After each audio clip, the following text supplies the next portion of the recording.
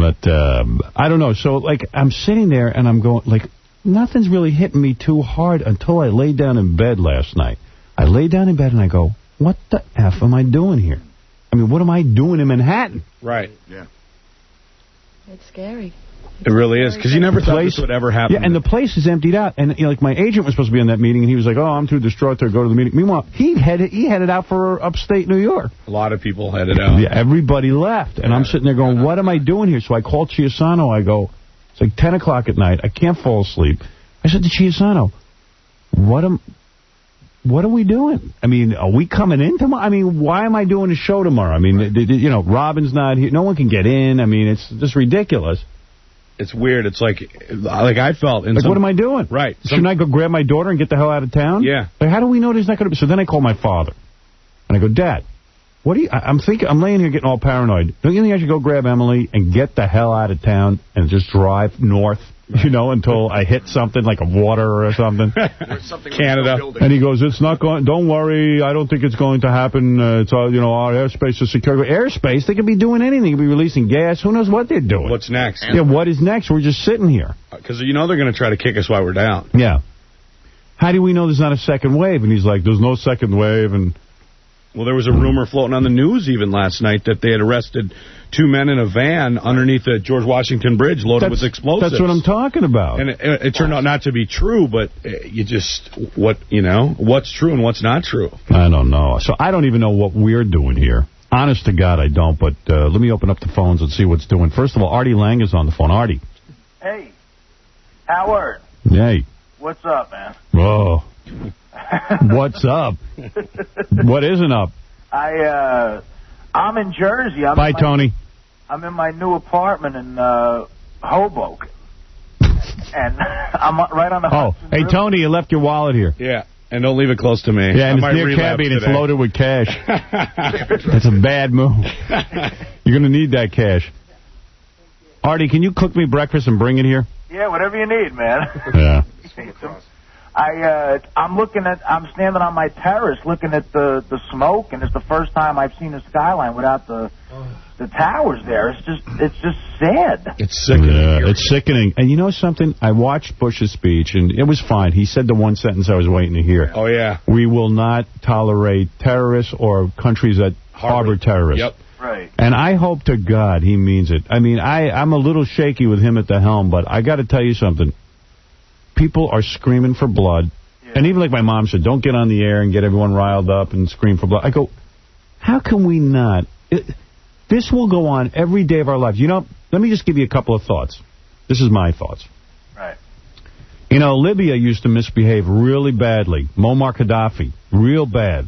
Right. And we spanked his ass. And Reagan notice the guy... Yeah, Reagan took care of him. Yep. And let me tell you something. The guy's right in line now. You don't hear the rhetoric. You don't hear any of the crap. Did you hear what Libya said yesterday? Yeah, they were apologizing, like saying, hey, we feel terrible. Cuba as well. Yeah. Everyone is scared now, right? Yeah. If we don't make good and really... maybe I'm not being crazy here.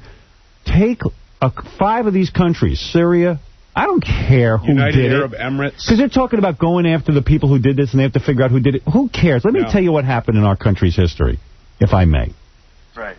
Remember the Olympics where the Israelis were there and the... 72. That's right. The Arabs slaughtered the Israeli Olympiads. Mm-hmm. The response that we had was sickening. We let the Olympics go on, and we did nothing. Yeah, and the same thing with the last bombing at the Trade Center. Something drastic should have happened then. When the Olympics were taken over by these terrorists, that was the time to go over and bomb the living crap out of every country that's ever harbored terrorists. Period. Because by not doing that, this exact thing happened yesterday. Yeah, and if we're going to sit and wait for world reaction, and let me tell you something, we need the rest of the world to come in on this with us, this massive bombing we now have to do. And I think we should actually level 6 countries. I'll name them if you want. Level them to the point where no people live. A cockroach can't even survive. Like Hiroshima. Exactly. The Japanese learned their lesson in Hiroshima. As horrible as Hiroshima was, that war would have continued. Harry Truman said, I'm putting a stop to this, and I'm setting up an example for the rest of the world. We have nuclear weapons, and we're not afraid to use them. The Japanese soldiers would have fought until the death. Right. Look who just made it in. Robin. Look at this. Wow. Yeah. Who says I can't get here? You know, I do. I don't even believe you're here. It's an illusion. Everything's fine. Where's your makeup? Back there. Yeah. So, the Olympics... Let me just say something. It is important for you to be here. It is? All I've been listening to is that awful news all night long. Yeah. And the moment that music came on... Yeah. The theme music. I was like, it's going to be all right. Everything's fine. Well, everything's good. Well, I ran into Regis Philbin yesterday. Yeah. Who, by the way, headed for the hills. Yeah. And he said it was an elevator packed with people, and it was a woman talking about how she just got out of the World Trade Center. Oh. And she was telling us about it, and Regis turned to everyone and said, there's only one person who I think could help. Howard Stern. We have to send him over there. And he was willing to volunteer. And a guy in the elevator turned to him seriously and said, I don't even think Howard Stern can help. Wow. And that's when I knew my powers were limited. I'm getting out of here. Yeah, you're all crazy. I got to tell you, who was great yesterday was Cabby, man. Yeah, Cabby. Comfort on the phone. In fact, to the radio. In fact, CNN just called him, offering him a job as a correspondent. They threw out Paul Azan and said, bring us Cabby. Yeah, they want Cabby. Everyone's talking about Cabby's abilities. They said I got a laser off my tattoos off my neck, though. No, they want you just the way you are. No, you're Cabby. Hey, wait a second. Ron can't identify an F-15. Cabby's on the roof in Brooklyn going, that's an F-15! Hey, let me just put on the line with us, Artie, Doug Goodstein. All right. Doug Goodstein called me. I did come from the outer boroughs. I have been... You took a train? No. You got a car? I figured out how to drive it. Because they're not letting... I'm not going to tell anybody else. Really? Do you guys want me to come in? Because I just saw a ferry. I think the ferry service... The ferry is working. Is he climbing out of your bed? That would be your bed, Gary. Do you want to come in? I absolutely want to come in, but they told me the ferry wasn't working. Can you bring breakfast? I'll bring some... What do you need? You want some peppers and eggs or something? Make some egg whites and some toast. He's going to make it? Egg whites. Yeah, Artie's cooking. Chef Artie. Yeah, I don't want to get fat while the world is ending. Hey, I couldn't believe you ran. I went running, and the backdrop was the smoke billowing. They were saying how dangerous it was to breathe the air, so you go engulf all that asbestos that was in the World Trade Center just peeled out into the air. In fact, my lungs do feel a little bit heavy today. But what the hell? I went. I wasn't the only nudnik running, by the way. Yeah, really, you had company. Oh, yeah. There were just people not knowing what to do. I think it's a good way to get it off your mind. I blew out some steam, I'll tell you that. You're not sitting in front of that television. Yeah, I just had to get out of the apartment. That's exactly why I came into the city, because in some bizarre, strange sense of the word, I am a journalist, and I have to work. In no sense of the word, you would. Artie, you want to come in, but I'm just wondering how long it'll take you. You know what? The ferry just left to go back to Manhattan. It should be here again in 15 minutes. He's in Hoboken. They have a ferry that comes right over to Manhattan. So come on in. It's working. Yeah, I could probably be there in about 45 minutes. All right, so come on in. All right, I'll definitely come in. All right, later. See you later. All right. And start making the eggs. All right, you got Egg whites. Egg whites. I tried to call. I heard you were hungry. I was like, I'm still out here in the street. But I can't even get through on the phone here.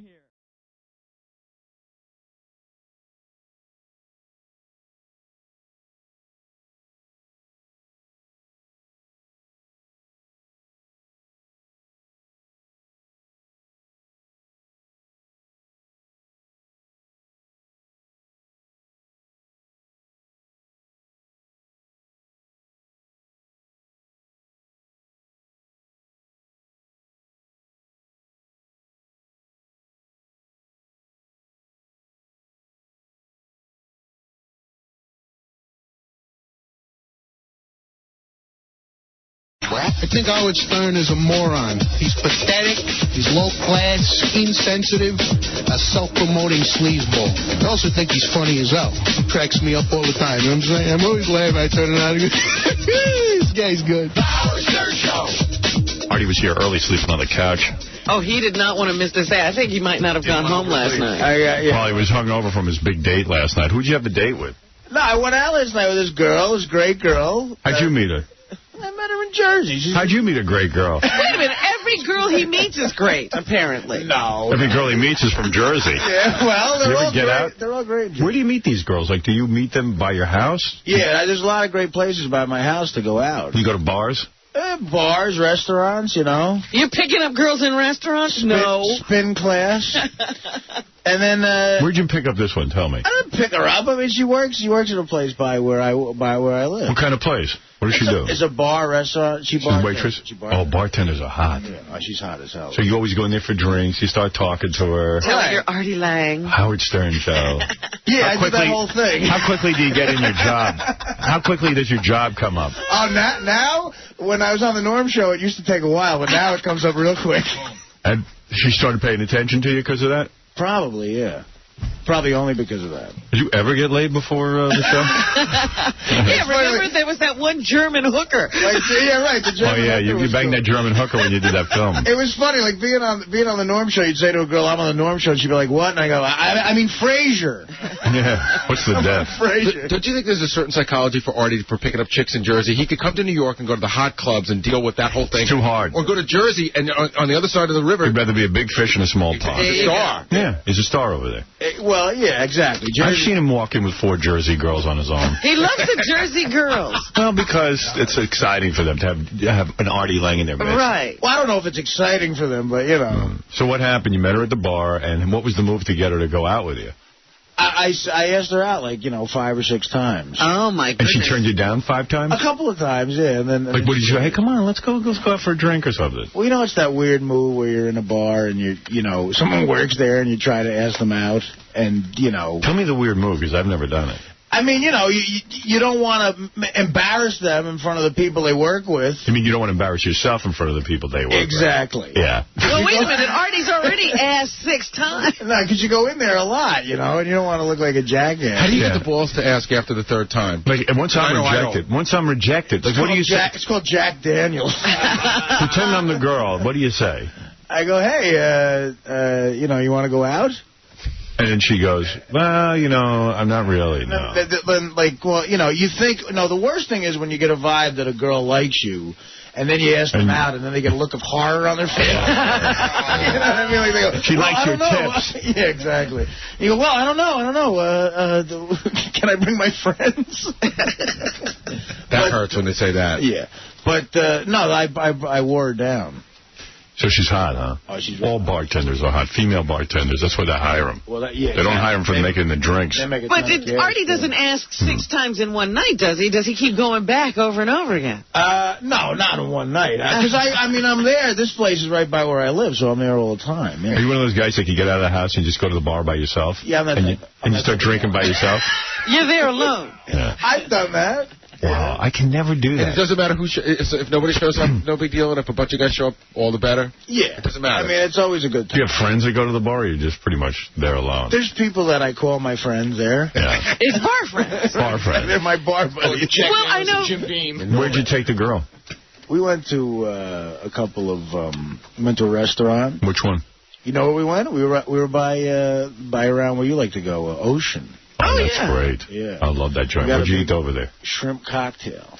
Do you purposely eat light so you don't fart and stuff a lot? I do that. In front of a broad? Oh, yeah. Like, you hardly eat at all. You don't get a big steak and, cream. Yeah, I mean, you're like, That's why Ocean's good, because you get fish, Everything's light. Right, yeah. That's a great place. That joint's great because they get big shrimp cocktail like in Roman days, it comes out on that, big tray with the ice. You know what I get there? I get, a dozen oysters. Yeah, you eat oysters? The raw bar is good there. Raw bar is great. Yeah. I have a dozen oysters with a little horseradish. Right. Oh, that's killer. It kicks my ass. Throw up. Kicks my ass, man. Those slimy little oysters. Oh, how can you do that? Me too. Well, I know you go there, so it was a weird move where there were no tables, so we had to sit in the cocktail lounge. Oh. And I thought, do I bring up the show? And then I said, no, I don't want to. Bring it up, dude. You didn't make a reservation, huh? No, I thought Wednesday night. This was. That place is packed all the time. It is. Unless you go real early. What time did you go to dinner? We went 7. I mean, pretty early, but it was still. Dude, on a weeknight you go out that late? This was a special circumstance. Yeah, I don't always do this. No. Her one night off, he had to get her. Right. So. And afterwards, we went to some bar and we were just hanging out. What bar? We listening to the jukebox. What did the broad eat? I wonder. Like a salad and shrimp. Oh, that's not bad, Artie. She got the chopped salad? Yes, the chopped salad. Nice. Yeah. And I had some of that, too. You get a little dessert for your broad? No, she didn't want no dessert. Did she drink? That's very good, though, because they say when a woman doesn't eat, she likes you. Yeah, she was drinking. Yeah, she's sitting there scarfing down 3 appetizers. Yeah, the menu's more interesting than you. Yeah, exactly. So what do you mean? Did she drink? Yeah, she had a couple of drinks. Would you have a little champagne? She had wine. What'd you have? I don't know nothing about wines. Yeah, what'd you have? I drank Jack Daniels. You're hardcore. What is wrong with you? But if there's no medium with me. I just had a couple of them because I have his work the next day. I can tell you one thing, Artie. Pam Anderson coming in today. You should never change who you are, but there's nothing about drinking Jack Daniels that says that you're polished or anything. You know what I mean? Well, I'm not polished. Well, they put in a nice glass over there at Ocean. Right, yeah, nice crystal. It does. You look like Dean Martin, you know. So then, little bar, then you go to a club. What club did you go to? I didn't go to a club. We went to a bar. You know. What bar?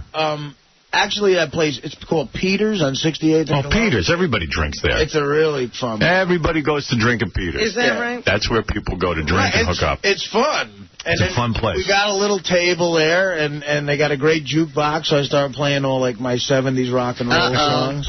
Did you start singing? You didn't air guitar, did you? No, you didn't. I did. What'd you sing? I don't know. I sang a bunch of stuff. No, is that all right now? Did you do that one? No. That's a big one for the bar. Free by Free. Yes. The song, yeah. Free, yeah. Bohemian Rhapsody. Freddie Mercury. Mama! Ooh, ah. It's really funny. I was reading the history of Bohemian Rhapsody. Yeah. And they were talking about how when Queen put out that song, no one from the record company would let Freddie Mercury put that out as a single because there's no way. Right. I mean, you know, had Scaramouche, do the new fandango, ba-da-la-da-dee-da, and then he fought tooth and nail, and then when it became a huge hit, man, it was his greatest moment. Yeah. That was enormous. Yeah, huge. When it first came out. It's still huge. But everybody knows that song. What kind of 70s did you sing to impress your broad? I was singing like, I put Thunder Road by Springsteen. There you go. You do a beautiful rendition of that. That's right. I sang that Thunder Road. The screen door slams. Oh, my God. Mary's dress sway. Drunken. Visions dances across the porch as the ring. She must have been so turned on. Drunken, fat, singing Thunder Road. Does anybody really care that you're singing a song like that unless it is Springsteen? Yeah. I know. It points at, you know what that does? It points at how much you aren't Springsteen. I'm like the Springsteen cover band. Yeah. So she was really hot, huh? She's blonde, brunette? She's hot as hell. She's out of my league, I think. Wait a minute. No, she's like a dirty blonde. Well, no, like darker hair. Were guys at Peters coming up to her and trying to hit on her while you were there? A couple of guys you notice are looking at her, you know. Yeah. You probably go through that all the time where you notice dudes are looking at her. Wait, my relationship, dudes look at me. They don't even see her?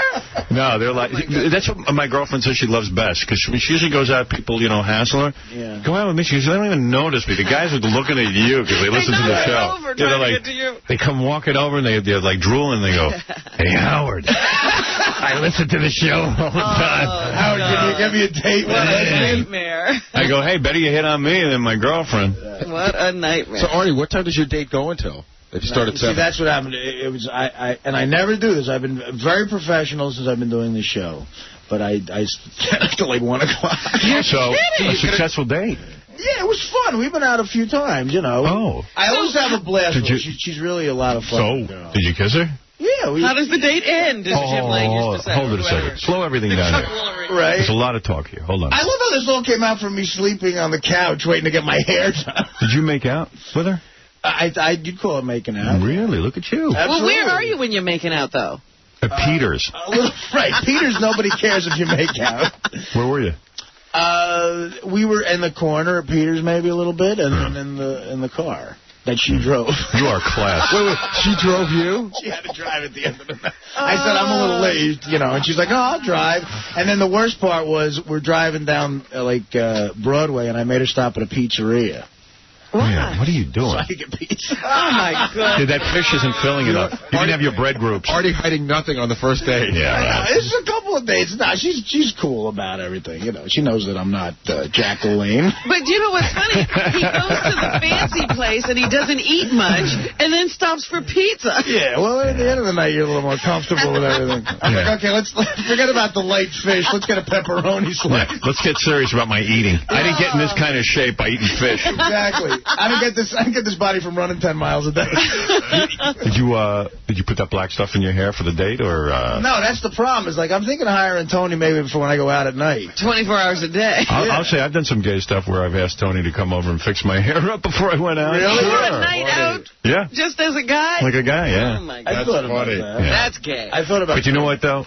If the chick's did she run her fingers through what's left of your hair? Because imagine you had all the black stuff in there and her fingers come out all black. That'd be great. Well, that's what I'm thinking. She got home and she had a bunch of black stuff on her hands. She doesn't know what happened. She makes out with me and she looks like she's in a minstrel show. Her white couch had a big black stain at the top of it. There's stuff all over the seat of her car. I went out with Artie again last night. You know, it's always weird when I was single and you date somebody who is a bartender with the hours that we keep. Yeah. This girl used to be like, oh, yeah, Friday night, pick me up at 2 in the morning. And I'd be like, you know, they're going to be on exact opposite hours. Right. Yeah, it's really hard. Yeah, it is hard. It is hard.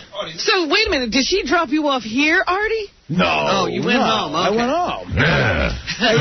Is this the same girl that you brought to the house party? A different girl? Yeah, no, it's one of them. Yeah. Yeah, this is the brunette that was at your party that you had. I'll tell you, they were all so short, the girls that were with him. I just saw the tops of their head. This is a breakthrough because she was kind of giving you the cold shoulder, right, at the party? No, absolutely not. The other one, she was with the one that everybody had a problem with. Yeah, I heard that. That was her friend? That was her friend, yeah. Man, I had a big problem with her friend, that redhead. Howard, what are you doing? Your mother? I just said, shut up. Well, who invited you? And she goes, Artie Lange. I know. Thanks. What a buzzkill. Thanks, honey. Yeah. Thanks for helping me out. What are you doing? Yeah. Yeah, so anyway, But, good for you, dude. No, it was fun. It was a fun night, but... Yeah. Why did you decide to go out last night? It's her night off. No, it's like, yeah, I mean, she was around and I was around. I said, oh, let's go out. But she works weekends, right? Sometimes Bartenders work every Friday, Saturday night. She works Fridays, yeah. But sometimes you like to feel like an adult. And go out during the You know week. what? It's Wednesday. I'm going out for a little while. But You'll then, get over that if you stay here. You know, Yeah. But and then we made out sometime in between me singing Springsteen and Fleetwood Mac. We kissed. What Fleetwood Mac tune? We sang. What's that song? Say You Love Me. Don't stop thinking about tomorrow. Not Don't Stop. Oh, yeah, wait, Don't Stop. Go Your Own Way. Go Your Own Way. Yeah, off Rumors. I do a great Gold Dust Woman. That really helps out with the brush. Yeah. Did you get oral on him? No. Come on. He's just making out with her. He's moving slow. So this is all you've done? It's like a heavy makeout session with this girl. Don't forget, this is a chick who turned him down 6 times. I know. He's not exactly turned on. You know what else is weird about our hours? 6 times, but you know. Listen, 2 is too many. And that's from Baba Booey, okay? Once, and I'm like, put my head in the dirt. Me too. Yeah. You gotta keep barreling forward. John is a keep going. Yeah. He doesn't hear the no. Yeah, John heard no for a year. You heard no for a year and you kept going. Yeah, the producer had to pull me aside and said, leave the girl alone. It was so much harassment. But you know what's funny about John? With your wife, John? No. But when John wins, he walks around with his head. I said, see, I told you. I told you. John asked out this chick, Karen, on our old TV show on Channel 9. He asked her out for a full year. She just was repulsed and did not want to go out with him. Said, I'm not interested. Did she tell you, like, straight up, like, don't, like, she said something like, leave me alone? And then finally the producer of the show went over to John and said, listen, this is sexual harassment. You have to stop. You have to stop. I mean, he even did the whole, I'll be your friend. You need like a seminar, Yeah. Well, finally he wore it down. Yeah, she gave in. There you go. Yeah, she did. Yeah, that she was madly in love with him. See, that's the deal. If a guy doesn't like a girl, I was thinking about this the other day. If you don't like a girl, you're never going to like her. Yeah. But women can actually be You can worn wear down. them down. Yeah. And then, They can learn to and then like... she loved me. Right. Yeah. Hey, you know what's funny about Artie? And then you rewarded her by dumping her. But Artie's an eater, though, because we did a road trip. He pulls up and he gets a Hershey bar at the gas stop. Then he goes and gets a Big Mac, like a Whopper or whatever it is. It's a fun date. Yeah. And then he eats dinner. He has, a fried chicken. Then at 2 in the morning, he calls in room service, gets a big roast beef sandwich and French fries. My goodness. He falls asleep, before it's delivered. Then the delivery guy knocks on his door, and then he wakes up, gets the food, eats it again. Yeah. And then I call him at 2 in the afternoon. He goes, I think I'm going to go to the gym for 20 minutes. I try to get my heart going, Do you look horrible when you're naked? What do you think? Are you packing gym outfit for Vegas, like sneakers and running shoes? And all I'll take a pair of sweatpants, but I'll tell you how anal I am about the gym. I've already had them fax me all the equipment in the gym so I can put together my routine. Howard sent the note out last night. Said, I need to know everything that's in the gym. Weights right down to the last medicine ball. Oh, That's the funniest line so who do you give that to? Who designs the program? My trainer. Your trainer will take that and say, all right, here's what you're going to do on this day, this day, Robin, this day. you can't maintain this physique without constant working out. I mean, what do you think? Oh, my God. You think he was Arnold? Yeah. Yo, Howard, I'm just building on what John said. I know Artie likes to eat every once in a while, so we go to the track. Between every race, Artie's like, he's getting a sundae. Right. He's getting a hot dog. Right. And the most fattening stuff. Dude, so I say, we were losing. I'm like, Artie, man, we got to concentrate. We got to win this race. He goes, you know what? I'm going to concentrate too. I'm getting a pretzel. I don't know how he stays this thin. Actually, yeah, you're lucky you're not obese. No, because I run around. I like playing softball. I play basketball in a league. When? I play in a basketball league. Really? Yeah, full court basketball. When? Do you really? You play full court? Yeah. And you're able to go up and how long is the game?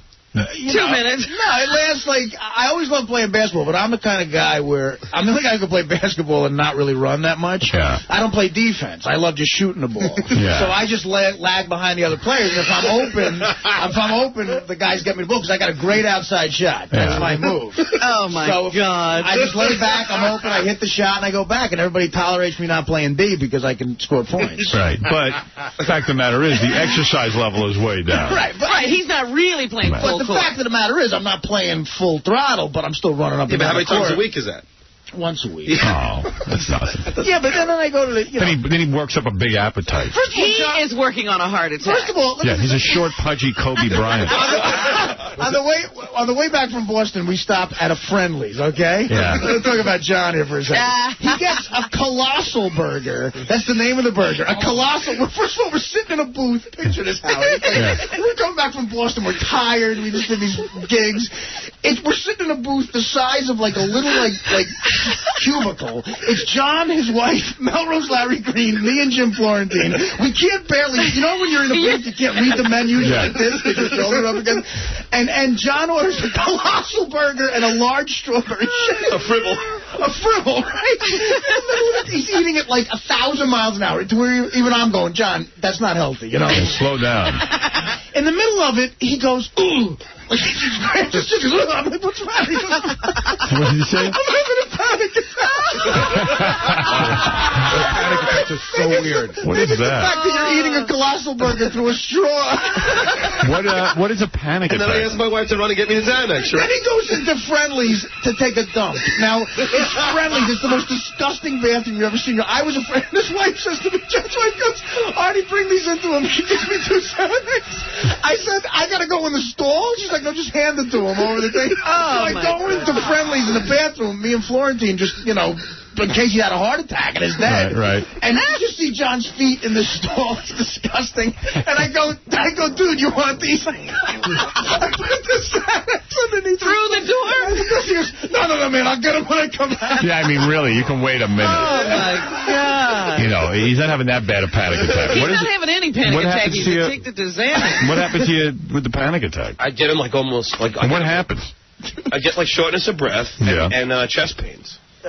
And sometimes, how my leg gets pins and needles and my arm gets pins and needles. And, Dude, you're the most nervous dude I ever met. What, though? You think he was taken away in an ambulance once? I'll tell you about Twice. The guy's a wreck. But I'm saying he gets these attacks when the Xanax wears off. Don't you think this is OCD manifesting itself in a different way? Oh, of course. Right? Yeah, he's just nervous. It's like he's cured his OCD, but something else What he really wants is someone to take care of him, wrap him in their arms, and rock him like a baby, and have a daddy who loves him. He hasn't cured him. No one's going to do that for him. Who does that? No, she's not good enough. She ain't the one. You want the one you can have. Like who? Doesn't matter, whoever it is. But you know what it is? The wife doesn't take care of him. She needs him to do things. Right. She's a burden to you. Yeah. You need someone who just is comforting you every minute. I don't know. I was with them the whole weekend. He's got a pretty great wife. Yeah, She's terrific. a great wife. I'm not saying no. She's still a burden. She needs, you know what? John needs a Kennedy girl who's going to, like, change his diapers. Yeah, exactly. Yeah, put him in a chamber and rock him to sleep. All right, we're going to be back right after these words.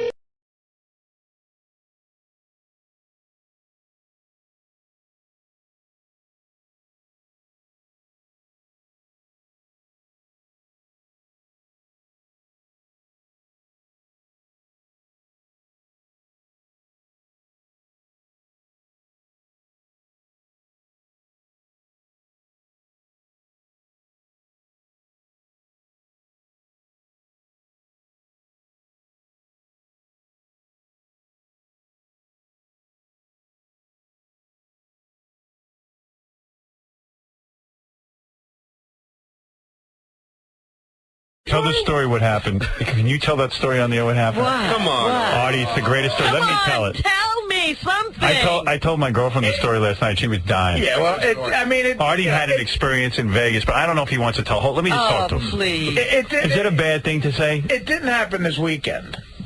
It happened another time in Vegas. Yeah, it happened another time. Oh, you ragdoll. It's one of those great Vegas You can't stories. tell it? Let me tell it. Yeah, I'm sure you'll do a great job with it. Stan, you can tell it, Howard. You just say. Can I tell it? Yeah, why don't you tell it? And then, I'll move to Nebraska. No, if it's going to ruin you, I'm not going to tell it. Look, you better tell it now. No. If it's going to ruin you, I'm not going to tell it. Because you told me in confidence. Yeah, I thought I did. But it's so great. Well, no. Look, here, all week long. Hold it, Robin. Wait a minute, let me just say what you're doing. You keep stuff secret. No, I don't. Yes, you do. What am I keeping secret? Oh, please. Anyway. God knows what went on in your room. Naked or something. All week long, you kept implying that Artie was up to something. Yeah. And I've been sitting there going, what? Nobody's telling me anything. Well, I'm trying to get Artie to talk about it. What doesn't he want to talk about? Artie. Well, no. All right, yeah, tell us. All right, I'll tell the story. Artie, you got to hear this. So we're in Vegas. Oh, God. Artie's hanging out at Club Paradise every night. Yeah. So one night he's in there. God. And he's with this chick, and she's like giving him lap dances. She's all over him. Right. He's really hitting it off with her. Ooh. And one thing leads to another. She gave you her number, right? Right. No. She did not want me to say this. I won't say it. I'll stop right here. It's already buried anyway. No. Can I say the story? I don't want you to be mad at me. She gave me a phone number. All right, she gave you the phone number. Yeah, he's not going to be angry. What is he going to be? So, are you going to be angry? Don't get mad at me. I'm get angry. Okay. I'm a fun-loving guy. I thought we were all friends. So am I not being a pal if I tell this? Because I'll stop right now. Is it too late? No. You're not going to I haven't said anything yet. Something went on. He's going to have to tell whoever he was trying to keep it from now anyway. Wait a second. What, you can make up a million things. You want me to stop right now? No. Go ahead, tell us. All right. So my first love is this show. Right. So anyway, Artie goes back to his room.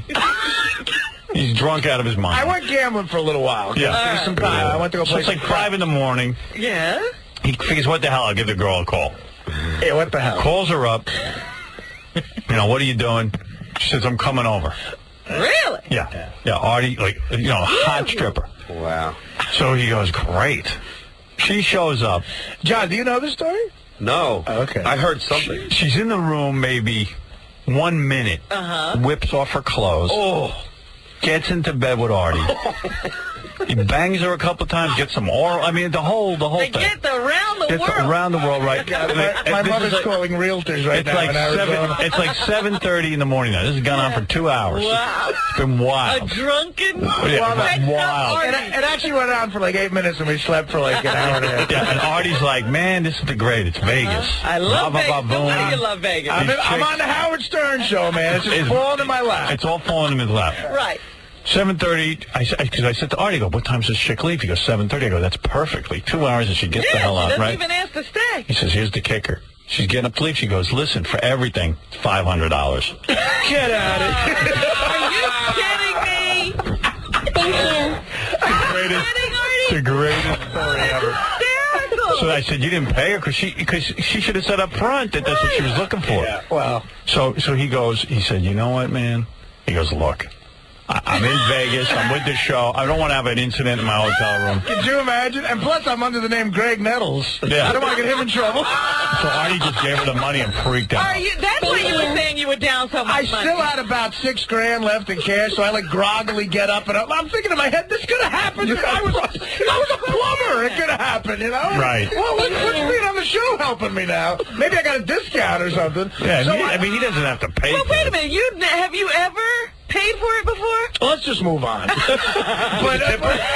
Tipper, I wanted to throw her out the window. I don't want to get into an argument with some whore. And so I go up, and I get I had a little room service, under the cheeseburger. I had cash. Are you? And I go get money, and I groggily give it to her, and she's like, all right, I'll see you again. So I'm like, yeah, I'll see you again, sweetheart. Got rolled. But is that why you were down so much in Vegas? That's the money you lost. No. The money I lost. The money I mean, let me tell you something. Then I'd spiral into an awful depression. So I started getting pissed. I said to Artie, I said, listen, number one, if she'd said to you up front, listen, it's going to cost you, that's one thing. She just can't come into your room, have sex with you, then all of a sudden turn to you and say, I want some money. Yeah, what is that, in the whore handbook? I got to pick up and take the court? Did you at least say to her, hey, honey, you kind of misled me here. I thought you dug me.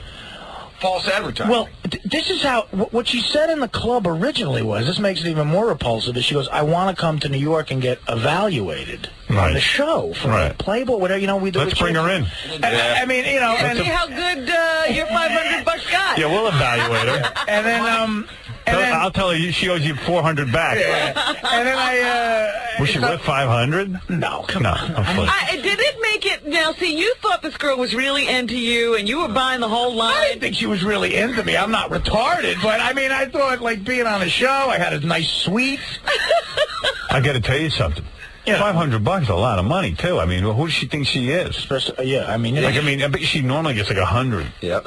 Yeah, she had you. She knew it. Yeah, it just keeps getting better and better. How about negotiating price ahead of time? Howard, a friend of mine, got a prostitute in Las Vegas. It was $150. Of course.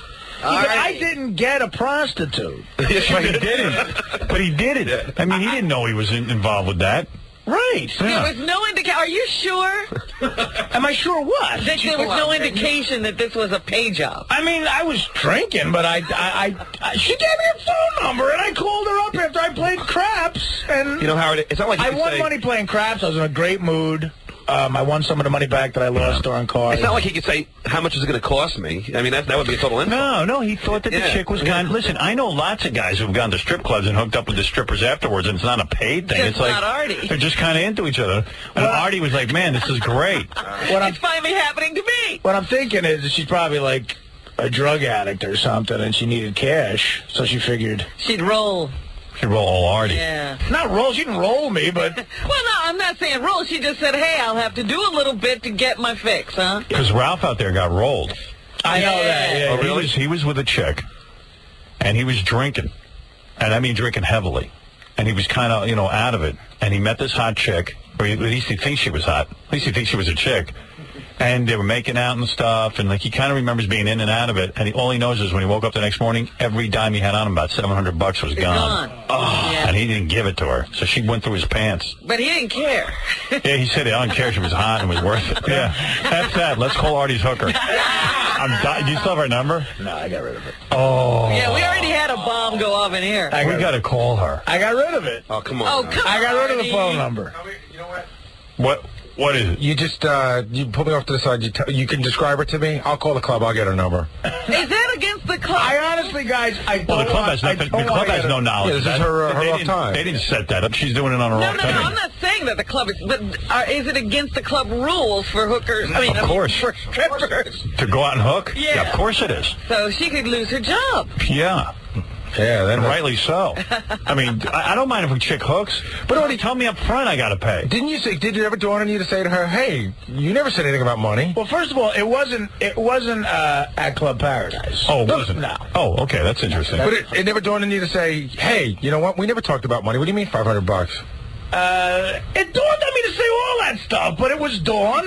But you should have at least taught you. No, Artie explained to me. He said he just didn't want to have any. What if she went? But I'll bet you, if Artie would have said that, she probably would have dropped it. And then she would have made a scene, you'd have given her the $500. What if she would have went nuts and had Artie arrested or something? I mean, if she starts yelling, I don't want to see Greg Nettles get arrested. I don't know. He was just freaked out.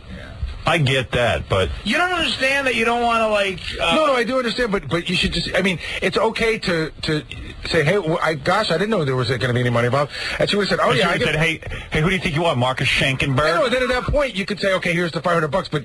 I already had this discussion with him 100 times because I got mad at him. I said, Artie... Just bring it up, just dispute it a little. Just say to her, just for the record. Yeah. How about telling someone up front that you're charging them? I give you this money under protest. You know what anything. You know what it was? You know that great quote by Charlie Sheen? I don't pay hookers so they'll come over. I pay them so they'll leave. You got caught up in that? You know what? That was the mindset. See, because I said to Artie, I went to Artie, I said, Artie, didn't you at least say something to her? And then he went, yeah, I did. And then I said, but then it turned out he didn't say anything. You didn't say anything, right? He just didn't want to own up to it. Yeah. But Artie, does that make the whole situation stunned. less hot? I mean, you still had sex, or does it... Oh, it was way less hot. Please. It killed it. It was a major buzzkill, yeah. Well, you at least said you'll take 200. I wish she at least, I wish it would have been like... to negotiate. Yeah, right. It wasn't no question whether it was 200 or 50 cents. I should have got my agent on the phone. I know, but I would have tried. And Robert, to answer your question, I'd rather bang an ugly chick for free than the best-looking woman in the world for $500. Right on. All right, I don't know about that. I agree with that. It's just... The thought of pain sucks. That's sad. She shouldn't have done that to you, Artie. I want her number. I got rid of the number. Did you really? Yeah, because I started to get all paranoid. What if somebody what if I haven't? Because I leave stuff in my pocket. By the way, did you use a condom? Yeah, well, she had one, so I should have figured it out. Yeah, but you put the condom. Oh, really? She had one? She had about 30. You see that you choose a color? She probably bought a Maserati that night. Wow. Oh, my goodness. Yeah. I've heard of whores who do that. Yeah, they're good at it. Is that good? Until he had to pay $500, he enjoyed it. He was like, wow, what a great girl. Hey. Should have married her. I mean, look, I said to myself as this was happening, she's probably a pro. Done this before, but I'm going to get I'm like Elvis here and this week. Hey, let's not overanalyze it. Yeah. All of a sudden you were Elvis? Right, I'm getting free stuff. I got free food at the, at the diner. Right. All right, I got to take a break. Oh, yeah, let's poor Artie. Let's take a little break. We'll be back right after these words. It's a great day to learn about Artie's whore. Yeah. It's a red letter day. Artie's going to be working at a deli in Illinois. Yeah, John. Hey, how you doing, Howard? Hey. Artie, I know you ain't going to admit it, but you knew that girl was a whore, buddy. As soon as you seen them 30 condoms, that had to hit you. Yeah, but I figured... I'm getting a freebie. You know what I mean? Like, Nah, that's an excuse. Come on, I've seen them 30 condoms plenty of times in my day. Yeah. You know what the deal is, right? Yeah. Well, I mean, look. Girl has condoms on a roll. Don't you think I had every reason to think that I wasn't getting charged? Sure. Yeah, sure. he did. He got rolled. Yeah, I'm glad I could make your... By the way, Artie, you owe me $1,000 for being on the show today. There you go. You didn't say that up front. Yeah, and I don't think you should argue about it. Yeah. All right. Barry, you're on the air. Hey, it's Barry from Butler. Hey, Artie, was you nice? Was you young? Did you have a good time? I mean, definitely. She was good looking. I mean, what was she on the number scale? I mean, compared to like if the strippers that appeared on our show were like 9s or 10s, she was probably like a high 6. Really? That good? I'd say, yeah. I mean, like if the strippers that appeared on the E! Show were great. She wasn't Sadie quality. No. She had a nice body, probably a bad lid. Yeah. She did. Was she good at least? I mean, good enough for me. Like she turns to Artie at the end of it and goes, for everything. Like, it's $5. Yeah, she totaled up like supermarket checkout. Yeah, like for everything. Like, does that include when you kissed me, you whore? Yeah. Did she have a scanner, Artie? Does that include the conversation? Let's see. Okay. I came in, I kissed you. That's $50.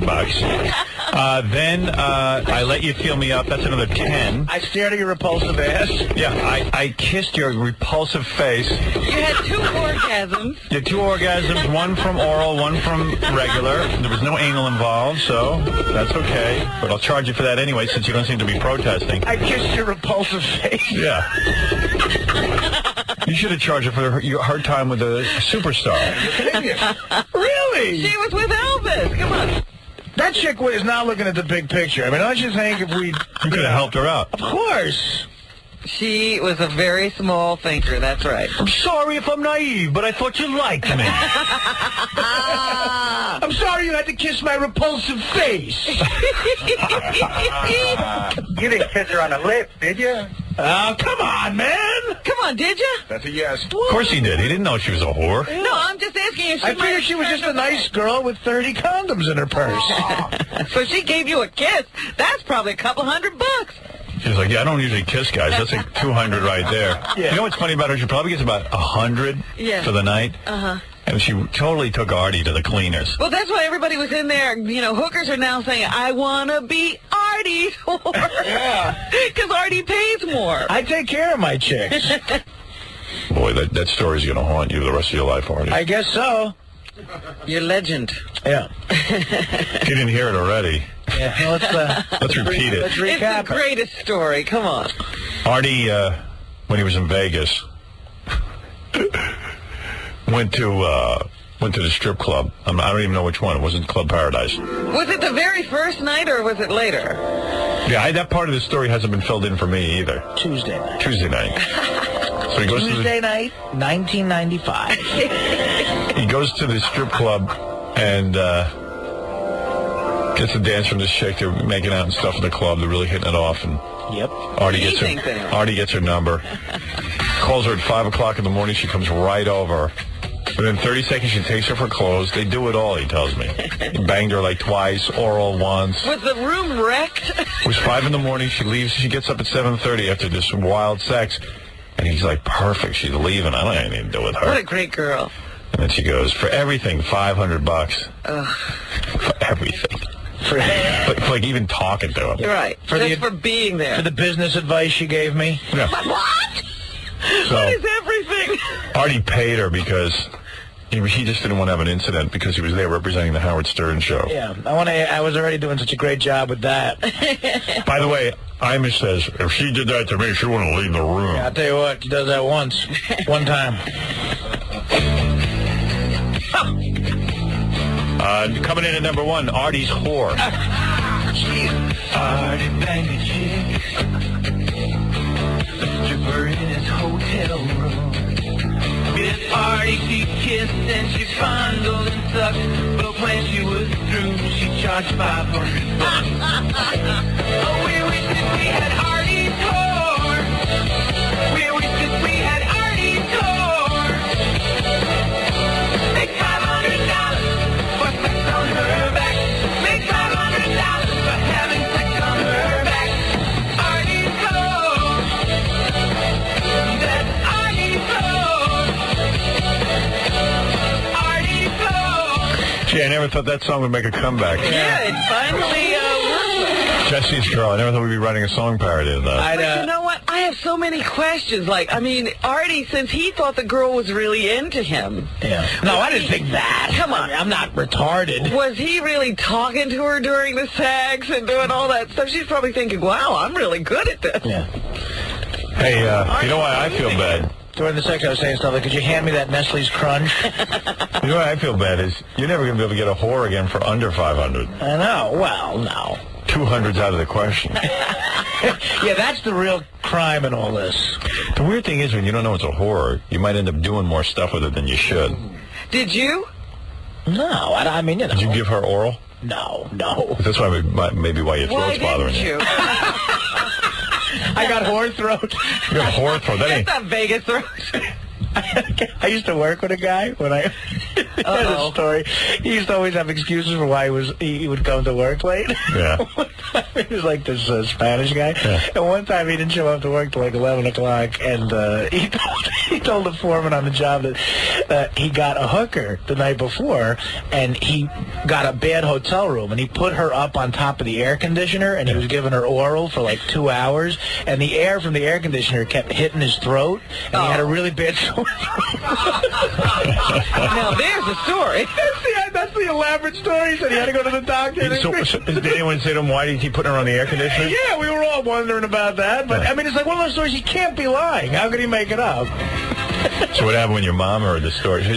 Artie's mom was at work yesterday, had the radio on and heard it. Oh, no. Yeah. You know, she was a little aggravated. Hey, it wasn't your fault. You said you were getting a date with a real chick. That's what I tried to tell her. I said, Mom, I didn't know it was a whore. Artie, how drunk were you? While I was talking to my mother yesterday? Seriously, so you explained that to her, right? Yeah, I explained it to her. Yeah, she's fine with it. You thought you were getting a chick. Right, I thought I was getting a real chick. Yeah. I really do have problems with the story. I think Artie probably said something while he was drunk or agreed to something while he was drunk. Oh, is that what you think? In that club, and that's why the girl had no problem getting up and saying $500. That ain't what happened. Yes, it is. You don't know. Artie was out of his mind. I don't care how drunk you are. You hear that. No, you hear. I mean, come on. But if I had heard that, there's no way I would have done anything. Because I had so many other options. Someone told me that girl you're dating, her sister heard it on the radio. Yeah. Oh, dear. Did you? You know, so that was fun, too. It was a fun afternoon. It was a good afternoon for you. Thanks, guys. Can I get a copy of that? I'd like to say happy birthday to my grandmother, who's listening.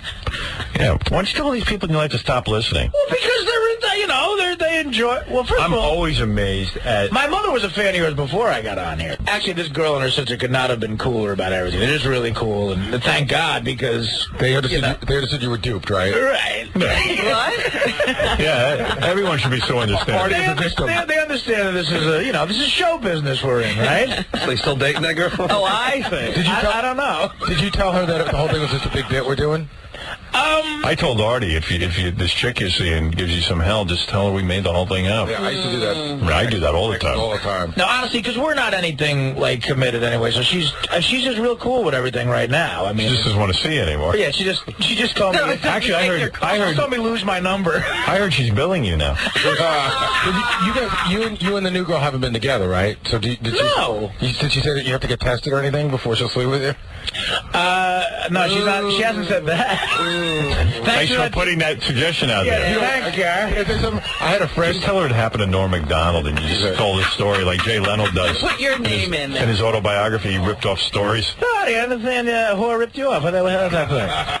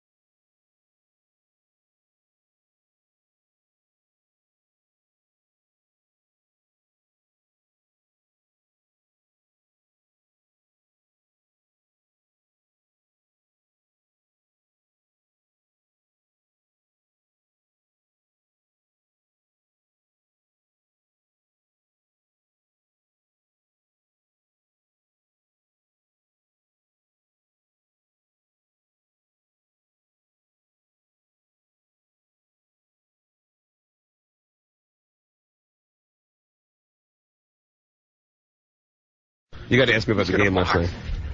All right, I will. Calm down. Okay. Sounds like Artie was in training, huh? Yeah. Sounds like Artie had a breakdown. Complete meltdown.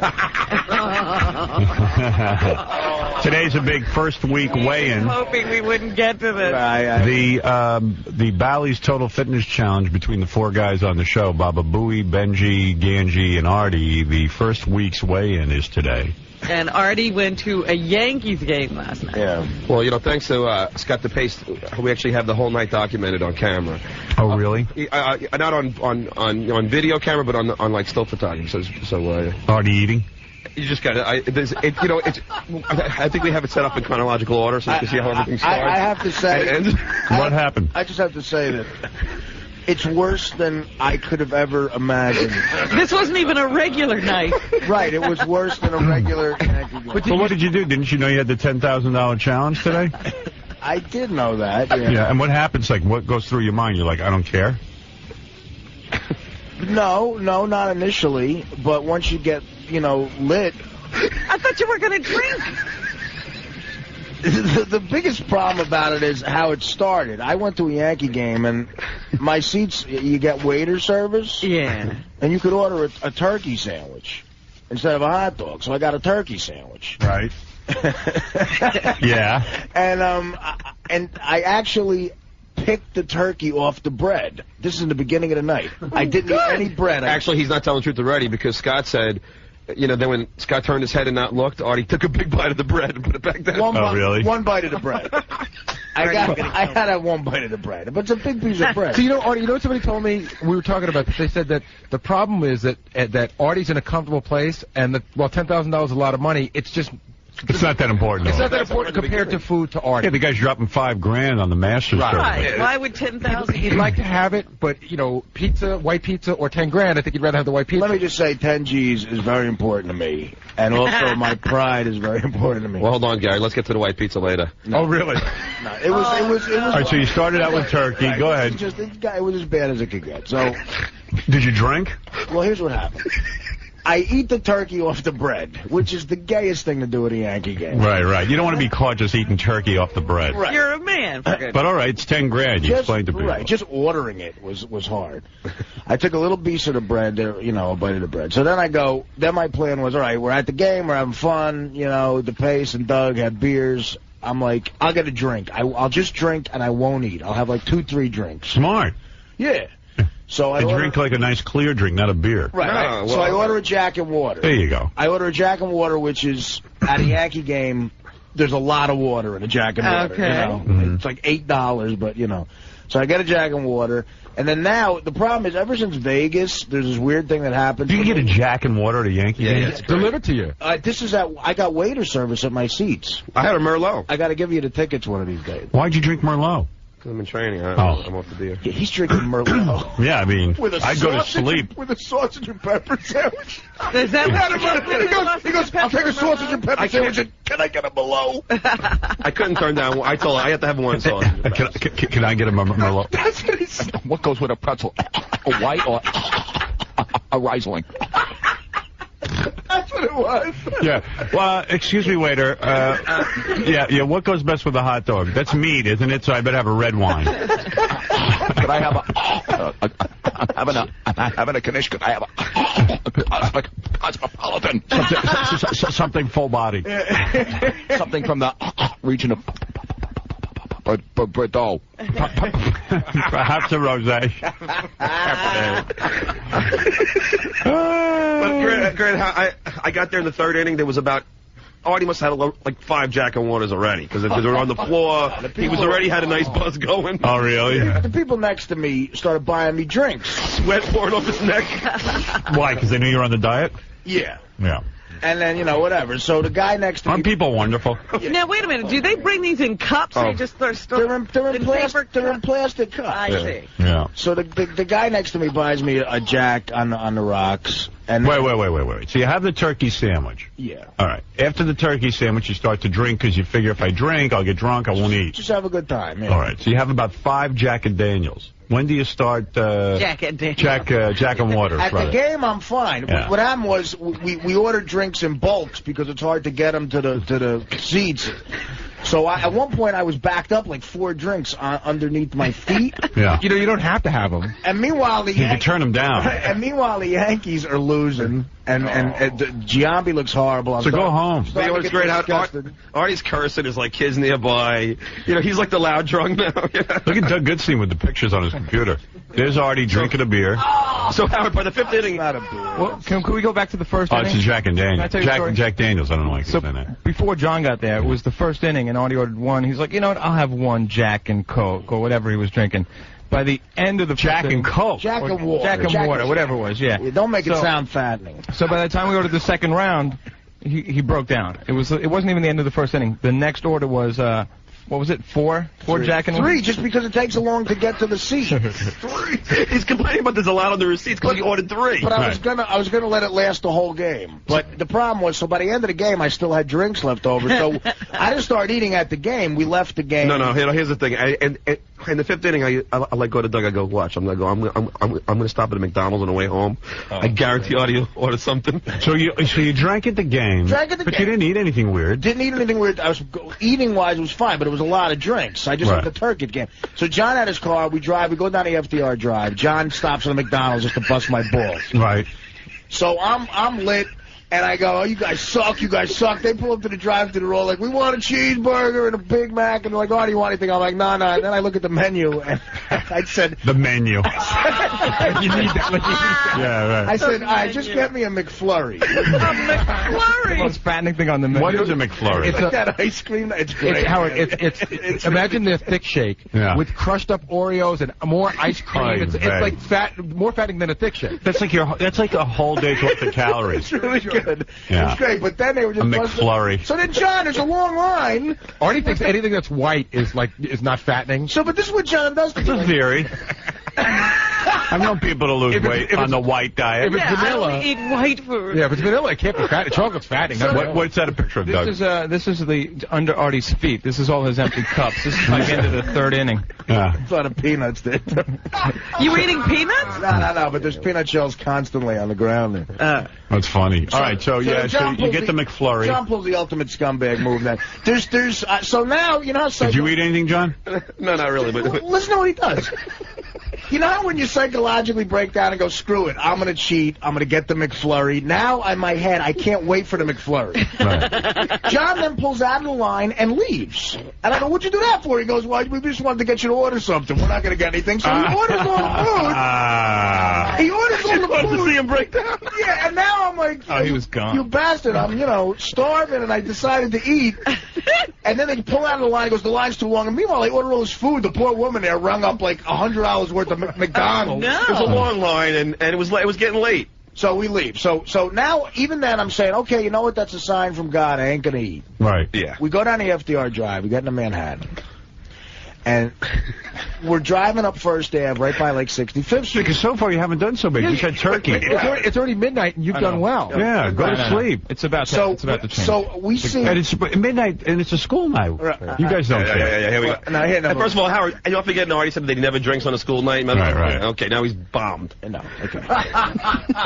Yeah, what do you make of that? Well, look. You know the funny thing about the game. All right, so did you go to bed last night, or you just been up all night? Wait, watch. What time did you go to bed? Midnight? No, like 2 in the morning. 2 in the morning? Yeah, what time did you get up? 4:30. That's enough. Wow. What? It's not enough, but I'm ashamed. So then we drive on 65th Street. Right, so no wonder you can't diet. Your whole body clock is off. You got to be in serious training. Here's what happened. Go ahead.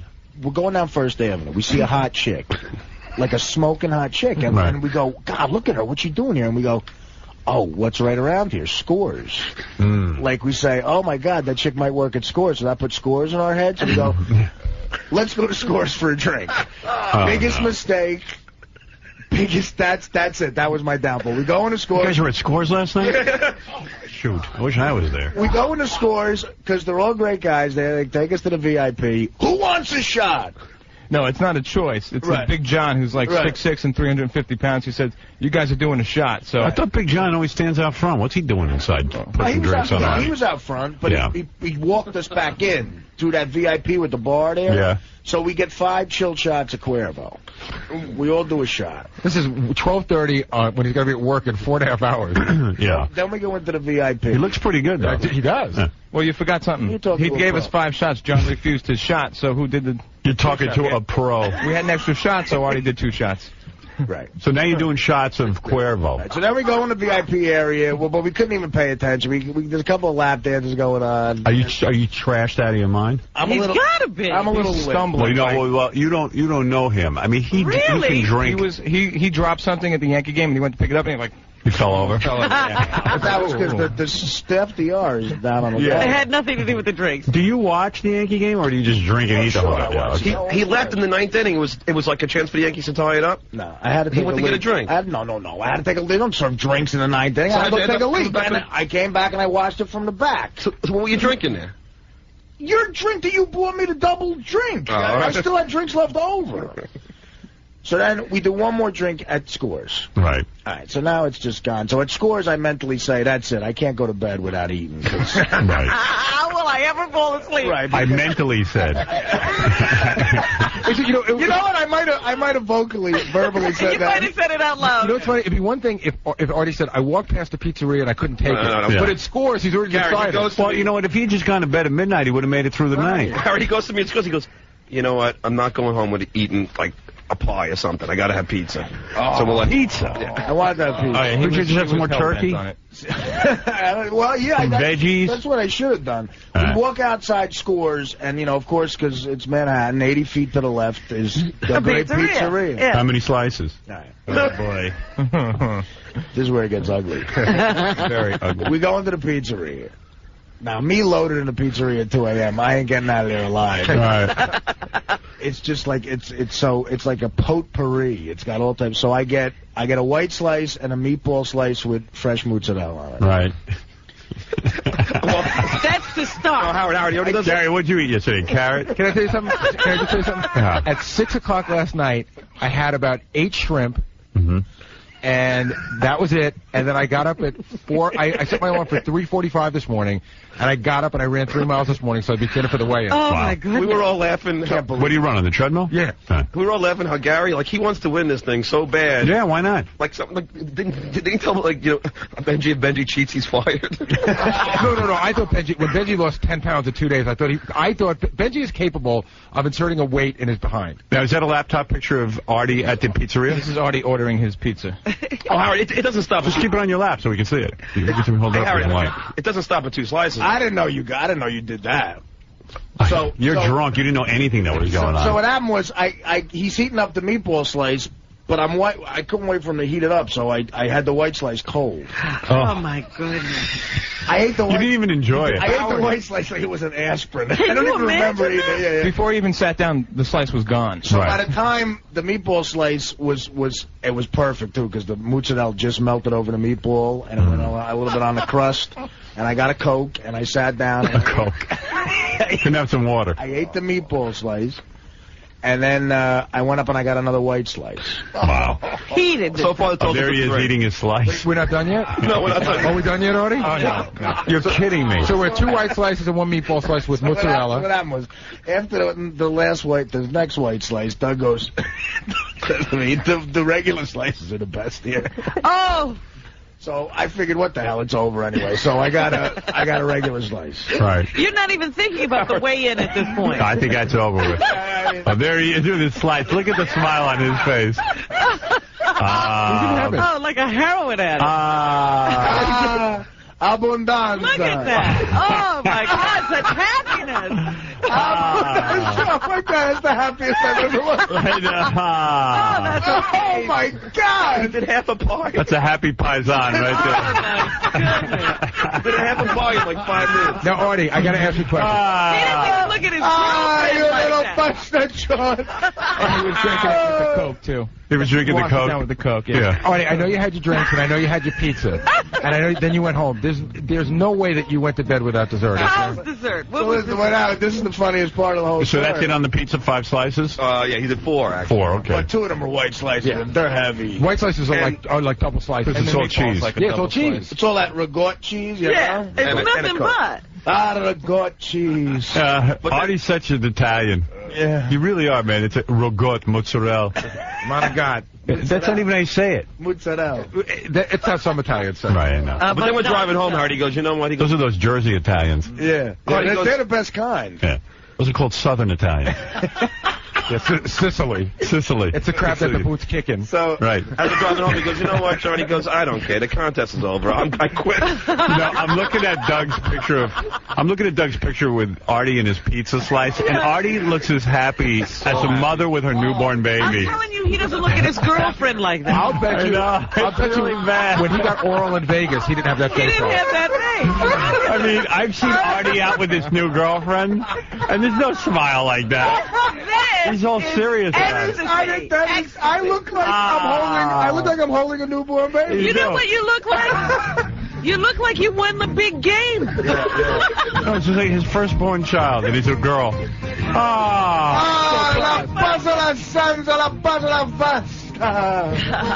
looks like he won $300 million. So you had to he won the lottery. Holy Jesus. The bet we were saying is, the bet to take is Artie more. Yeah, does he weigh more or less than Artie weighs more. Oh, definitely. Yeah. After last night, let's go to the bathroom quick. Over. So, Tony, you're on the air. Artie, disgraziato, succa stugazzi, you making us look bad. You eat too much, you big fat pig. George, you're on the air. Hello. Hey. Am I on the air? Yeah. Hey, let me turn my radio off. Wait a minute. Listen, I never called to complain. I think you're a great guy. I love the show. I think it's funny as hell. Will you get these four fat bastards out of here? Who cares? I do. Oh, come on. I'm sure they don't care. You know who's going to win the contest? Gary. The most, I don't know about that. Benji. Benji. Benji's just fat. Benji's such a wacko. Benji's just fat. What's Benji doing? Gary has discipline. Gary has discipline. All right, let Gary talk. Hold on a second. So yesterday, Benji went out for exercise. Yeah. But he, of course, he has not been anywhere near the gym. Yeah. Okay. Yeah. So he takes the camera guy out from E to document his workout. Benji comes in dressed like a fat Superman. He's wearing a leotard with like a red diaper thing, like a thong. Yeah. And when they come back, the camera guy Adam just goes, he's shaking his head. He goes, "Oh my God." Goes, "Oh." I'll have that clip for you soon. But So I said, "What's going on?" He said, "Well, Benji just walks around New York and utilizes everything and everyone he can find. So Benji goes on the subway." And he gets people to hold his ankles while he does sit-ups, and you're just being a big goof. Just be normal. We're not interested in that. It's funny. Is it? It's so funny. You know the handrail that people hold on the subway? Yeah. Benji decided to hang upside down by that and stretch his body. How did he do that? While there's people sitting there. What's the matter with you, man? Oh, no, he's just... It is, Howard. It's really funny. I just can't take him. Funny. I didn't see any of it, and Yeah. his outfit was funny. Really? Hysterical. He's got homeless people holding his ankles in the middle of the street doing sit-ups. So what happened to you after your coke? How did you physically do that? What do you mean? You hung off the straps upside down? Yeah, you just lift your body up. What? You lift your body up. How? How do you lift your body up? He actually he walked the wall. Like the top pull and pull yourself. Right. Climb your legs up the wall, and just hang down. Oh, I see what you did. Aren't people on the train while you're doing this? Yeah, but it inspires them to see someone try. I heard he kicked out a... Not only are they on the train, they're sitting under him. Oh, woman just panics and runs away, and he kicked out a Hasidic Jew. He said, "Excuse me, sir, this is the exercise corner." I realize if I have a camera on me every day, I'll lose so much weight. All right. So anyway, Artie, to make a long story short, you did the pizza and the coke. The slices. funniest part about it is John drives me home. I go inside and I get a fix for chocolate because it's just like the end of a meal. And plus, you never had your McFluffy. Right, my McFlurry. Yeah. So all it's in. And my mother, God bless her, because she wants me to be healthy, she bought me a bunch of stuff that she left in my apartment in my fridge. The only thing that was in there that was chocolate was fat-free pudding. Did you polish that off? I had 2 of them. And then I slept for 2.5 hours. I got up today and I had my chocolate milk at the time. Well, you're back on your diet. But yeah, you'll recover today. I got right back. They always say if you go off your diet, the best thing to do is get right back on. I got right back into the regimen. What are you going to do? How are you going to face Naquam, your trainer? I just want to personally apologize to Naquam right now. But the thing is that I got. He's going to look bad from you. Here's the thing.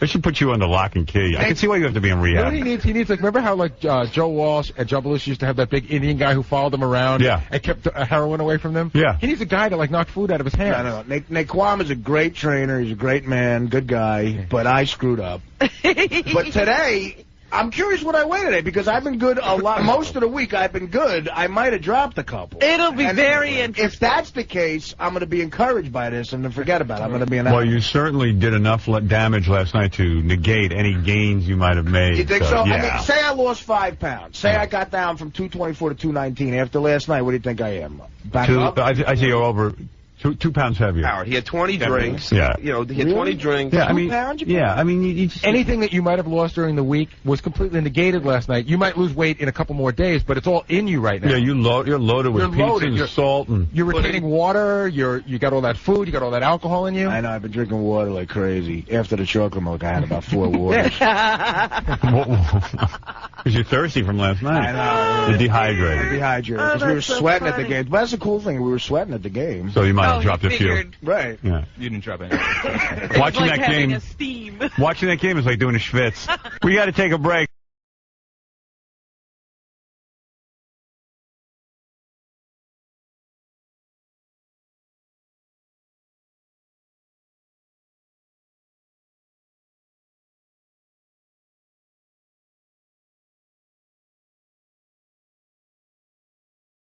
Caught out on cocaine while in Hollywood. Oh, this isn't the letter. Casey, this isn't the letter. Why don't they know what letter it is? I should have it. There's a different letter that just talks about... It's a lot of Artie letters. Yeah. Artie, you touched a lot of people. Appreciate the caring. Let me see. Appreciate it. Oh, okay, yeah, this is the letter. All right. All right. Because of Artie's story, I went to the Karen Foundation, which is where I guess Artie went. Artie mentioned... No, I didn't go to the Karen Foundation. You didn't? I went somewhere, but that's not where I went. Well, I guess this person enrolled in the Karen Foundation. Whatever that is. However, I cannot understand, Artie, how you could go through that 28-day program and still be so heavily using. Were you listening to all the lectures that Turk gave? What about Big Mike? And Howard, as a cocaine addict, let me tell you that if he is still drinking and gambling, there is no way in hell he is still not using cocaine. Really? It makes me really jealous that he was able to be relatively successful in the midst of all that craziness. I left Karen Foundation 7 months ago and haven't picked up a drink or any coke since. If you are really an addict, you simply can't put one or the other down. It will catch up with Artie and will affect the show. Can you drug test him? I'm a huge fan, but as someone whose life was nearly ruined with drugs and booze, I wish the show wouldn't glamorize addiction quite so much. Artie is going down unless he tries to get recovery. There is no way this story of his won't end tragically. That's all I'm saying about that. Take care. Love to all. Artie, can we drug test you? Thank you, now that my mother's crying. Yeah. And every executive that might hire me in L.A. is driving to work listening. Let us drug test you. Drug test me. You want to drug test me? Go ahead. I can see that. For June 14th, it'll be 5 years without coke. All right. So funny, I can see that you're reading of that being used during the E! True Hollywood story. Yes, Yeah, I was just- Artie's life. Actually, I wouldn't want to know Artie if he didn't drink. But what? Can we drug test him? Go right ahead. Go right ahead. All right, we'll drug test you. I'm being a cup right now. You know, Howard, cocaine gets out of your system faster than any other drug. Well, as far as a urine test. Yeah, thanks, Shuli. You're closer to getting this job now, you punk. It's the last time I'm nice to you, you little creep. Howard, I have a picture of Artie from the Vegas show that I can email to you guys. He's talking to Brian, the cameraman. I swear to God, I don't know who he's looking at, but he's not looking at Brian. He is so trash. We have better pictures. We have Artie at 2 o'clock in the morning eating pizza, and it looks like he's orgasming. You want to see a face. He's drunk on Jack Daniels, and he's got the pizza going into his mouth, and he's smiling. Happy man. Artie, you got to admit that's a disturbing picture. What's disturbing about it? I'm having a slice of pizza. Yeah, but look at the face. I think when you're orgasming, you don't look that happy. I don't have a picture of that, unfortunately. Yeah. I'll try to tell him in the lecture, Howard. I told you. I told him about steroids. I told him about, I told him the whole thing. Yeah. All right, thanks, Shirley. Do you think he listened? No. No. So is Artie out of the contest? Yeah, Artie, you're out of the contest, right? I'll leave it up to Artie. Well, I'm out of show business now. I might as well drop out of the contest. Oh, listen to you being a downer. What a downer. I'm a downer? It's all right. So you don't do cocaine. We know. That's right. I hope you do.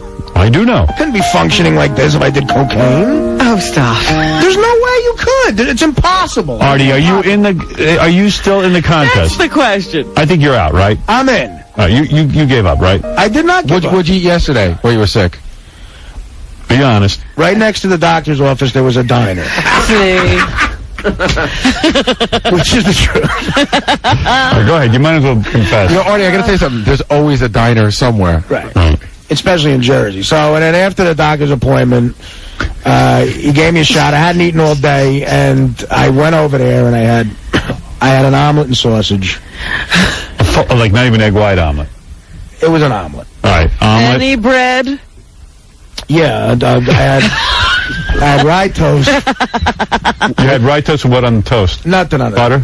No. A smear. I had a little jelly on it. Yeah. I knew it. Chocolate milk or not Diet Coke? Well, during the whole breakfast, I had a coffee. Right. But then at the very end, I got a chocolate milk. All right, so you had an egg omelet with sausage. Right. And those sausage are like, they might as well just deep fry them. Yeah, right. An order of sausage. An order of sausage. All right, one order. Right, and then... Rye toast with jelly. Can I jump in? Is the order of sausage different than a side of sausage? It's more sausage, a whole order, right? Yeah, whatever. It's 2 pieces of sausage. Sure. Rye toast with jelly. Right. Coffee. Right. And then... I was sick, though. Yeah, chocolate milk for dessert. I thought you're not sick. I had a chocolate milk. You're not I was sick yesterday. All right, now that's lunch. Or that's the after. Was that breakfast? That was about after I got up and went to the doctor about 11:30. All right, so what happens for dinner? What happened for lunch? I don't think he didn't have lunch. Yeah, he ate 3 squares. No, I didn't eat lunch because I went to bed early. At about 5 o'clock, I got a turkey and Swiss on rye. And no dressing on that? No, but I had coleslaw. Put it on the sandwich? No, he just ate that on the side. I do like doing that. Yeah. And then I had a black and white cookie. So do you really want to be in this thing? It's going to, you know what? And also, when you go to the gym, you end up working out hard and you blow yourself out. Just drop out. Admit defeat. Admit it. Give me one more week. Okay. Give me one more week. No. All right, he wants to gain 2 more pounds. All right, one more week. One more week to get If you take one more week. The thing is, I'm not going to be on the show next week because I'm off for work. I have other work that I'm doing, and I'll be back Thursday. Wait a second. You'll be doing a movie next week, right? So you'll be at the craft services table? No. It's hard not to eat when you're doing that, but that's not what I'm doing. Like I did a movie, and there was a lot of good food there, but I ignored it. You have willpower. You have more willpower than the average person when it comes to that right now. Would you admit that? Right. I keep thinking about that letter. Every time Artie says, but that's not what I'm going to be doing, the letter says what you say you're going to do and what you can actually do are 2 different things. Yeah. Like you go, I'm going to go on a diet next week, and then you're going to be at the craft services table eating black and white cookies. Besides all that crap, what have I ever told anybody here that I could do that I was not able to do? You said that you would never drink during a work week, and you drink. Hey, John, you know what? If you want to start messing around with people's livelihoods, John, you want to start getting honest about stuff, I'll do it. But I'll have to leave the show. What? Uh-oh. What? I mean, you're messing around with what I do for a living, man. Coming and saying stuff like that.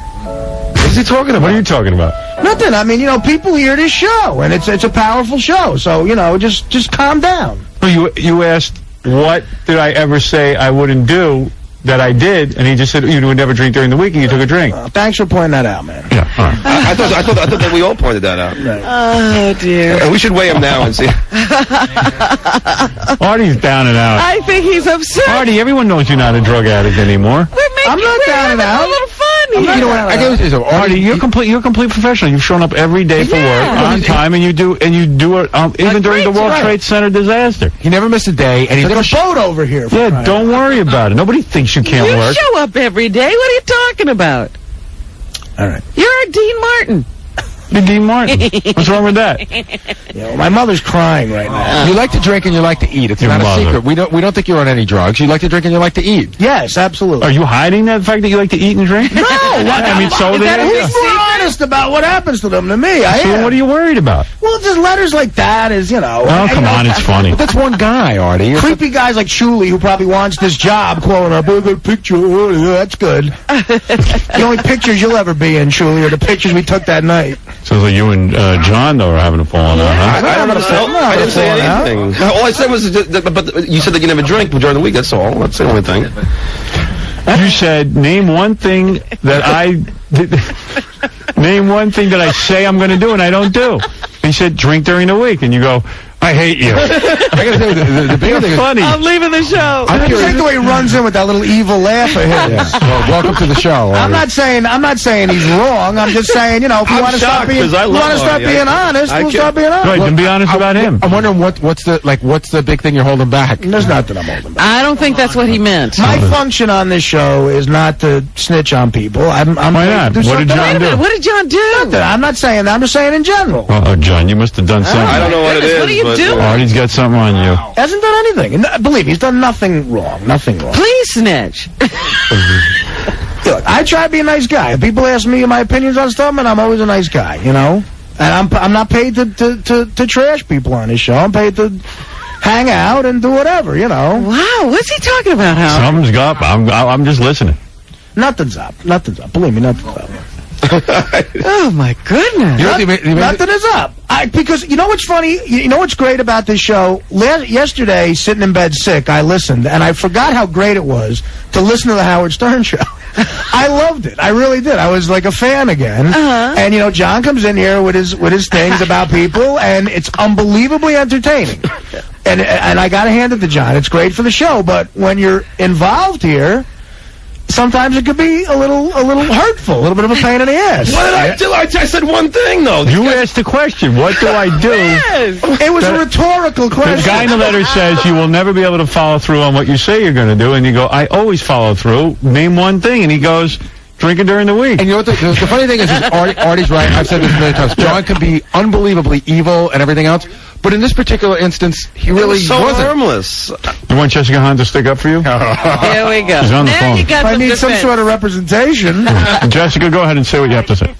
First of all, that is a big deal what that lady said in the letter. You, Howard, I've heard say, if I can't drink, I'm not going to do it. You're so thin, and you're drinking to talk to Tom. And if anybody's going to worry about anybody, they should worry about you. You've suddenly taken up drinking. Artie doing... I drink once a week. I have a glass of wine. Whatever he said once in a while. Why are you all ganging up? I'm not ganging up on Artie. I wouldn't hire Artie if Artie was out of control. Talking. Yeah, but Artie's very disciplined when it comes to this show. Nothing. That's a heavy... I don't have a problem with Artie. Artie works on this show because he is responsible. I was concerned that Artie was getting upset. We're just joking around here. You're concerned about what the lady says in the letter. No, we're not. Jessica, goofing. Thank you, Jessica. Pull yourself Gary, together. I mean, Howard, you always dismiss me and when I have something right to say. All right, you're right, I'm wrong. Now everybody's defending. Now everybody's mad. No, hey, listen. You're just always acting like cocky lately. Well, that's it. I'm cocky. Here we go. Are you going to go off again and say how it's changed? Yeah, she does that every once in a while. She goes, I've changed. Yeah. Well, you do. Well, so people change. Of course they do. But it's just all of you are on top of this guy. And he loves his job. Do you want to get on top of this guy? I love Artie. All right, thanks, We all Jessica. love Artie. Thank you, Jessica. All right, you're right. I love all you guys. It's great working here. It's just that when you hear letters like that, it's a... I mean, I'll pee in a cup every day if you want me to. No one thinks you're on coke. You're not going to get silent all the But time. I'm not silent all show. But if I pee in a cup every day, will that satisfy? Every day I'll Stop it. Who thinks you're on coke? Evidently, that letter... He's reacting like he is. You know? Stop it already. I'm very defensive. No, believe me. If I was on coke, I would not be willing to pee in a cup. What are you screaming about over there? It just upsets my mom when she hears stuff like that. You want to call her? Yeah, I'd like to talk to Artie's mom, actually. Why? Because I just think she sounds pretty cool. I want to hear how she decorated the apartment. Did she bring him a tray of stuff yesterday while he was Isn't it sick? funny how, like, Artie's like this wild, out-of-control guy, but he's worried about his mom? That's the same as Kinnison. Yeah. Kinnison was on coke. He was completely out of control. He was banging whores. He'd come on the air and talk about it, and then I turned to him privately and I go, Sam, I'm going to go get an earring. I know you want one. You want to come with me? And he'll go, oh, no, my mom will kill me. Yeah, she didn't care about the coke, apparently. And I'm like, I mean, you're on coke, and he goes, heroin, whatever. He goes, my mom hates earrings, and I don't want to piss her off. My mother is a great woman, and she's been through a lot of crap, and I just, she thinks she's out of it now, and I want to make sure she knows she's out of it. That's all. Between me and my old man, she's been through a lot of crap. Artie was saying last week that he put his mom through a lot when he went through his problems, and he feels bad about it. My father he does, did too. My father was, a great guy, but a little bit of a maniac, and he got a tough break, and my mother gets all the brunt of it. So, Wow.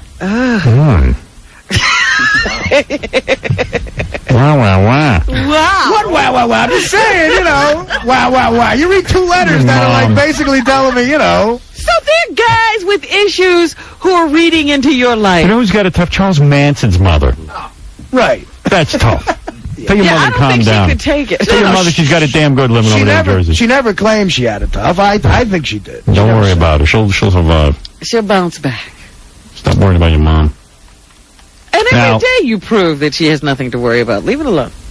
Here's a guy who says, my new sunglasses look like a bug now with my new glasses. What? Everyone tells me my new glasses are nice. Except this guy. Are you going to change them now? Yeah, because this guy doesn't like them.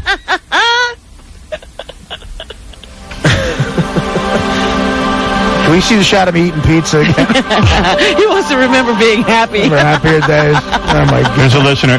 Artie will love this letter. You replaced a drunken funny man with a degenerate gambler. Who could ask for more? Everybody's got opinions. All right. Not own. Here's a guy who says, Howard, you're talking the other night about crying in your sleep, which was shocking. He says, no wonder you cry in your sleep. You spend your days watching clowns getting gang raped by hillbillies. I'd be crying in my sleep, too. Watch Disney or something, for Christ's sakes. The guy's right. Yeah, you had just seen that clown movie. In fact, I understand that clown movie where the guy gets raped is showing in a theater somewhere. I was going to plug it just so people could go see it. Even though is it already open? It's going to go to the Angelica, which is a prestigious theater in this town. Yeah, when is that open? Hold on, you get it right. Where do I have that? Because now everybody can cry in their sleep. Says, hey, you know that movie Howard's been yakking about all week with the clown rape? Well, I just found out it's opening next Friday, April 26th. That's this Friday, actually, isn't it? No, next Friday. Okay. It's going to be at the Angelica Film Center, which is at 18 West Houston Street in New York. Yeah, beautiful theater. On the big screen. You should do something with your listeners, like make a cut how far they can get through the movie before they have to bail out. I'll do it. I have to see this movie now because of all the stuff you said about it. All I'm telling you is, the movie's horrible. But let me ask you a question. Wait, but you watched a lot of the here's what happened. No. I don't want to mislead you if you go to see it. All right, because you kept saying, I watched it until this point. I had it on videotape. Yes. I started watching the beginning where the clown is a nice guy and he's doing good deeds. Mm-hmm. All right? But he's disturbing looking. He's fat and he's just an ugly clown. He's just like every evil clown. All right. But he's a good guy. Yes. So then I couldn't take it. It was so boring. He goes to a diner. He meets with his friends. Did you fast forward? I fast forward right to the clown rape. Right. Oh, you knew there was a clown rape? Yeah, Gary told me. I gave him the tape and I said, listen. So then all of a sudden the guy is low on money and he's complaining to everyone. He can't make money as a clown. And he goes over to this bachelor party, he thinks. He puts an ad in the paper. He walks in and the hillbilly, who's the dad, and his two retarded sons, smack him over the head with a bottle.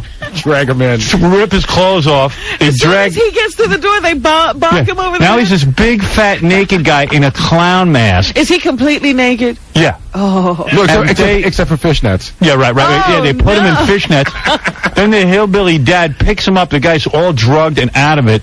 His blood coming out of his head. Oh. And he dances with him, slow dances with him. While the two retarded brothers are screaming, hey, Dad said we'd get to be with the clown, and he's not even good looking, this clown. And then the guy goes, shut up, you gonna get Daddy upset.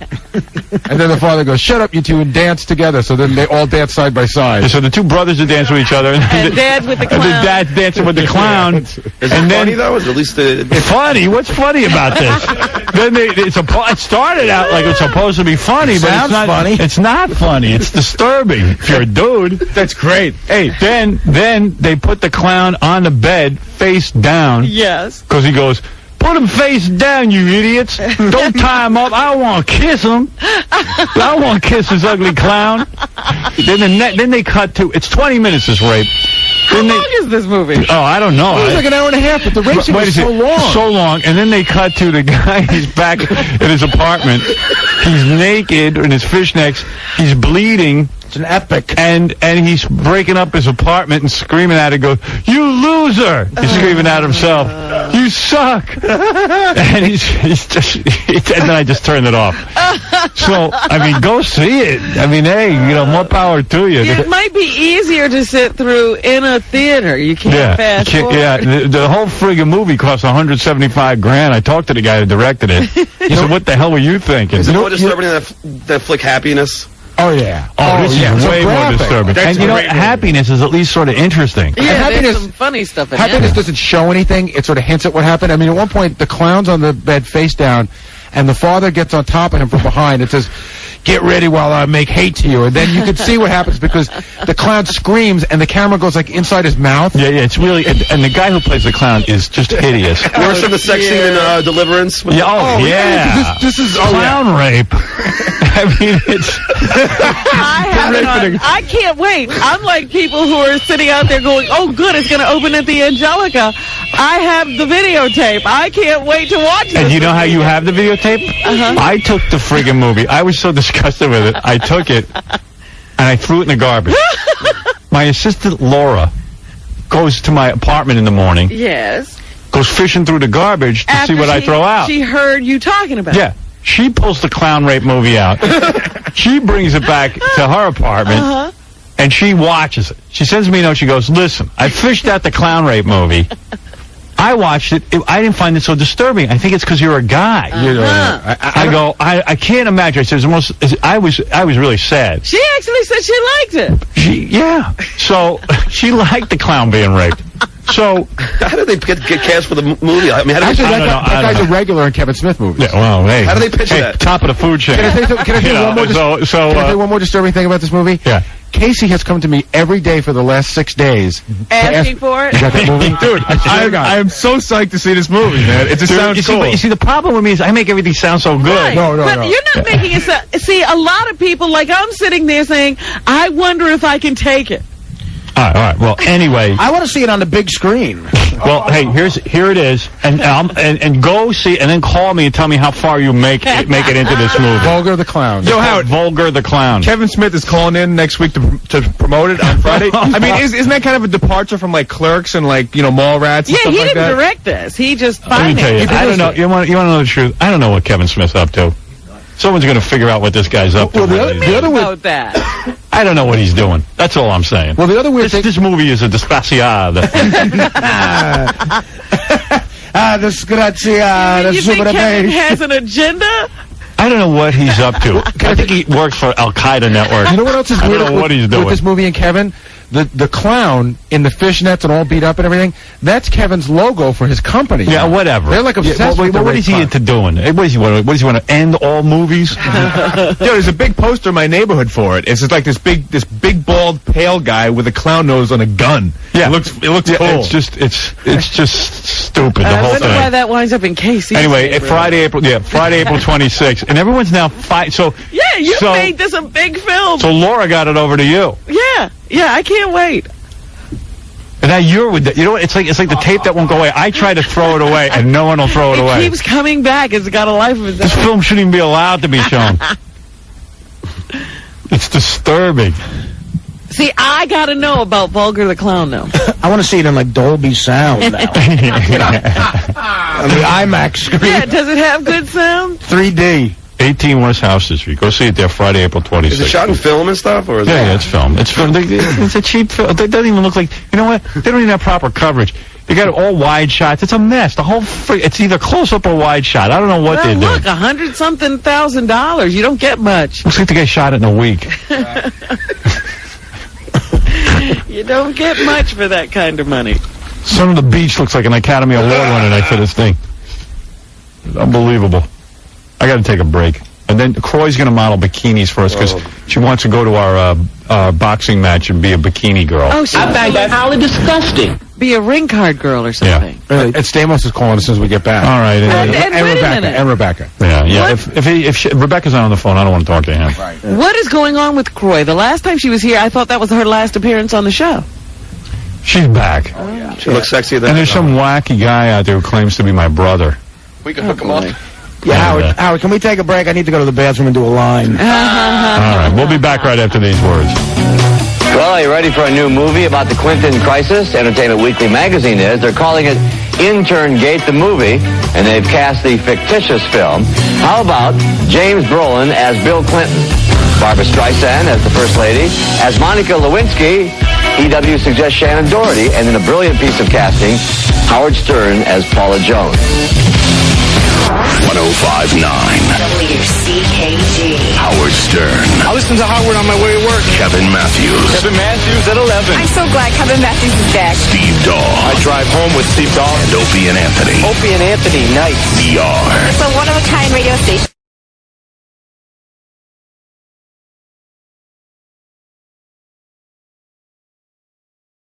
a minute. Let's be serious. What are you saying? Artie's in love. Artie's never going to ask for a prenup. I'm telling you. There's no way. I really think because he thinks he has like a princess of. Maybe I'm going to sound naive, but the girl I'm dating right now is awesome. She pays for dinner or something. Oh, come on. I mean, that's called a joint account. That's called an investment. Artie. But wait a minute, you know the show game? You know how they let you win a few hands at the show game? Yeah. I can talk you out of marrying her in 2 minutes. No way. But wait a minute, Howard. I want to ask you a question. Want to see me talk you out of marrying her? I don't want you. But first of all, I don't know if I'm going to marry her. I've been dating her for 3 months. Want me to talk you out of dating her? Oh. It just went from 4 months to 3 months. I really don't. No, I don't want you Want me to talk you out of it? I'll talk you out of it in a second. I don't want you to. Look me in the eye and I'll do it right now. You want me to do it? I don't want you to do it. Do you want me to do it right now? Do you want to know? You want me? Well, just listen to me. I'm going to do it anyway. Yeah, I know you're having a great time with it, so I don't want to do this anymore. Yeah, all right, go ahead. All right. I listen to everything you say. Okay. All right? How many times did you ask that girl out before you kind of hit on this radio show? How many times did you go into that bar you know what? and ask her out? You're going up the wrong road here. How many times did you ask her out? About 3 times. Okay. You were in that bar all the time. Am I correct? That was Just your answer bar. the question, yes or no. I was, yeah. Okay. I won't give you the time of day. No, that's not true. That's not true. She would not go out with you. Oh, my God. Oh, Artie. Look at me. Now, you going to get defensive or you want to be talked to man to man? You want me to do this off the air? No. We're talking man to man. All right, you're getting upset. I'm going to stop. No, I'm not getting upset. I'm going to stop. I'm going to stop. Because I know I'm going to ruin this for you. So forget it. I know where you're going. Okay. And I think you're wrong. Well, just let him finish then. Let me finish if you know where I'm going. Okay, go ahead.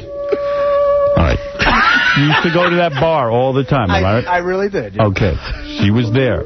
Talked to her, asked her out. No, I don't want to go out with you. She's been telling people she's not even attracted to you. Am I right or am I wrong? Am I right or am I wrong? Not attracted. Am I right or wrong, Artie? All right, you're right. Okay. You're evil, Howard. I was thinking the same thing. This I know is your like intentions. the evilest thing you have ever... He told me to do it. It's the worst minute of my life. He told me to do this. I know your intentions, but it's evil. pure This evil. is the worst minute. Pure evil? No, all right, forget it. I'm stopping. I'm stopping.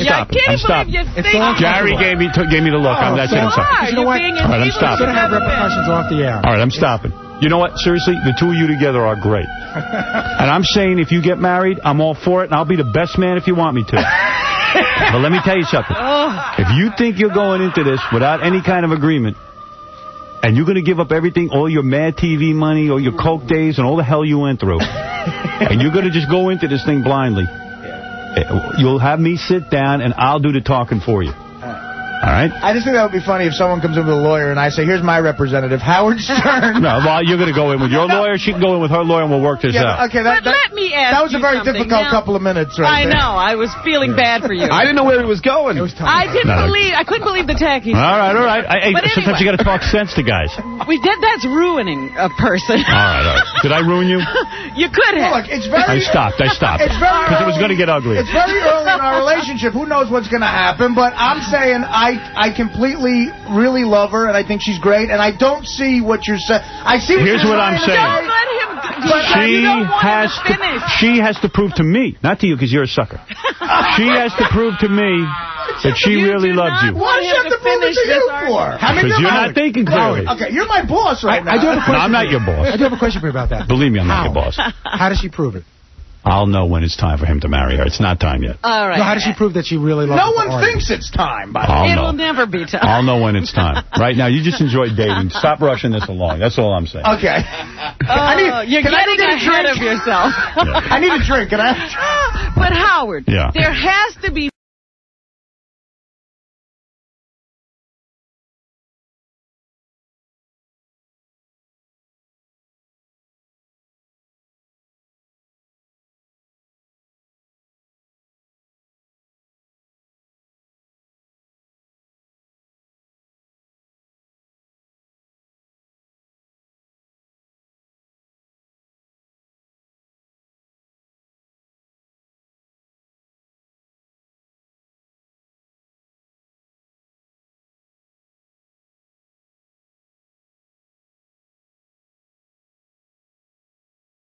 Hey, Artie. What's up, man? Speaking of Artie. Uh-oh. No, uh-oh. Funniest thing was,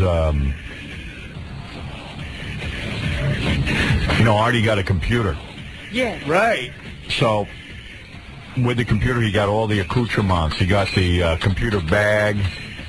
And I see he carries his computer bag with him now. Like the laptop bag. Right. The laptop bag. Laptop. No. Toomey laptop. He's got the Toomey laptop bag, top of the line. And he goes, I love this laptop bag. I go, yeah, but you don't carry a laptop. So I see he reaches in, he pulls out a cupcake. Yeah. He has a chocolate cupcake, like a... The Hostess cupcakes with the little vanilla swirl. They're the best. What? I'm like, Artie's carrying a briefcase. He's getting all professional about his job, and he's carrying Hostess cupcakes in his laptop bag. But they were the low-fat Hostess cupcakes. He goes, a low fat. 40% low fat. Right. I said, so they're Hostess cupcakes that don't even taste very good. You want to talk about the way I eat? It's rubbing off now on my girlfriend. She did the most romantic thing this morning. What'd she do? She becoming an enabler? No, she slept over, and when she sleeps over, she gets up early with me and leaves. And she left even earlier than me because she saw I was running late. She felt bad that I was running late. So I get downstairs. I go to the diner I always go to. I go inside and waiting for me. Already bought a nice large chocolate milk. And the Greek guy goes, your girlfriend bought this for you. It was just waiting for It was waiting for me, yeah. I bought him his chocolate milk. That was nice. It doesn't end there. I had lunch with Artie yesterday. He has the 2 Hostess cupcakes. Comes to lunch. At lunch, he orders a bowl of oatmeal and 2 Cokes. Eats the oatmeal, has the Cokes, then decides he wants 2 over-easy eggs with bread and ham. Oh. Eats the over-easy eggs, bread and ham, has another 2 Cokes. Then decides he... What's with the Coke? No. I had 1 Coke, 2 Cokes I had. Okay. This guy got me 4 Cokes. I don't have 4. Okay. Then orders a huge cake. Howard, a huge chocolate cake. This thing was like the size of like 4 slices of regular cake? They got great cake at that Brooklyn diner. A huge cake, starts eating the cake. Then he asked me at one point, is this carbs? Oh, my God. What part of you doesn't follow the whole carb? And by the way, there's no, you keep blaming carbs. I mean, you're eating sodas and... It gets better, Howard. So forget about it. You can eat some carbs. 5 meals in one. So I'm with this guy, Kamal, and then Kamal goes, Artie, let's go to the movies. And Artie goes to me, what am I going to do? I go, I'm going to go jogging. He goes, that sounds like a good idea. I'm going to go jogging with you, so I can burn off some of this cake. So we go to watch this. You have to jog to Pittsburgh. To bed or so we go to Washington Square Park, and at first we go to my apartment. I go, Artie, you want some sweatpants or shorts? He goes, nah, I'm just going to jog in my jeans and sweatshirt because I'll sweat more. It was 108 degrees. Oh, you probably stunk on high hell. Well, listen, man. And what are you wearing on your feet? I got sneakers on. All I ever wear is sneakers. But they're not running shoes, right? No, but sneakers. So we do 4. Artie does 4 laps. By the 3rd lap, and I thought he was going to die. I did 2 miles. Tell me. He did 2 miles. 2 miles, man. Non-stop. He did 4 laps and then stopped, and I did another. 4 laps is 1 mile. No. Quarter track? No, this is a half-mile track. Oh. Around Washington Square Park. Hey, great. After a big full meal like that, you should have really performed well. Yeah, you're lucky you did. Yeah, what John's forgetting is, though, he ordered an enormous plate of chicken parmesan at 11 o'clock in the morning. They have to do a special menu for it. Yeah, but I did not eat the cheese. Yeah, right. I know, but I ate John's cheese. Yeah, I forgot about that. Then... they bring them I forgot. Artie, you're out of control. No, they bring the chicken called Parmesan, Howard goes, and Artie goes, let me have some of that. That's too big for you. So I cut him off like a big chunk of it and give him that, too. Then, boy. You know, when you're sitting and you're BSing at lunch. Right. Just before you know, you eat a ton of food. Artie, you're talking to the wrong guy for No, I got discipline, dude. Bro, I don't want to be fat. If I had your willpower, man, I'd be thin. I'd be thin. You're right. Artie, Wish why don't you get up and leave after you finished a meal? Why do you order another one? We're talking. Did I take the cheese, Howard? Smoke a cigarette. You're talking to a guy, Artie. You're talking to a guy like Howard, whose idea of sugars is a strawberry. Hey, Howard, are you kidding? I was so mad at myself last night. What did you do? Mentally beating. Cashew? No, as a matter of fact, before I went to bed, I was starving because I'd run 4 miles earlier in the day, really fast. Yeah. And when I do that, I get hungry. Right. I wish I could turn off the hunger. Right. So I had an extra bag of frozen bananas last night, which is my treat, and I was very mad at myself. Oh, my goodness. Can I ask you something? At what age did you start living like that? Like full-time, the way you are now? But I live good. You see, you don't understand something. I'll go out to dinner. Like for dinner, my daughter and I went out to dinner. Right. And I had mussels marinara. That's beautiful. Right. Yeah. And then I had... But that wasn't like over pasta or anything. No pasta. Yeah. Then I had a beautiful dish of, listen to this, it's a chicken with rice and vegetables, broccoli, carrots, and peas with a light sauce. Now, that sounds great. But that was it. That's an appetizer to Artie. The problem, though... But that was it. That's my meal. And then when I came home, I ate a bag of bananas. And then, right before I went to sleep, I had another bag of bananas. Okay, so I had 2 bananas instead of 1, and I was angry. Here's a question for Artie. I shouldn't have done that. Here's a question for you, Artie. If you had mussels marinara, right? Mussels marinara, by the way. How many? I can't say marinara. My mother will kill me. How many pieces of bread would you dip in the sauce? See, that's the problem. Well, Gary just brought up a great point. The problem with mussels marinara is you got to have a loaf of bread. That is so good. I didn't finish. I took up all the cheese from my chicken parmesan. Yeah. So then Artie goes, "You're not going to cheese?" I go, "No." So he slides my plate over, takes what challah bread he had left, and starts dipping the challah bread in the cheese, getting chunks up, and eating that. Yeah. He's leaving out that I jogged 2 miles afterwards. That doesn't make a dent. It made a dent. I felt good when I woke up this morning. Yeah. And then you immediately had chocolate milk. Well, I got to get back in the groove. How many hostess ho-ho-hos or whatever you have are in the computer bag this morning? You want to see? So what's in your computer bag? This computer bag. A food bag. I got a laptop, computer. By the way, it's a $200 Toomey computer bag, and in it I got... Let's see what's in there. Empty it out. One cupcake. That's his breakfast. 2 cupcakes. There's the 2, okay. Envelope. And New York Yankee tickets for this afternoon. All right! You'll certainly be dieting over there, right? Pizza game. There's no room in here for a laptop. I'm going to Yankees Diamondbacks today, man. Have you logged on yet and like read the notes of the show? I sent you that email that time. That's the last time I used it. Oh, my goodness. But no, me and Jeff Schick got together. It's a definite. Next week he's hooking up. I got a cable modem. I'm also. Look at you. I'm ready to go, man. Look at Artie. I'm going to be rolling. Artie told me he's been so successful without a computer, he doesn't feel like he needs one now. Yeah, well, maybe he'll be more what's that successful. going to do for him? I really haven't been that successful.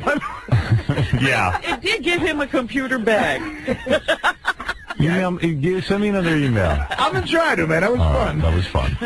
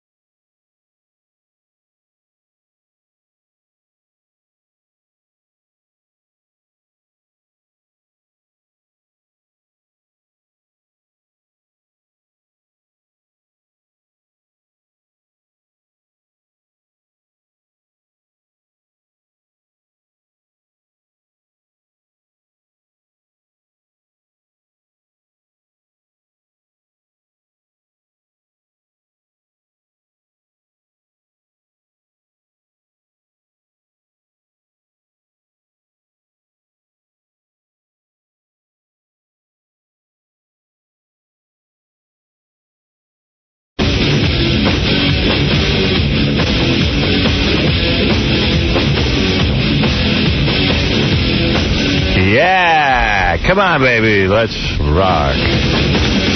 Oh man, I'm tired. I don't know. I think because of the summer, it's hard for me to get to bed early. You know what I mean? It's very difficult. It's light out when I'm going to bed. Yeah. What time you go to sleep? Well, last night, actually, I took in some theater, so I went to sleep a little later. Oh, boy, that girlfriend's changing you. No, Chris O'Donnell, who, is a friend of mine from that movie, he's in a play, and I went to go see it. What movie are you in with Chris O'Donnell? The Bachelor. Oh, The Bachelor. The Bachelor, yeah. Oh, I'm thinking Bachelor Party. No. It's called The Bachelor. With J-Lo? No. Who's in The Bachelor? Renee Zellweger and Chris. And what happens and in the movie? myself, I never rounding saw out the All-Star 50 cast. Brides. Yeah, he's got like it's a remake of this old Buster Keaton movie. He's got 24 hours to get married, and he inherits $100 million. You were in that piece of crap? I'm his best friend in it. I'm going to have to go back and watch it for you. I'm a breath of fresh air in it, the critics say. Oh, good. They never that was said your that. review. No, but Chris is in this play. He was awesome in it. I went to go see him last night. What play is he in? It's called The Man Who Had All the Luck. It's at the American Airlines Theater. Boy, is that appropriate. The Bachelor costs $50. The man who had all the luck. It's great, and he's great in it. But I usually go to bed around 9 o'clock, and nowadays it's still light out when you're trying to go to sleep. You might have to invest in some blinds. Make it look dark in the room. I got some blinds, but it creeps in, you know. Yeah, I know. Me too. I feel like Al Pacino in Insomnia. Right. So Chris O'Donnell's in a play? Yeah. What's the name of it? It's called The Man Who Had All the Luck. And is he good? Yeah, he was really great in it, man. And he's got all these great old theater actors around. It's an old Arthur Miller play. Who are these old theater actors? I don't know names. I mean, Jesus. You recognize faces. What do I look like, some sort of theater fag? Are you putting that on when you say theater? Or? Yeah, I'm putting it on. Oh, okay. Won't you? Theater. Chill out. You're creeping me out with that. Yeah, I'm talking like my uncle. I know. No, yeah, it's a really good play. It was fun. I don't see a lot of plays. And it was fun. Go figure. I didn't think he was a great Robin. Well, in Batman and who Robin? could tell?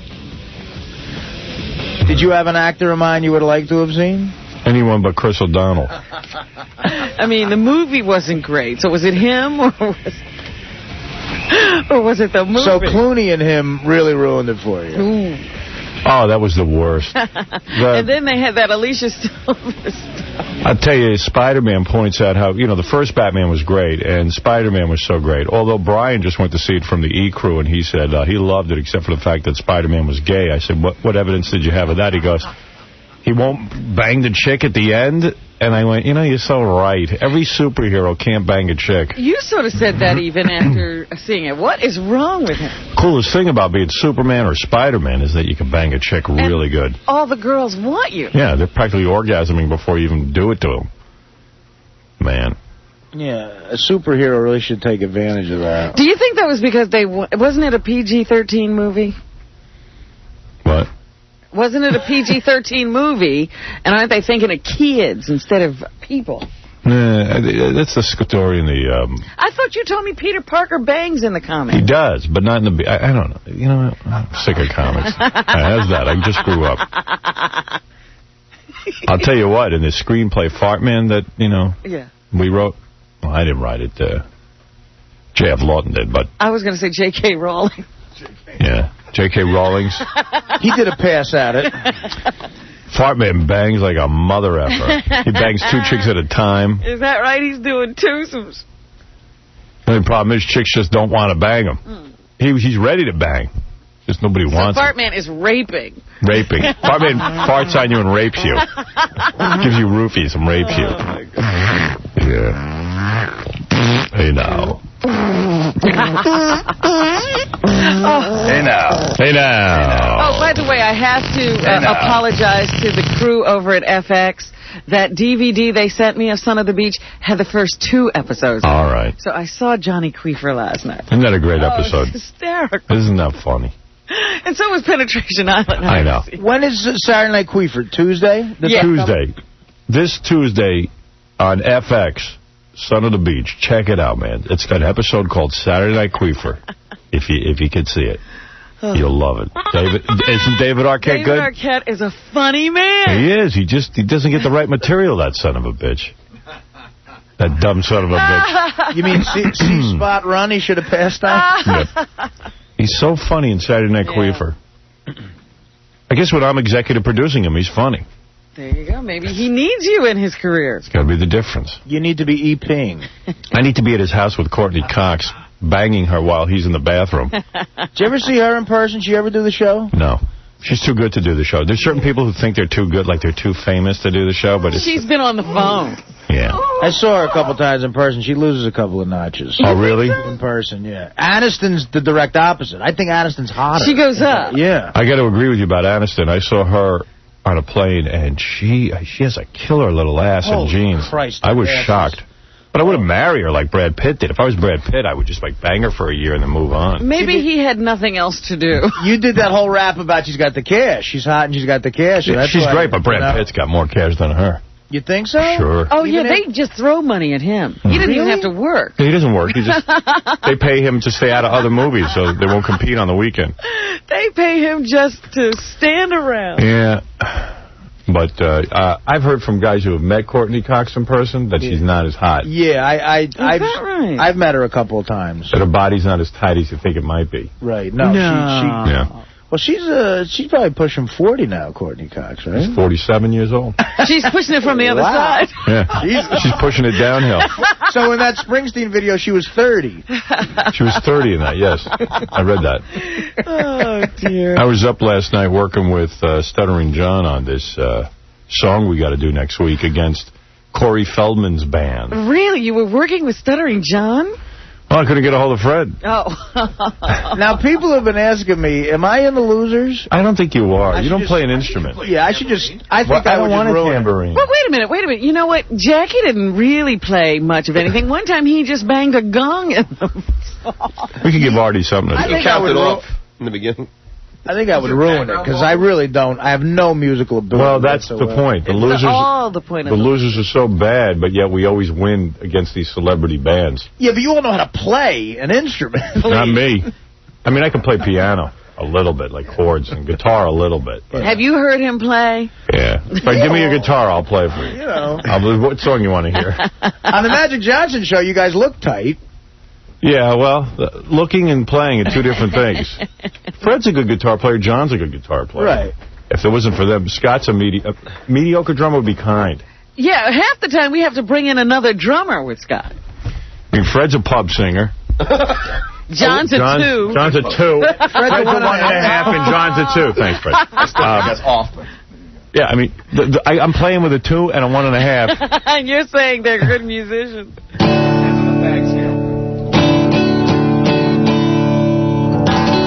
What song is that?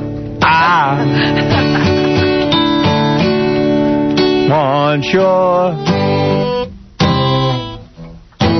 Okay. See, that's it. I want your... See, that's the kind of guitar Are you player. intimidated now? Yeah, but you see... What you're doing is like Jimi Hendrix to me. I wish you could do what I'm doing. Yeah, exactly. But, Artie, you might be able to sing. You might have some, like, secret untapped talent. Yeah, I doubt it. All right, I'll give my talent's been tapped. I'll give you a real song. All right, go ahead. This is dedicated to my audience.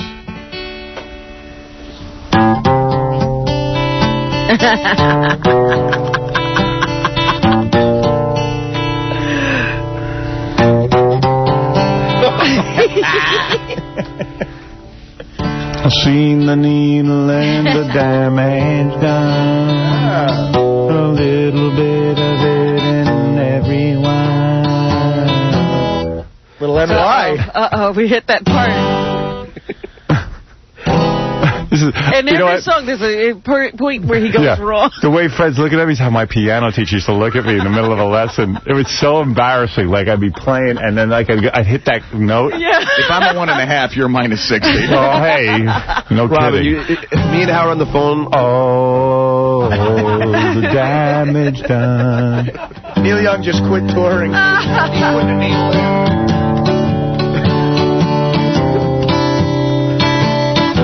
It's a great tune. Thank you.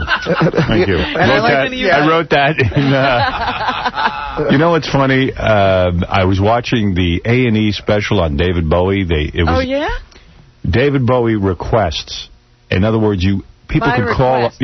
You could tell it's fake. Like, you got people on the phone to make requests, but it looks like the band knows exactly what order the songs are going to be requested. They tell the people, all right, you're requesting. So I'm watching that, and David Bowie, some of his songs are so friggin' good, but I tell you, I do miss the days when Bowie used to dress up and be characters. Right, when he wasn't Bowie. Yeah, I like when he was weird. Yeah. Even Bowie says on the special, he goes, for years I dressed up in characters, because I was scared to perform. I was nervous to perform, and I felt better being a character on stage. And so Mark McEwen says to him, well, how do you feel being David Bowie now? He goes, now I'm David Jones, which is his real name. Right. He's saying, you know, Mark McEwen didn't even hear him say it, but he said, now I'm David Jones. And it's so disappointing when he's David Jones. Right. Because David Bowie was kind of scary. Now Bowie's up there, he's taking phone calls, he's talking to people, he's laughing. He smiled? Yeah, oh, he smiles with those big giant teeth of his. Baba Booey's got better teeth than David Bowie. I'm not kidding you. That's what banging him on will do to you. Yeah, but, you know, he's got such good... His special on A&E, you know, he insists on playing 3 new songs, which blows. They always do that, especially Bowie. Bowie will do that to you. It's this bizarre conversation that Mark McEwen has with Bowie. I should take some of the tape off. I brought it in. Yeah, it sounds like it might be interesting to listen to. Yeah, Mark McEwen goes, David, I just want to say your new album, Heathen, is incredible. And, my God, it's doing so well. And you know it's not doing well. Right. And if he's sitting there for 2 hours taking requests on the phone, it ain't doing well. Yeah, when he did well, he didn't come near TV. But it's a big fake conversation. Instead of Bowie going, well, instead of saying, well, going well, you bloke. The reason I'm here, you stupid twit. You bloody fool. Is because I can't sell 3 records. It's true. But instead he goes, well, thank you, Mark. I'm very proud of this album, the way people are responding to it. It's almost like pretending that everything is okay. Yeah, but guys get to that point in their lives in music. Don't you see that all the time? People who no longer have hits say 141 on the Billboard is great. I know, he's like, why won't you people buy me effing album? But you remember Mick Jagger's last solo record? Yeah. It literally sold 900 copies. Remember that? I sold more copies. I know. It's unbelievable. I mean, although Bowie's record was 14th on the charts this week, which isn't that bad. It is not horrible. Yeah. I haven't even listened to it, but every time, like, you wonder who's buying it.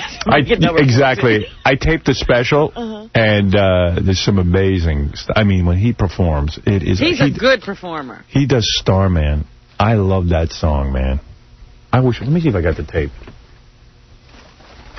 But I got to take off some of the... When Bowie takes a phone call, it's bizarre. I would love to hear that. Because he's trying to be personable, and it's so boring. It's hard for him to actually be a person. Yeah, he's not a real guy.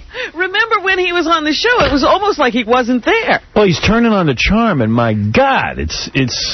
Wait, I got Fred's guitar here. If I, God forbid, I dent this thing. Let me see if I didn't bring in the Bowie tape. God damn it.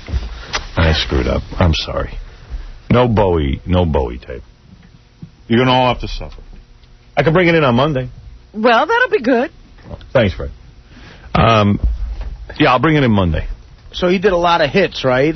Yeah, but he does Starman waiting on the side and like to... How long is the special? Is it 2 hours? Must be 2 hours, this thing. So he gets to do a lot of music. Yeah, I fast-forwarded through a lot of the bad songs. Yeah. Well, and Heathen, what did you hear from that? What was there? Who knows? What is that? As soon as I heard... one of the callers was stage. He goes, "Would love to hear a new song from you." I'd very much love to, my love. I'd very much love to. All right. I mean, it's so funny when he tries to be, like, charming. Right. He's got no personality. Yeah, I imagine he's probably the most boring guy to be with in the world. It's such a disappointment because I love Bowie. And, man, when he opens that mouth of his, you're like, what the hell? Mark McEwen's not a party either. No. So that's not 2 great guys getting together. Oh, McEwen can kiss some major ass. Yeah.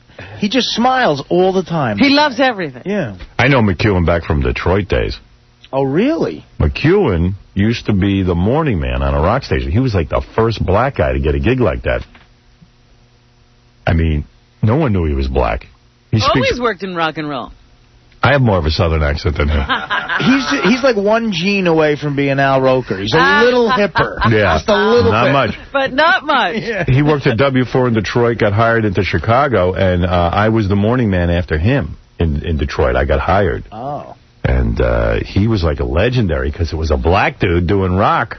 Right. And pulling it off because, all the white guys were, oh, you're Mark McEwen. And every time someone would say, there's no black people in rock radio, and we go, They'd have to bring up Mark. Mark McEwen. And then remember when he got hired here at that Long Island station? Now, here he was. You were following him in Detroit. Mm-hmm. When you get to New York, he's imitating you. Well, that's true. That is true. That's how it sometimes happens. All right, listen, we got to take a break, Robin. When we come back, I remember him once saying to me, Howard doesn't mind it that we use a drum and assemble. Well, Mark didn't have a lot of original ideas. Oh, he still doesn't. He's got a great career, though. What does he do now? Oh, he's the weatherman on that CBS morning show. Who knew that? He's got that A&E gig. That's got to pay $10 an hour. Yeah.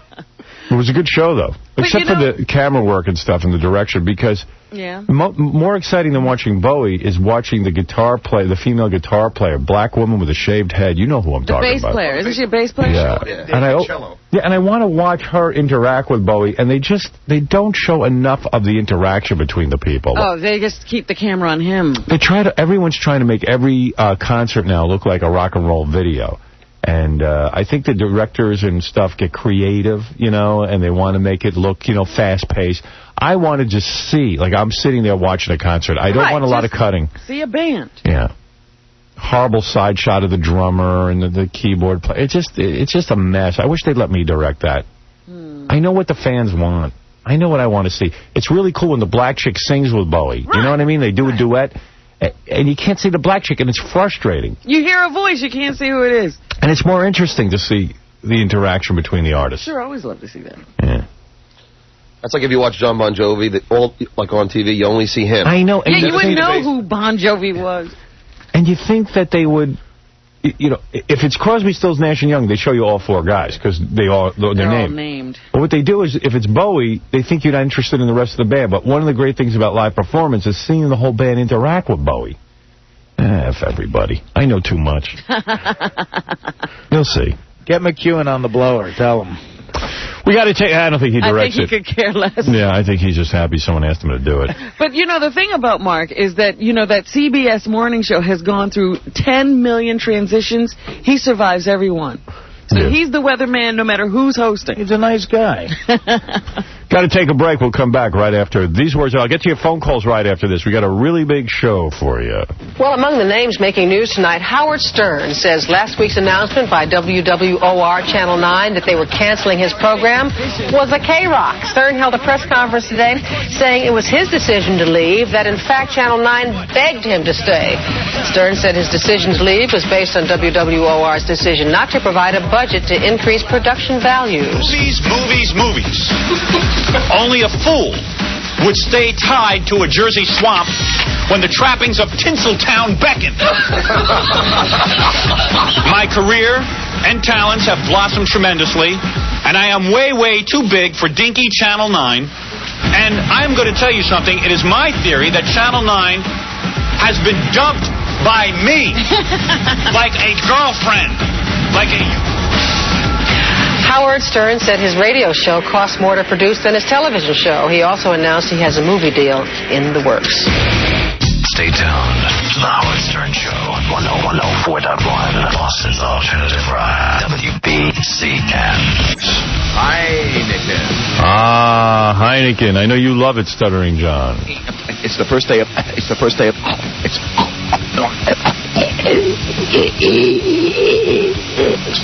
summer. And I'm going to celebrate with a... Did you just say it's the first day of summer? Yes.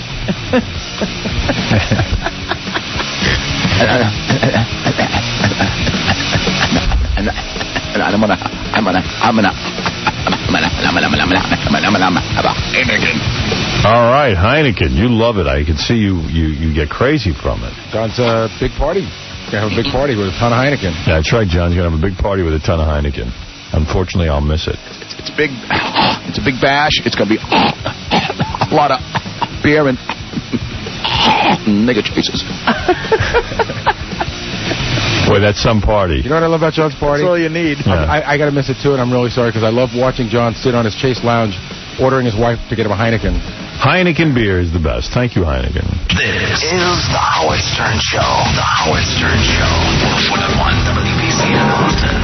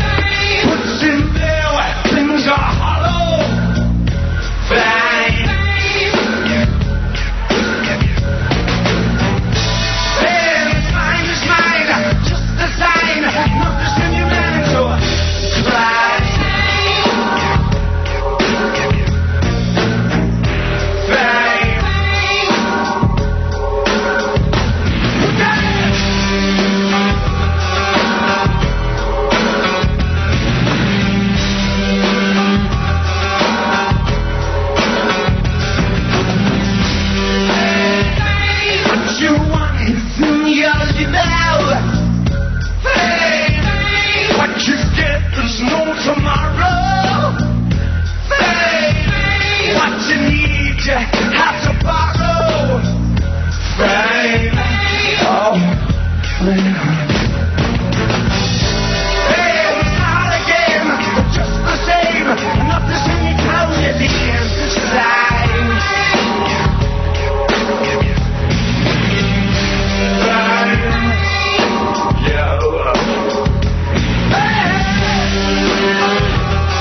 beautiful, man. That's from the birthday show.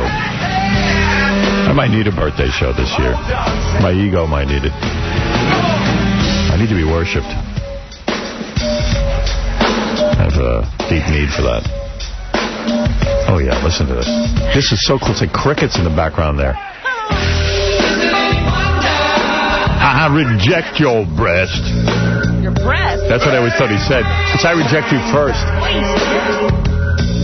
I always said, I'll reject your breast. I've rewritten the whole song.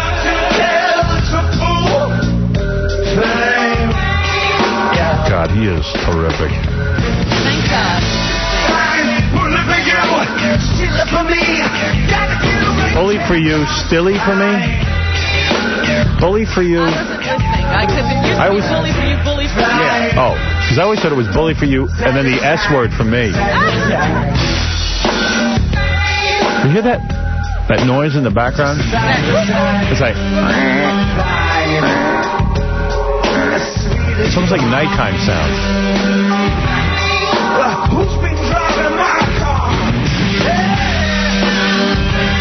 That was a great year.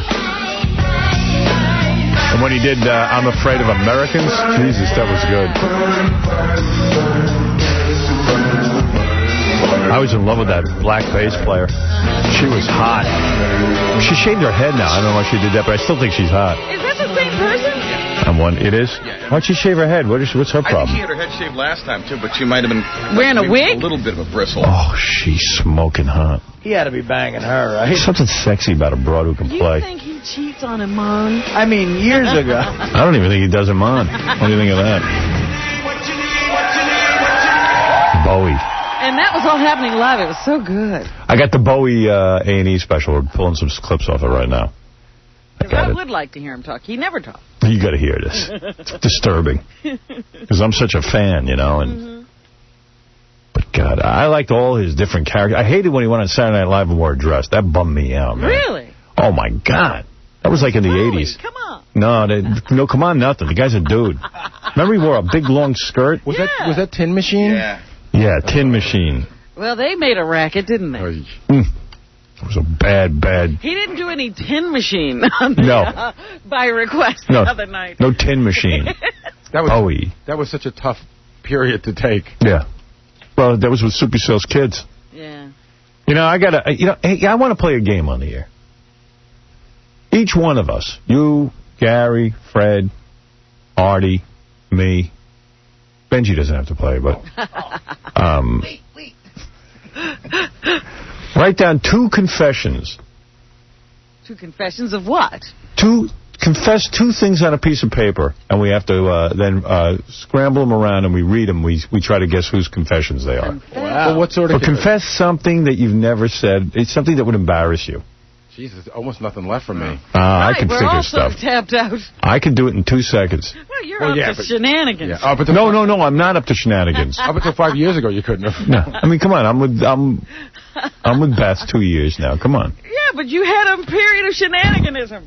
No. I don't mean. I'm not gonna. I don't even mean that necessarily. Like admitting sexual partners. I'm saying just 2 things that you would confess that you wouldn't necessarily be proud of. Like being bent over a sink?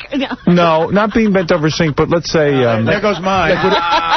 Like say I said, I love Miami Sound Machine. Even right. Something like that. Okay. That kind of thing. I have 2 that I can think of. It just popped into my head. Let's do it. Come on. Play with me. Jesus. I'm trying to think. I told you everything already. And by the way, congratulations to KC. What did he do? Pop another IQ point? Well, actually, it has something to do with that. They have banned executing the retarded. Anyone with an IQ of 79 or lower cannot be executed in this country. Well, Casey still could be executed. No, I got a feeling if you really tested him closely, I think that he could beat any execution. Well, I just decided everybody should go out and have retards commit their crime. Yeah, that would be the way to go. Robert Blake should have hired a retard. There you go. Kid, go kill Bonnie Lee Blakely. Don't worry, you ain't gonna die. When you're down and out, there's one. Get a retarded mafia. Go. It's called Las Vegas. Las Vegas. Las Vegas. Jennifer Holloway. Jennifer. Who is Jennifer Holloway? No, and I don't know how she performs. I thought she was a newscaster, but someone said she might be a musician. Maybe she's like a showgirl or something. Holloway. Las Vegas. Las Vegas. I perform with Jennifer Holloway. Hey. He's like the retarded Ella Fitzgerald. He just kind of scat sings. Las Vegas, Las Vegas, Las Vegas. I gotta see this guy. Jennifer Holloway, Las Vegas. Jennifer Holloway, Jennifer Holloway. I perform with Jennifer Great if he performed sex acts with her. Holloway. I perform with Jennifer Holloway. I did anal with Jennifer Holloway. Probably I raped Jennifer Holloway and killed her and buried her. She's dead and buried already. All right, did you write down your two confessions? I don't know what to confess. It's going to take us a couple of minutes. Yeah. I'm thinking. I'm going to write Just mine because down. you had two already, that's why you think it's... They popped into my head. They're two things that might embarrass me after when we were talking about Bowie, but let me see. I'm going to write them down. Here you go. All right, number one. These are embarrassing, too. Selling bad weed's not embarrassing. No. That's cool. Like stuff that you wouldn't really want to admit. Hey, I'll write this one down.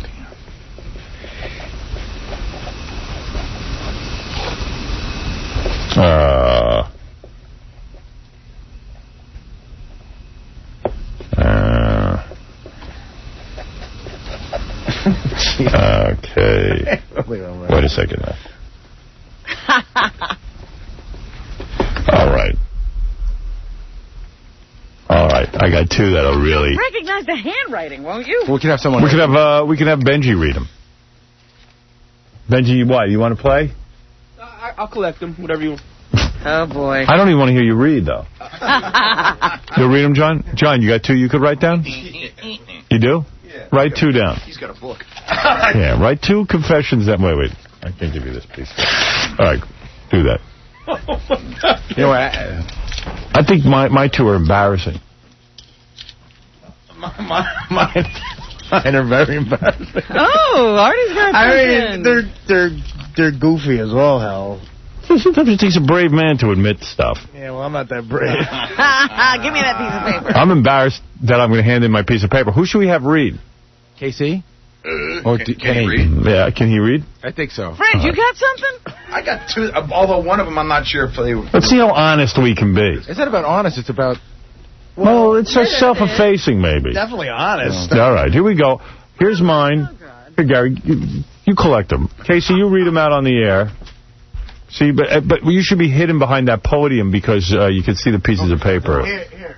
It is Artie's. I guarantee mine are more. Give me Fred's. They get Robin's case. Actually, I haven't written anything yet. Wouldn't it be a great scam if, like, we were all in on this except for Fred, and then we got him to admit stuff? Is this a scam? No. Yeah, nothing's on any paper. Did you hand in yours? I haven't. I don't have anything yet. Oh, Robin. Just first thing that comes to mind. I don't have anything. Admit to liking something you never would admit. I'm trying to think. Something would show your warm, sensitive side, even. Mine have to do with that. I killed a hitchhiker. That was mine. I killed a hitchhiker. Casey, give me my piece of paper back. Oh, you got a better one? Yeah. Casey, come back. When you said kill the hitchhiker, you thought of something. He just keyed me into something. Well, write it down. You don't have to give your piece of paper back. And we don't want, like, cheating at Monopoly with your cousin. Yeah. You know. It's your cousin. We want, you know what. Really. Howard, did you really write one down? I wrote 2 down. Okay. I wrote 2 down. But, you know, they're not necessarily like, oh, I effed, you know, a supermodel or something. It's just stuff that I tell you what, it occurred to me a couple of days ago. I was going through my possessions, if you will, and I realized certain things that I liked, and I was just like, you know, it's just so bad that I like this. Well, effing a supermodel is far from embarrassing. Exactly. This is embarrassing what I wrote down. You know. Because like Robin will goof on me for saying that. But, you know. But I'm willing to be goofed on. Wait a second, but so you just wrote down that you liked like a certain band or something? Right. Oh, God. That doesn't matter. Whatever you think is embarrassing, it's interesting. I just... Melrose Larry Green says Jennifer Holloway is a jazz singer. Is that right, Melrose? Howard. Yeah. I called an expert in jazz. Okay. And I found out all about Jennifer Holloway. What'd you find out? She's a jazz singer, and she's done a remake of Petula Clark's song, Downtown. Okay. And an unnamed person in Florida heard her perform. Okay. Let's go to Mark. Good morning, Howard. See, like a good confession would be that you've made love to Melrose Larry Green. Yeah. See, that's a real one. But you know what? A good confession could be that you like Melrose Larry Green and you really enjoy him. He's your favorite character on the show. Like, that would be very, very embarrassing to me. This is going to be stupid. It's gonna, you know what? I just know that I wrote down... I don't think that what I wrote down is bad, but I'm sure yours is going to be like, I own pink underwear. Mine's going to be make me look like a moron. No, mine isn't that bad. It's just embarrassing. Mine was going to be I watched Dawson's Creek. And See, I don't think anyone would be as honest. You never told us. But you watched Dawson's Creek and what? You liked it? Nothing. I never watched Dawson's Creek. Jeez.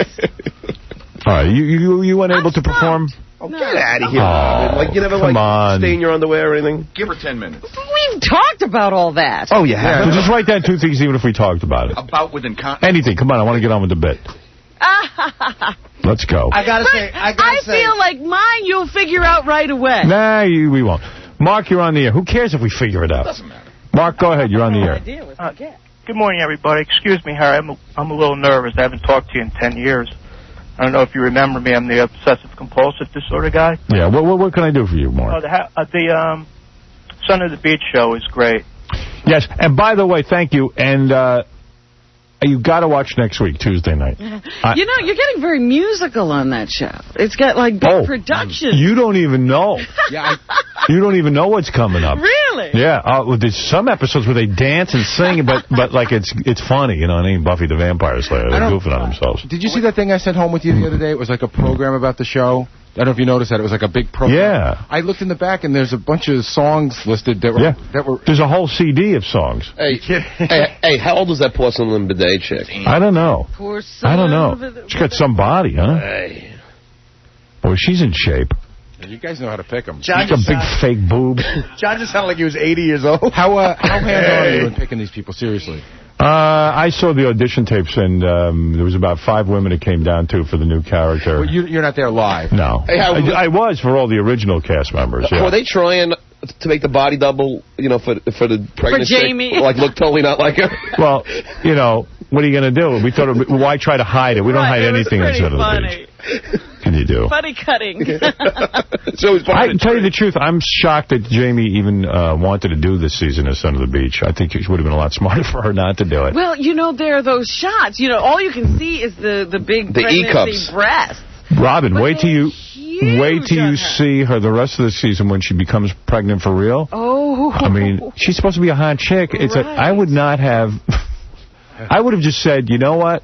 I don't think I'm going to do this season this year. I hate to say it, but there were certain scenes I didn't recognize. Wait.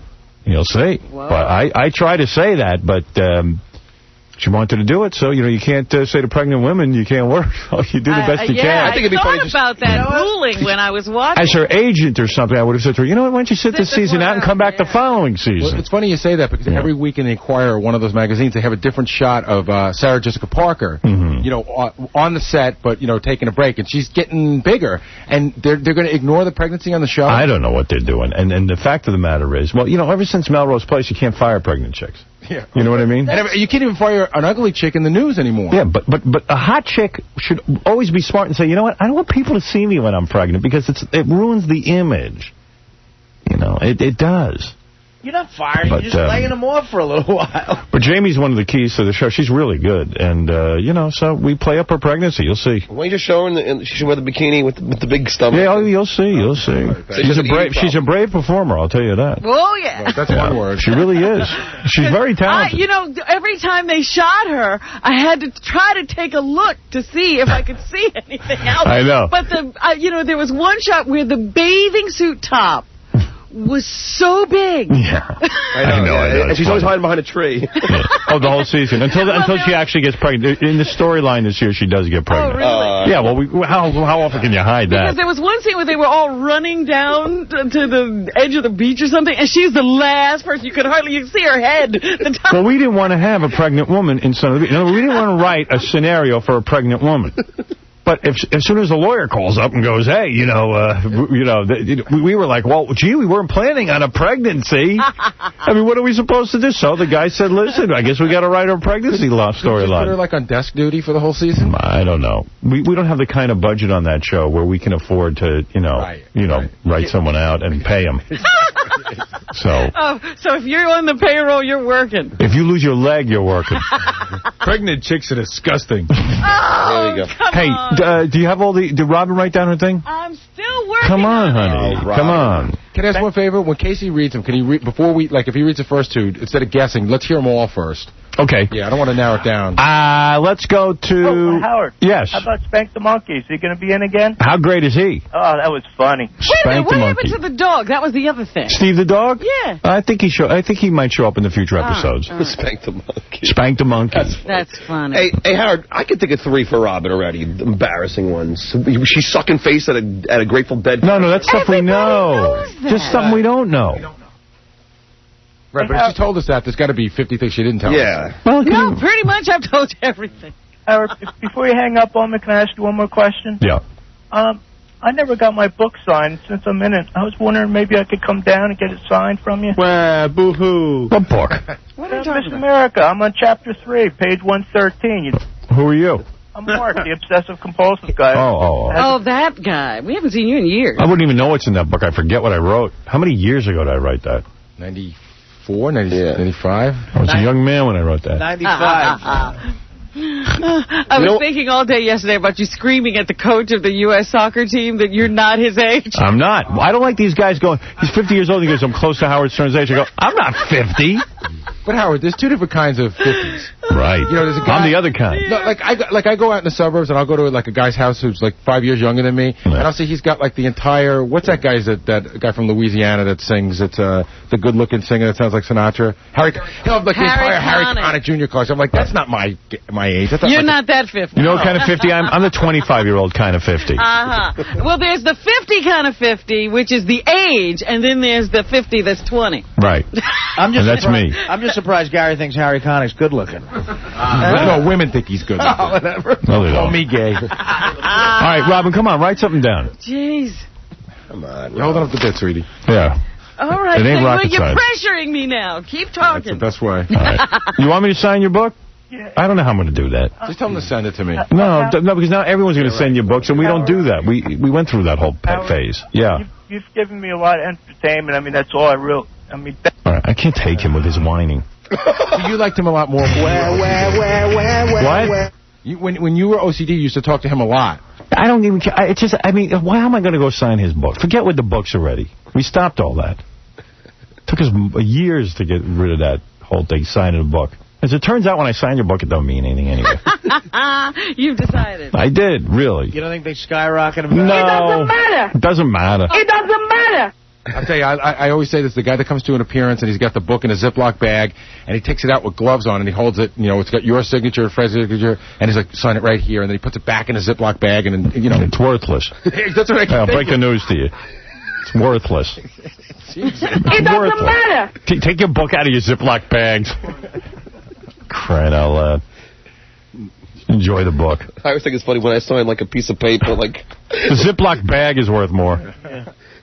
You'll know exactly. I can't do this. You'll pick me out immediately. Well, I don't care if we pick you out or not. You're going to pick mine out immediately. It's not. You're too hung up on the game. Robin's abroad, so we might know. She loves to win the game. It's not a game. It's not that kind of game. All right. You won already just by... The audience wins. All right, when we come back... I'll have my 2 things. You'll have your 2 things. Are you reading through them? Yeah, I read through them. Are they good? Yeah, they're funny. They're funny, all right. Don't you think mine were good revelations? Yeah, but I knew that. Oh, you did know? No, you don't. You don't know you didn't know the first one. Wait a minute. He knew right away it was you? You said it before. I did. I don't remember. See, you scammed. I didn't say that before. He's scamming us. The second one's new. The second one's new. Yeah. I think the first one's new. No, not. You just said that you knew both of them. No, I said the first one. How could you tell? You just recognized his handwriting? Yeah. No, I knew that. You'll see. But you... Mine are easy to identify. Casey has an 89 IQ. I say we stop talking to him. I'll be right back, and we'll come back and we'll play the game. Everyone wrote down 2 confessions, and we'll hear those next. Howard Stern. Love him or hate him, there's no question he has a quick mind and a cervic wit. King of all media. Howard Stern. This is the Howard Stern Show. Stay tuned for more after these on WBCN. Howard Stern Show. Let's keep it real because I'm keeping it real. Yeah. Let's keep it real because I'm keeping it real. Let's keep it real because I'm keeping it real. Tonight on E! The millionaire cheerleader in a bikini. Meet Lindsay, possibly the hottest chick to ever stop by the studio. Plus, she's totally loaded. She's got a couple of million in the bank. It's a great episode tonight on E!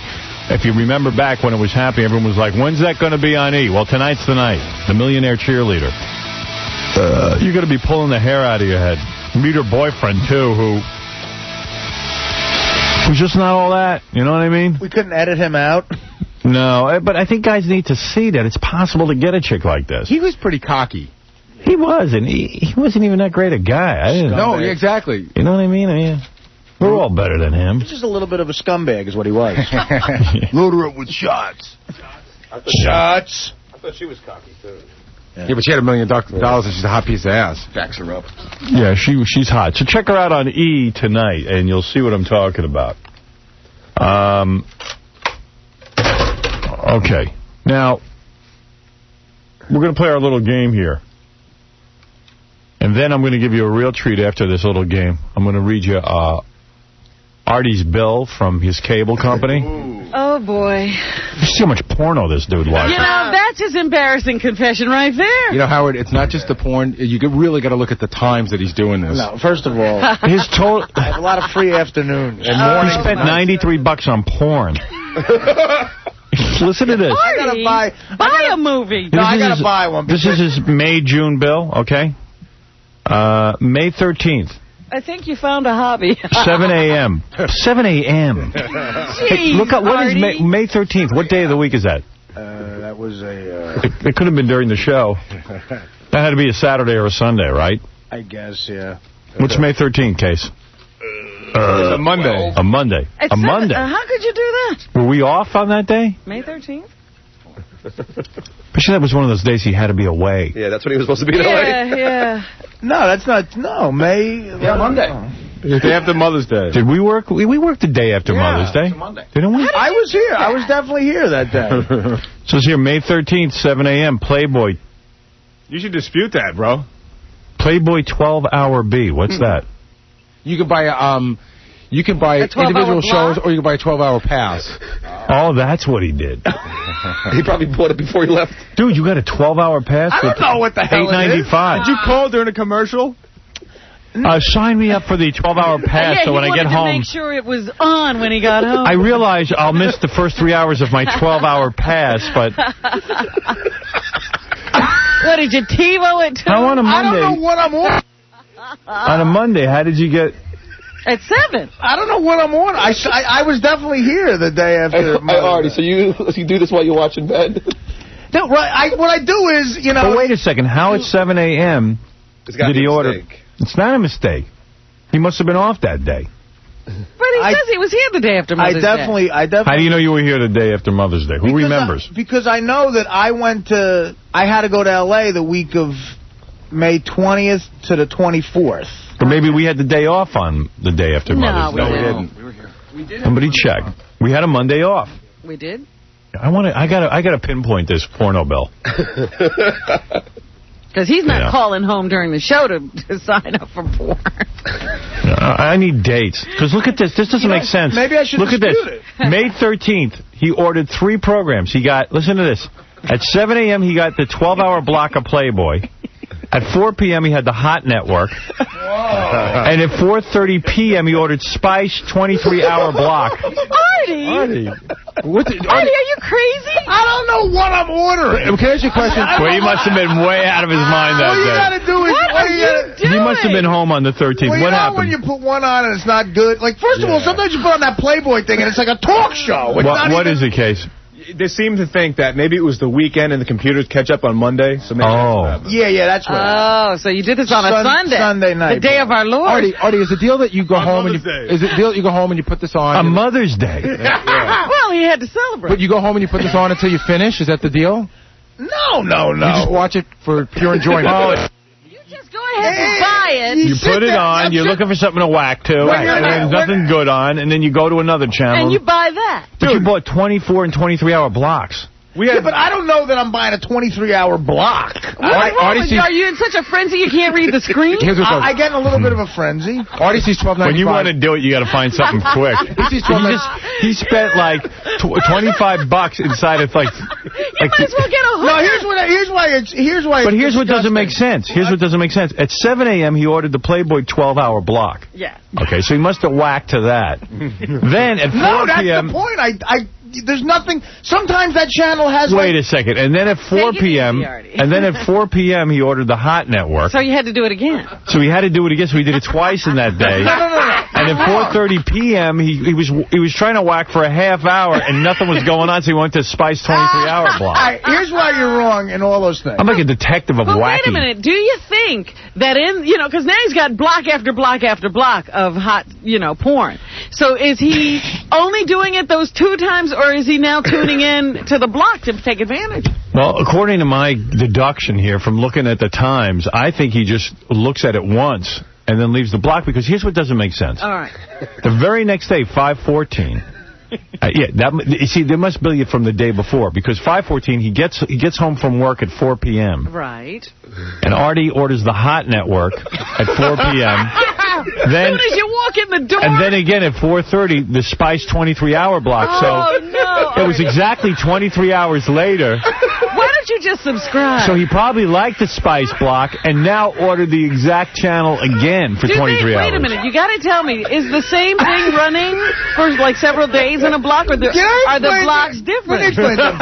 Can I explain something to you? I'm not. It's like sometimes it's a ripoff, because I'll order one of them and it'll be awful.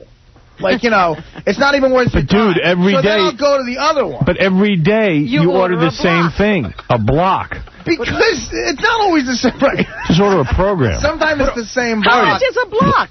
$8.95. Wow. Yeah, but you don't understand, Howard. You can buy a video for what, $19.95 now? Artie, this is 1 month's bill. We're having a plethora of porno here. Yeah, there's porno coming out of the wall. May 24th. 7 a.m. Playboy 12-hour block. Again at 7 a.m. Yeah. It's like days of June 3rd, 7 a.m. Playboy 12-hour block. You know what I think he's doing? You're doing this at night to get to sleep, aren't you? No. Look at this, Robin. What? 7 a.m. Playboy 12-hour block. Yeah, but these times are off. 1 p.m. the Hot Network. 1:30 p.m. a half hour later the Spice 23-hour block. You never learn. See, I've already learned, Artie, that clearly Spice works for you best, so why do you get the other stuff first?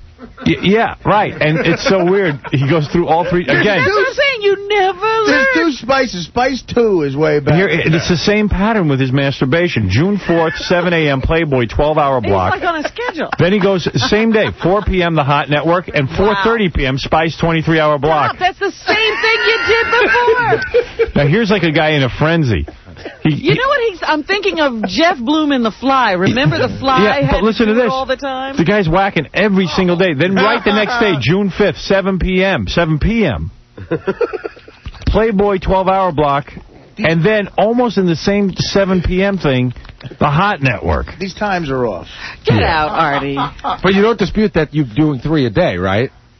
Oh, my God. No, I'm not. This is my point.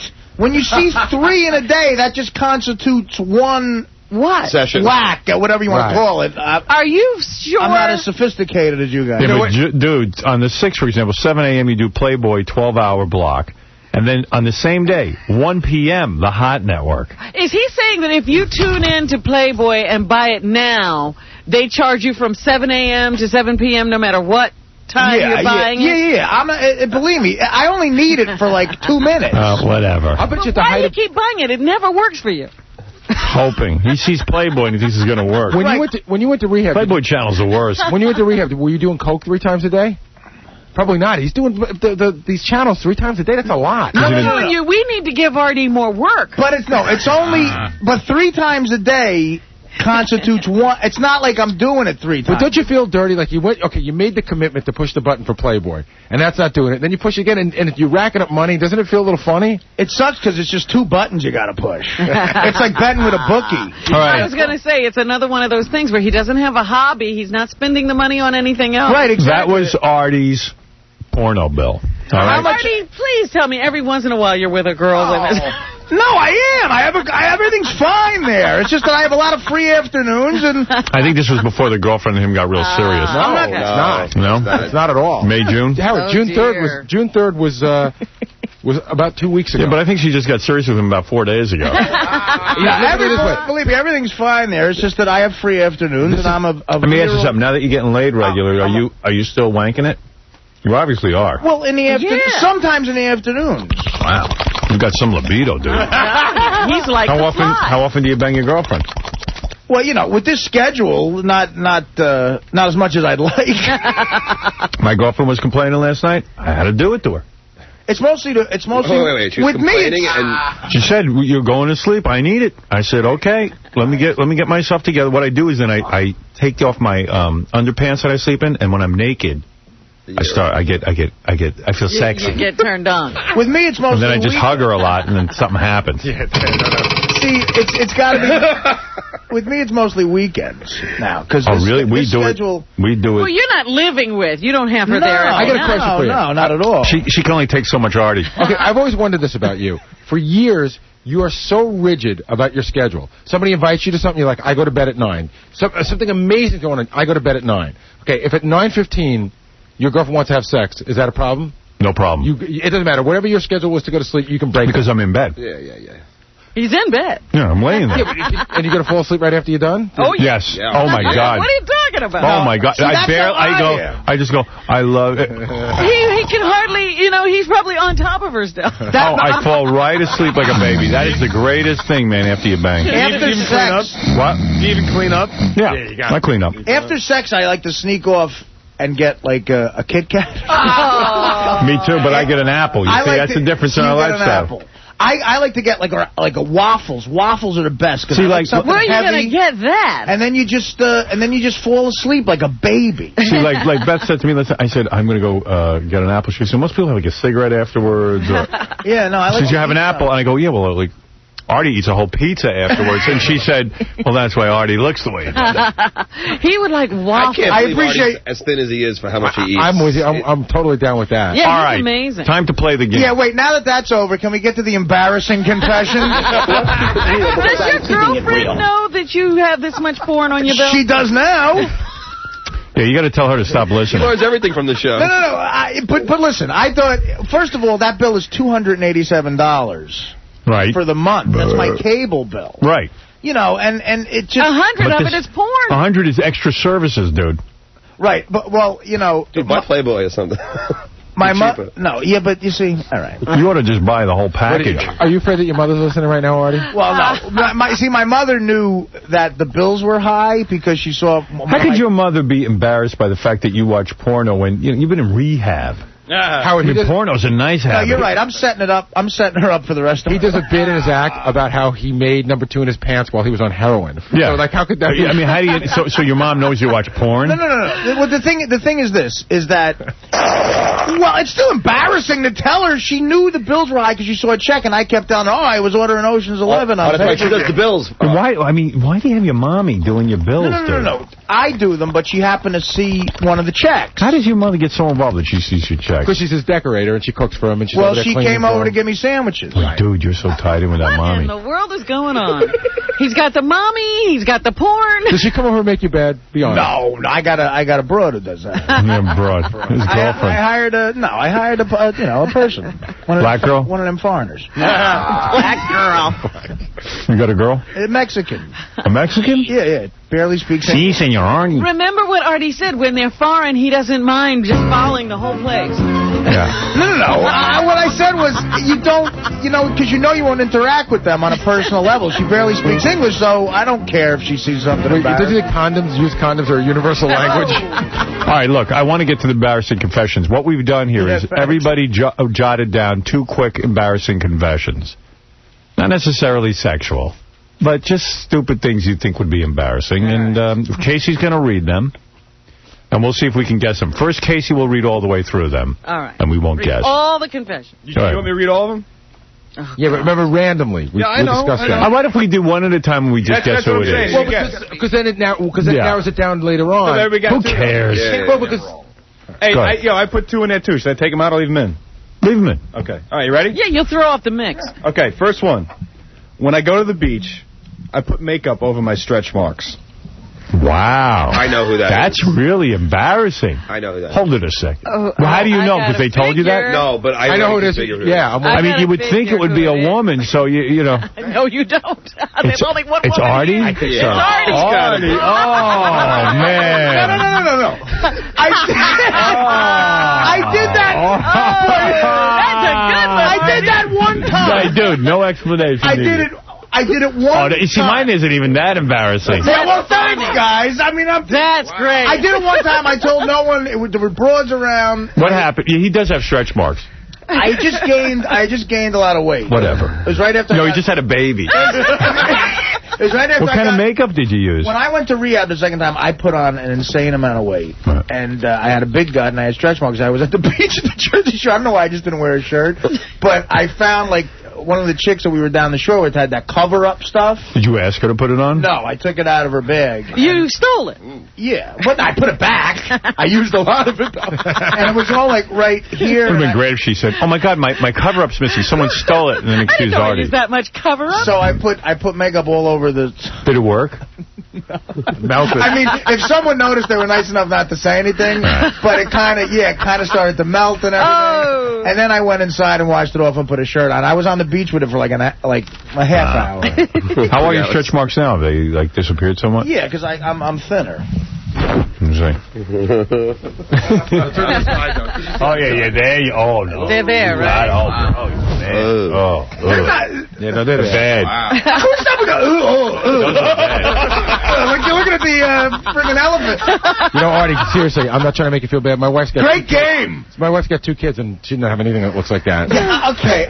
I haven't led Jack LaLanne's life. All right? Pardon me. Yeah, I think we know that. I think we know I'm no Bruce Jenner. All right, let's go to the next embarrassing I love how confession. you guys tried to turn and look at me. Well, I figured that's a girl confession. No, see, it'd be too obvious it was wrong. Yeah. Go ahead. Whatever. Okay. Jesus, can we get back to the porno film? This person went #1 in a bottle next to their bed, so they didn't have to get up. That's not embarrassing. Come on, who does? I do That's that one stuttering time. John. Does that all the time, right? John, that's not embarrassing. That's not embarrassing. That's John's? John, you did more embarrassing things at lunch the other day. Yeah. Oh, What a please. confession, John. Thanks a lot. Rip off. Spin the wheel of sex. Yeah. Ready? I sometimes cry during TV shows like ER. Oh, I know that. Gee, I wish that was Robin. I know who it is. Howard. You watch ER? What? You watch Wait, so go ahead. Who is it? Gary. All right. That's you? Oh, that's right. He loves ER. I can't see Howard crying. Howard doesn't watch ER. See, that's a good one. Anthony Edwards died the other night. It was very sad. And you cried? I mean, I don't really. I had a party. I don't real weep. tears come out, though. Hey, we're watching the show for 10 my years. embarrassing stuff is in line with that. Isn't or is? Is. Yeah, okay. So you cry at ER. No, you know what? 10 years of watching the show. The guy Let me ask died. you something. Have you ever watched ER and cried and then put makeup over your stretch marks at the same time? That would be gay. While ordering the Hot Network? Go ahead. Thanks, guys. Passed out at a wedding as the best man. No, that's not embarrassing. He passed out at... Who's that? It's got to be Fred. That's very embarrassing. You're in front of a church full of people? All right, okay. All right, here we go. I was drunk from the night before. Whatever. I've done that twice. Boy, if Fred would ever admit to something embarrassing. Was that embarrassing? Boy, Fred. It was embarrassing to me. Hold it. Richard Johnson's on from page 6. He wants to get... what was that again? You passed out from being drunk? That's kind of cool. I didn't find that cool at the moment. I know. Very embarrassing. All right. Can I call my mother? Typical Fred. Ready? Putting makeup on your stretch marks. I don't have stretch marks. You guys sucked me into this, man. Yeah, go ahead. I like reading Larry King books. Ooh. Oh. I know. That's Howard. Is that Howard? What? Is that Howard? Howard, but Are you serious? Yeah, I got. That was my confession. Listen to this. I'm walking around. No, not for material. You like enjoy his books? I do. I got to tell you something. I never admitted that before, but you know, on my library shelf, you've been to my apartment. Yeah. You know, I have books. I got Larry King's book, and I keep it like in my goofy book section. Right. But the other day, I'm sitting there on the bowl reading it, and I go, you know what? I got to admit it. I like reading Larry King books. That's disgusting. what do you like about him? I like the anecdotes. I do. It's embarrassing. That is. It's very embarrassing. You know what? It's not so embarrassing for a regular person, but for you, I like. But he has goofed on those very anecdotes to the point. Yeah. Yeah. Oh, that it's become uncool for anybody. You know what to I'm read like? the book. I'm like a gay man who gay bashes. That's You're self-hating gay man. I'm a self-hating gay man. Absolutely. Instead of saying I like Larry King's books. That's not so embarrassing. It's just wrong. It's wrong. No, you are the most heterosexual guy I know, but with the gayest habits. Right. I know. Honestly. I know. I like reading Larry King's books. Heterosexual man. He's got one whole book of like his celebrity interviews and his anecdotes about it. And then I read one about... You've read more than one. I read them all. Hey, Case, is this the one that we knew about? Yeah, he said it on the air one time. I never did. No, I thought it was for material. It wasn't like he read it. No, I read it because I like it. I like it. That's funny. Believe me, that's like a James Caan type move compared to taping Dawson's friggin' Creek. All right, come on. Well, you're looking at it in perspective. I really am offended by this. But I got to know one thing. The column. As a fan of literature. And you know what? I want to meet other people who like it, too. Yeah, well, I want to start your own a Larry King chat room. Howard, the column. You like it or not? The column? No. Okay. Column I don't care about. Because that would be really bad. The column's gone. So. The column wasn't written by Larry King. Neither were his books. So whoever writes those, bravo. Yeah, he should have had the same person writing the column as the books. Yeah. All right, are you ready? Well, okay. I admitted something embarrassing. That's not that embarrassing. It's just wrong because you really bash him. My next one's even more wrong. Well, we'll see what that is. Okay. It's random, so we don't know that it's the very next one. Let's see how you do, Princess. Oh, I'm going to be embarrassed. All right, let's see.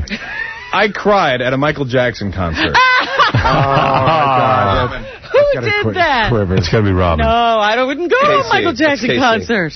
You think I would go to a Michael Jackson concert? Who would cry at a Michael Jackson Is there somebody that we don't know is playing that?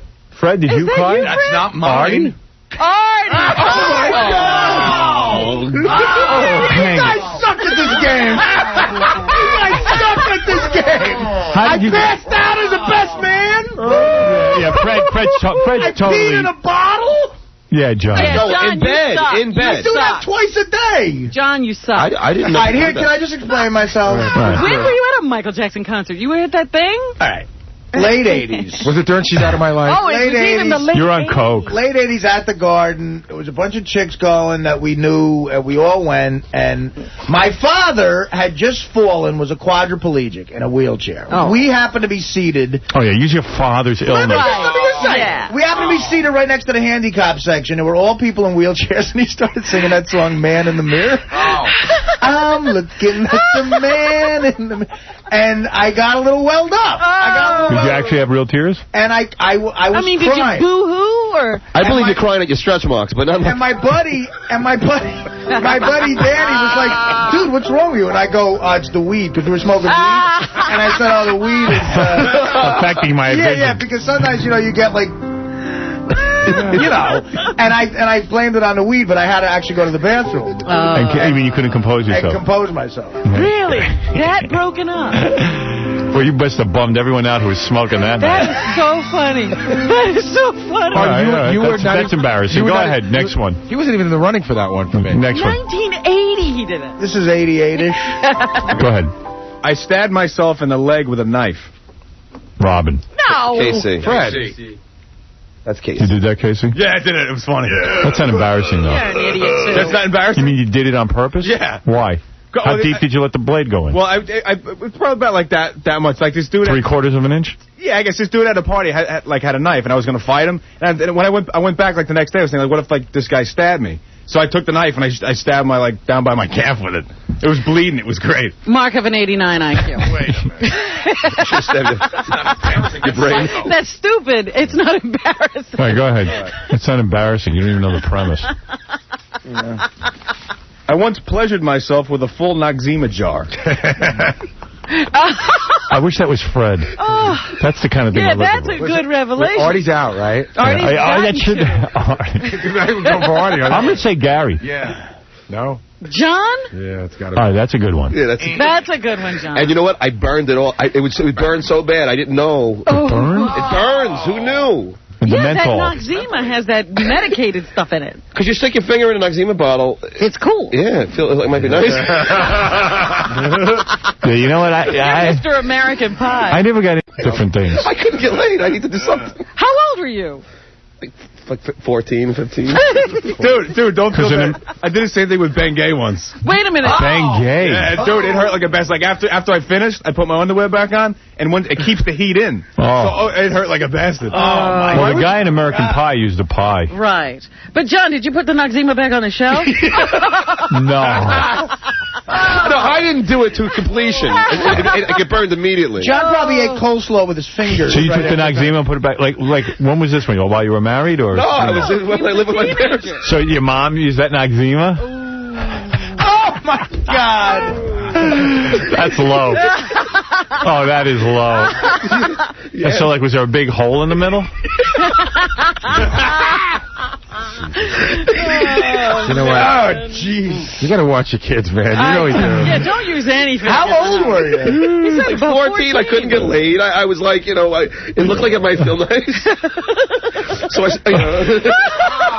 put my finger in it first. And all right, let's go on to the next embarrassing confession. That was embarrassing, right? Yeah. That was good, John. That was. I have had an accident in my pants as an adult. Robin, I know that. Yeah. That's Robin. How do you know that? Because you sometimes laugh real hard and you pee. No. That wasn't how it... I'm talking about a duty? Oh. Wasn't that why you were on the air and you tried to run to the bathroom one time? No. It happened. Actually, it was... I remember the day distinctly because it was the day you did that Channel 5 show with... what's his name? Were you handcuffed him? Bill Boggs. Oh, my God. And I had been out in the morning and I promised you that I was going to come and be there when you were doing your thing on the show. So I'm out, and all of a sudden I get deathly ill. I'm in my car on the way to Goodstein. And I'm, racing to try to get somewhere. It's the car, yes. Yucky. And I'm wearing a skirt. And so now I've got to go find a place. And I had to go back. Did it get on your skirt or just in your underpants? No, it was just all over in the underpants. In the underpants. And pantyhose. Oh. Thank God for pantyhose. Thank God, or else it would have gotten on your skirt. Thank God for pantyhose. And I had to walk Was it a big load? Oh, it was awful. It was like... Oh, my God. Too bad they didn't have eBay back then. Well, guess what? I then came to see you. What did you do? Did you go to a public restroom and then throw it out? Yeah, and I had to, I used, tons and tons of paper towels. Picture the stink. And I took this Picture it. A big wad. threw it away. And they're garbage.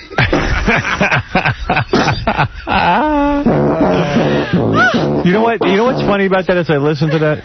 Not only can I imagine you doing that, because you're such a lady, but I realized like about a week, last week, I had a similar problem.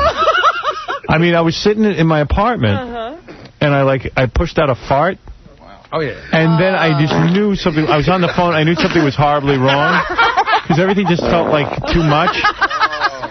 And because I eat a lot of fruit, and then I went right into the bathroom, and my gray Calvin Kleins were covered. They were covered in stuff. And then what I did was I whipped them off, got in the shower, rinsed off. Well, at least you were at home. Yeah, thank God. And I took my underpants off, and rather than throw them out, because I love that underpants. Oh, no. And Rob's the only one who sees them, so I just went in the sink, scrubbed them with some soap, and then they were wet. I kept them by the tub for about 2 days. Yeah, you let them dry and throw in the wash. Yeah, that's all. Well, I was got to tell you, there was no saving this situation. No, that sounds bad. Robin's panties probably look like a Jackson Pollock painting. I read more embarrassing. Wait a minute, I got to tell you, because then, I had to clean myself up, and the whole time you're saying, I was like, Howard, you did a great job. I wanted to die, because I was just sick, and this horrible, and I wanted to go take a shower, and I still was there for you. Well, thank you, Robin, but, you really could have stayed home. Can I just remind you that I had that same incident here 3 years ago, remember? I remember. I've heard that story. But it's different when it's Robin. Well, that was a good one. Yeah, for a guy. All right, go ahead. Okay. Soupy Sales was a major influence, and I feel bad that I was mean to him. Oh, get out of here, Howard. That's embarrassing to me. Oh, come on, Howard. Yeah, but we know that for you. How embarrassed you of should course. have been. Please, remember in Washington you revealed to me, in fact, you carried on because he was going to be a guest on the show. I looked at you like you had lost your mind. I didn't realize you guys are going to go this crazy.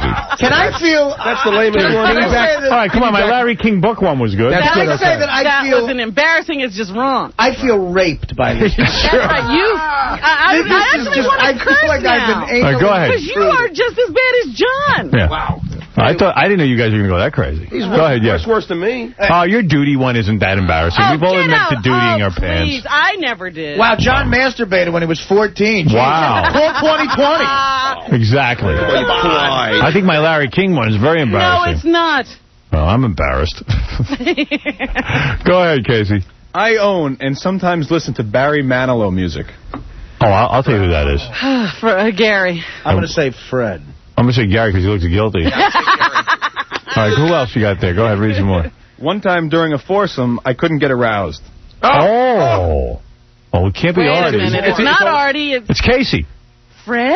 Oh, yeah, it's Casey. Oh. It's Casey. Yeah, that's me. Oh, please. No, you can't get aroused. We know because you're gay. Did the chick turn you off? No, it was the 3 more guys. No. No, it was like, it was me and this chick, right? And we were on this one part of the couch, and then this other guy and this other chick, and they were getting busy. They were doing it, right? And then, for some reason, I was having problems. It was probably because like 4 in the morning we were drinking. The reason was because there were 2 girls in the room. No, but then, like, I got, in a different room. It was all right later. Yeah, when you and the guy were alone. You have so much trouble getting aroused. No, it only happened a couple times. I was in college. Yeah, I'm fine. All right, go ahead. Next one. I don't want to hear about you. More Artie revelations. Artie, could you write some more? I got 1 million of them. Lied to an older woman about age to date her. Oh, Fred, stop it. Stop the madness. What? That's wrong. That's not a revelation. Let us go. I was 15 years old. She was wow, you lied about your age to get laid. I got to tell you. How I'm proud of you. embarrassing. Oh, it's so embarrassing, Fred. It was embarrassing. You really humiliated yourself. You never revealed one embarrassing thing about yourself in your entire time here. There's so many things that have been embarrassing to me on the other. Rainbow Room, for Christ's sake. Yeah, but we found that out. Yeah, we found it out. You never revealed it. But those are embarrassing things. Haven't done a lot of embarrassing things. You don't realize? Oh, please. Wait a second. I've never pooped in my pants. I have one for Fred, but let me go ask Fred to say it. He's just afraid to admit stuff. He won't admit anything to us. No, I want to go ask Fred if it's okay to say on the air. No, don't. Just say it. No, say it, because he was supposed to reveal something. But it was so long ago. Fred's revelations like, one night I didn't brush my teeth when I was drunk. Ooh, I got drunk. I mean, he's done Wait a tons of minute. embarrassing. Reading Larry King is embarrassing. Of course, because I goofed on him for years. Stop it. At least it's something. That's not even embarrassing. I revealed everything else. Revelation. No, the poop is the revelation in the car, but for Larry King. By the way, in another moment of candor. Fred admits he walked to work today. See, no, halfway. For those two things for you to How about say, like I once put up a dartboard at Howard and threw darts at it? No, that's Robin. Oh, sorry, Robin stepped on my face. But I admit it is. Yeah. I never did. What do you go ahead, Gary? What's your Fred revelation? I don't know. Come on, Gary. We need a revelation from Fred. I don't He think owes it's us. a long time ago, so I don't think I'll be embarrassed by it. Wet But my bed? no. What'd he do? What did he do? Fred, He came on to you? Fred, Oh, no, you guys tongue no, kiss? I said there was a period of time, Fred, when I first met you, where I would guess that you hadn't gotten laid in a pretty good stretch of time. Correct? That's not even an unusual guess. That's right on. Okay. Did you ever? Jesus. I'm sorry. Wow. Did you ever just? Did somebody ever write you a letter who was a listener? No, that's been done on the air. It has? Yeah. What? Fred got a letter from a listener, and Fred called her and banged her, but sight unseen. Yeah. Well, that's at least a revelation. Yeah, thank you. But that was that's been discussed on the air. No, it hasn't. Yes, it has. You got a letter from a listener and went and banged her? I could have sworn that was your wife, I thought. No, that was a different Oh, listener. that was a dial-a date. No, it was funny because Fred came back and he was like a different guy. He was like rejuvenated. He was like Spock. Go ahead. Yeah, what happened to that girl? Is she alive? Or is that the one you had the No, shovel I think for? she's still alive, and I just, I got embarrassed by the whole thing. I felt bad because you used her. I used her. Yeah, he got and I felt really badly about that. He did it once, and then he went another time, and then he got embarrassed. And then Oh, it was he like went again. Oh yeah, twice to the well. Ah, now there's a revelation. No kidding. Was she hot? She was okay looking. Hey, for a letter writer, she was good. Was it Jennifer Holloway? Jennifer Holloway. Did you write this song? Jennifer Holloway. Yeah, Fred wrote that song after he banged her. I got banged by Fred. Jennifer Holloway. Jennifer Holloway. Jennifer Holloway. Where's the friggin' song? Oh, son of a bitch. Okay. We should have given a cash prize for the most embarrassing, so then everybody would really... Get out. Son of a bitch. You can't execute me. I'm retarded. I can't kill you. You can't kill me. All right, forget it. All right, read the rest of them, Casey. Go ahead.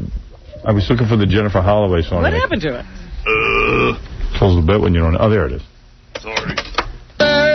Las Vegas, Las Vegas, Las Vegas, Las Vegas, Las Vegas, Las Vegas. Come on, no Jennifer Holloway? Las Vegas. Figures I go Jennifer Holloway, and then you find the segment.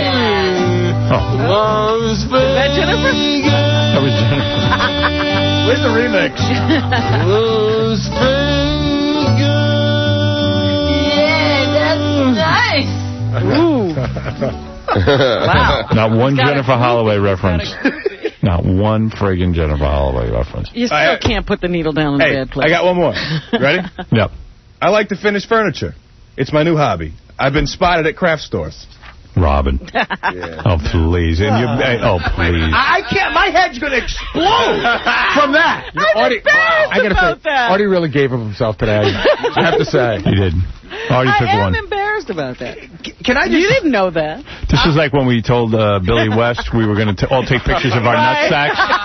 We said, Billy, we're all going to take pictures of our nutsacks, and on the air we're going to try and guess whose is who. I said, why don't you go first? He took a picture of his nutsack, and no one else did it. I still got that picture. I got the Polaroid. Yeah. I got one more. Yeah. Last one. I organize my clothes by season and type. Let me think. Well, it's not Gary. Can't be Artie. I'm leaving. Can't be Artie. Can't be Fred. Is that Gary second? It ain't me. I done Gary's obsessive compulsive like that. KC, right? It's you? Yeah, it's Gary. By season and what? And color? And he crossed The this one out. Hampton Buoy and Boss Buoy. And You know, for all that work, man, you still look like hell. I know I have crappy clothes, but I'm still like crazy about them. So, for instance, there's clothes that are long sleeve shirts that I only wear in the winter, and they go on one side of the closet. You won't wear a long sleeve shirt in the summer? It's too hot. No, I try not to wear long sleeve shirts in the summer. And then the pants are all hung on things. I just... Yeah, Artie, you were right. I don't think... You were raped. All right, we'll take it back right after these words. I got to take a break. Artie was raped. Oh, this is Corey Feldman, and, we're listening to Howard Stern here. We all know who Howard is. He's the big, tall guy with the small penis and large nose. And we love him very much for who he is. And we all accept him. It's a touchy-feely kind of thing. Two more. Hi, this is Corey Feldman. You like dumb Stay tuned. I'll believe it. Okay. Hi, this is Corey Feldman. You like dumb Stay tuned. We're taking on his the last band. one is, I swear to God, I have these written on a piece of paper, but You got to memorize I didn't print them out. Hi, this is Corey Feldman, and the only reason I come to the Howard Stern show is to stare at Robin's. Okay. Hello, this is Corey Feldman, and I have a confession to make. The only reason I do Howard's show is because I get a chance to stare at Robin's. This is The Howard Stern Show. The Howard Stern Show. 104.1 WBCN Boston. This is The Howard Stern Show. The Howard Stern Show. 104.1 WBCN Boston.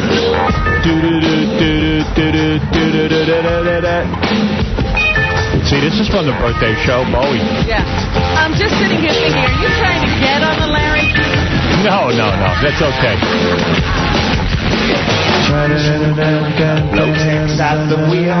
Hey, by the way, this is a great song, by the way. And in fact, I'm inspired by this song. Wait till you hear when we take on Corey Feldman next week, the Losers. Yes. What are you doing?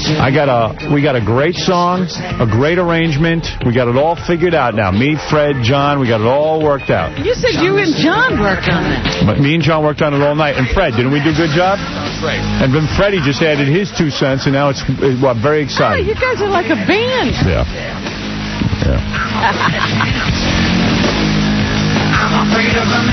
Artie, you don't get to add your 2 cents. No, Artie's watching the Spice Channel and covering your stretch marks. You know what? I can't wait to actually be a spectator to this battle of the band. Well, we might work what together. Artie could do? Artie could be your go-go girl. So you can dance. Just cover your stretch marks, for God's sake. Just wear a shirt. Just wear a shirt. See, we got some of this going on in our mix. Yeah. We're going to blow Corey Feldman away. He'd better be ready. Yeah. Is he playing his Michael Jackson song? Who knows? I'll tell you how confident we are. We haven't even had a rehearsal, and the guy's coming in like Tuesday. Don't get cocky. Cocky. No, we're going to beat his ass.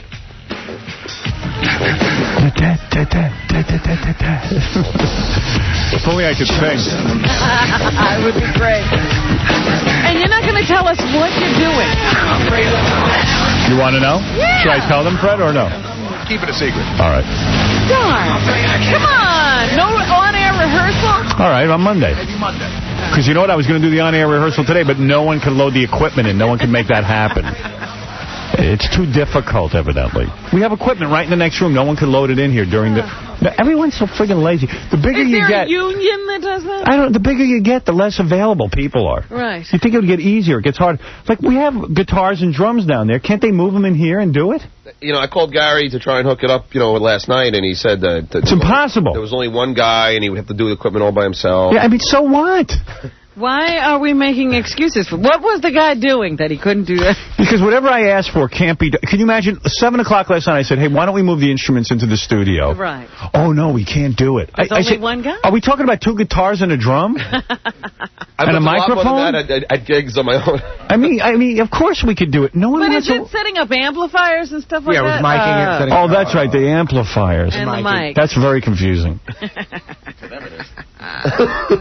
But what's funny, Rob? Howard and I were on the phone, and we were going over the arrangement. It was like, you think it was like Lennon and McCartney on the phone. Howard singing it. No, you wouldn't. No, you wouldn't. You never make that. You're just jealous, Artie. Over the phone. I'd like to be in, but... You're in. You're a go-go girl. All right. Yeah, that'll look good. What are you going to wear to be in the loser? And by the way, can we work on our look? Hey, what do you want a matched a set of outfits or something? Yeah, I think we should wear Spider-Man outfits. Hey, I dug through my drawer to get a new shirt because I'm so self-conscious about it now. I was going to use some background singers because I thought it would sound good in the arrangement, but... What, were you going to bring in a choir? That's what I could do. No, I'll tell you what I'm doing. I don't even want to tell you what I'm doing. All right. I will say it's probably going to be our coolest song yet. Really? Yeah, I think Is Scott going to drum? Yeah, Scott's going to drum. Scott's drumming. In fact, we even laid it down on track for him to learn his part. Okay. I'm going to drum. Yeah. I'd really rather use that intern we used last time. We got another intern who can supposedly play drums. Oh, what about the... I might throw Scott out. Might have to have an audition. Since it's a bumper crop hot interns, you should have them be the dancers. Bikini girls. What about that? I immediately need to audition interns for dancing. Any of the interns, any of the hot new interns, I don't mean dudes, want to be in go-go outfits and dance? Let them come in and dance a little bit right now. And who is this one who plays the drums, Fred? It's one of Scott's assistants, I think. Bring me the one who plays the drums. Bring her to me. It's a girl? No, it's a guy. Oh, I'd love to have a female drummer. Yeah, that would be Kid Rock. Kid Rock's... Kid Rock's got a female drummer. Let's fly her in. And she's great. She's so cool. She's good. She's really good. Billy Squire's drummer kind of looked like Rosie O'Donnell. Hey, Howard, I think the interns will dance for you, but I don't think they're getting in their go-go outfits. Forget it. And also Dan knows how to play the drums. Is he good? Well, we don't have a drum kit. You know how to play good? I can play.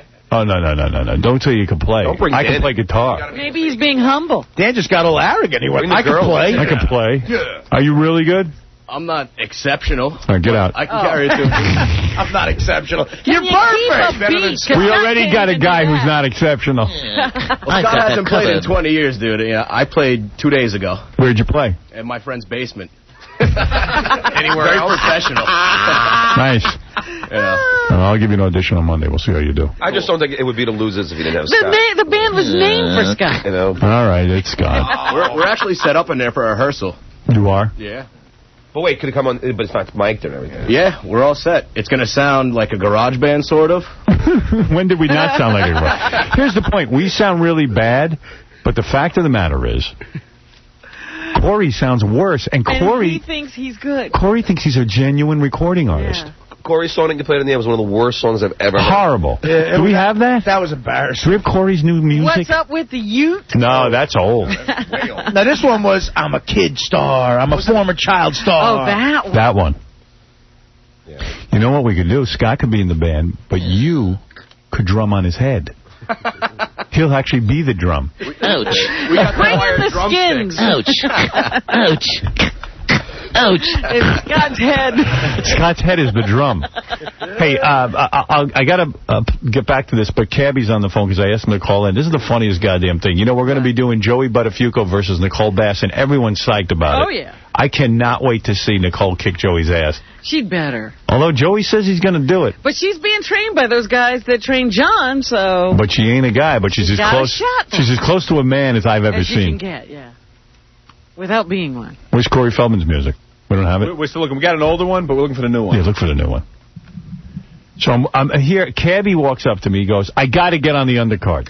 Hey, Cabby. How you doing, Howard? He goes, I got to get on the undercard. Why is he to fight? I don't know. He just... First of all, I believe that I truly was robbed in 2 decisions. Oh, please. And Come on, I need some redemption, first of all. Admit your loss. Well, so anyway, who can we find that you can beat? Let me tell you the story. I can't walk around for the rest of my life 0-1-1 because of judges.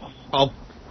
Let me tell you the scoop. Yes. So he says, Howard, I got to get on the undercard. I'm walking out. I go, Cabby, I got 10 minutes. I got to take a nap here. So he goes, I'll fight anyone, dude. I'll fight anyone. I got to get on the undercard. He goes, I'll even fight this guy. And he points to Casey. And Casey goes, I'll kick your ass. Really? And now Casey will... I'm going to tell you something. Casey will kill you, Cabby. You know what? This is what I'm saying should happen. I've been robbed by judges twice. I beat Angry Black. John hung on me. The ref in the 5th round of that fight said, John, if you hold on one more time, I'm taking a point. You're winning the fight. First of all, when does a ref ever tell a boxer he's winning the fight? And how does the ref know a guy's winning the fight? Because it was obvious to everyone. Yeah, the ref could tell what was going on in the ring. His punches were glancing off my shoulders. Cabby, I want to fight KC with no judges, last man standing. We hit each other until someone's done. Wait, Casey, will you fight him, no judges, last man standing? I accept his challenge. You're going to kill him. This is so stupid, though. Yeah. Why should we do this for Cabby? Because he's only going to lose again. Can I just say something, Cabby, seriously? Yeah. Despite how everyone else feels, I like you. And I don't dislike him. Well, a lot of people dislike him. I'm tired of seeing him getting beaten. And a lot of people said to me, I would love to see Casey just beat the crap out of Cabby and finally just knock him out. But I think there's something really wrong with Cabby. He wants to get beaten again in the ring. I think it's the only way you're going to have a man touch him these days. Oh. Howard, Casey's a lot stronger guy than me. I was like 2 punches away from knocking him down. Right. I mean, Casey's going to kill him. It's getting to be... You know what? Casey ain't going to kill it. Nobody's killed me yet. What are you talking about? Yeah, John, you were about to fall in the second round. You were done. Cabby, you've been very careful to fight guys much smaller than you. Okay, well, now I'm challenging Casey, a guy bigger, if not as bigger than me. He's muscular. He's a lot bigger than me. Let me ask you something. Yeah. Isn't it... I mean, it would be funny to see Cabby get knocked out. Get beaten up again? Yeah, but I mean beaten up in a way that would be sick. Because Casey's the guy who was arrested for almost killing a guy. Yeah, he's got rage. He could kill you. And Casey's in shape. You know what? I don't think it'll happen. I think he'll see himself out in the first round, and I'll knock his repressed, homosexual, football playing, child molested ass out. Please, Cabby, whatever happens, you won't win. You know, it's getting a scene where if someone walked in the studio and threw a rock, they'd probably hit someone who could beat up Cabby. Well, that's what I'm saying. We can't find anybody he can beat. You know what else? Cabby has really lost like 100 pounds. The guy looks like human now. And he doesn't, you know, it's like Mike Tyson. He used to look unbeatable because he was such a tough guy. Right. But since John pummeled him, he doesn't seem all that unbeatable. John didn't pummel anything. Come on. John didn't pummel anything. Cabby, I beat you fair and square. John, you don't have to say anything. You beat me on the scorecards, but I definitely won the fight. Oh, you're out of your mind. How many times? I'm out of my mind. I mean, what is John, you held my head 41 times. Is this celebrity boxing or is this Cabby boxing? 1 point. You didn't lose 1 point for holding my head. How about when you took my neck and pushed it against the ropes, Cabby? Cabby, here's what, Cabby. Cabby, you might. Cabby, listen to me. Listen to me. Forget about. Drunk? Let me just say something. Can I just say something? Yeah, go ahead. I think, first of all, I'm going to protect you here, and I'll tell you why. I think you got some kind of death wish. I don't have a death wish. Because Casey, in all seriousness, is a true athlete. I mean, the guy does it all. Without a judge taking away my victory. We fight box until someone says... It's not even interesting. Listen, yeah, believe me, it'll be interesting. We box until someone, either one of us, steps out, just like the Ultimate Fighting. Yeah, but don't you think it would be funny to see Casey just pummel him and then finally make him submit? Then he'll accuse Casey of cheating, and that's why he got pummeled. All we're going to hear is, I didn't lose, I won. You know, he's still going to scream like that because he's almost as retarded as Casey. No, we will fight until someone wins, and when someone says, okay, I'm done, that's it. And if I lose, which I know I won't, then I'll accept that. Craig, you're on the air. Go away. I want to know why Crazy Cabby blames it on the judges. He talks all this hype, and then he can't kick anybody's ass. That's what I mean. And Casey... I kicked John's ass for 4 of those 5 rounds. Casey will knock out Cabby. I don't care. 16-ounce gloves or not, he will knock him out. Yeah, I think there's enough people that want to see Cabby just really get his ass kicked. So you want to do it? Yeah. I would love to do it, yeah. Why not? Well, I know Casey wants to get in the ring and fight because he wants to get some money, but I don't think anybody cares about Cabby anymore. Right. You don't have to care about me. I care about the fact that I've been jobbed twice. It's not even competitive. By stupid judges. Andy, what is it? Hey, Howard, man. What's up? Hey. Hey, listen, man. Cabby, man. What's up, man? Crazy limo driver. Listen up, man.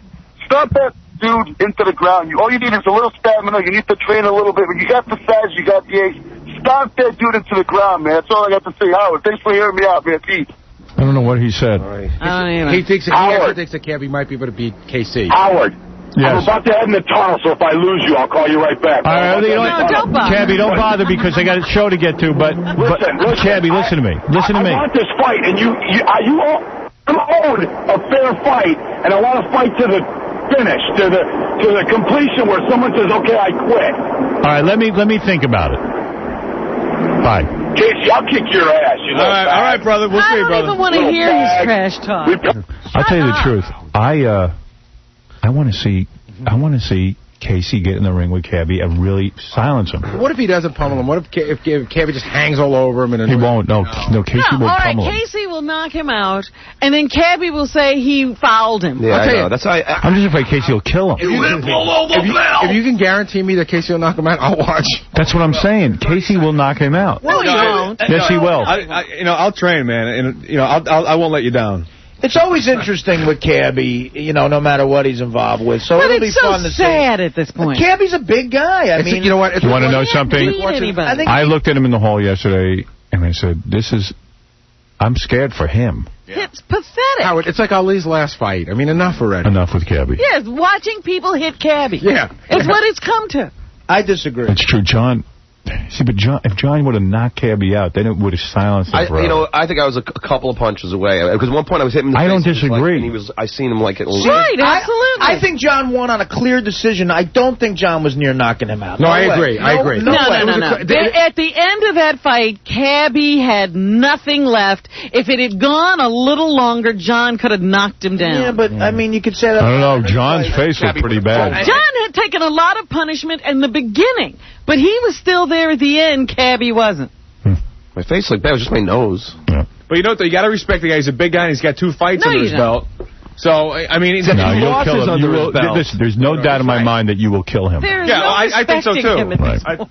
But I wonder what it would look like, you killing him. I think people want to see that. Well, you know, though, if you got a guy... Cabby can hardly throw a punch. He's lost the weight so fast. Yeah. I know. Ryan, He has no stamina. Ryan, you're on the air. Yeah, Howard, it's a classic case of daddy, daddy, love me, I want the attention. Give me some attention. I agree with you that he does need the attention, but he said to me, I want to fight. I need this fight. This is what he said to me. But you have to understand when it becomes pathetic just wants to a watch paycheck. somebody get pummeled. And KC said he'll do it. I would love to do it. You know what? Let him fight me. I'll let him win. He'll feel good about himself. We'll never hear from him again. No, because then he'll be the champion. He needs to fight. He needs to fight somebody bigger than him now. Well, you know, Gary, you should fight him right after you fight Ganji. All right, listen, enough of that. I'll think about it. I'll put it under consideration because there's another undercard that's even more mind-boggling. What's that? I'll let you know in a couple of days. When is this fight going to happen? Probably, I would say, if all goes according to plan, August. August, down at Trump Taj Mahal again, if that works out. I got a great name already. What do you got? The guy who everyone thinks is a fag versus the fag. For Casey and... I like that. I like... Michael Buffer saying that. What about Buttafuoco and Bass? Artie had a good one. No, the Buttafuoco Bass is the big, ugly, hulking, scary-looking guy versus Joey Buttafuoco. I like that. All right.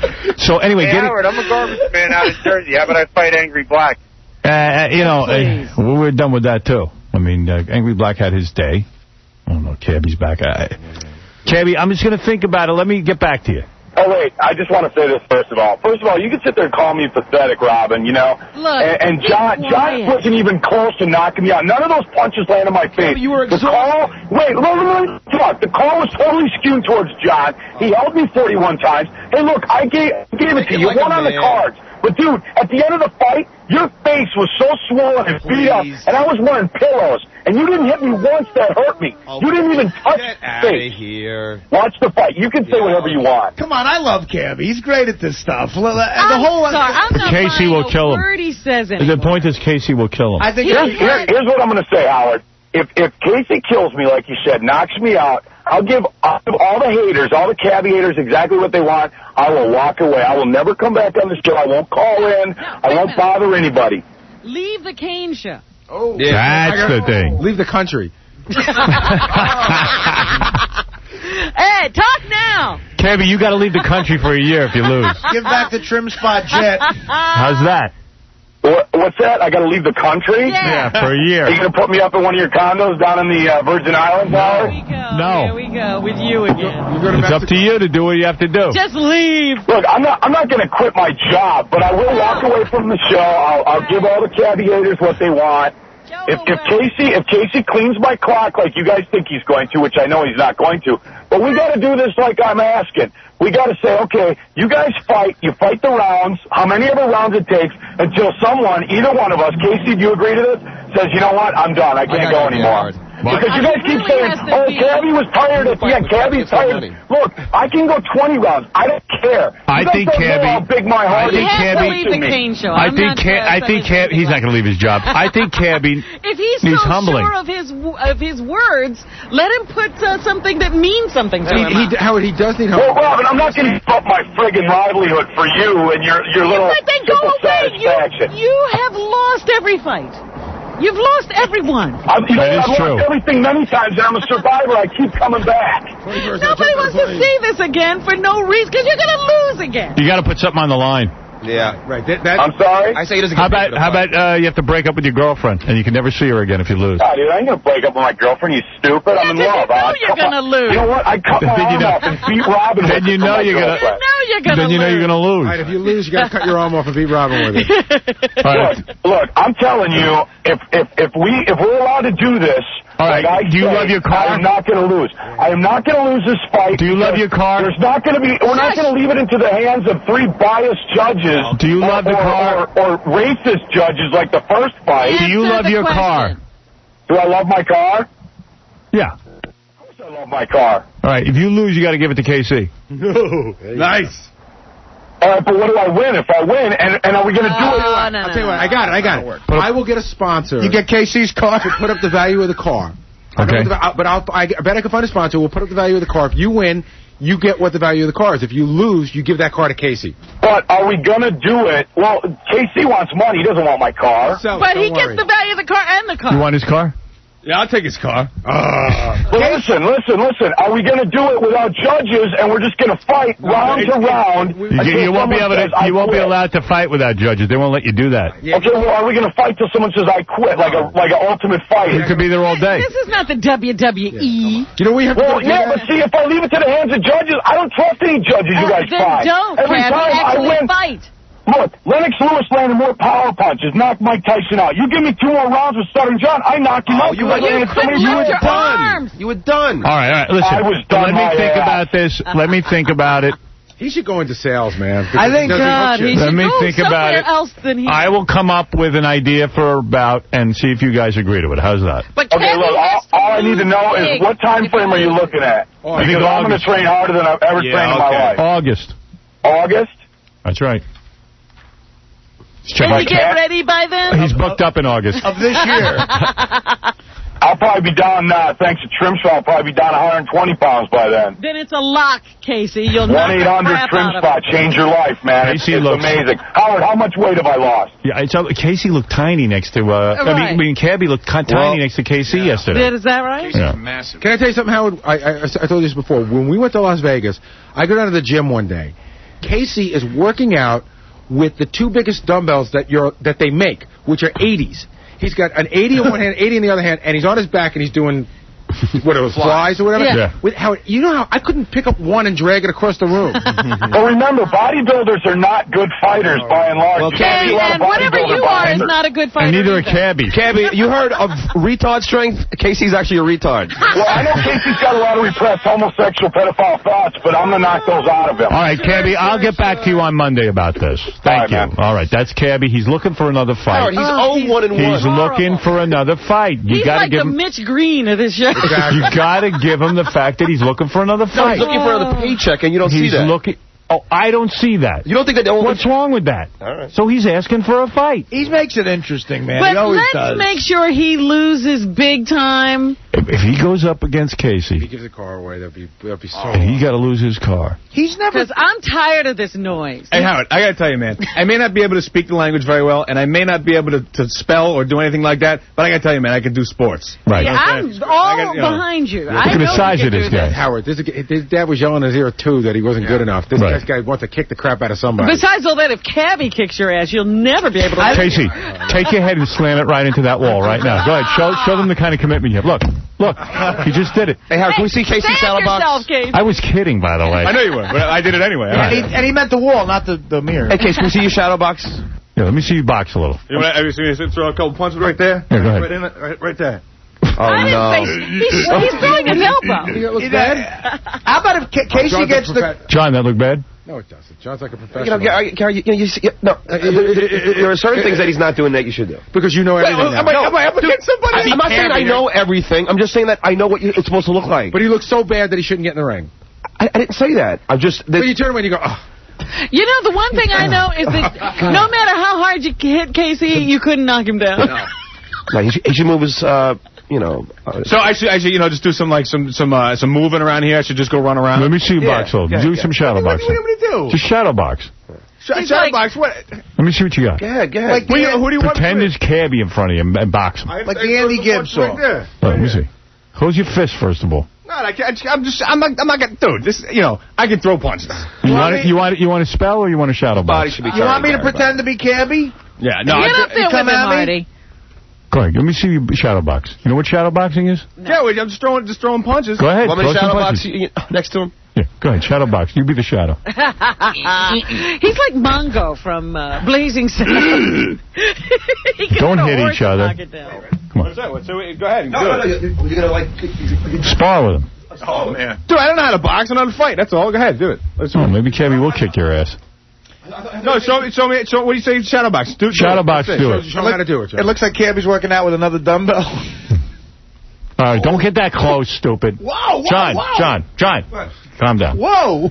Jesus. Almost hit Cabby in the face. I mean, almost hit Casey in the face. You know, Casey had no reply. On air. Now, let me see what you do. Go ahead. But I don't know how to box. I just throw punches. Let me see. Throw a punch. Throw a punch right here. I gotta say, Casey didn't flinch. No, he didn't. Yeah, but he wouldn't know how to do that. Howard, that's good form. But that's really is that good? Well, there's nothing behind those punches. Yeah, he's not twisting his body. You could see that. Howard, you could see that. You want to get behind one of those punches, John? I mean, would you like? All right, look. We'll decide this on Monday. I think Casey's going to kill him, Gary.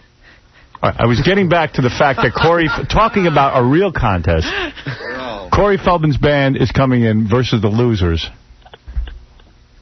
Casey's still shadow boxing. You can stop now. I can't even look at him. What, Coach? I can't get to what I want to get to. All right, what is it? I don't know. I forget. You were talking about Corey Feldman. Okay. What? Go ahead, say it. What are the odds, Casey, against, what's the odds? Like 5-1? 10 million to 1. Casey's going to win. I don't think so, man. I bet you 7 to 1, Artie. 8 to 1. I'd give it 4-1. Artie, who can take you serious? What seriously? What are you talking about? Are you talking to a professional gambler? What money would go on Cabby? Who would bet? What does Cabby bring to the event that we haven't already seen? Nothing. That we're afraid of. The thing that he brings to the event is if he has to put up something and finally be silenced by a guy who can really kick his ass, it's probably fun to watch. I got to tell you, No, we mean in terms of, in boxing terms, right. To make the odds. What has he got to bring to the fight? Casey's the unknown factor. Yeah. And I got to tell you something else. If I were him when he fought John, just seeing the size of John, right? Seeing that John's 100 pounds less, I'm thinking to myself, God, if he beats me, am I going to look stupid? I'm going to train, and I'm going to make sure I beat this little guy. You're so right. You know what? Enough with the Cabby fight. We got a big fight with Nicole Bass and Joey Buttafuoco. Oh, come on. And we may have a great undercard. To see this, man. You just want to watch anybody fight. I mean, I like boxing. Everybody wants to see Cabby get beaten up, but I think it's awful to just keep beating up. Well, here's the deal, Howard. With headgear, it's very hard to get knocked out. I guarantee Casey could knock Cabby out. That's not true either. Spin him around. That's not true. I mean... It happens. When it's a total mismatch. In fact, how close was Horseshack to get knocked out? Very close. And he didn't fight a guy that was that good. And Barry Williams, he got rocked. Yeah, but it's Horseshack. What do you say, Tom? I mean, if the question is which is a more attractive undercard, Gary Ganji or Casey Cabby, I'd rather see Cabby Casey fight. So would I. Yeah. So would I. No, you'd rather see Cabby lose again. Yeah, I mean, because Cabby's so annoying. You know, I mean, everybody's going to want to be there booing. I think it's a personal thing on Tom. I think he's supposed to see Cabby get the crap beat out of him. No, not at all. Not at all. See, I agree with you. Really? It's pretty compelling. Yeah, he is. The thing is, he is never going to shut up, no matter what you do. He will shut up if Casey pummels him. No, he'll have another excuse. Exactly. It is annoying to listen to him complain about the judges and all that. It cost me $1,000, but, John won the fight. But I think he's a compelling pain in the ass character. If John beat him, how's he going to beat Casey? Right. He's not. That's the point. That is the point. So where's the fight? The point is he will be humbled and humiliated, finally, because he still hasn't shut up. He will never. You can't he shut will him shut up if Casey pummels him. No, he won't, because then he'll just say that he was an underdog to begin with. So Right. Oh, I see. It wasn't done right. The lighting was bad. The air conditioner was on. Everything. Why can't we find someone else to fight Casey of like equal, you know? How about Tom Chisano? Not gonna do it. Just out of curiosity, I know we can't do this fight. I probably wouldn't do it. But John versus Casey, who do you think would win? Oh, no. John versus KKC. You think so? Yeah, 2 seconds. Hasn't John been beaten up enough? No, I'm just wondering. I'm not so sure. I mean... Casey, you couldn't beat up John? Oh, John's too small, that's all. We're in different weight classes. Right.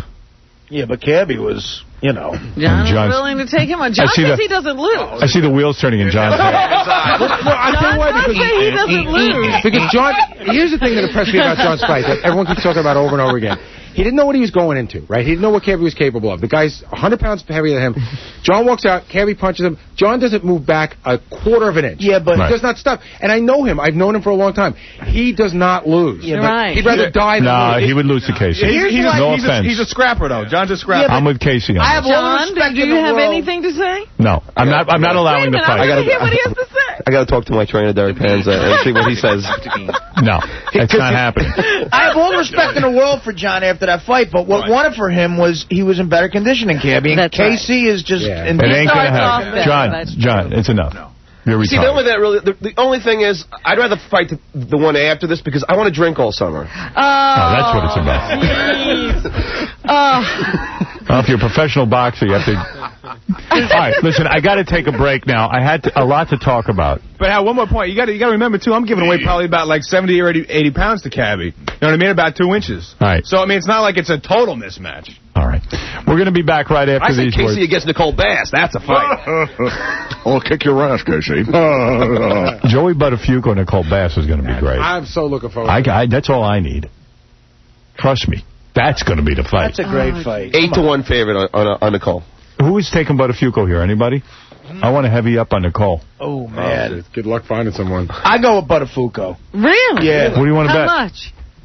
What do you want We'll all jump in on because, this. Want to go a dime? I mean, I don't want to sound misogynistic. Is that a word? Yeah. That's it. But he's a dude. I know. You might be right. You know what I mean? So is Nicole. Like, I think, here's the way I think. I think I could beat the best WNBA player in a one-on-one basketball game. You do. Get out. Oh, you're out of your mind. You're insane. I once played a woman. I suck at basketball. They're chicks. I played a woman. They're every bit as good as those dudes. No, they're not. Come on. They're way good. You could find that woman again, and she could beat Artie, and she's not as good as those women. Those women are as good as any college ball player. Get a broad my height. Those women can play guys. I have an who play basketball. Hold on. I have an insanely good outside shot. Hold on. please. You know who Sue Bird is? She's shorter than you. Sue Bird played for UConn. I know Larry Bird. I don't follow Howard, Sue Bird. Sue Bird is considered one of the greatest women to come out of college in the last 10 years. She got to be 5'7". She's about Artie's height. She'd kill him. Want to play her?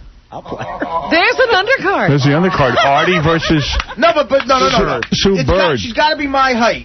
She's shorter Here than we me. go. Here comes... Probably shorter than me? You just said any chick. Any NBA girl. Could you be Cheryl someone's Swoops? 7'2". Can you be Cheryl Please, Swoops? what girl is that? I don't know who Cheryl Swoops is. She's tall and she's one of the great players in the WNBA. Is she 5? I'm 5'10". I don't think she's taller than that, Cheryl Swoops? I think so. Well, 6 foot. I'll play a chick in basketball. That woman that you played was Gretchen? Yeah. She was 6 She foot. buried me. Artie couldn't beat her, and she's not WNBA quality. Yeah. I know. Exactly. But Artie play Gretchen. You know, what I'm gonna do? I'm serious. I'm calling the Liberty today. Oh, yeah. So, they need promotion. I'm going to say, listen, send me your, the 12th chick on the bench to come. Hey, Howard, I think I have the fight against Casey. The towel girl. What's the fight? Fred against Casey. Nah, Fred's Fred will gonna get be his a ass father. Won't do it. Yeah. kicked. Fred will get his ass kicked. Fred's old. There's a 20-year age difference. Fred's 60 years old. 60. No, you know what? No, in all seriousness, I think Buttafuoco would beat Nicole. All right, there's a guy on the phone Fred's named... going to fight you in a moment. There's a guy on the phone real quick. take. I really got to slow this all down. Ghost is on there. He has a name for the Buttafuoco fight. Go ahead, Ghost. Yeah, I got a name for the fight. It's the Buttafuoco versus the What the Fuco. I like that. Buttafuoco versus What the Fuco. Oh, that's great. I like that one, Ghost. Maybe we'll use it. All right, we're going to take a break. We'll be back right after these words. Hello, my name is Jimmy Petoskey. I'm a New York City cab driver. I love Howard Stern and listen to him every day, but sometimes my passengers object to my listening to the show. When that happens, I simply tell them in a proper New York City fashion to get the out of my cab. Howard rules. This is the Howard Stern Show. Stay tuned for more after these on WBCN.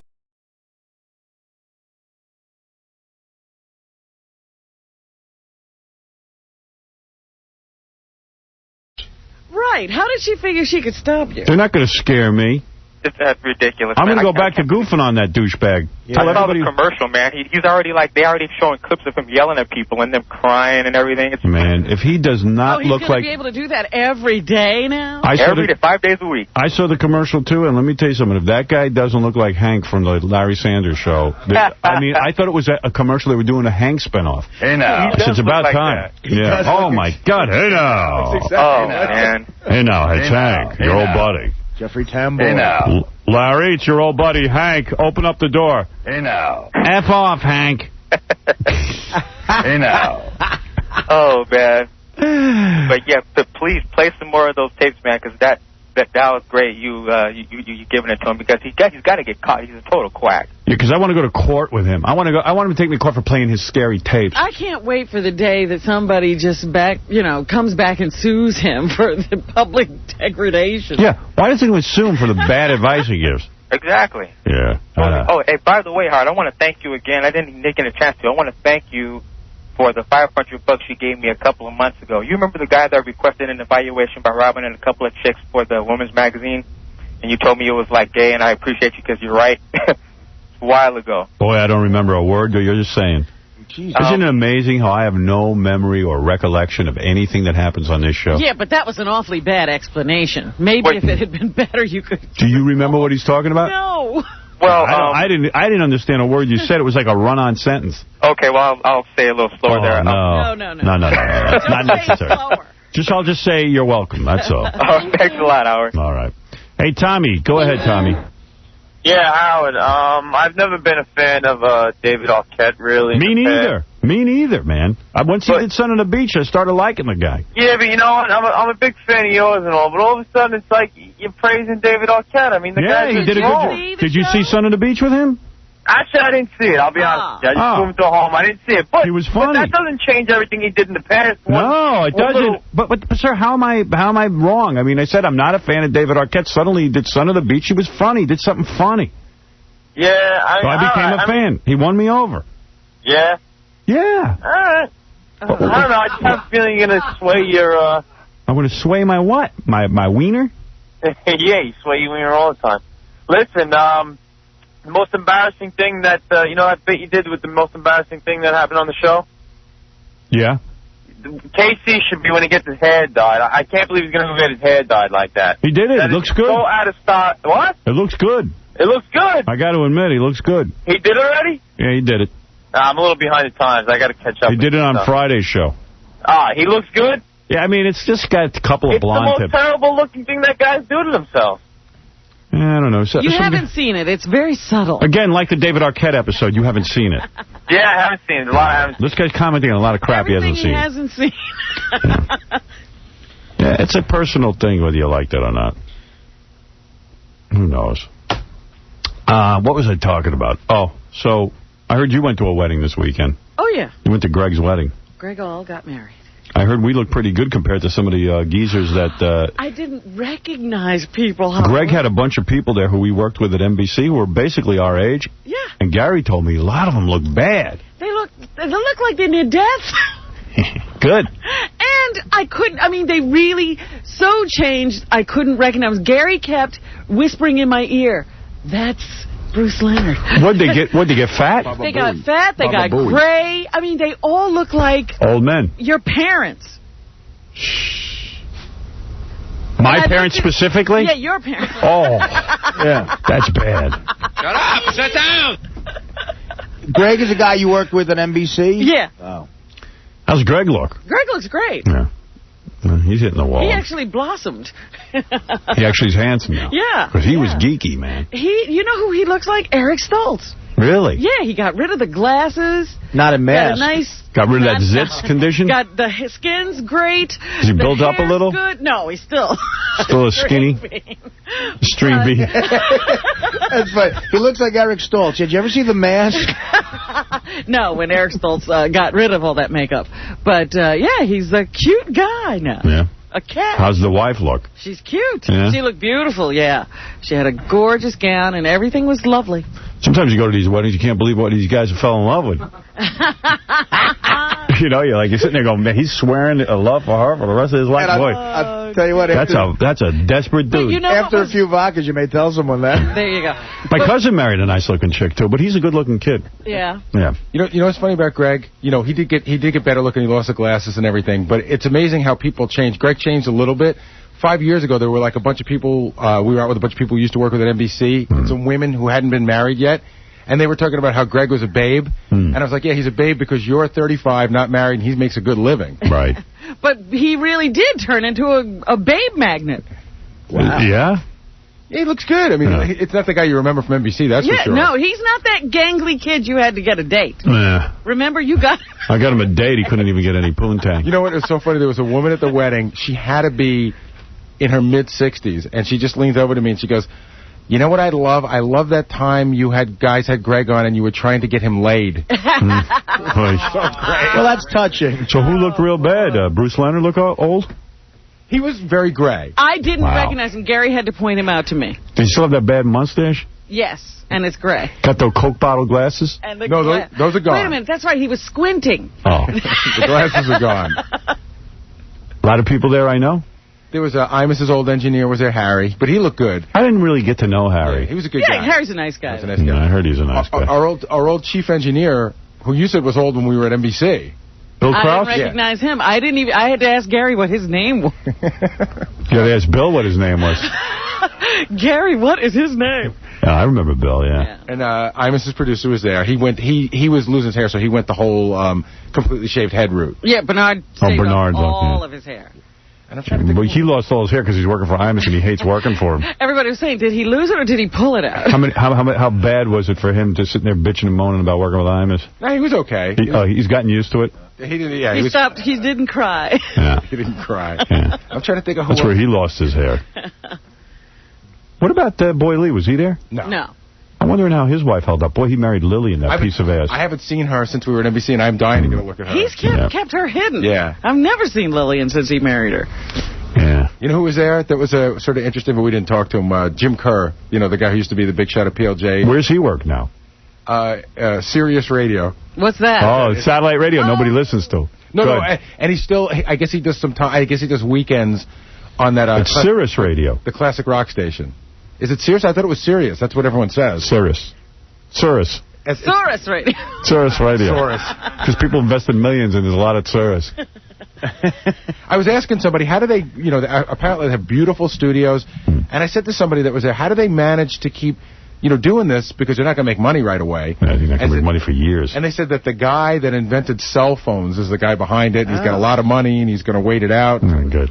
He's got unlimited cash. Because he needs to have lightning strike twice. Yeah, if you invented a cell phone, you know what you do? You retire. That's a good strike. You don't need to invent something else. Lightning is not necessarily going to strike again. I'll tell you who I admire, Seinfeld. Lightning hit that guy. He makes about $235 million a year in syndication, and you don't see him rushing out to do another TV show. Well, is he going to do that? He ain't doing anything. You sure? Yeah. Here's the answer. No. All right. He's not doing anything. Okay. Every once in a while, when he gets answered, unless he's a jerk. Well, he did get married. He might need to do something. Well, I thought that he was dipping his toe into like maybe production or actually coming back with his own show. I think he might be trying to develop something. Yeah. Good. That's his excuse to get out of the house. His thing is he'll show up at like Catch a Rising Star one night unannounced, try out some new material, but that's just to get out of the house. Right. Well, he did that whole tour, and he told New York when it was time to laugh again. But that's right. If he does a show and it fails, that'll make all 4 Seinfeld cast members failing at a new show. Yeah. That'd be nice. It would be funny. Brad, you're on the air. He still has the money. Yeah, Brad. Yeah, how you doing? Hey, I don't mean to throw the subject off or anything like that, but... What are you saying? I don't mean to throw the subject off. Oh, the subject. When are you going to cut that 80s hair? Cut what? Your 80s hair. Cut my 80s hair. Yeah, I don't have 80s hair. In fact, a lot of people, when I went to the wedding Saturday night, I went to my own, my cousin's wedding.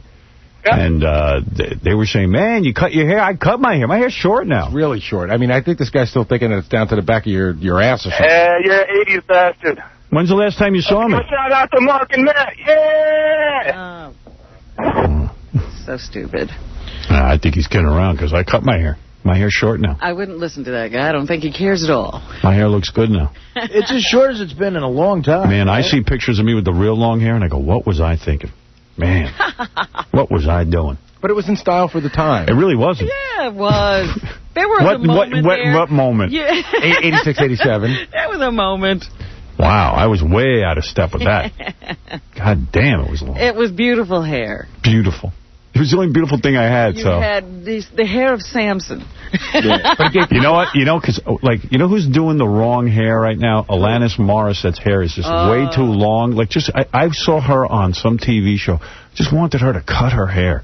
And I'm sure people must have been aggravated with me like that. I was just like, cut that goddamn long hair. It doesn't do you any good. I look at her and I think, hippie chick, probably with hairy armpits. Oh, she's not hot at all. Mm. Oh, cut that hair and that monkey face. Just cut your friggin' hair. Howard, when she does that weird thing where she puts her hair behind her ears. Yeah. And she really does look like an underdog woman. Yeah, and it's just long, and it's just like almost wiping the floor, and it's just annoying hair. But is she going to be hot with short hair? No, but There's no hope for her. So the long hair ain't helping, so cut it so it doesn't have to. That's another thing that annoys me. Another way to bring attention to it. So friggin' annoying with the goddamn records. Now, you know, I love that record she put out. That first one, Jagged Little Pill. But these last two albums all sound like Jagged Little Pill, and they're just not that good. She does nothing for you sexually? No. No? Well, what about you, Artie? You act like you got a thing for There's that one video where she's got the hair over her breasts.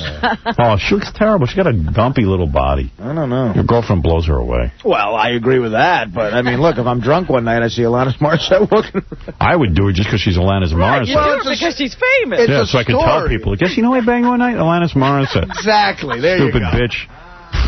You know, like, hey, I banged her. And she wrote a song about it. But she barely moved. There's certain celebrities where it wouldn't even work just for the story. Like, you know, guess who I didn't bang one night? Star Jones. I just want to, like, I would bang probably any celebrity just to have a story. Would you bang B. Arthur for the story? No, not like that. That's sick. But somebody in your age range. Yeah. Well, not my age range. How about B. Arthur during the Maude years? No. The Maude years? No, that's something you can brag to your friends about that you banged B. Arthur. I would bang... but it was when she was Maude. But, like, I would bang, like...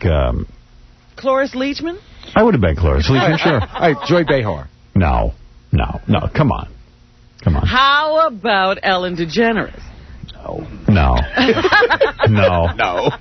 you're not banging. Go back to B. Arthur. Her face always looks like she just smelled some stinky fish, which she probably did. Would you bang that chick from ER that we had in here, that Julianne Margulies? Sure. You would? Yeah, just to say I did it. Because I know that you're not that attracted to her. Yeah, but I would just be like, you know, hey, I banged Julianne Margulies the other night. That was pretty good. That's a no-brainer. Of course you would, her. Sure. Why not? I bent her over a chair and had her at a party. So, you know what? Just tell I'm not going to fall in love with her, though. All right, Phoebe from Friends, you would do her. Yeah, sure. Lisa Kudrow? He just doesn't like her. I mean, I'm not attracted to her, but I'd bang her because she's on Friends. Any friend I'd bang. Any friend you'd bang. I just keep except for that guy. Except for David Schwimmer. The other two, yeah, sure. All right. But there's some sports babes you wouldn't bang. Like? Venus and Serena, no. No, and Jennifer Capriati. I'd bang her. You'd bang Jennifer. Yeah, because she's Jennifer Capriati. Even though she's chubby, I'd bang her. I can't figure out how a chick who plays professional tennis is that fat. And they say she's in shape. They're always talking about how in shape. She's not in shape. I want to get on and say, no, she's not in shape, but they won't let me on. You know Nobody will argue with you know what she does? She works out, she bulks up. I saw her like 2 years ago, and she was really cut. But then she doesn't do anything with it. Then it turns to fat. Yeah, like she's fat. But she sure can bang that ball. Yep. Yeah, well... Yeah. So anyway, Friday, we screened the movie K-19, the new Harrison Ford movie that's coming out. Yeah. Went over there about 5:30. Is that going to beat Mr. Deeds? No, it probably won't, but it was good. I liked it a lot. Some people didn't like it, but I liked it. What's it about? It's a true story of a Russian. The Russians developed a submarine that was powered by nuclear power. And they almost had this huge accident that caused a huge nuclear accident. And it just showed how incompetent Moscow was during the Kennedy administration in the 60s when Khrushchev was president. They were building these nuclear things. They didn't give the guys... They didn't care. They had nothing going on, and they had no proper, like, medications. And they sent these guys out to sea, and the whole nuclear reactor thing in there started to melt down. And I mean, we would have been seriously effed. Right. But...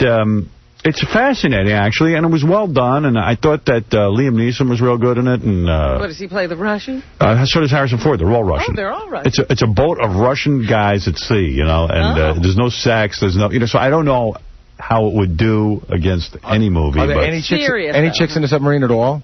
No. There's a pretty guy. Why don't they just throw a chick in, even though it doesn't make any sense? You just throw one in. Yeah. Keep her in a cage. But it's a very serious movie. That's hard for the summer, a serious movie. But it was good, though. It was exciting, but you got to be willing to, you know, invest some time in it. And think. Yeah, I liked it. I mean, you know, you can punch some holes in it, but it was pretty interesting from a historical viewpoint. Mm-hmm.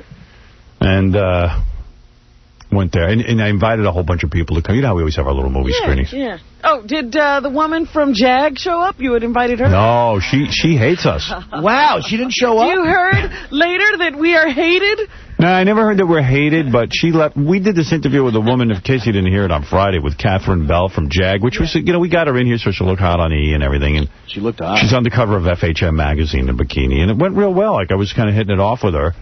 And I invited her and her husband to the screening, but then, like, the last 10 minutes of the interview, we started goofing on the fact that she was a Scientologist, and she freaked. When she left, she goes, "You guys were really hard on me," and left. She started out I mean, she let you measure her breasts. Yeah, I mean, and what's the big deal? I mean, we goof around about religions. How can you not goof about Scientology, religion that just got developed? I mean, but even Mike Walker was goofing on her. At one point, he asked her if she was clear, and I was goofing on her. But, I mean, and she took it real hard and, like, had no sense of humor about it. So, no, she didn't show up. You know who showed up was my the first girl I ever had sex with. Oh, really? Robin? Yeah, I invited Robin and her husband. That's nice. You met the husband? Had you met him before? Yeah, I met him before. He's a nice guy. Okay. And I always look at him and I always go, I'm better looking than him. Yeah. I like to do that because she broke my heart. Right. I was, like, really into her. And she was your first love. She was my first love, and I had to beg her for sex. I mean, and he went with her how many summers? Me? Yeah. I went with her tons of summers. Right, because they were in camp together, and every summer you would rekindle this love. Well, yeah, but she'd always diss me and go off with my friends. Right, you couldn't even keep her interested during the winter. She would write to you. No, and I'd always beg her. And then I'd go over her house and she wouldn't have sex with me. She's not the one who cried during sex, is she? No, that was the second girl I ever had sex with. But wait a minute. Didn't she, like, have sex with other guys before you? Yeah, she wasn't a virgin, but I was. And she didn't even want to have sex with me. She was like... certainly you knew her during her virginity. Yeah, she was the girl... No, I didn't. She was the girl... No, she was the girl who said to me... You know, I don't want to be your first because then you always remember your first, and I don't want to be in your head. And I went, oh, no. How do you turn that into a compliment? Why not? Well, I just kept begging, though, and I didn't care that she said that to me. I just didn't care. And finally we had sex, and we had sex, I think, one other time or two other times. Did you want to bang her so bad because you really liked her? Did you want to bang her so bad because you were just a horny I was extremely attracted to her in every way. Right, remember, he used to write her those letters. I wrote her love letters. She kept the letters, by the way. I would tell her that I was going to be famous one day on the radio, and I was going to be a big star. Yeah, Joe Kitchen. Shades of Blue. Shades of Blue. But I was hard Joe Kitchen because I worked in the kitchen. But I think you signed one of the letters, something like Shades of Blue. It's hard to believe that my little princess wasn't impressed with a dishwasher in a kitchen, a big skinny dishwasher. She couldn't see your potential? No. So I invited her. She showed up with her husband, and then I started comparing myself. And then, of course, my girlfriend couldn't be there. She was working. I wanted her to see my girlfriend. No. That would just be, that would just be evil. It ruined my whole day because my girlfriend was late. It was going to be a triumphant day for him. I wanted her to see my girlfriend. Oh, my God. I wanted to rub it in. So, here's my girlfriend. But you know what's great about you? No one could see your potential. No, that's not true. Allison saw my potential. Allison saw it all over. I've been thinking about that. I don't even think she saw my potential. No, that's not true. I just think she loved me. But she knew that. She never said, you can't do this. But you think she loved you, and thinking that she might marry you and nothing may have happened? I don't know. If I hadn't been successful, the true test would have been if she would have stayed with me. According to my mom, no woman would have. Oh, stop it. Howard. That's nice. She said to me, I married for love. Right. She married a $96 a week wait guy. a minute. And the other part, you know, like when you became incredibly successful, she said this. So this I'm lucky, but I married him for love. Oh, I believe that. Yeah. And I married for love. This was long before anything happened here even. I mean, we were just in Washington at that point. Right. And it was going pretty badly. You were married before Washington, weren't you? Yeah. But I'm just saying, she was then saying, I married for love. Yeah. She married you when you were up in Westchester, and it didn't look like anything. We were going out since we were 19 years old. Look, she was the one who made money. Right. And it was a good investment, trust me. She has nothing to complain about. There was no way to know that was going to be a good but I'm just saying it worked out well for her. Yeah, but she hadn't, you know, but my point is she never said don't do it. She always believed in you. It's like buying stock in Kentucky Fried Chicken before it was Kentucky Fried Chicken. But it could have gone a whole other way, too. Sure, could have gone horribly wrong. Well, somebody listen. She never said don't do it. There are a bunch of women who don't believe in their husbands, and when they come home with their wacky schemes of moving all over the country, they go, are you crazy? Yeah. Like Alice Cramden. Yeah. Now look where I am. There you go. So my cousin... Where are you? I'm here in the same stupid place. Now look where you are with that. Yeah. I can't believe... So we go to the movie, and my girlfriend didn't show up. That sucks. I was like, that sucks. That would have been nice. She's just looking at you. Well, poor Howard. But look at me. You know, I'm sitting there in the movie going, gee, the first girl I ever had sex with at 16 is here. She's still working on her first marriage, right? Yeah, she's doing fine. She got married later. You know, she waited. She was smart. Hey, you know it was a great But she was supposed to be an actress, and what is she now? A travel agent. Yeah, well. Who was the chick you had sit in that day and watch you work all day? It might have been Leslie? At NBC, with the chick that didn't think you'd amount to anything or something. Oh, my friend Rita or Leslie? There's so hundreds. We made them all watch. There's thousands of chicks that I've brought in here to watch me work who rejected me. Yeah, you'd have to be more specific. That's a great bit. I had my friend Leslie there who rejected me pretty much. Yeah. She's the scriptwriter, right? No, that's Andrea. She didn't reject me. She wanted to go out with me. I rejected her. That's right. You met her after you met Al. Allison, yeah. I got to say that the greatest one ever was the one that you talked about for years and years and years. That was just going to be this amazing woman. If we ever saw her, we'd be blown away. I know. All right, we'll leave that one alone. No. You know what my favorite one was? Leave that alone. The woman, we might not even be able to talk about her. It's the same one. You guys are talking about the same one. No, I'm not. I'm talking about the woman who married the truck driver. I don't even remember that one.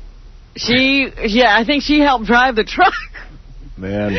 She saw so little potential in you, she married a truck driver. Well, I want to tell you something. I don't know which one you're talking about, but I've yet to see any of the guys you banged.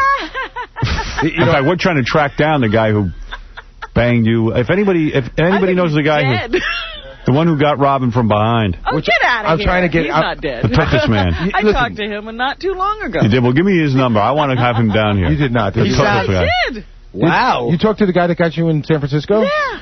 In the Tuchus? Yeah. Give me his number. Give us his number. I don't know if I still have it. Oh, you have it. Robin, is it Willie McCovey? I'm actually trying to come up with a money reward for that person. Really? Like say, hey, show yourself. The anal sex guy? Yeah. Yeah, we want him. Yeah. I got to see what was going on there. I'm working on a sponsor to get him in here. I swear I am. I can't wait to see. Funny. I can't wait to see this guy. Oh, you should have told me you were looking for him. I think I talked to him. Well, we just thought of it. Last year. It just occurred to us. Oh, man. That's amazing. She knows his name. You give it to her. You can track this guy down, I'm sure. I'm wondering if I know his last name. You know it. I don't. I knew the guy 3 days, for God's sake. How did he find you? I'm on the radio. Right. The guy did that to you? You don't know his last name. You little minx. Howard, the one other girlfriend I'd love to know what you did to is that one that we call all the time, and from day one wants nothing to do with you. She wants a private... Oh, no. That it wasn't a girlfriend. That was a girl I tried to get in her pants. Okay. Andrea you're talking about. Yeah. But there's some girlfriends that I was really in love with that won't come on the radio because they're married and they don't even want. Right. I think the truck driver won't come on the radio. I don't know what truck driver you're talking about. She was living in Chicago or someplace. No, you're talking about Ellen. I never had sex with her. She has an advertising agency in Ohio. Yeah. She was the one that came on the air. I kept having to bleep He's not her. a truck driver. Well, she sounded like a truck driver. That's what you're thinking. No. I never had sex with her. She rejected me. She rejected... That's what we're talking about. Yeah. She saw no potential. Oh, please. She was repulsed by me. Oh, dear. Some of them still don't see the potential in me. Did you get any calls, like, say, when you got to, say, NBC? Did you get any calls from any exes who... No, because I was married. But even then, you didn't think anybody was, like, looking for you? Well, maybe one or two, but no, who knows? I didn't even bother. Who wants them? You know? Got a bad enough self-image. You certainly didn't look for him when you got single. Yeah. No, I wasn't looking to hunt them down. Howard wasn't looking for other 46-year-old women. Get all those girls who rejected you. Yeah. And then, so we did that. That was Friday night. Yeah. And then Saturday... You had your wedding. Went to the wedding. You know, our wedding was very early. I heard you saying you went to the wedding... Saturday night. Our wedding was in the morning. Yeah, I heard that. Like 10:30 in the morning at the church, and then an hour later you had the reception. You're drinking at the reception. Hour and a half. It's weird to be drinking at 11:30. Yeah. No, I didn't drink at all. You didn't? Nick, it's 11:30. You know what? Somebody brought up a really good point. If you're going to start drinking at 12, you got to go through. You got to go right through the night. You can't stop at 6. You got to keep drinking till 10. Who brought up that point? Somebody was sitting at the table with me who wasn't drinking. Right. Yeah, but it was, and it was a Catholic ceremony, which I always find fascinating anyway, because, you're jumping up and down with the prayers, and the priest was an Indian. I was like, what happened? Was it annoyingly long? And when you see a priest now, all you can think about is him doing a guy, right? You know what? That was 15 minutes of the ceremony. I was just looking at the guy like a Rubik's Cube. Wondering if he ever did a young boy. That's so true. I know. And I'm thinking, what must it be like to be a priest now? Because you get into that getup, and you're standing there, and everybody's wondering what you're up to. And you can't help but look like a woman when you're in that getup. Right. You know what? It's what John Wayne Gacy did to clowns. Right. In all honesty. He ruined the clowning profession. Putting on the getup used to make, nobody could question you. You know what I mean? Like you were infallible. A disciple of God. Right. You didn't do anything. Now you put on that getup and it's like you're hey, come here, you homo. And he's talking, there were readings, and then he's talking about the Pope and the Bishop all bless this marriage. We're like, I don't want them to. The Bishop? You mean all you freaks? Hey, honestly, if someone told you to go to a costume party dressed as a child molester, that would be the first. Right, it'd be the joke. That'd be the first uniform that came to mind for me. What else says it? Jesus. Yeah, so that was wild. And then, they're still making you kneel and stand and kneel and stand. I would stand up and go, you know what, I'm not doing anything you tell me to do. Because you are a pedophile. I know. I'm sitting there and go, what a joke. Even though the guy might not be one. He might be the only one that isn't. Yeah, he looked pretty normal. Craig found the only one that wasn't. But also, you always think of your priest having an Irish brogue or something. You never think he is going to be talking like this. Listen here.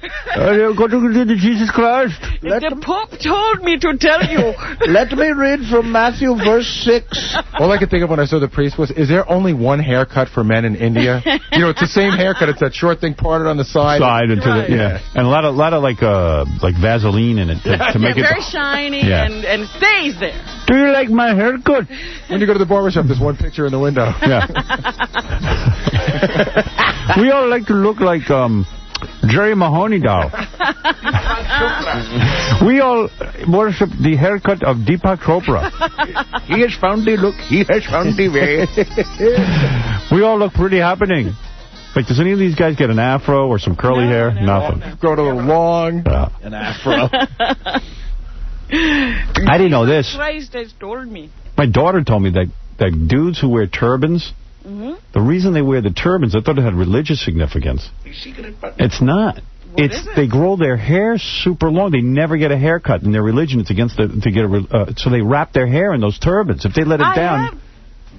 It's a Rapunzel thing. Right. I have seen, you know what, I never thought of it, but I have seen, like, sometimes you'll see the hair slide out because it's all wrapped, that thing they tie around the turban has all the hair in it. Yeah. And I've seen it coming out sometimes, but I never thought everybody had that. Yeah. Robin, I want you to climb up my hair and perform fellatio. What's that weird thing? Have you ever seen the guys, they tie the Indian guys, it's in the big ball in the back of their head, and there's a little pillowcase on it? Yeah, right. That's the hair. That's Rasta guys. Well, it's weird because I saw, there used to be a reporter on NBC who had that, and they did everything they could to hide it, but every once in a while I remember that guy. You'd see the big pillowcase. There's a pillowcase on the back of your reporter's head. I am wearing a pillowcase. That's right.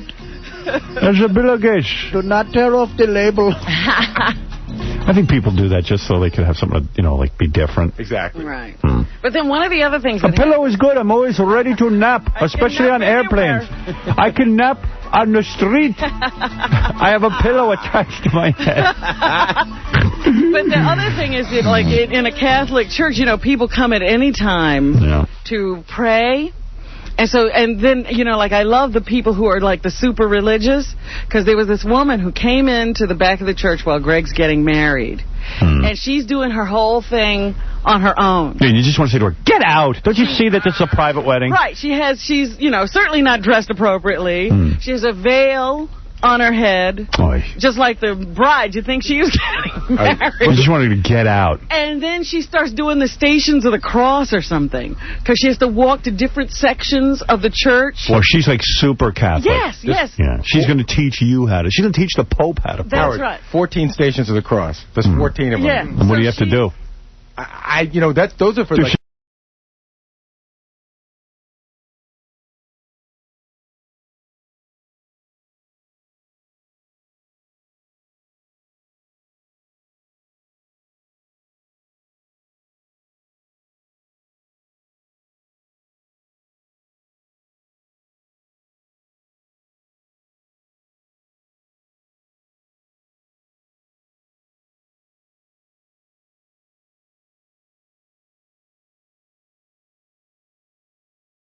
Tom came to me yesterday. He asked me if it was all right if Artie read read those commercials that he just... Did you hear that commercial, I heard Artie twice this morning. So I said to Tom, we've been over this for 20 years now.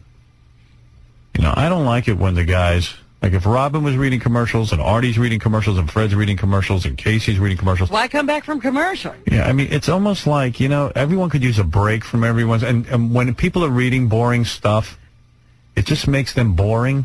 I just have feelings about this as a guy who's been doing a show for 25 years on radio. So he just looks at me and he goes, well, what do you want to do about this? What? Yeah, you know, and he'll go, He'd already sold it. Yeah, he confronts me, and then I go, Tom, I've just talked for 5 hours straight. My head rings after the show. I'm literally from the headphones pressing against my glasses into my ears and into my skull. My head's you use your best judgment, okay? You know how I feel about it. So of course... His best judgment. Artie, read this. Right. You know, after hearing that commercial, I couldn't agree with you more. Yeah, so, Tom, I thought about it. No more Artie commercials. And Artie, I understand you get paid for that. I don't want to take money out of your mouth. No, believe me. I mean, money out of your hand. It ain't that much. I don't know if you put money in your mouth. It's just the easiest money in the world, though. It is. Oh, my God. You don't even have to shower. It's so good. But that's what Tom is saying. You know, Tom's saying, well, they're going to pay us probably extra for Artie. And I go, yeah, but I got to make sure the show still stays fresh and sounds good. Bad enough I'm reading a live commercial every 5 minutes. Yeah. Well. You know. All right, Artie, that's it. You're done. You're done. You're finished. Yeah. There goes my new Corvette. What? So what? Well, you see, that's my dilemma. I feel funny. I don't want you not to make extra money. Don't worry about it, man. Yeah. Is it a ton of dough? No. Do you have everything you're saying makes sense. You got their number, Artie? Because I'm free. Now, Richard Jenny, on the other hand, care what I do. Yeah. You do whatever you want. Make all the money you want, Rich. I'll do it. I'll do it. I'll say it. Can I say I'm Artie? Yeah, but how many times can Tom ask me to say? He just wears me down, and finally he gets me. He asked me directly after the show. I'm woozy. I want him away from me. He doesn't understand. I'm tired of talking. I've spoken for 5 hours straight, sometimes 6 hours straight, with the headphones ringing in my head. My ears are ringing. I want him away. So I go, Tom, can you just use your best judgment? And his best judgment is always such a disappointment to me. There is no best judgment. You know what he's going to do. As soon as you let it into his hands, he's going to do exactly what you don't want. And I hate saying no. So, Tom, the answer is no. Now I'm on the air, I feel a little more comfortable, and I have some time to kill. No. The answer is no. No more Artie commercials. Have somebody else, have an announcer read them. A professional voiceover guy. Tom, do the commercial. Do the commercial. Wear the mask. Bleep Howard every other sentence. That's his contribution to me. And I've been over this with him 100 times. I said to him, Tom, it sounds bad if everybody on the station, and part of my show, is doing a commercial. You know? He's so annoying. Get rid of him. End him. At the station. Let him go. Hey, when you leave, he leaves. That's what he said. he had cancer. What happened to that cancer? It went away? What happened to cancer? He Yeah. used to have a knockout. It got better. Didn't cancer used to kill you? I think so, yeah. Oh, sorry, Tom. What do you want from me? What? You know, we've had that discussion. You embarrass me by asking me over and over again. Embarrass you, and by Here's the way, my answer. Do you understand anything of what I'm saying about my I point? understand, and I agree with you about overexposing. I went and found out how many of the spots are running with other people's, with Artie's. And do you know why they're not? And because I've always said no to them. We've definitely have tried to limit it. This is a special use. It's a. All right, I give up. What happened So, this time? What was the what happened this time? What pressure was on you? This time was different. I know your rule. How are you? I'm good. Does this mean Artie's going to have to stop doing those Imus appearances too? I know. We hardly have any commercials with anybody else's voice on there. Well, yeah, because I say no. I'm the only one with any goddamn brains around here. Yeah, right. Yeah, that's right. I am. You got a good brain, and I got a brilliant brain. Oh. I'm a genius. I'm a genius. What is that laugh? What is funny about me knowing I'm a genius? No, nothing. Nothing. I was the only one who laughed when you said that. Does Artie have to give up his tour of Howard's house route also? Yeah, that bus he's doing running. that too? You're going to have to get rid of the bus and everything? The man's got to make a living, right? For God's sake. Right. Tom told me he did have to do this one because they threatened to have a leisure suit come over and beat him up.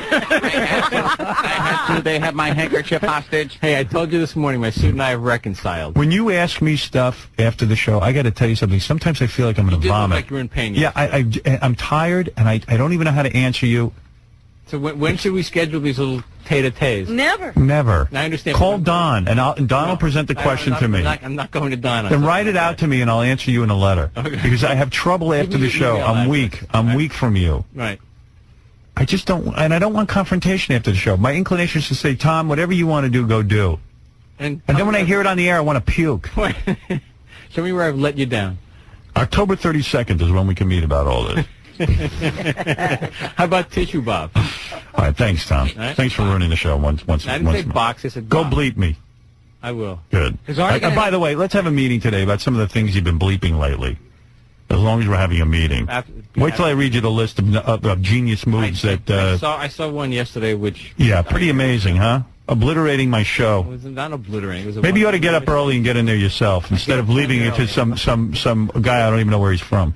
I thought it was okay, but my tie thought it was over the line. The cufflinks disagreed. Fred, you're a funny guy, but I'll tell you something. We're in big trouble with Tom at the helm because he allows this guy to bleep me. It's been 17 years. You're bleeping me. It's worked for 17 years. It's worked because I'm a genius. You had nothing to do with it. Thank you. Now you can leave. Okay.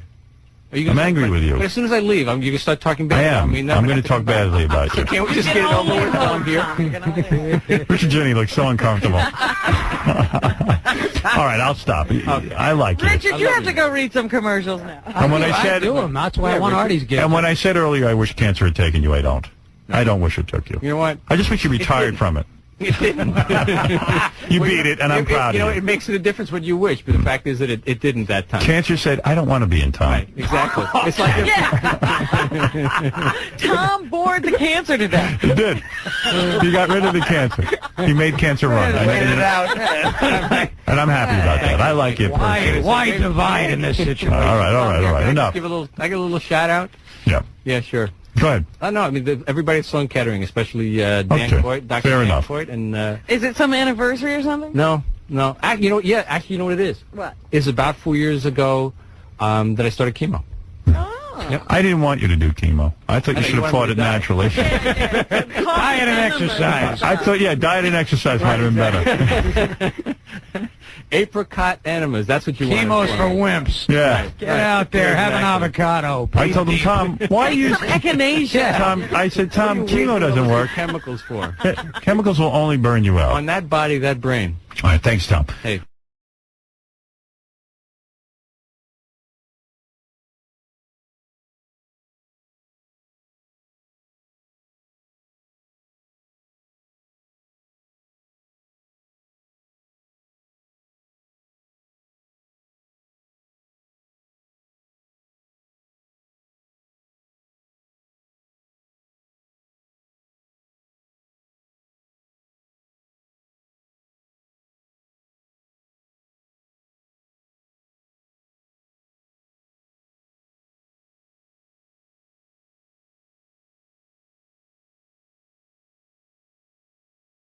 I got a bet. Broadcasting from the top.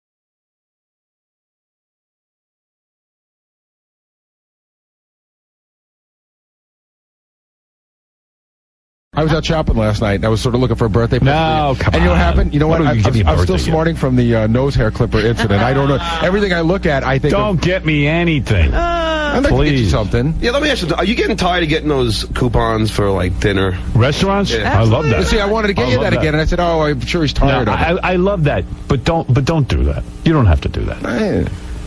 Please. Enough with it. He's going to get you a $25 gift certificate to Jean Georges. Tony Roma's. Yeah, I could get a potato latke. That's what I got for you. You get some confit. You can't even get a reservation for Artie, get you something else you could... You can't hang up anywhere. Right. For Christmas, Artie got me a picture of Neil Young. I'm like, dude, what am I, gay?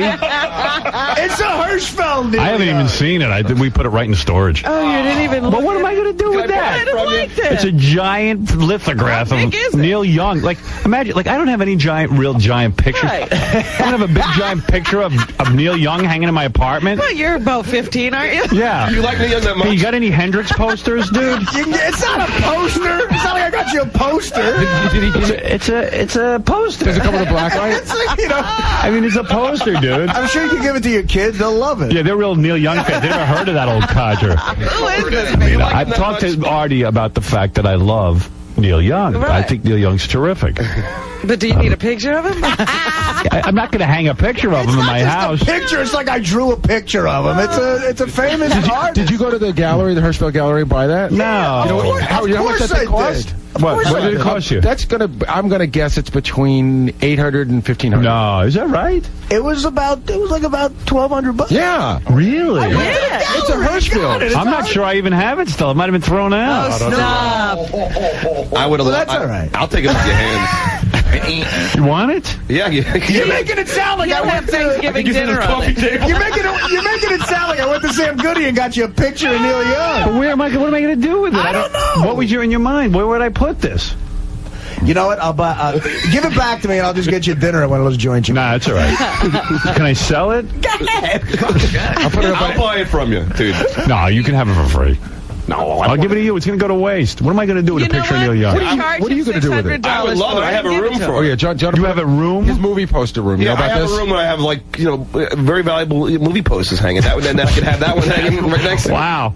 So should I forget? Is that as valuable as Gary's cartoon art? It's in the same league. For your birthday. I'm not paying for it. I have Dude, Where's My Car? Hey, Howard, for your birthday. I have two Dude, Where's My Car posters. Howard and Porky's 3. I have episode 1 Star Wars. The poster's worth $500 already. You have what? Episode 1 from Star Wars. Wow, The $500. original George Lucas one. He only sent that like $500. All right, good. Howard, for your birthday, I got you a painting of Steve Perry. Should I not give that to you? Well, you know what? He wrote "Don't Stop Believing." I'm so sorry. That's a whole different thing. And Oh Sherry. I want that. And Oh Sherry. Hirschfeld never did that. Catch question: who got you the worst gifts this year and the best? I guess we just found out. I don't think you can do much worse. At least your suntan lotion I used. Did you get any other odd It's funny. John gave me suntan lotion and some bath salts. Or something? So I took it home and I said, I'll just throw it in the garbage. There's no point in keeping it. Right next to the Hirschfeld painting. Bath salts, So I get my girlfriend to the rescue. She looks at it, she goes, this is from a very expensive store. Yeah, John, he was trying to tell you that the whole time. she goes, this is really good stuff. And we were going on vacation anyway, so let's take some suntan lotion. So we took John's suntan lotion. I said, what is it? Why would he get me bath salts? She goes, I'll take it. So she got it all. Yeah, he bought her gifts. Yeah. What is a bath salt? I don't even know what was the last time you took a bath? 1932. Exactly. Hey, No, the greatest thing is to get a bath with your girlfriend. You don't do that, man. Dude, you? Take a bath with your girlfriend? Yeah, but he's fantasizing. Only not my wife. Yeah, do you take baths with your wife? I mean, seriously. Yeah, oh, yeah, I'm we a pretty used to. busy guy. I don't have time to be bathing. When things were exciting, I used to always take baths with I'm not a bath Is that guy. 95 or 96? 94. First time I was in a bath, it was with my girlfriend, Rebecca, John Stamos. That is a And bath. nobody was looking for salt. And nobody needed any salt. Smelling salt. Bath with them, too? Well, we all ended up in the tub, sure, yeah. Naked? I don't want to talk about it. Oh, God. You didn't reveal yourself, did you? I'm not talking about anything. You did? Doesn't seem like no, you. I didn't. No, I didn't. It just doesn't no, I seem didn't. like you to do I wore that. my underpants. No. You were the only one wearing Only one. You're the guy at the nude beach wearing his clothes. Right. The bathroom is a perfect place for a picture of Neil Young. Hey, there you go. Put it above the tub. And when it gets all fogged over, it's great. Well, actually, you know, Howard goofed to me about that gift. Then he called me later and And said he liked it. Said he And liked guess why I had to do that? Because you Because I was, yeah. She said, you were brutal to him. Oh, is that what happened? She told you to lighten up. She was like, oh, my God. Well, where was she the year before when you were making fun of my gift? I needed you then. Where is she right now? Traumatized. At least I put some thought behind. I knew you were going away, and I had theme. You know, I actually looked for a beach ball too. One of those blow-up ones. I was going to put the whole thing together, like a little kit. That would have been good. What am I going to do with that? Oh, it'll just go with the whole Just the theme, like just the whole theming theme. it out. It's like parsley. You take it, throw it away. He's the Martha Stewart of gifts. But I would have to say Artie got me the worst gift. I mean, a Neil Young poster. It's not a poster. It's a piece of art. The guy's like 98 who drew that. He's gonna die and it'll go up in value. Right, he'll skyrocket. This is killing Artie because he loves you. I know. I love Artie. But it's just I don't have a place to hang Neil Young posters. I'm sure he labored over this. Although- He didn't know what to do. If I go back to college, I can put it in my dorm room. When I was at your... You know what? They're coming to Madison Square Garden. Maybe you could take it and hold it up at the concert. Yeah, right. That'll get their attention. Maybe Neil will sign it. When I was at your party, I saw several places that would look lovely. Get Artie back, Howard. You know what I sent them for Christmas? Yeah. A Neil Young CD. Did you really? A live Neil Young. Good. Sign my name to that. All right, we're going to be back right after these words.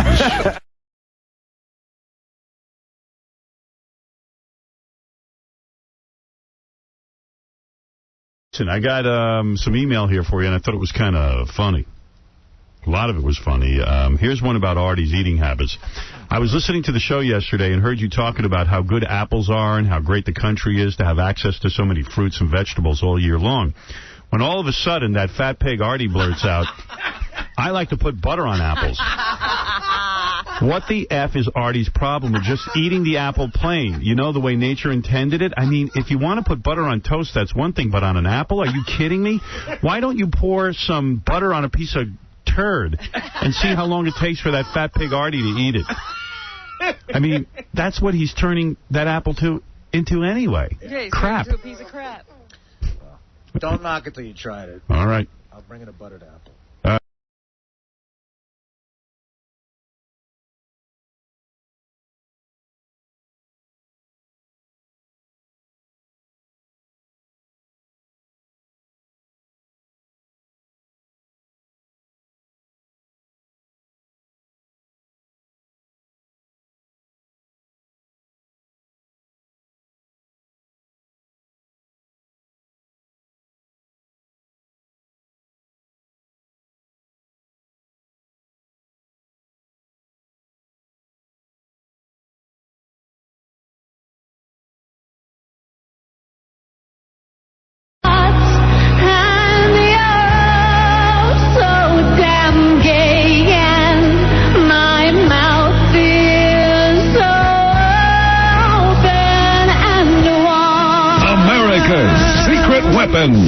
Beetlejuice. I am Osama Bin Laden. I will destroy America. I don't think so, pal. What? I don't think you're man enough. Not man enough? What did you say? You suck. You suck more. And by the beard of Allah, I will kick your little black tin-headed ass. I don't think so, pal. Oh, you don't think so? Oh, well, you don't know how tough I am. I don't think you're man enough. You are not as tough as me, you Think you're so tough, I'll slap and kill your ass. Beetlejuice is going to war, and so is the Howard Stern Show.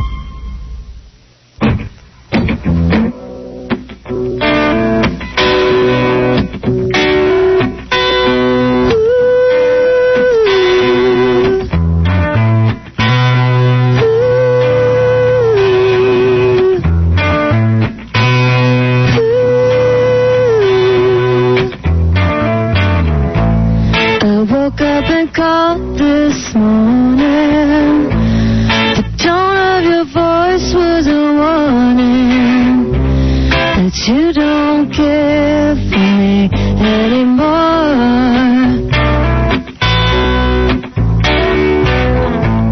I made up the bed we sleep in. I looked at the clock when you creep in. It's 6 a.m. and I'm alone. Did you know when you go, it's the perfect ending to the bad day? I was just beginning. When you go, all I know is you're my favorite mistake.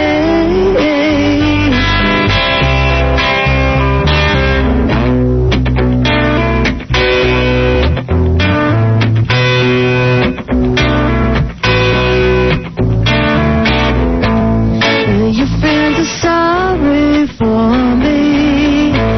They watch you pretend to adore me, but I'm no fool to this game. And here comes your secret lover. She'll be unlike any other until your guilt goes up in flames. Did you know when you go, it's the perfect ending to the bad day? I got used to spending. When you go, all I know is you're my favorite mistake. You're my favorite mistake. Maybe nothing lasts forever, even when you stay together.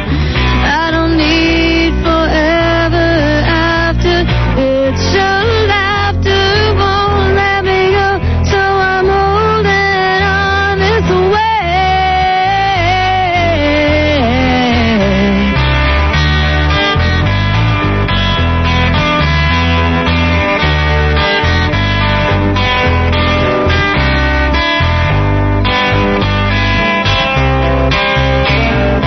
Did you know, could you tell you were the only one that I ever loved? Now everything's so wrong.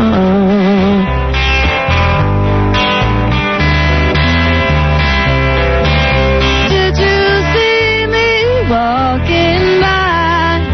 Did it ever make you cry? You're my favorite mistake. You're my favorite mistake. You're my favorite mistake.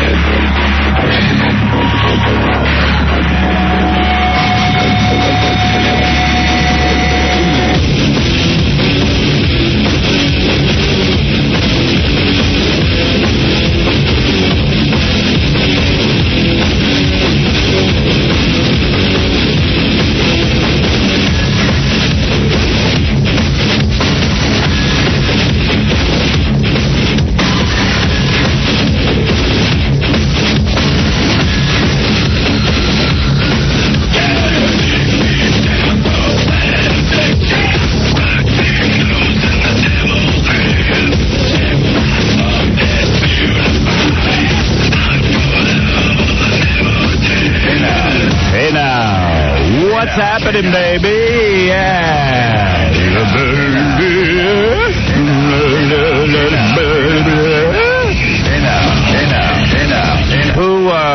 Who was shot out of a cannon this morning? Answer is Howard. Look at me, feeling good. Hey, mother effer. Yeah. Oh, man, where do we begin? Where do we begin? Everybody pissed off about Joe Millionaire, right? Oh, what happened? Well, for those of you who are fans of Joe Millionaire who have been putting the time in to watch the show, last night everyone was led to believe would be the big finale where he finally tells the chicks he makes $19 grand a year. Yeah, what was up with that? I was almost going to stay awake and watch it, but I taped it, and I got up early this morning to watch it because I figured we'd all be talking about it. I get up at 4, I put it on, and then Ferrucci sent me an email saying, hey, man, Joe Millionaire was a total rip. Yeah, don't waste your time. They never gave the answer. Not only did they never give the answer, it was a nothing episode. Right, it was one of those repeat episodes. With the girls. Yeah. They just reviewed what had happened. So it's not the last episode? No, next week is the last episode, so I didn't even, like, I got up early this morning to watch it, and then I started getting pissed off when I read Ferrucci's note. Yeah. It was a total rip. Yeah. So I was up, and Beth and I decided to have sex, but now that ritual only happens. First, I have to put the dog out of the room. I thought the dog wasn't staying in the room anymore. Now she's back in the room. She likes being in the room. We let her have her options, you know. So I got her out of there, and I shut the doors, and I told her just to wait there. Did she sit right by the door? Right by the door. Most pathetic thing you ever saw. That's sad. And we banged. And it wasn't much time to bang, so it wasn't one of those long, drawn-out foreplay sessions. Not a lot of romance. Not a lot of romance. I come out, and now, mind you, we had walked her. She peed. Yeah, we walk her with first thing when we wake up. Wow. She peed twice and took a dump, and then I open up the doors, and there's a puddle there. Because you shouldn't have shut her up.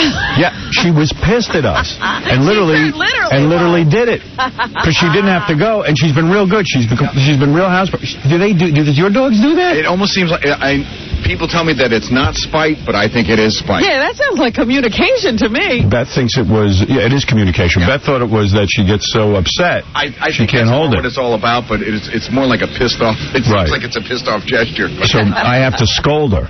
Oh. So I go like, no, shame, no, shame. No shame. No, she learned that from her breeder. Sure. That's the word they use when she does something wrong. Right. Okay. I mean, the word doesn't mean anything. Right. Yeah. That's what I'm laughing at, that it really doesn't mean anything. But when she hears shame, she cowers. So it's no, shame, bad, no. Just like that? Yeah, and then Beth goes, you better quiet down, you're going to wake the neighbors. That's right. The neighbor. I go, why do I have to be the bad guy? I said, you do it. Yeah, you're Mr. Discipline? Yeah, I'm like, no, shame, no. Well, you don't want the neighbors to think you're talking to Beth. That's the problem. Yeah, right. Shame! Shame on you. What are you doing? And I don't think Beth likes when even though she knows I have to do it, she doesn't like when I do it. And she sees me as like being mean. Well, you gotta do it. You gotta. Yeah, she goes, she got upset. I go, I don't care if she's ready to jump out the window. You know what would have been really funny if she'd peed again. Yeah, well, she was like real sad, like really like upset. But that's what you do, right, Fred? You go, no. You're supposed to catch them in the act, but you do the best you can. Well, she knew what was going on. How do you know what she knows? I don't know. I guess I don't know. If you don't see her peeing. Well, you know what I did? I took the roll of paper that you wipe up the pee with, and I put it in her face and went, no, shame, no. No, shame. What is this white piece of paper he's showing? She's like, no, they smell it. They know what you're talking about. Fred is saying it doesn't work. They say that doesn't do any good, and it really makes it worse. I don't know. Who knows? No, shame. Fred, no, shame. Put your underwear down. I don't like saying no shame, but you got to do it. Well, that's polite compared to what you could say. Yeah, you could kick her across the room like some people do. No, we had a dog trainer on my first dog, and what you used to do is if the dog did her business in the house, you would take a rope, and instead of using a leash, because you don't want to make the leash a negative thing, you would put her in a room by herself, not the door closed, but open, and isolate her for 20 minutes and put the urine on a cloth near the dog, not so they can get in it, but so they smell it, and then go in and scream at them, no. And that really gets them pissed off. Oh, okay, well, that's sort of like behavior. Yeah, behavior. Because they are smelling that and associating it with something bad. That's right. So, I haven't done that yet, but... She might have to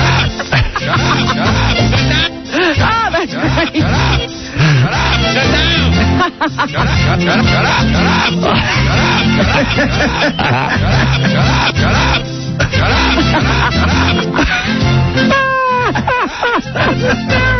Shut up!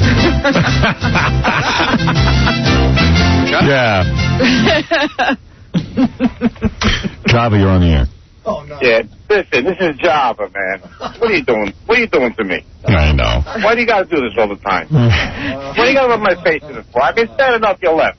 And you got to talk about this dog all the time? I know. You're upset at me talking about the new dog. You got a new dog. I know, but what was I going to do? Me? But you're never around. I'm never allowed to see you. You left me out on Long Island. Well, what am I supposed to do? Take you away from the kids? Bring me to the city once in a while. Oh, I can't. I don't have custody. This is ridiculous. I'm sorry, Java. Oh, poor Java. Java, I'm sorry. I can't take it. I'm gonna commit suicide. All right. Thank you. That was Java, my old dog. Doggy side. Can't believe she called in. But do you ever see Java? Of course. And does she smell the new dog on you? Yes, she tells me she's met the new dog. She has? Yes. Oh. They like each other. Do they? Yeah. That's nice. Oh, man. Oh, man. So, what do you want to do? Should I take a break here? Yeah, all right. Here's what I'll do. I'll take a break, and I'll come back. I can't believe, where does she get more pee? That's crazy. I know. Like, even Beth said, where's this pee coming from? She's holding back. I know. Because where did that pee come from? She shouldn't even have any pee to have. That's right. They always have a little more pee. Unbelievable. Yeah, I couldn't believe it.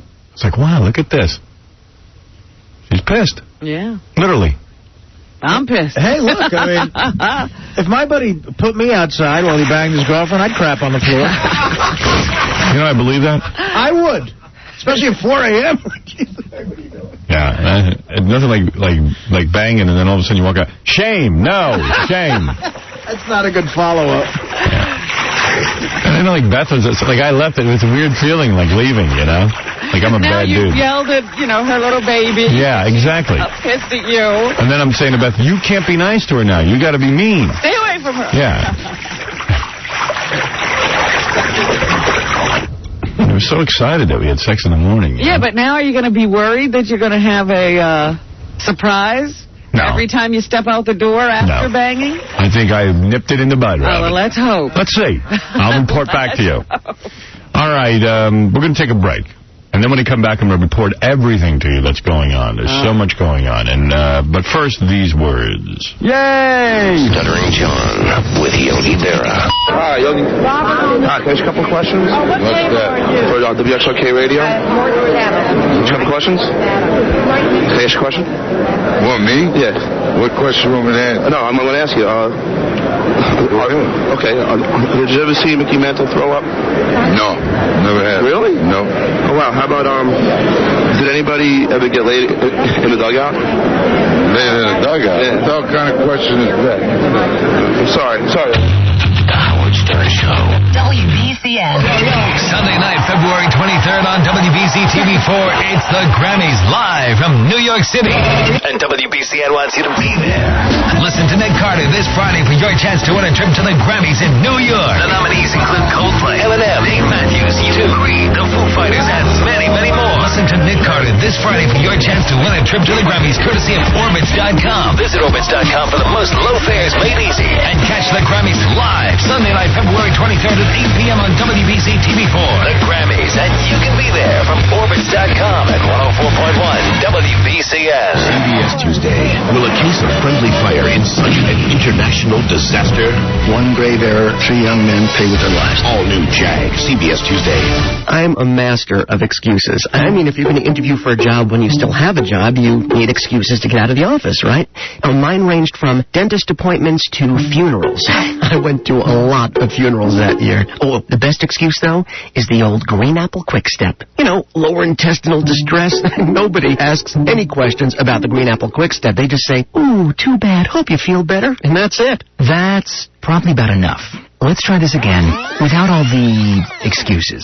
CareerBuilder.com helped me focus my job search. I didn't waste time with interviews for jobs that weren't right for me. And in fact, they've got these filters, so I didn't even have to sort through all the listings. I just saw the ones that matched exactly what I wanted. And CareerBuilder.com's totally confidential, so I never had to worry about other people finding out. Now that's a smarter way to find a better job. CareerBuilder.com. Zero in on your perfect job at CareerBuilder.com. With the most ways to customize your search, you can find the jobs that are right for you and weed out the ones that aren't. Fox Tuesday. An American city on the verge of nuclear annihilation. This bomb goes off, between 1 and 2 million people will die. One man knows the location of the bomb. I woke up today knowing I would die. I am doing Lara's work. Another will do anything to find it. I despise you for making me do this. Be warned. How could it have come to this? This episode will break all the rules. Where is the bomb? Kiefer Sutherland stars in a riveting all-new 24. Right after the new American Idol. Begins tonight at 8 on Fox 25. Then on Fox 25 News at 10, they're stealing from you and getting away with it. Are screeners stealing from passengers? Yes, they are. Logan Airport security screeners taking cash, jewelry, anything they want right out of your carry-on luggage. And this insider says the airport isn't doing anything to stop it. Do you think the airport is taking these thefts seriously? Fox Undercover investigate tonight on Fox 25 News at 10. Hi, welcome to Waterville Valley. How many lift tickets would you like today? I need 4, so here you go. Sir, what's this? That's my wallet. Just take it. The cash, the credit cards, the pictures of my kids, whatever it takes to cover the cost of the lift tickets. Sir, I don't think you understand. Oh, I understand, all right. A big mountain like Waterville Valley with 52 trails, a super pipe, and over 2,000 feet of vertical has got to charge, what, $50, $60 a lift ticket? Well, actually, sir... Don't tell me. I prefer not to know. I mean, you've got those great terrain parks and the 2 high-speed quads. Sir, a lift ticket at Waterville Valley is just $39. You know, today's Saturday, right? $39 even on the weekend. $39? Even less for teens husbands and kids. Can I ask you a question? Sure. Do people try to hug you when you tell them this? Frequently. That's why we've had the glass installed. Oh, I see. $39 lift tickets every weekend except during the holidays. Waterville Valley. Altitude without the attitude. Call 800-GO-VALLEY or visit waterville.com. Bring your Valentine to the slopes on Friday, February 14th for $14. Or treat your Valentine to a romantic getaway with lodging, skiing, champagne, and dinner. Valentine's Day specials are on the web at waterville.com or call 1-800-GO-VALLEY. Today on TBS Superstation, it's the nonstop comedy block. Seinfeld, Friends, Home Improvement, and Drew Carey. Every weekday from 4:30 to 8. First, it's 2 episodes of Drew at 4:30. Bite me, Doughboy. And a twofer of Home Improvement at 5:30. Next on TBS Superstation, it's Seinfeld and Friends.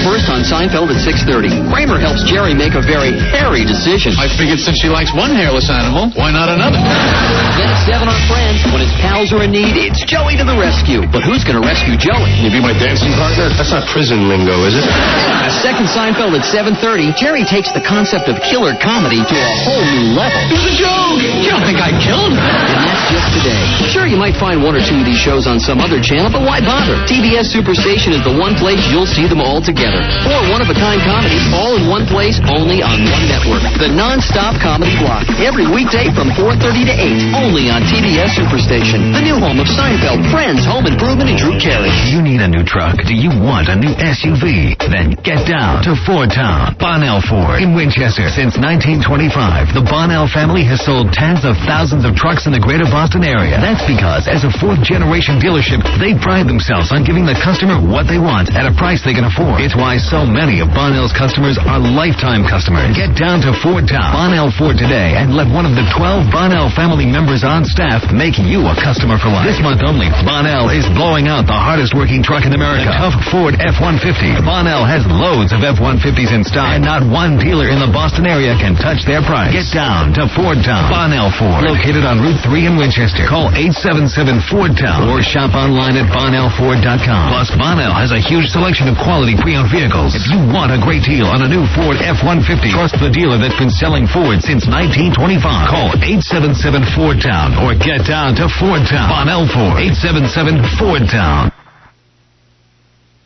This Valentine's Day, get a gift when you give a gift. Carter's Fine Jewelry is giving you a $50 gift certificate for free just for mentioning this ad. And while you're at Carter's Fine Jewelry, one of the area's leading jewelers, take advantage of their Valentine's Day specials. Carter's in Middleton has the perfect gift for that special someone. And remember, you could get a $50 gift certificate. Here's how it works. Each day between February 10th and the close of business on the 14th, mention this ad and Carter's Fine Jewelry will give you a $50 gift certificate.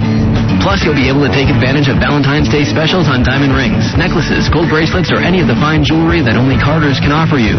Carter's Fine Jewelry, Route 114 in Middleton, less than 30 minutes from Boston. Be one of the lucky people to mention this ad and receive your gift certificate. It's as easy as that. Limit one certificate per person for length of promotion. Carter's Fine Jewelry in Middleton. Call 978-646-8811. 978-646-8811. Carter's Fine Jewelry, the fifth C of diamond buying. Can only be used on $100 or more. Cannot be combined with current promotions. Call store for more details. Watch the 127th Westminster Kennel Club Dog Show presented by Pedigree. Who will take home the best in show? Tonight at 8 p.m. only on USA Network. JP, where it's all about the snow. Hey, skiers and modders, this is Chris Fayon with the Jeep Report from J-Peak, Vermont. Winter is off to a great start up here at J-Peak with more than 140 inches of snow so far this year.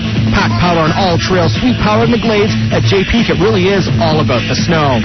75 trails and glades, 8 lifts, including the new Metro Quad and moving carpet for beginners this year. Learn to ride with our new Burton Method Center. Packages start at just $40. Only 3.5 hours from Boston, straight up 93 to 91. J-Peak is the snowiest resort in the East with more than 350 inches of snow each year. Enjoy an all-inclusive slopeside vacation in one of our many ski-on, ski-off condos and townhouses, or stay at Hotel J just 90 feet from Vermont's only aerial tramway. Get the J Passport this year and save $13 daily. Even get the 5th ticket free. Be sure not to miss Jeep Owner Appreciation Day this March 21st. Drive your Jeep to J and get 2 free tickets for the day. For resort info, check the web at jpeakresort.com. Ski J-Peak really is all about the snow. We're moving them out.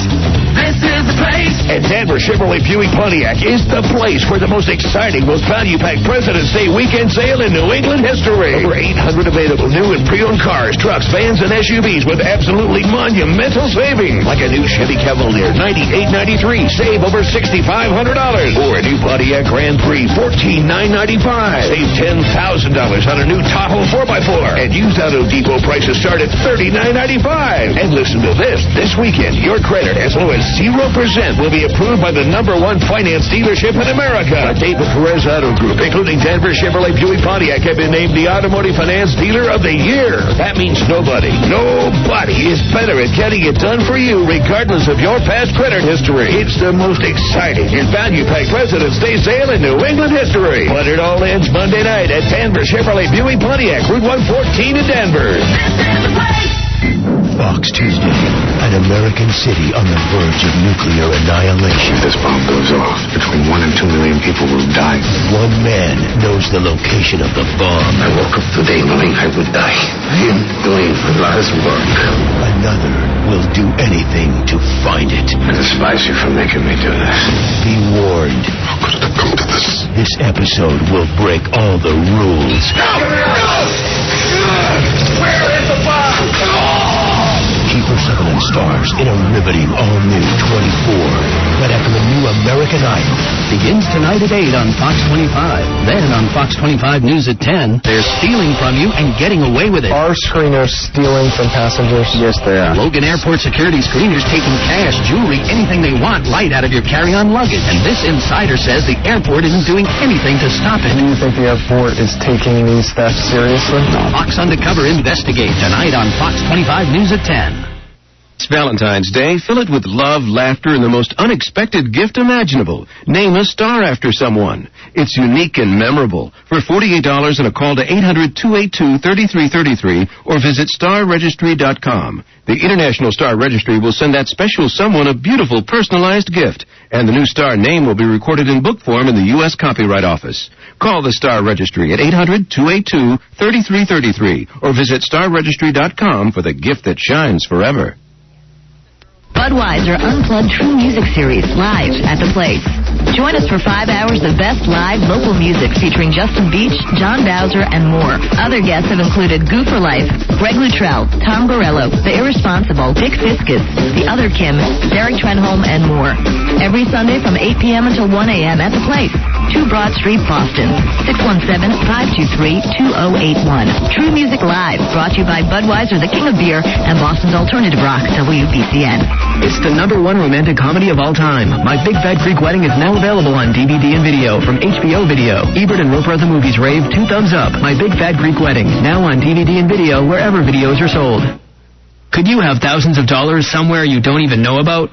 Inside Edition's Finding Forgotten Money Instantly. Getting what's yours. Lost money found. Tonight at 7 o'clock on WCVB. If there was one word that describes 7-Eleven's new Big Eats Bakery Dream Donut, it'd be fresh. Fresh and delivered daily. And melt in your mouth.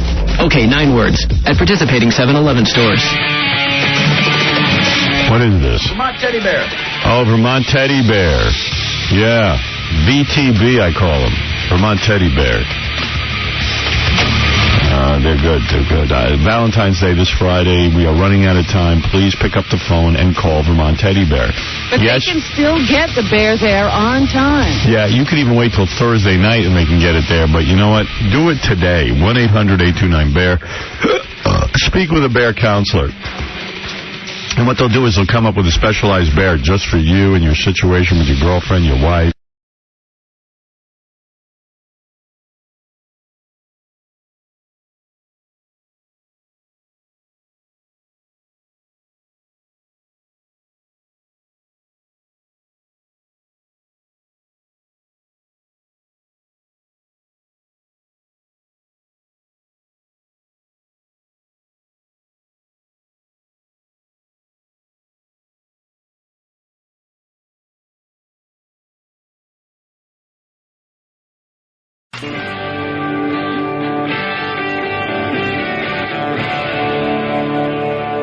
This is Brian Johnson of AC/DC.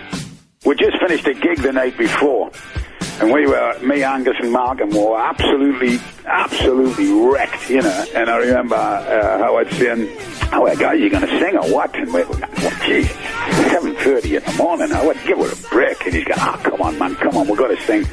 But it was funny because Malcolm and Angus, who usually don't do stuff like that, picked up the guitars and said, yeah, why not, you know? And I went, oh, thanks, guys. And then old Artie, I'm sitting looking at this guy, going, oh, Jesus. Where'd he get his energy from?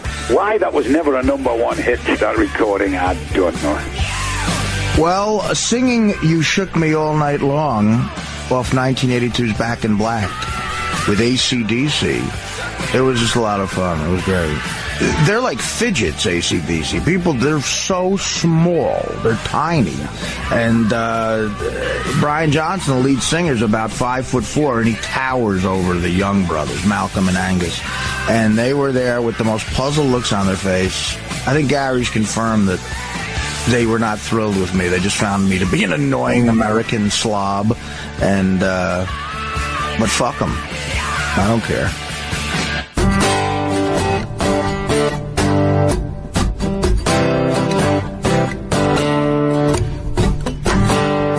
Go round again, boys. Everybody, come on. You're in this alone. You're in this alone. She was a fast machine. She kept her motor clean. She was the best damn woman that I ever seen. She had to synthesize, telling me no lies, knocking me out with those American thighs, taking more than a share, had me fighting for air. She told me to come, but I was already there, and the world started shaking. Earth was quaking, my mind was aching. We were naked in a jail. Shook me all night long. Yeah, you. Come on, Artie. Shook me all night long. You really got mad. Are you in the second verse? Yeah, come on, keep going. This is good. Don't give up. What is your second verse? I got it. Artie, you do it. I'll have it, son. Come on. Working double time on the seduction line. She was one of a kind. She's just a mind all mine. Wanted no applause, just another cause. Made a meal out of me and come back for me. And cool me down to take another round. Now I'm back in the ring to take another swing. Cause the world was shaking, the earth was shaking, my mind was aching, and we were making it. And you should be all night long. Yeah, you should be all night long. That's it. Knock me out, yeah, you should be all night long. Really got me out of you. Shook me all night long. Yeah, you shook me. Yeah, you shook me.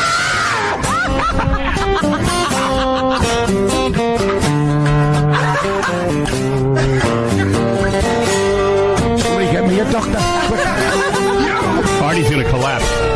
Come on, Brian, you do it. Finish it the right way.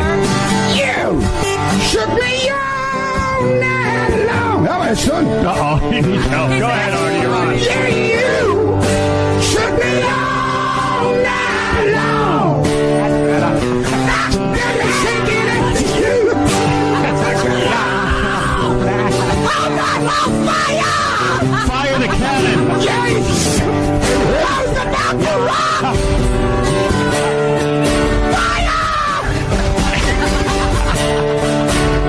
We salute you! Wow.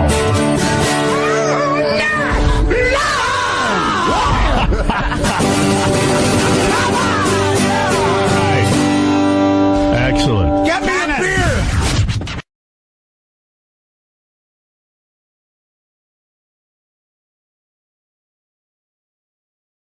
I know there's a lot of people on the phone, and I have some funny stories to tell you, including Artie stories. Artie's? Yeah. Artie made the stories? Artie made the stories. Uh-oh, what happened? What'd you... No, I just think it's funny that you told Gary to bet, March Madness or Sweet 16 is going on now. Yeah. And Artie was walking around here yesterday because Gary got $1,000 to bet from Cabby's website. Right. So Gary's going to bet it. And, of course, Artie goes, you should bet the whole 1,000. And Gary goes, yeah, then what should I do? He goes, when you get 2,000, bet the whole 2,000, and you'll have 4,000. And I said, okay, that's good. That's good, but at 4,000, I'm going to put it in the bank. Artie goes, I bet the whole 4,000 and then get 8,000. See, Artie doesn't realize Artie bets till he loses. Right, he keep going until there's nothing left. Yeah. That's right. He won't ever get any money. That money burns a hole in his pocket. If he got up to 64,000, you know what he would say? I'm on a roll. Yeah. I'm on a roll. Well, at some point, you have to decide whether you're a pussy gambler or you have a problem. See, I would say, wow, I got $64,000. Maybe I'll put $63,000 in the bank and start over with $1,000. Yeah, this is real money. I could do something with I it. mean, I can't lose. I'm hot. But it's given money. Gary was like, it's on the table. Right, but then you would have $63,000 that you didn't have to pay for it and didn't have to lay out a dime for. How great would that be? Right. Artie doesn't see it that way. No. So Artie gave me what he calls... He sees it all as money you never would have had anyway. Right. But then he loses it all because he keeps it there until it goes away. That's right. Artie gave me yesterday what he called his 4-star bet. Today's got a 5-star bet. But this was yesterday he goes to Gary. Got a 4-star bet for you. What was the 4-star bet? It was Pitt giving 5 points to Marquette. So Casey's... Why is that a 4-star bet? Because you can't miss. Pitt, come on, it's Pitt. It's Pitt. You got the... It's great. It's a great bet, right? So Casey gets a hold of Gary. He goes, listen, the spread just, went to 6. Don't bet that. So Gary listened to Casey. Of course, Artie's bet didn't come through. Not only did it not come through, but Marquette won. Yeah. Not only did Pitt not cover, they didn't even win. But here's what you're not understanding. I didn't bet it either. Yeah, Artie would have hung me out. You didn't bet the 4-star bet? Why? I didn't bet the 4-star bet. Because of the... Why? Because of the line change, number one. It went up again. But you didn't get back to Gary? And I tried to... Well, Gary, I thought Gary would figure it out. I wouldn't have. Howard, I had my hand on the mouse. I was ready to click it. Kids go, no. When stuff like that happens, something's wrong. Something's going on. And I stayed away from it. What did you bet? I bet Arizona, and I won. Oh, okay. Now, today's your 5-star can't-miss bet. This is the best bet of the tournament, I'm told. Yeah. All right, let's hear it. Syracuse giving 5 to Auburn. Buy the car right now. Here's what he said. Syracuse is playing in Albany. Right. Practically a home game. Yeah. Right, it is. Practically a home game for Syracuse. Practically. Yeah. And it's only 5 points. Auburn shouldn't be where they are right now. Can the spread change and could it turn out to be one of those bets that you eventually don't bet on? Yes. If there's a major, if there's a change late in the spread, that's kind of an indication. Here's how little I know about gambling. If I were to bet it right now and the spread's at 5, and the spread moves, is my bet locked in at 5? Yes. So, they can't change the spread later on. You can lock it in at 5. But wait, so you got $2,000? No, I got $1,000. I never bet. Oh, you didn't bet at all? No. Oh. No, if I would have bet last night, I would have had no grand. So bet the grand on Syracuse, man. Well, you got to make a commitment at some point. I do. Bet the whole thing, Gary. There's a part of me that says, let me just go decide what I want to do, and that's my own idiocy. Artie always loses. Well, you know what happened? Casey's vehemently against this bet. You know what happened to me? I would have bet. I called Cabby's site, and they needed, usernames, account numbers. I'm like, I don't know any of that. So I couldn't get it in, and then by the time I could, it changed. It saved you a lot of money. The line changed, and it saved me money, so I would have bet it. I couldn't get through to Cabby's thing. Right. So, But tonight is, I'm telling you, if you're a kid out there in Jersey, buy the Monte Carlo right now. Buy it. Buy it. Gambler. Walk into the Chevy dealer and go, listen, I want a Monte SS Fire! Because I got Syracuse tonight, giving 5. Nice.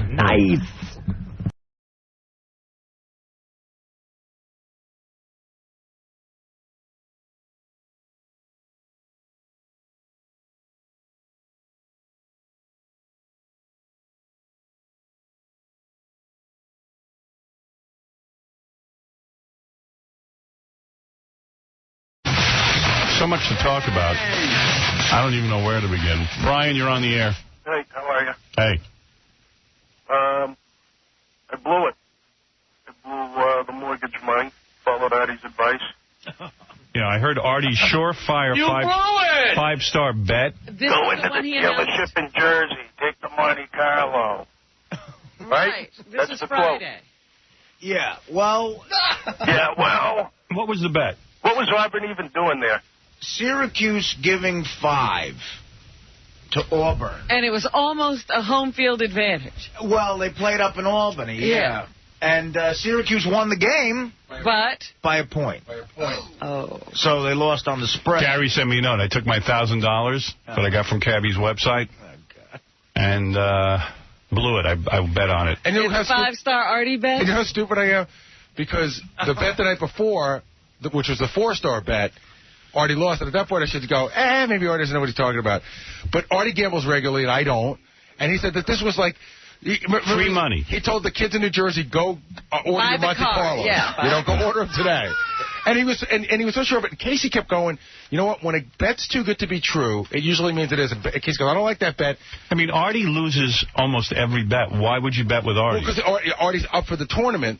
I'm up. For the tournament, I'm up. See, I bet Syracuse yesterday, too. They killed the other day. What's the farthest you've been down in the tournament so far, money-wise? 500. And you're up 1,000. I'm up 1,000 right now. I realize because Artie lost 1,000 on that game and then bet on Syracuse yesterday and won 1,000. Right. So he's even on Syracuse. Yeah. Well, I know a lot of He's people. leaving everybody else destitute. No, listen, I mean, again, it was just, if you're going to make one bet in the tournament, it's hard to win. I mean, you know. Artie, it was a 5-star bet. Brian, you're on the air. I really did like Artie, thank you. As soon as I heard you say it's a sure thing, I went and bet on the other team. So you won. $2,500. I can't name a player. I can't name a coach. I don't know nothing about basketball. All I know is Artie, when he says it's free money, go the other way, and you're guaranteed that money in your pocket. Boy, if that isn't the truth. What is right? See, there's another theory you could have went with, Gary. But what has been I'm trying to think, and since we've known you, what have been your big wins? Your big, like bet this. You've lost on the golf tournaments. Right. You lost in Vegas.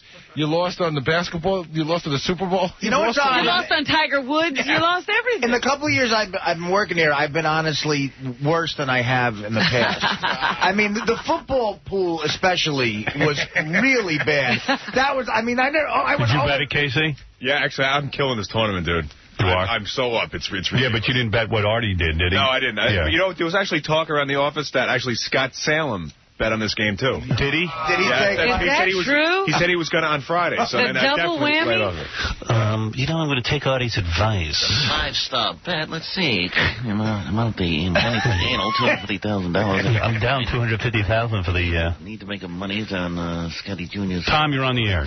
Artie's a complete fool. He doesn't know what he's talking about. I did the same thing. As soon as Artie said, bet the Q's, I said, forget it. Don't bet the Q's. You should never touch Syracuse on a bet like that. You know who did that? By the way, I don't know if he made the bet, but Stuttering John was like, I don't know anything about anything. I'm going to bet the other team. Yeah, I bet you he did. I mean, it's unbelievable how wrong you always are. Your on-air record is especially bad. Right. I mean, honestly, and there's no... I mean, yeah, my on-air record is terrible. I mean, you were horrible on the football pool. The football pool, I went 0-7, which is never... That's really disgustingly bad. Yeah. And, I mean, I don't know how that happens. Because wait a minute, I actually win bets. There's no way Every time you announce it on the air, you lose. But doesn't he's saying that, but I imagine that off-air, he's as bad. Yeah. He just doesn't see it. Yeah, of course. This is shining a spotlight on it. Howard, the rule of thumb is when Artie's passionate about a bet, that's when you go against it, because he's guaranteed to lose. Well, you know, you're all going to laugh, but Tiger Woods would have to win his third Masters in a row. Go ahead. Here he goes. Even the commercials, even the promos for the Masters are going, his third green jacket, this is almost impossible, blah, blah, blah. Right. I don't think there's any way he's going to win the Masters. I'll bet you on it. What are you going to drop on that?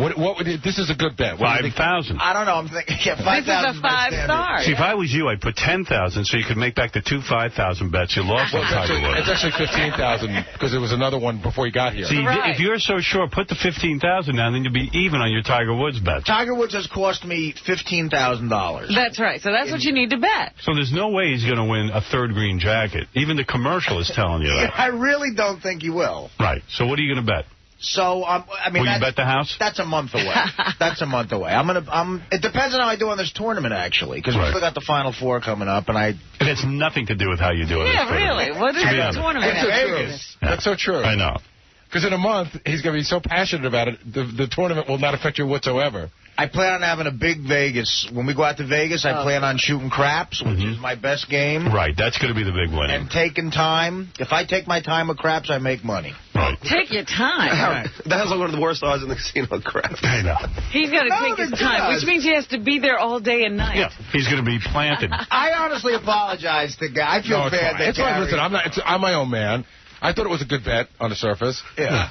It always seems like Artie knows what he's talking about. He's so confident. Yeah. I thought Casey liked the bet. Because it's almost a swagger. It looked too good. Howard, you know what it is? He talks in the slang. That's when he gets you.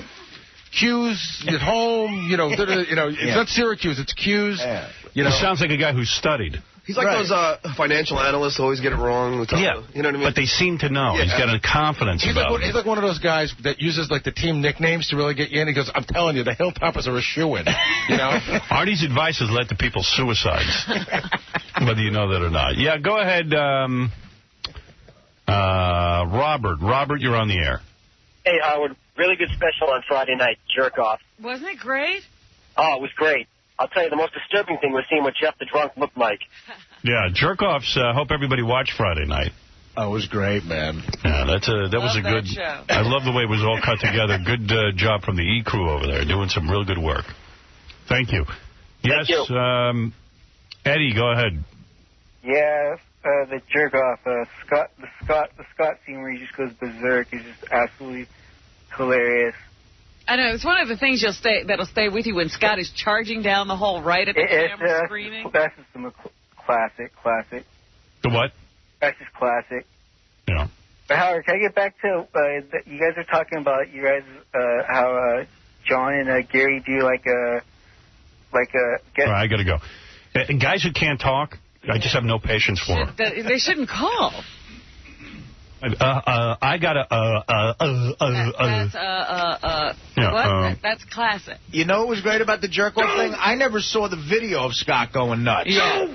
So. Oh, really? No, I never saw the video of it. I just heard it. Yeah, it's fun. Hysterical. Yeah, that was a big special for us Friday night. And I still can't believe how funny it is when Jeff falls. Oh, that's the best. It's funny every time you see it. It is. It's always good. Hey, good morning. Hey.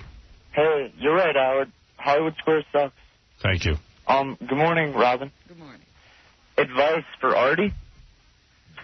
Artie, have you seen the Yankee line for tonight?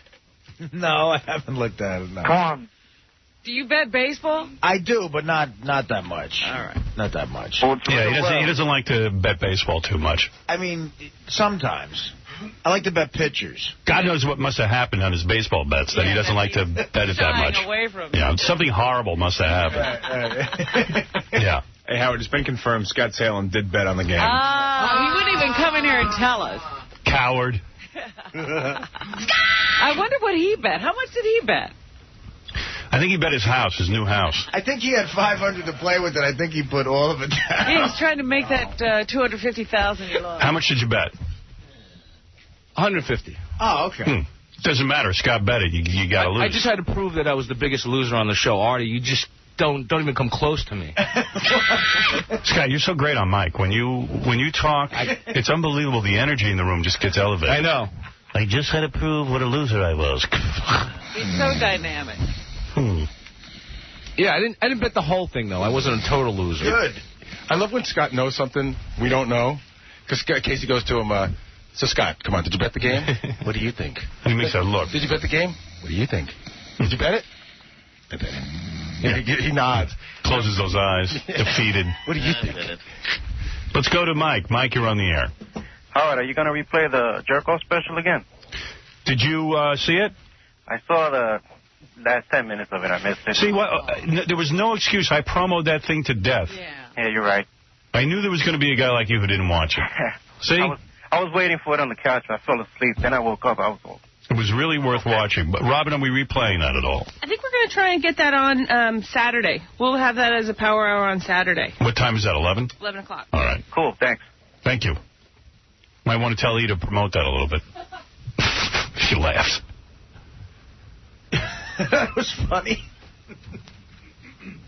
On the jerk-off special, Anna Nicole's head kept popping up. Even behind the scrawl that they do for the news, just ruins it. I can't even tell you how it ruins the special.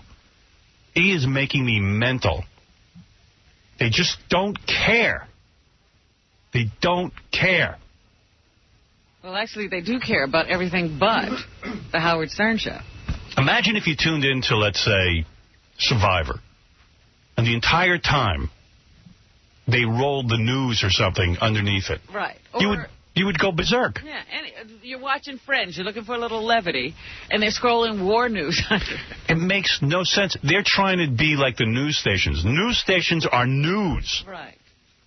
This is an entertainment program, and you're scrolling the news underneath it. And what news it is. No one is tuning to E for news. No one. Oh, for God's sake, man. What are you doing over there? I'm so close to ruining my entire relationship with them and really criticizing some of the people there. Yeah. Going into a whole rap about how lawyers shouldn't be programmers. But I don't get it. I don't understand what they're doing at E. I swear to you, I don't. How about the time between shows to give the little news if you want to do that? Great. Scroll all you want during the news when you have your news programs. Yeah, scroll do your the news. Bloomberg thing then. Imagine, like, CBS's top show is Survivor. It's a killer for them. It wrecks some of the Friends ratings. It's doing incredibly well. Or American Idol for Fox. Would you imagine them scrolling things underneath? First of all, thank God you got a hit. If they do scroll something, you think, well, the world must be ending because they're interrupting the show that makes them incredible money to tell me something. It's crazy. But to tell me about somebody's child being born? It's crazy. Yeah. It's absolutely crazy. I don't know what they're doing. I don't know what they're doing. Or Makes Jennifer no sense. Aniston re-signing with Friends. That's crazy. I don't care. PJ, you're on the air. So why are you replaying this thing on Saturday night? Why don't you just replay it on a weeknight so like we can watch it? You know, Friday and Saturday night people like to go out and party. I don't know. You know what, dude? It was on Friday night. It was on Friday night. Why don't you watch it? Because I was out Friday night, like I just said. I go out on Friday and Saturday nights. I work all week. So tape it, dude. What are you, crazy? It's that difficult? I can't afford TiVo like you guys can. TiVo? What about a VCR? About VCR, yeah. Remember that? Yeah. Oh, yeah. They do tape, you know. We were giving it to you for free. Just tape it. All right. I don't know. It just makes no sense on an entertainment program when you're trying to get lost in it to be scrolling stuff you have to read on the bottom, especially with jerk-offs that goes by so fast. You've got to sit and train your eye to ignore the bottom of the screen. Right. It is absolutely sickening to me that they do this. I don't know what they're doing. And then Anna Nicole Smith, an animated head pops out. That's what I was going to say, but even worse is Anna Nicole Smith. It's insane. They're insane over there. Because your head's not popping up on her show. No, the Howard Stern logo isn't popping up during Anna Nicole. Why are they doing this to me? Why? It's almost like they want me to fail. Is it because they didn't hire, like, because Mindy didn't hire me? Is that what's going on? I don't know. I mean, is it that shallow over there? What's the difference who hired me? I'm on your team. I never get any animosity. You know, she seems so friendly when she comes in here. Yeah, well, I don't know, man. I'm really getting pissed. And I'm trying to be a good sport about it, but I'm pissed. And it's proven to me that this is just a jackass type of mentality.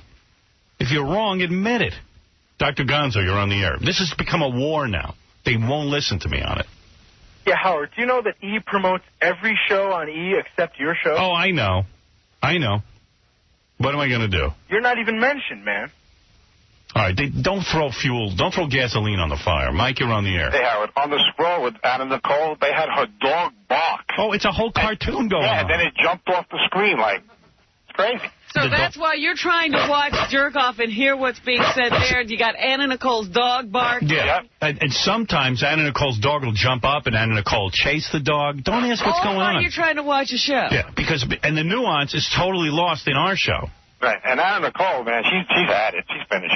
And you have to train your eye not to stare at all the mayhem on the screen. The whole lower half of your screen has got cartoons going on. Another program going on. Oh, it's effing believable. Yeah, but Howard, Jerk Off was funny as hell, man. Wasn't it good? That was funny as hell. I'm trying to get you the content through E's shenanigans. I mean, really just shenanigans. Thanks. Joe, go ahead. Hey, Howard. Hey, Joe. Yeah, I was watching war coverage on CNN the other day. They were showing episodes of the Flintstones underneath. Yeah, that's what it's like. During CNN's coverage of the war, they run the Flintstones. Yeah, thanks. Thanks. Got a whole cartoon going on underneath. Yeah, it's a split screen. You can decide which show you want to watch. Well, they said that scroll stuff became full-time around September 11th when people needed to know who was killed and what bridges and tunnels were open and all that stuff.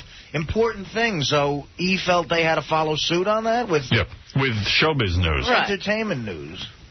Oh, it's insane. Cosmo, you're on the air. Yeah, I'd just like to personally thank Artie. This is Cosmo the Bookie.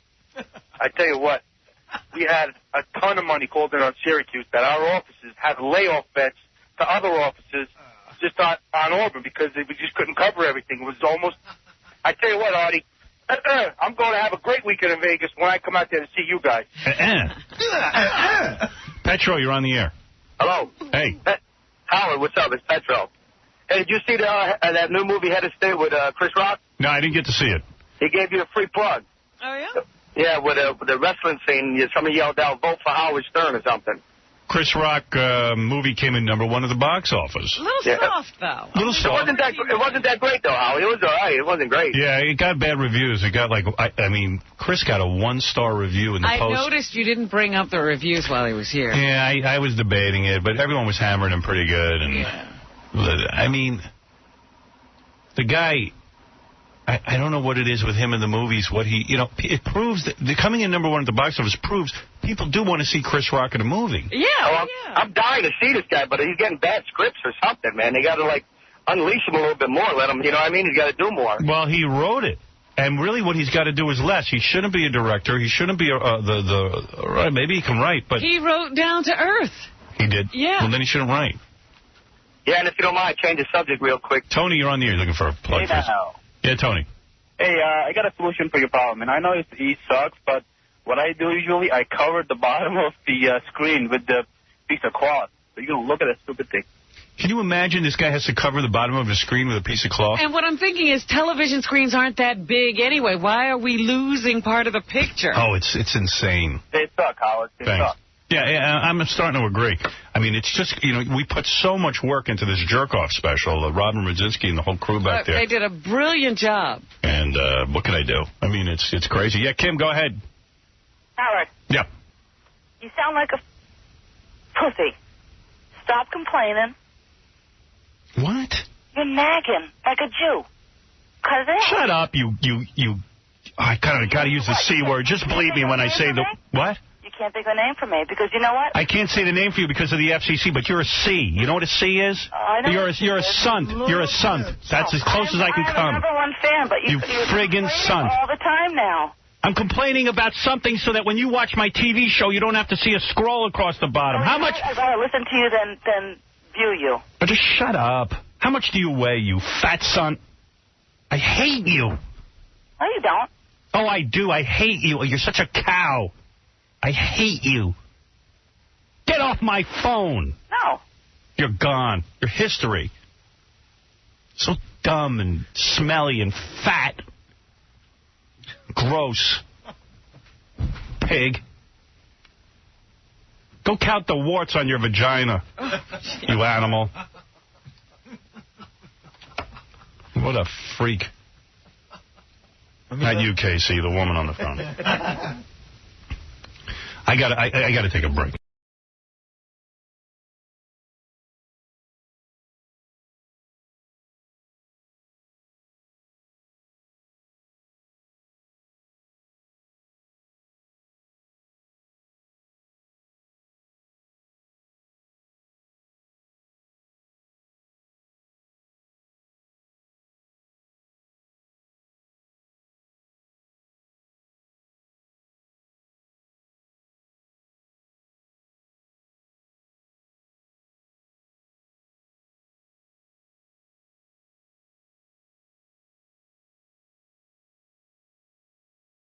Hey, when we're in Vegas at the Hard Rock Hotel and Casino from April 22 through the 24th, are we going to have Artie play a professional basketball player, woman? I'm still working on that. I'm trying to find a woman to play him. Most of the women in the WNBA won't play him because their contracts won't let them. It's so silly. So I'm looking for a college player, but a college player is not allowed to take money because if they beat Artie, they get $10,000 plus a $5,000 gym. Bally Total Fitness putting up the money. Are there any semi-professional teams? I'm looking for a retired player. Who Artie, by the way, is retired. Please, those I can totally kick. No. I'm saying that it's gonna.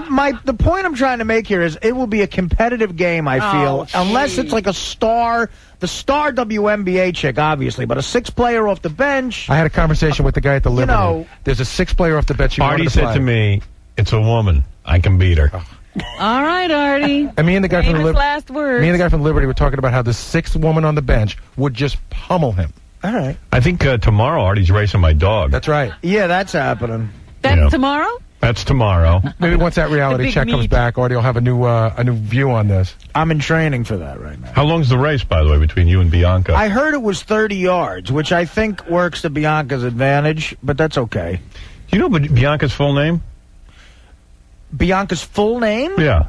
Stern? Bianca Stern? Bianca Jane Romaine Stamos. No, I'm not kidding. Really? That's the dog's name. It is. Wait a minute, say that again. Bianca Jane Romaine Stamos. Yeah. That's true. That's a hot name. Why is that name? What, Romaine Stamos or Bianca Jane or what? Bianca Jane. The whole thing. Where did it all come from? All right, Bianca was, well, first of all, bulldogs are ugly dogs. Yeah. You know what I mean? But they're beautifully ugly. So we kind of felt like, let's take the most feminine name we can find.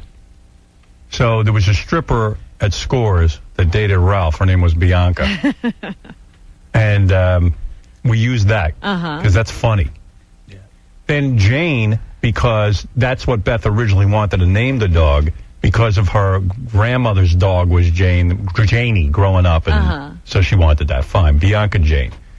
And then Romaine Stamos, because it's funny. I mean, but what conversation, when did that come up? Like, what were you thinking of? Were you with the Romaine Stamos? No, it evolved.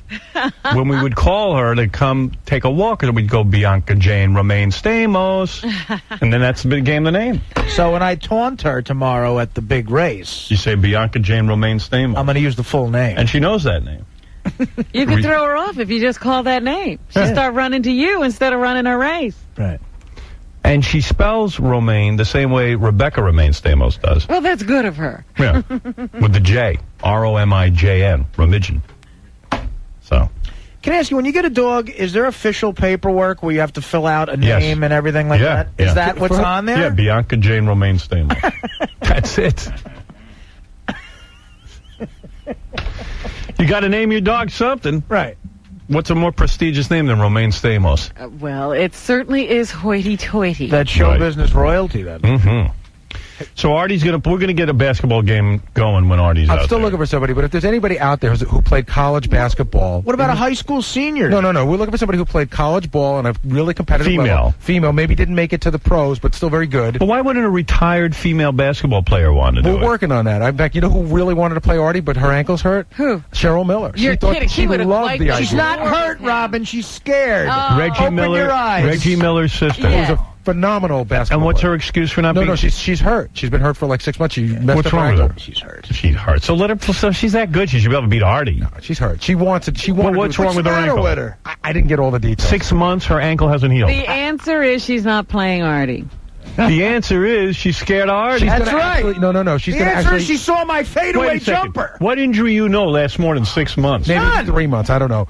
She's going to help us find someone. She loved the idea of it. Really? She's going to call all her retired friends, and we're going to try to find someone. Yeah, let's get this going. Let's get somebody to beat Artie. It's $10,000, right? $10,000 and a $5,000 gym. Wait, now do I get that cash if I win? Yeah, but don't count on it. You're not winning. All right, listen. You get the cash if you win, though. He gets the cash if he wins. Yeah. Right? Oh, you know Okay. what? I know this charity crap. You know right? I'm not a big gambler. I put $5,000 on whoever I get.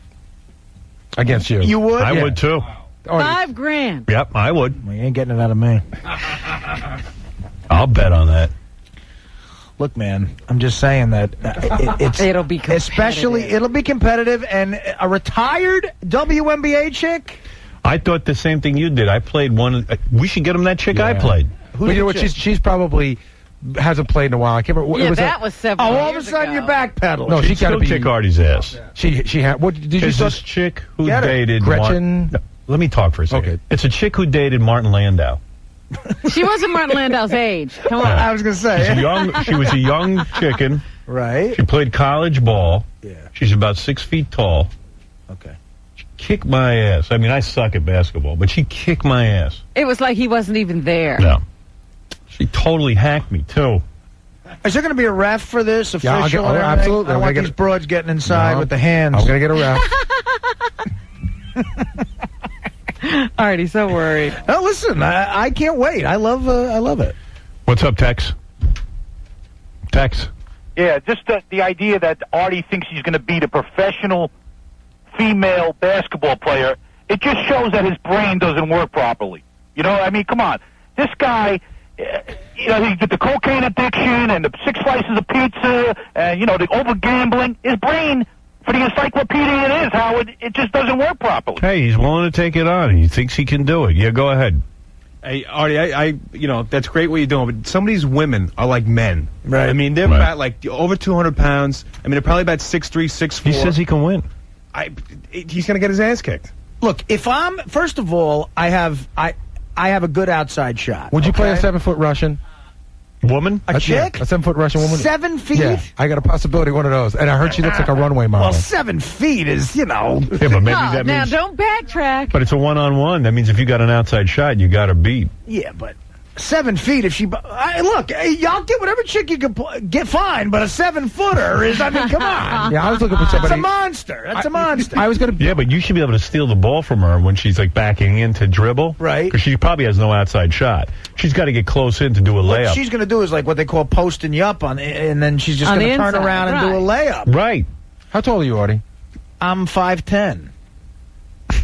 That's a foot taller. And she's a Russian. Allen Iverson plays the big guys. Yeah, well, he's an amazing athlete. But for this country, I'll do it, though. Get an Iraqi broad. Anthony, you're on the air. My sister played Division II basketball like 5 years ago. And we still go to the gym, and she schools people. Let's bring her on. Bring her on. Get her, Division II. Artie, you're like 3-legged dog. You wouldn't be able to do anything. All right, your sister played Division II ball? Yeah. She For was who? American Division II. I mean, just by the looks of Artie, you would think that he'd have to roll around on his stomach to do something to block her or something, knock her down. Yeah. You'd have to be very. How tall is she? She's about 5'8". And she could definitely beat Artie, right? I would imagine. I mean, if they're going to get a WNBA person, they're going to abuse him. Abuse. I talked to one chick in the WNBA. I wish I knew her name. Uh-huh. But she said to me that they play better than the men. They do play better fundamentals. Well, how come they're not in the NBA? Okay, guys. I don't know. She told me they're better at it than men. Artie, could you beat Rebecca Lobo? You know, she's one of the best ever, best female basketball players ever. So you're not beating any of the people who actually hit the floor every night? Well, I mean, I said a 6. My original thing was a 6 chick off the bench on a WNBA. And that's what I'm looking for. I'm going to find you one. But, you know, look, Lobo, you know, I'd love to try.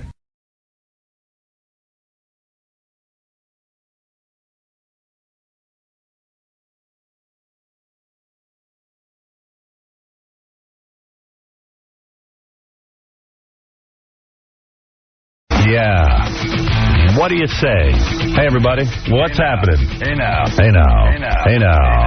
Hey, now. Hey, now. Hey, now. The dude Bruce from Sphincterine is stopping by today. And I think... Is that product selling? I can't imagine. Stuff to make your butt smell good.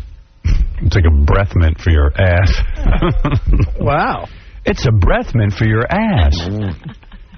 But I don't know. He put up $500. I think he put up the $500 because he gets a free commercial out of it. But he says his dog can eat a slice of pizza or a burger faster than Artie. Really? And Doug Goodstein just came in and said, well, how you want to set this up? Do you want to... I think a piece of pizza is better for you, right? You know, a pizza probably will go down quicker because there's no bun, you know? Right. But I requested a certain pizzeria yesterday, and if they got that one, I'm pretty sure I can get a good fold on the slice. Right. And what do? You just jam it down? Well, I mean, but see, first of all, I didn't challenge anybody. This challenge was brought to me. I'm not claiming I can do this. I know. It's so stupid. You know, I think a dog can eat faster than a human. Any human. I would assume. Yeah. You know, so I'm just doing it for the gag. I'm going to try. I've seen dogs eat, and dogs practically just swallow without chewing. Right. I mean, I like to enjoy a slice of pizza. I'm not really into eating it that quick, but I'll try. The one advantage... the bread will slow the dog down. Well, the one advantage you have is the guy can't hold the pizza for the dog. Right, so he's got to get it right off the floor. Right. In other words. And I don't think that's going to be so easy. See, if I could start with the pie already folded, I think I got a shot. You could do that. All right. Because he's going to have his slice laying there on the floor. Again, I agreed to it because, look, it's pizza. Your advantage is the human hand over the paw. Right. Well, And the human dog brain. doesn't have to use the paw, does he? I don't know. I can't imagine him lifting that slice without a paw. Because you got to get that paw up. I think they just lap it up. We'll see. We'll see. But Artie stands a chance on this challenge. He's got to eat the whole thing, the dog, not just crust and all. He could lap up like the mozzarella and stuff, but he's got to eat the bread. That's right. The dough and the crust. Doug, make it a piece of pizza. Okay, the guy's here. He's saying he wants it to be a hamburger. Well, of course he does. That's like one He bite, right? offered pizza, right? We're taking I don't know. pizza. There's some confusion. He's Well, then tell him to go home. Take his dog and get out of here. Okay. Now, who cares? So pizza or out? Pizza or out. Okay. Anyone knows a dog can eat the hamburger faster. What challenge is that? Yeah, because Artie will have to wrestle with a bun. The guy's here and he wants a hamburger. Well, who cares what he wants? It's what we want. That's what the great thing about having a radio show. You do what I want. Yeah. Rest of the day, I got to do what everybody else tells me to do. Yeah. He's afraid now the dog won't even want pizza. Yeah, well, too bad. Okay, so anyway, now this guy's been trying to get on the show for a long time. He's trying to figure out every way to get a free plug. But all right, he came up with something interesting. He says his dog eats really fast, and his dog could eat a piece of pizza faster than Artie. Artie goes, I don't know if I can beat a dog, but he'll give it a shot. He will try. Wouldn't the challenge be that I would say I could do it? I mean, you would assume the dog could do it faster. I would assume a dog can eat faster than you. Yeah. Well, your prowess is known, and so this guy thought his dog should try. I think it'll be funny just to watch you eat a piece of pizza. I mean, I don't like to eat like a gavone in public, but Yeah. I'll do it. Anybody who could eat 3 cheesesteaks in a matter of minutes, surely. It was 4. All right, bring in this guy, Bruce. Bruce is going to put up $500. I guess Artie gets the 500. He says his dog can eat a slice of pizza. Artie faster moving than into Artie. position. I told this guy, Bruce, he could have a plug for his dumb product if... it's a dumb product. It's a horrible way to start the interview. Well, we'll see if it's dumb or not. Oh, what kind of dog is that? It's a corgi, Welsh corgi. Welsh corgi. I see a lot of those on the street. They're It's very a real nice strange dogs. They're long. Oh, that's like a fruit dog. I'm going to kill it. I know. Now, Artie, you see the dog's legs used to be long. He ate his own legs off. That's how hungry the dog Oh, my is. God. So, All right, your dog eats fast?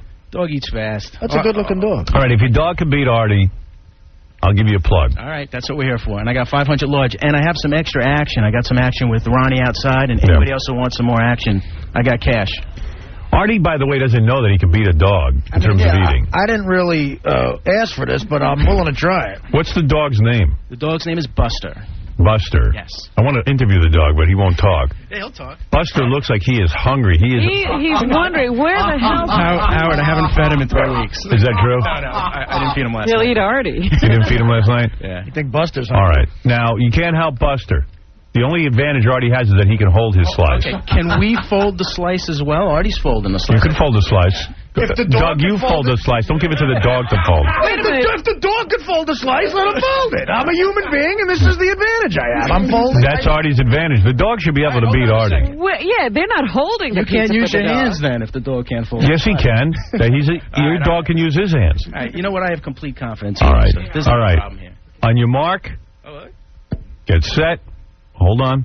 Look at him. He's ready to go. Go. Well, Artie's eating fast. The dog is flying. But the dog is having trouble gripping the pizza. Well, that's what I was afraid of. Artie is slamming it in. Don't choke, Artie. Don't hurt yourself. Buster's way ahead. Buster's halfway done with the pizza, but he's having trouble grabbing the pizza. Artie is about, I'd say Artie's at half. Got a big hunk. Wait, Buster's now, Buster's got the pizza out of the dish, and he's eating it off the floor. Wait a second. He's using his paw. Oh, that's a smart dog. That's a smart dog. He's holding it down. Look at Artie's mouth is full. Artie's mouth is full. Buster is complete. Buster is, I'd say... Come on, Buster. Buster still has the crust. Artie still has some more of his pizza. Artie has a quarter of his pizza. Buster just has the crust. Buster with the crust. You gotta swallow. Doug has a microphone on Buster. Go, Buster, go. Buster's still eating. I can't see what's going on. He has his back turned to me. I think he only has got a little piece left. It's on his last piece in his mouth chewing. Artie, hurry. The dog. Artie. Artie will never make it. Artie's almost there. Artie has a little piece left. It's done. All right, the cork's done. The corgi's done. I belched. That was you? That wasn't Artie, no. Artie. Artie's got a What mouth happened? full of pizza. Welcome. Are you sick? Buster wants another slice. I'm not sick, but look at how much I left. I was almost there, man. Yeah, but there's a lot in your mouth. Buster's done. You have to swallow, Artie. Give your crust to Buster. Buster. There you go, Buster. Buster's out of his mind hungry. These guys must have starved this dog. Yes, that poor baby. Yeah. Cute dog. Nice dog. I needed my Hawaiian punch. I forgot to take the Hawaiian punch over there. I don't think you had time for that. But it would have helped me. Now, Well, all right. Burgers. I mean, we can go down that road, too, for another 5. I think a burger would be no contest. Yeah, you're right. All right. Artie, you lost the hands advantage when Buster pulled the food out of the bowl and put his paw on it. Yeah, I didn't see him do that. Smart dog. Yeah, smart. Yeah, he knows how to eat. He's no dummy. Artie, He's eating the plate right now. Buster's a perfect date for you. Look at him. He's looking at me. He's eyeballing what's in your mouth. Actually, he could go for another couple slices, right? Look at him. Sure. He could. Actually, so could I. Double or nothing, Artie. Yeah. What kind of burger you got? Artie wants to do the burger jump. Artie doesn't care if he wins or loses. Hey, can we see you could drink a jack of water quicker? Thank you to the dog, whatever his name is, Buster. And Zane, thank you. You know, I felt no support when I had a mouthful of half a slice and I hear Robin go, "Come on, Buster." Well, Buster was so cute. Buster is cute. I'm not cute.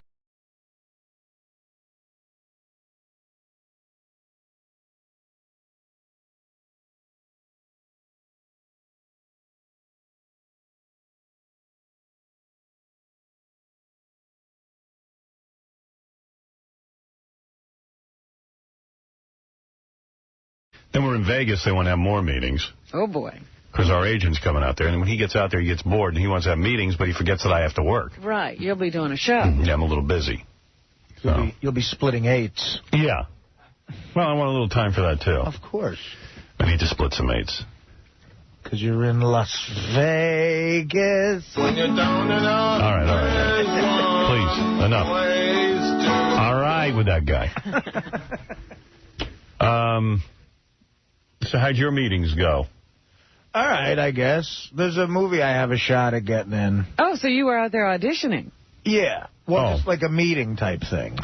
I thought that you were out there with your sitcom meeting. Well, that was part of... me and Sam had to get together to figure out a way to...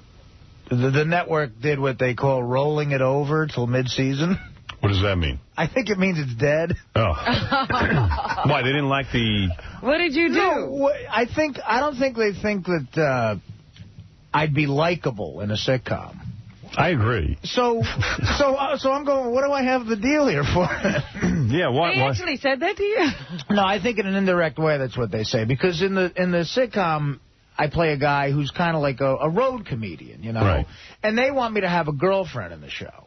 And I said, isn't it funnier if I try to get laid on the road and stuff? And they don't think that's likable behavior for a sitcom. So have a girlfriend. Who cares? Cheat on her. I mean, yeah, well, I said, yeah, isn't that unlikable if I have a girlfriend? A single guy trying to have sex seems like normal. See, I'd watch a show where a guy has a girlfriend, and then you keep trying to reinvent a line for cheating. Yeah. But although you should have a girlfriend, because, like, who's going to believe you're sort of like a ladies' man? No. See, that's the humor. They're not going to be hot chicks. Right, like pigs. They're going to be the kind of chicks I was getting when I was a broke stand-up comedian. Right. Well, hey, that's funny to me, but... Yeah, so... But if the network's saying you're not likable, by giving you a girlfriend, you'd be likable? Yeah. Exactly. And what, are they going to give you a way hotter girlfriend than you really should have? Of course. Well, yeah. Because they even do that with King of Queens and stuff. Right, and then it's not going to be believable then. Yeah. You know? Right. Well, they don't want believable. They don't want believable. They want likable. But that... Artie's like, no, you don't understand. It's got to be somewhat realistic. And they're like, no, it doesn't. Right. You know, Tim Allen's 40-something years old. His girlfriend's 20 in the movies. I mean, you know. But then they don't go all the way with it. They try to go halfway, like get a chick who's cute. I said, we're going to go the unbelievable route. Let's get Heidi Klum to do it. Right. That's funny. Yeah. What if I'm just married to this unbelievably smoking hot model? And she's mad about you. Yeah. And, I'm playing just these bachelor parties doing stand-up, and they figure out why she's married to me. So what's the deal? You're not going to get the sitcom or what? Well, they said it's not officially dead yet. Me and Sam are trying to figure out a way to make me likable. That's acceptable to everyone. Why don't you do your real life? Be a comedian on the Howard Stern. You get a break on the Howard Stern show, then you get a hot girlfriend. But, you know, everyone's debating whether or not you got her because you're on the Howard Stern show or because she really likes you. And you're constantly testing her to see whether you like her. I have your permission to do that? Yeah, who cares? Well, you don't have to be the Howard Stern show. Be the Bob and Tom show or whatever. The guy in Indianapolis, those idiots who rip us off. Or be the Big Bubba's, whatever, the Big Bubble. Bubble the Love Sponge. Be him. Well, in the show, I'm on a really lame sitcom, but I make good money. So that's a way to get chicks, you know. Yeah. But then the show gets canceled, so I go back to my old life.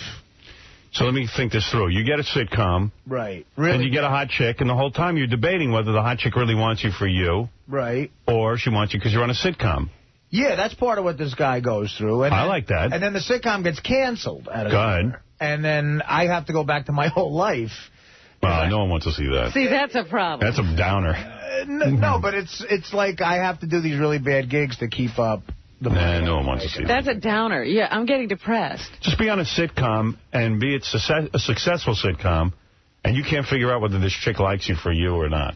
Right. And you constantly test her. Oh, okay. And then you get anal from a guy. And then as long as we get a different guy to play the lead, right, it'll be fine. I don't know. You know what? You're right.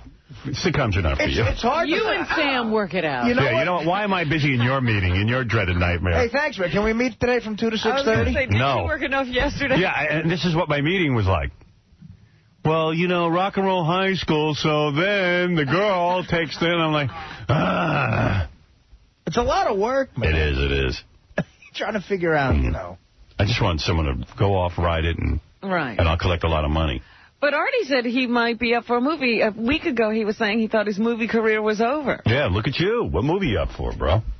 Well, it'll be another Will Ferrell movie. It'll be like my 4th in a row. Oh, all right. So you're the new team now. Thank God he's working. Well, it's not really a team. I have 4 lines, and he's the star of the movie. Right. It's your usual. That's the winning formula. Can't they give you a bigger part? It would be like maybe a part that would shoot for like 2 weeks. Oh, all right. So that's good. That would be decent. Yeah. You know. What do you get for something like that? I don't know. That's the other big question. You're afraid to ask.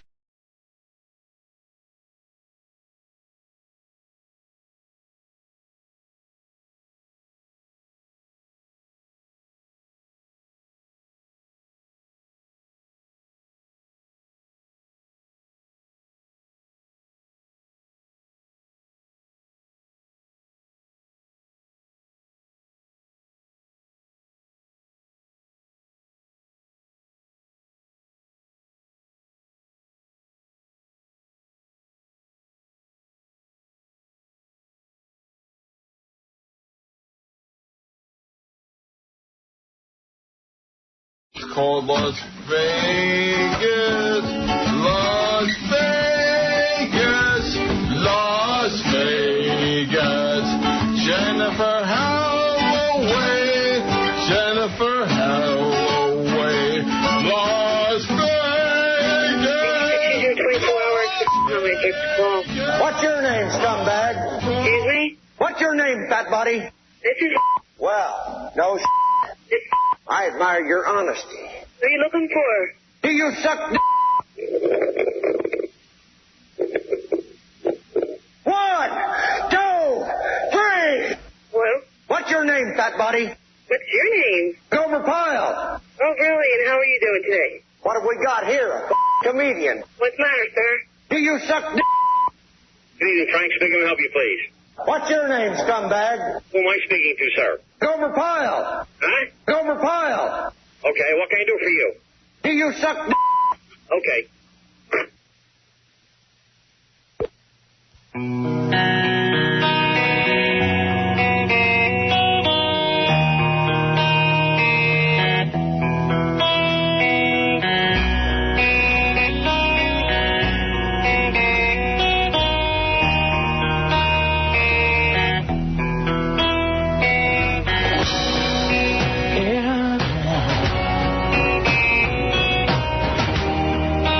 Caught in your mystery.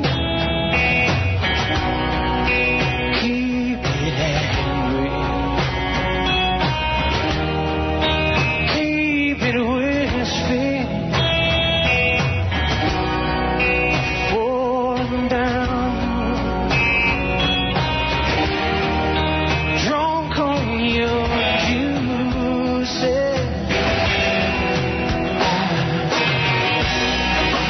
Turn my head, turn my head, aimed at you.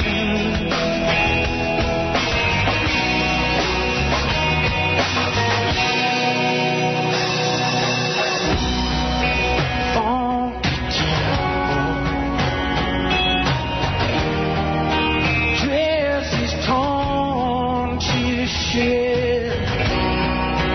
Eyes crazy.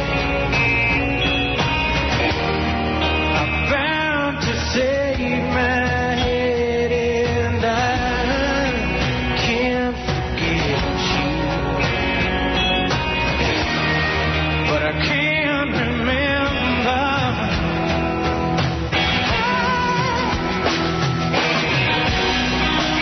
Turn my head, turn my head, aimed at you. Turn my head, turn my head, aimed at you. Baby,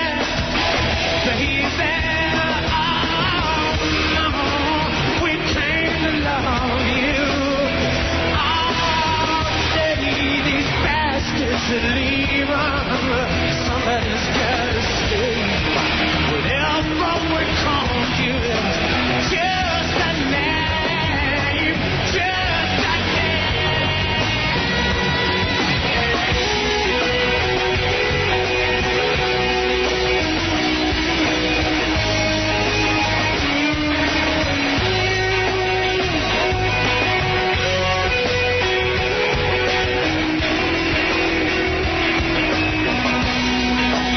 turn my head,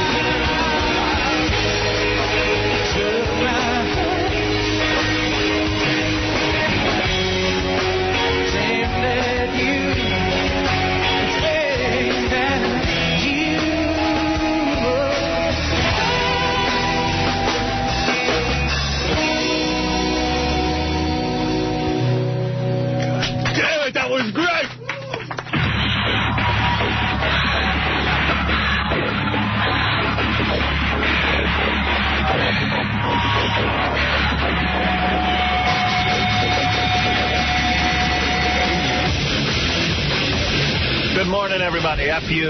F you. Hey now. Hey now, everybody. My friends, my radio family. Hey now. Hey now. I am on a strict diet, dudes. Whoa. I got to lose 15 by Tuesday. so I guess the pizza gain I brought in is... No pizza gain for me. Cold cuts, cheese, and bread, I don't think so. I mean, I was getting ready. I was packing for the trip to Vegas. Yeah.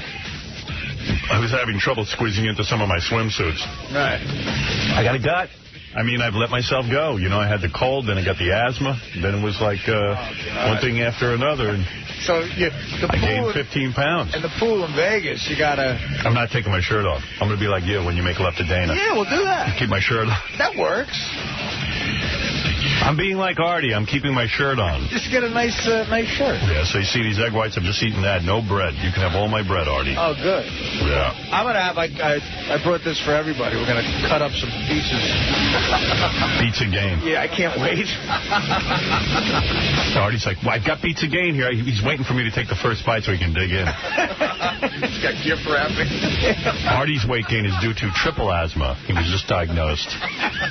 He has 3 times the asthma anybody has. Yeah, 150. Well, I'm going to take a little taste of Judy Lange's Pizza Game. Pizza Game, yeah. I hope Robin is allowed to have it. I don't know what her diet. I think I'm going back on my no-party edict. I heard what the ingredients are. Yeah. What, it's cold cuts? It's like every Italian cold cut baked into like a cheese pie. There's no. I guess that's the best way to put it. Where is it? I want to taste it. It's over there wrapped up, isn't it? It's over there wrapped up. Yeah. Oh, you mean it's got a special table? It's on the. I got a Pizza Game table. I'd go over and eat it, but the first break, I'll go cut it. Hey, la la la la la la la la. Yeah, I got to lose 15 by Tuesday. You eat that, you'll gain 20. Yeah, I'm not. How are you going to do that 15 pounds? I'm not going to eat. He's just not having egg going whites. to lose 15 by Tuesday. I'm going to take my shirt off by the pool. You'll have to hack off a limb. Someone tells me RQ is going to be in her thong at the pool with this new body. Yeah. Who's RQ? You. I can't wait. What, you got any new swimsuits for us? No, I don't have one. What are you going to do? You going to shop? I guess if I go swimming, I'll have to. What do you mean? You going to shop in Vegas? Yeah. Oh. Best bathing suits are at the places that have swimming pools.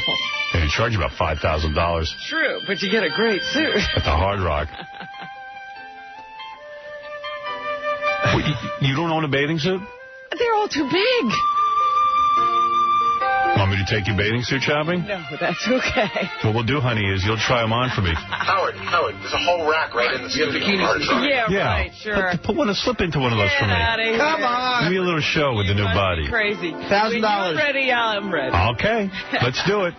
I'm ready. Get into your bathing suit. I'll do it. Couldn't squeeze into last night. Well, not that one. I'll throw a bathing suit on if it'll get one. Believe me. No, you'll have none of that. I'll show you my wiener if you get into that thong. Sure. I'll whip it out right now.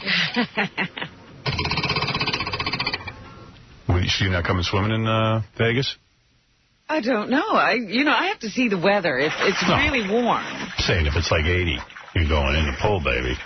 With your little flip-flops and your thong and your floaties. Yeah, I need my floaties. Well, I'll keep my eye on you. Oh, you won't let me drown? Oh, I won't let you drown. Not with your new body. Me at the pool. Oh, I can't wait. Maybe with the old body I would have let you drown, but not with this new body. Earn my respect. How much fun are we going to have next week?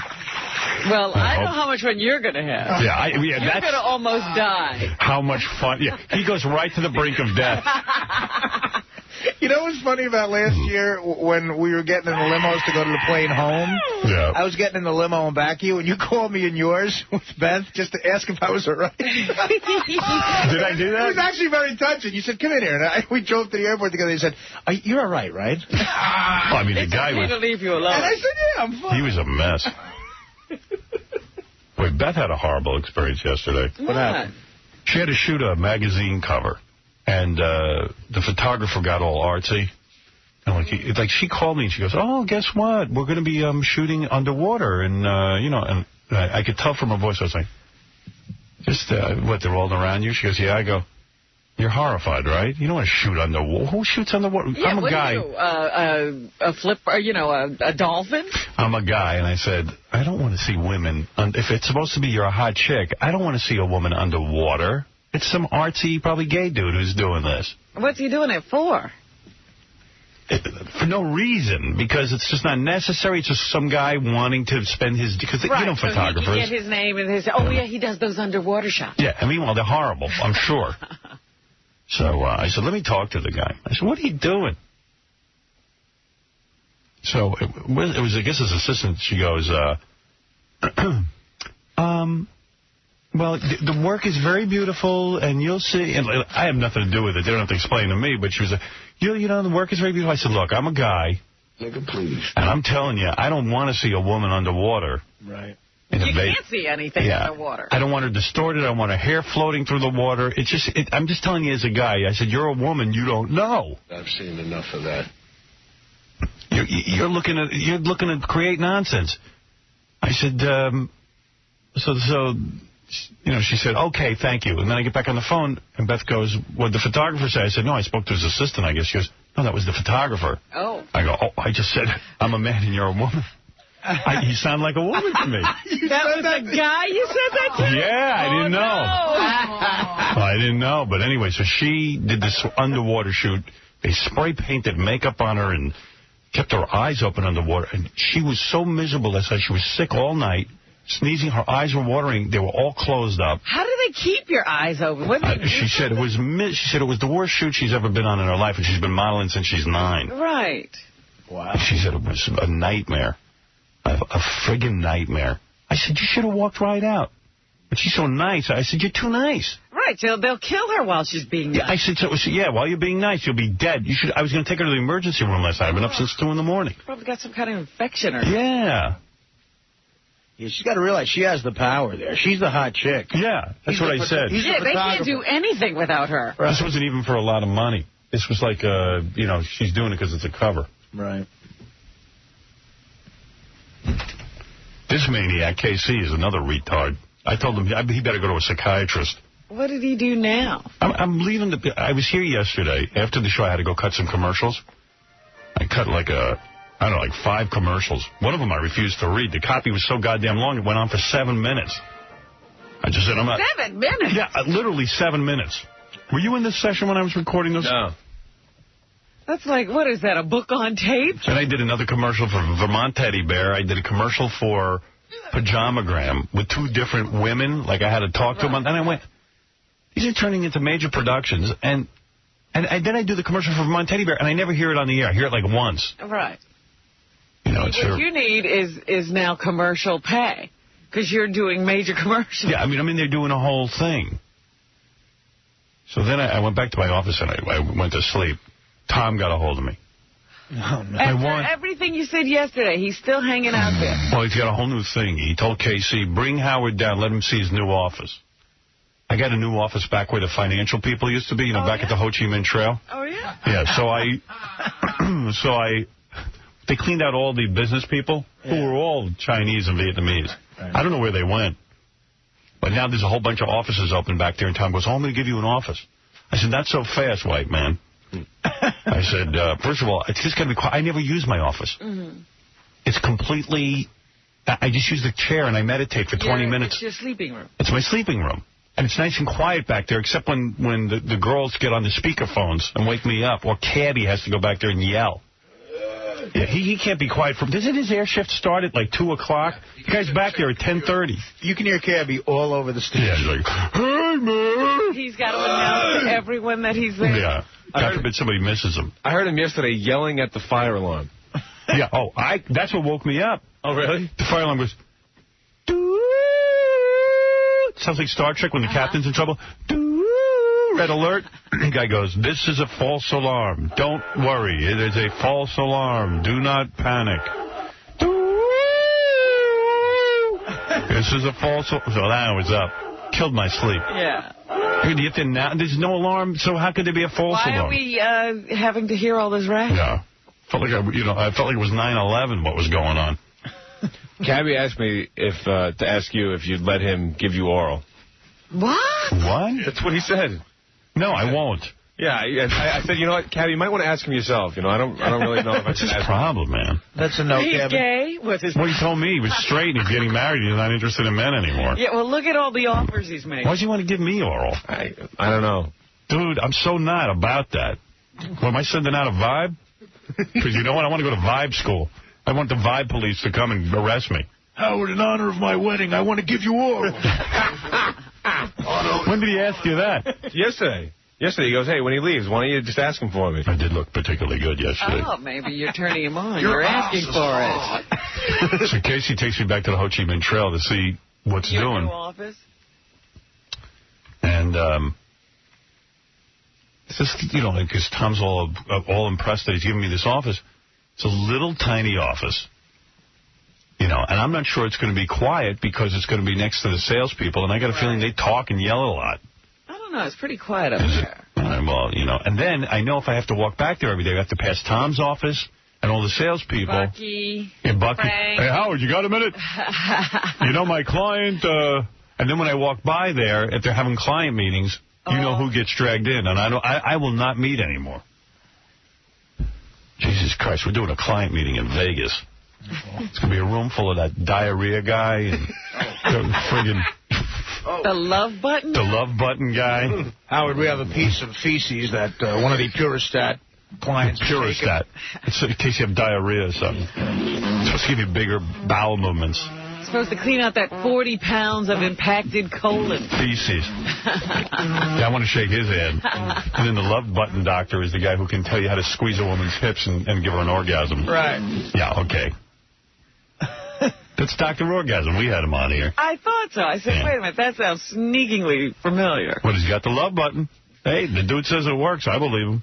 What do I know? He didn't show us here. I just don't want to have a meeting with him. The love button guy. I told Tom that you wanted that big office next to yours. He said no, because you got to put 5 salespeople in there. What? Oh, no. So they're going to be near you anyway. 5 people are going to be in there? Yeah. I don't even know. I'm never cubicles in there. I just need it for extra. First of all, the office I have, because I only use it for meditating, I told Anne Marie and the staff back there they could store some stuff. Me and Tony were in there today trying to do the hair. Uh-huh. You can't move. There's so many boxes of goddamn crap that's been there for years. Is someone going to go through that stuff? There's crates of Yoo-Hoo. You know what? I don't... Throw that out. Yeah, but, you know, I don't think there's anywhere else to put it. Throw it out. Give it away. Give it to someone. I'll take a couple of Give it to Artie. Yeah, nobody knows it's there, so nobody can take it. And those boxes, I mean, when are they going to be gone through? I mean, who's doing anything back there? What are we just dumping stuff back there? It's like a friggin'... Let's put them in Tom's office. It's like we're breeding SARS back there. If you've got Yoo-Hoo, just put it in the kitchen. It'll disappear. Yeah. All right, we'll get rid of you. Yeah, what about that? You just put it in the fridge. That's a great idea. You know how many you go in that fridge, there's nothing there. I'm saying at least you'd have something to drink. Right. Yoo-Hoo and beats again? Yoo-Hoo and beats again for Artie's diet. Great combination. Ah, beats again. And hi, I'm Howard Stern for Yoo-Hoo and beats again. What a combo. Guess what else I got back there? Schwierel and Bastachota. Oh, my God. Dana bought a bunch of it. So Bastachota. Did you have to shoot the bakery guy in the foot to get it? Artie's a real guinea. I know. Hey, guess what else I got back there? Schwierel and Bastachota. Bastachota. Yeah, Dana bought a bunch of it. It's Easter, you know, the rising. Oh, is that what this is? This is the rising you eat. He should like greet the guests when they come in. Yeah. Bring it back there. I will. So I don't know what maybe I'll move all the Yoo-Hoo bottles down to my new office, and then I'll be able to have some room in my old office.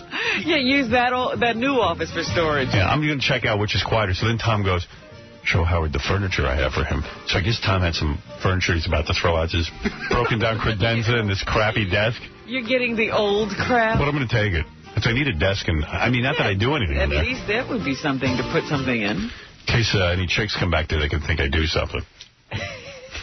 Show him the furniture. Big credenza. Yeah, the worst thing a hot chick could see is a case of Yoo-Hoo. Yeah. In case he showed me the furniture, he's some furniture salesman. He goes, Tom wants you to see this what do you call it? Dude, I asked everybody in the office when I came back if they knew what a credenza was. Yeah, nobody knows what a He wants to know if you like the crustacean. You know, that's a crab. The chrysanthemum. It's called. He had no clue. I want to know if you like this desk and It's cruh. Yeah, I wasn't calling it by the right name. So then I'm getting ready to go. I forgot my coat, right? This animal comes out. He goes, I'm going to go get your coat for you. I go, okay. Talk about a psychological problem. He comes out with my coat on a hanger. So I go, Casey, why is it on a hanger? He goes, I don't want to touch your coat. I don't want to be rude and touch your coat. And I go, you know what? You really need a psychiatrist. What about touching someone's coat? I said, do you know that might mean you want to touch everyone's coat? You think there's something, but you probably want to rub up against every coat and touch it. And he goes, what are you talking about? Like not understanding the deeper psychological implications. No, this is a guy who's going too much to the shrink. That's not a normal thought. Dude, I'm trying to be considerate. Bring somebody's coat on a hanger. What's wrong? I don't want to screw around with his coat. What's wrong with touching a coat?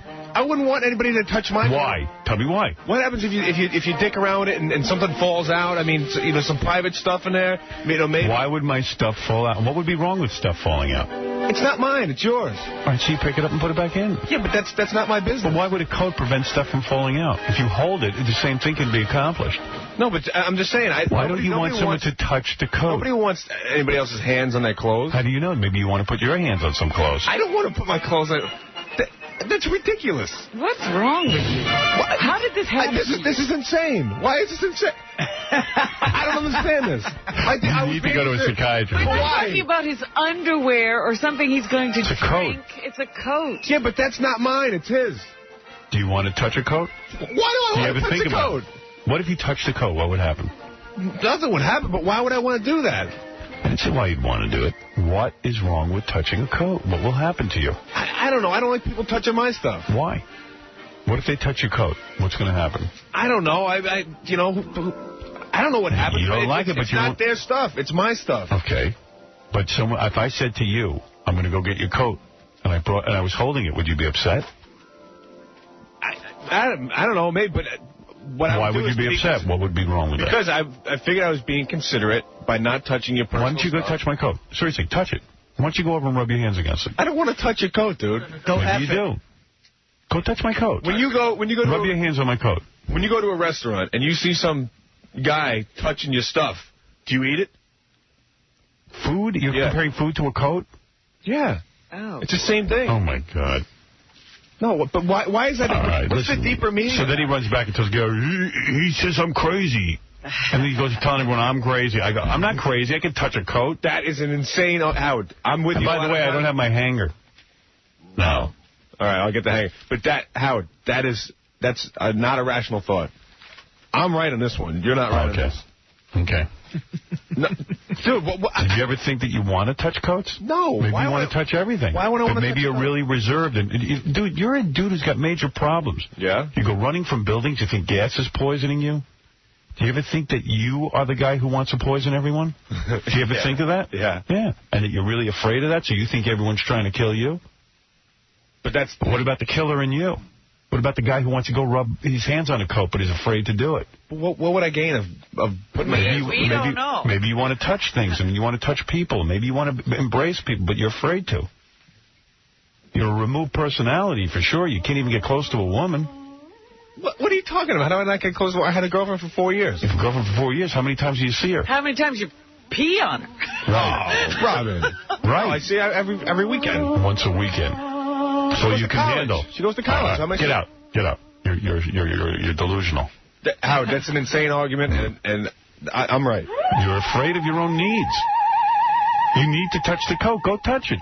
Touch it. You're going to start crying. Go touch it. This is a friendly place. I'm telling you, I want you to touch my coat. I don't want to touch your coat. Go over and touch my coat. That's insane. Why would I want to touch your coat? Touch my coat. Rob, you're rational. Am I out of line here? I don't get it. It doesn't have anything to do with touching the coat. It's this whole idea of yours and mine and how you can't... Well, who's invading you? No one. Who has breached your line of security? Casey, was your coat raped? All right, look, I don't have time to play psychiatrist with you, but you really do need some severe help. Well, if it's well placed and you're being a friend, that's cool. But I don't get out. No one cares anyway. It's important for Go Casey. rub yourself up against the coat. It's important for Casey to know this is a friendly place. Touch the coat. The coat was looking at me like... Look, he can't even touch the coat. Go touch it. I said touch it. Walking around the coat. Yeah. He's in love with my coat, you big homo. Your coat's looking at me. Must not touch coat. I mean, you ever seen the guy comes out with a big hanger? He's afraid to touch the coat. You're insane. All right, we got to take a break. I don't know how he gets through a day. Just don't let him touch Barely. Don't let him touch the beats again. Dear diary, a coat tried to kill me today. I'm going to take a break. We're going to be back right after these words. Hi, this is Trudy Styler. Why are you wasting your time listening to a radio show? Go and save a rainforest and stop flushing your toilet. You're listening to The Howard Stern Show. This is The Howard Stern Show.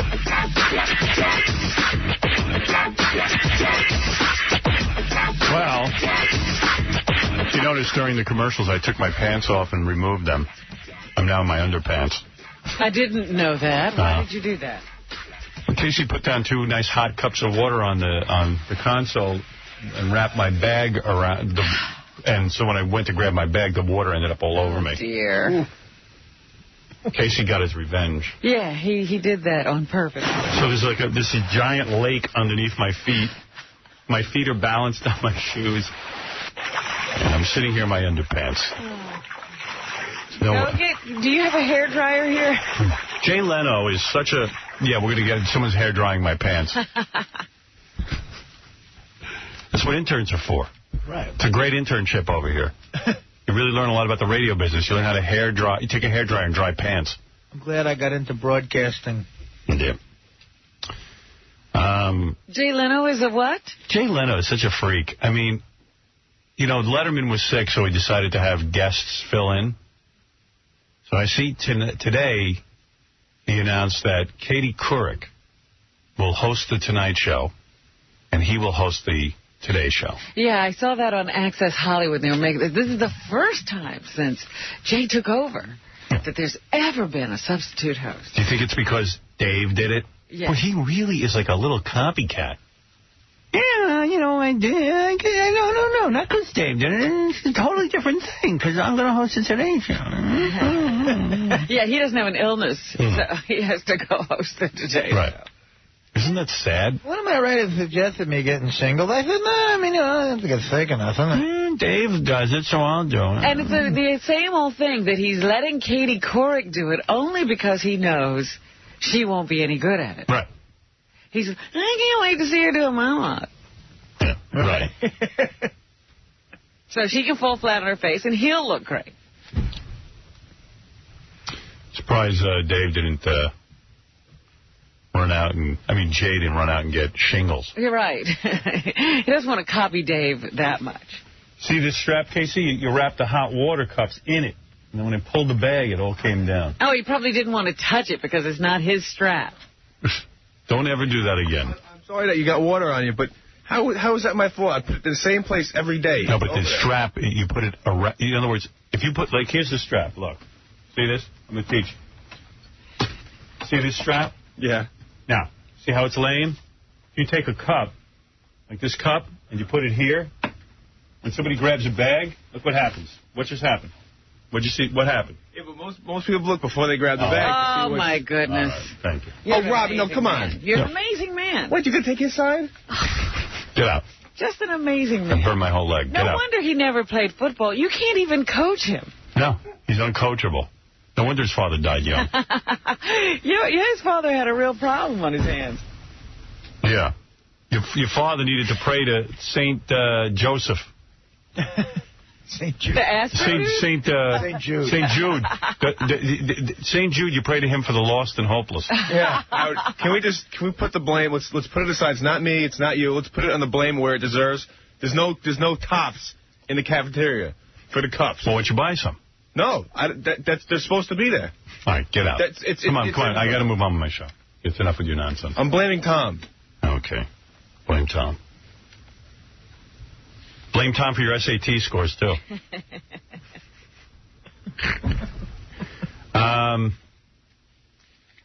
So, Sean William Scott is an actor, and he is in Chow Yun-Fat's movie... Something Monk. Something Monk. Bulletproof Monk. Yeah. Bulletproof Monk. And he was in Dude, Where's My Car? And what else was he in? American Pie. American Pie. He played Stifler. He comes in here. This chick calls in. She goes, I want to have sex with Stifler. Oh, my God. And he goes, okay, come on down. She doesn't show up yesterday. He comes back in.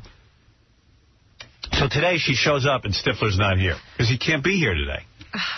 So the whole thing's ridiculous, but I do want to interview her. Everybody, you guys wanted to see this girl just to see who called in making such incredible offers. She goes, I'm definitely going to have sex with him. I model bikinis. They hired me at a car show. I sit on the hood of a car in a bikini. I got to see how hot she is. This is, who is this? It's right there, Chloe. Chloe. Hey, Chloe. Hey, Chloe. Stand right there. Let me take a look at you. They want to drink you in. Hi, Chloe. Hi. Well, you blew it. Yeah, pretty much. He's not here. Yep. Well, at least I get to meet you. No, big deal. Me, I'm not hot. Yes, you are. Oh, thanks. I got to say, you're a little heavy for a bikini. I mean, I don't think you're... Not bikini. I modeled import cars. I did a couple shows. Get that microphone closer to your face. She said she wore a bathing suit, right? You wore a bathing suit? Yeah, you wear bathing suits or little outfits that they set up for you. It all depends on what the person that you're modeling for, the company, sets out. I mean, he might have... I would bang you. I mean, since you would just go to a hotel and bang me and then leave. So I think he could have gotten laid. She's bangable and leavable. Yeah. Oh, yeah. You're definitely the kind of girl you bang and leave. That's nice, Robin. Thank you. But you blew it. Yeah. He wanted to meet you. And I wanted to meet him. Big movie star. Guy's getting, I don't know, what he just signed a multi-million-dollar deal. or something, wasn't it? Yeah, I had it set up for you. It was a done deal. And you didn't show up yesterday. All you had to do was get here. He was here waiting for you. We called him all last night. He said he'd come in if he could, but he had a whole bunch of interviews and was leaving for L.A. He got an 8 o'clock flight, I think he said. 8 o'clock, so. Not only that, didn't he rearrange his whole schedule to be here yesterday? Yeah, and he was here. He showed up. I had it all done for you. Making your dream come true. Howard, you better... She's about to cry again. No, I'm not. Because she gets very emotional about this. She's so bummed, Howard. Is that right to say, Chloe, you're bummed that you missed yesterday? I'm really bummed, but I'm not about to cry. I mean, I understand I really screwed up, you know? You got nice boobs. Thanks. Are they real? Yes. Let's see. Step away from the mic for a second. Let me look you over. I'd bang her. Yeah. How old did she say she was? 19. The pants are baggy. Yeah, the pants could make... You could wear sexier outfits. Well, there's bathing suits right there, as you pointed out. Do you want to see? Yeah, get in a bathing suit and sit on that car hood. At least as long as I got it here. That's what you do, right? Is that what you did? How much you get paid for that? It depends on how long you're going to be doing it. The last show I did was Hot Import Night in Atlantic City, and I got a couple $100 for it for doing like 4 hours of work. What do? You put on a bathing suit, bikini? Or a little outfit, that they set up. And you sit on the hood? No, you stand by the car. They don't let you sit on the cars because they're expensive, beautiful, hooked-up cars. Do you say anything when you stand there? Sometimes guys will come over and talk to you and ask you about it and try to flirt with you and stuff. But do they tell you about the car so you know how to answer some questions? Yeah, pretty much. My ex-boyfriend was really into cars, so I kind of learned from him a couple things. So... Chloe, didn't you tell us that you did something where you lay on the hood of a car? Yeah, you model in the cars sometimes, but usually not. It depends, honestly, it depends on... So why are you changing your story? Yeah, but you said you lay on the hoods of cars in a bikini. So we got you the hood of the car so you can get in your bikini and I'll sit land. on the hood of the car. It depends. I'll do it here. This isn't some hooked-up, beautiful, car, you know? We don't mind if you scratch that. Don't worry. Okay. Give Chloe a bathing suit. I have one. You do? Yes. All right, go change, baby. Right. Take a look at you. As long as we got you here, we might as well get you in your bathing suit. Let me see what you do for a living. In those pants, she looks a little hefty. Yeah, it looks like she has big hips. Maybe the pants are exaggerating. Those are this broad was going to come down here, meet him, take him back to the hotel and bang him. That's all she wanted to do. She's no model, let's put it that way. But I would bang her. Would you bang her? Please. Yeah, absolutely. Because Gary was kind of like, she's not so hot. Oh, she's not good enough for Gary. I'm like, hey, she's good enough for me. Dude, that's 2 Bud bottles. I mean, she's too young for me. She's 19. I got a daughter, 19. I don't go that low. It's going to freak you out. Yeah. Hey, Danny. Hey, Howard, Danny, 8th Way. Hey, you got to have this whore go down to the airport and take Stifler in the bathroom right now before the flight. Why don't we fly? Hey, Gary, can't we find out what flight Stifler's on and then... Put her in the bathroom? Yeah, put her in the bathroom for him? I got his publicist's cell phone number. I could call her right now and find out where he is. All right, get the publicist on the phone, and we'll see if we can get her right down to the airport to bang him. That would be so great. Or if we a little pre-flight. Good idea, dude. Thanks, Danny. All right, bro. If we can't do that, maybe we can FedEx her to his house with a return address envelope. I wonder if he would bang her. I mean, the guy's a good-looking guy. He's a movie star. Well, you know what it is? I think she's pretty, but she's not like movie star tail. But I bet you she puts out more than a movie star tail. But movie stars are into one thing, movie stars. She's like groupie material. Yeah, I would bang her. Because Gary kind of set me up like she's not that hot because she's kind of chubby. Because we were expecting a swimsuit. She's so great, ass big, you know, nothing, you wouldn't look at her twice.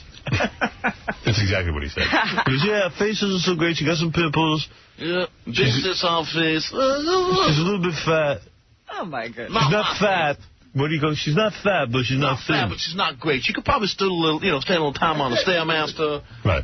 I said, she's not fat. I go, but she's not tight. She's a little doughy in the stomach. Yeah, doughy. There you go. You're right. But I'd bang her. But yeah, no, I didn't say she was ugly. I just you think that Stifler dude would bang her? If he doesn't, he's a homo. I don't think he... I mean, I think he'd bang her, you know, if you didn't have to have any other interaction with her. Yeah, that's what she's saying. I don't want to have a boyfriend. Yeah. But you know, I don't think he'd do anything past that. You got that phone number? I couldn't get it. His publicist didn't answer. Did you leave a message? Yeah. Tell him just to call back from the airport. Yeah. Asian. Where's the chick? She's getting changed. How long does that take? I don't know. Go get her out of there and get her in here. Rush her up.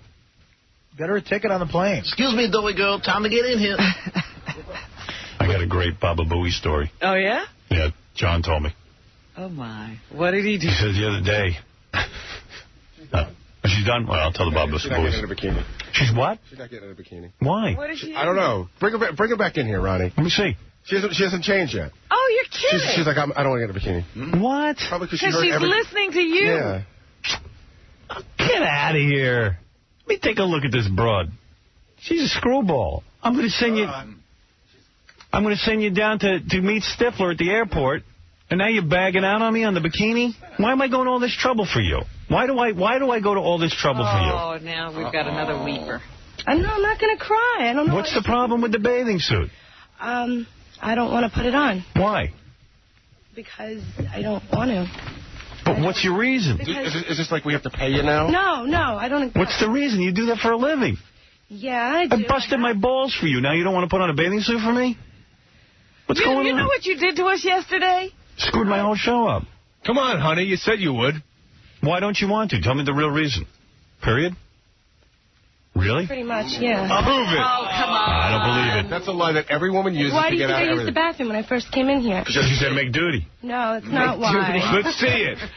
Oh, that's cool. Come on. If I called you up today and I said, listen, got a gig for you, $400 for the day. Does it matter whether you're having your period or not? No, of course not. Chicks who model bathing suits just tuck in their string. Yeah. Not when you're not wearing a tampon. You're not wearing a tampon? I'm Robin. wearing a pad. Let me see your pad. I'm serious. I don't believe it. If I see a pad, I'll let you slide. Let me see your pad. Yeah. Show it to me. It better not be clean. That's right. Stop it. You're not looking that hard. Where's your pad? I'm trying to eat it. Oh! Where's the pad? I didn't see anything. It was very dark. Let me see your pad. Pull it out. God, that's so embarrassing. Pull out your pad. You guys are pitiful. Let me see your pad. Where's the pad? She doesn't have one on. You don't have a pad. But I'll show you. Okay. You don't have a pad. Wait a minute. What's going on my here? panties. They're black. You have black panties. Black panties on. You don't have your period. You're lying to me. No, okay. Where's your pad? I don't have one on yet. I got. Well, then you're lying and lying and lying. Yeah. You just said you had a pad. Why are you What's going lying? on here? You're giving us agita. Liar yesterday, liar today. I didn't lie yesterday. What Hey, happened baby, yesterday was true. if you're uptight about your body, I just saw your panties. You look good. Well, get in your bathing suit and get on the hood of this car. Hurry up. I don't have much time. I'm sure we can find something if you need something. And then I'm still trying to get a hold of Sean. Get in your bathing suit. Now it's like a whole hostile situation. It's a whole crazy thing. Go get your bathing suit. Yeah, well, I mean, what's she wasting my time for? She said she wanted to be in the bathing suit. Of course she does. She brought her own bathing suit. She's on her period. She got no period. I mean, you got to put it to her plainly. Does she or does she not want to bang Sean William Scott on the luggage rack at LaGuardia? If I was her, I'd do it. I think she's cute. You think she's cute? Yeah, she's adorable. Not my cup of tea.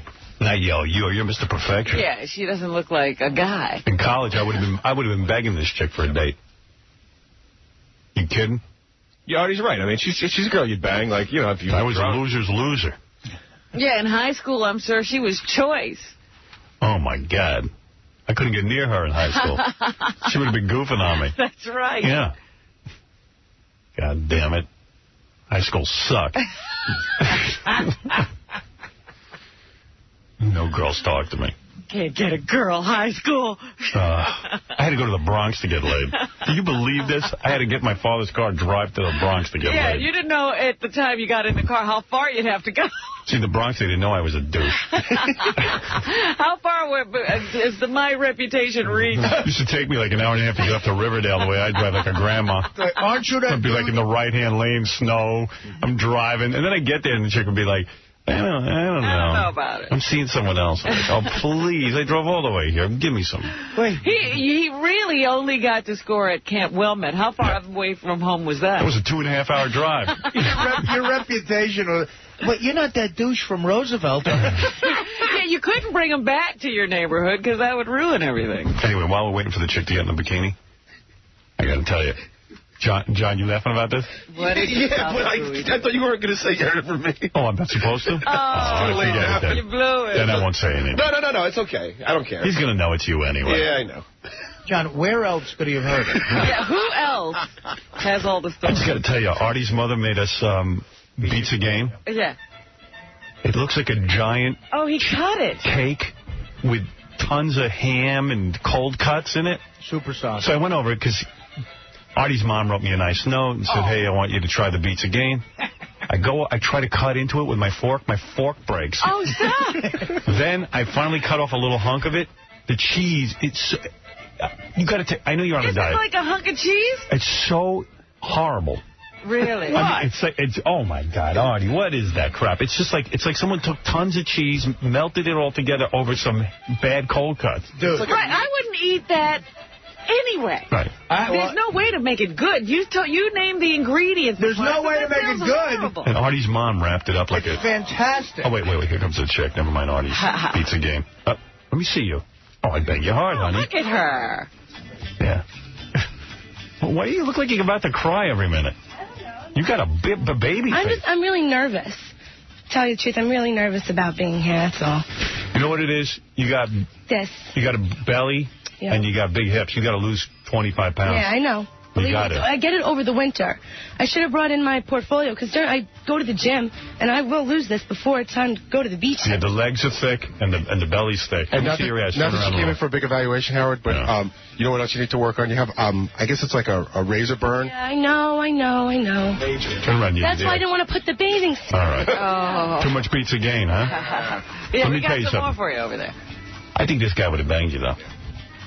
Because I would. You never know. I would bang you. I would have worshipped you in high school. Now I'm doing better. I got the radio show, but now I can't look at you. You understand? Now I got a reputation. You have values. No, I have an image. I have fans. But you know what I'm going to tell you to do? Listen to me. I'm going to make a recommendation. I could drive you over to the airport now and hook you up with Sean William, and you could bang him in the bathroom there. But I'm afraid with the extra weight on you, the guy it might not be a love match. Yeah, I know. I really just wanted to also just meet him and talk to him and stuff, and I'm just a really big fan of his. So, yeah, I think he's a total babe, and, if he was down, I'd be down to... All right, listen to me. Listen to me. You know, she called me all day. We spoke all day yesterday. She said, can I just have his phone number? I just want to talk to him. You got a cute face. Thanks. You got nice boobs. From your belly button up to your face, up to your head is good. So that's a good start. But from belly button down, I'm seeing 20 pounds. 20 pounds. Don't get anorexic on me. They got a squat rack at the airport? Here's what I'm going to recommend you do. All right? Because I like you. All right? I don't know when this kid's coming back on, Sean William Scott. He's going to be back. He's going to be in another horrible movie that he's going to need to promote. All right? You're assured of that. You can be... Well, I know when he's coming back. American Pie 3. First week of August, American Pie 3. Okay. First week of August, you have a goal now. Now listen to me. To lose 25 pounds, how much you weigh now? Be honest. Like 121. I weighed myself, because last time I weighed myself. Put her on the scale. Yeah, no, you weigh more than that. There's no way. Here, weigh her in. I'm going to say you weigh 140. All right, let's get real. 137. Yeah. Do I think so? No, 100. Well, I can't hear you. Gary. Like, seriously. What? I weigh that much, I'm jumping off this building. This is the heaviest I've ever been in my entire life. Put it right on there. Put it on our scale. I've got like 4-pound shoes on. All right, take them off. The bikini probably weighs a couple pounds, too. What are you betting on, Howard? Fat, believe I'm me, gonna you say- don't want to see me naked. I'm going to say 140. I'm going with 132. All right, let's see. I say 128. How tall are you? 5'6", 5'7". You got a nice face and you got nice boobs. Put your feet right where those got to two work feet on are. you, honey.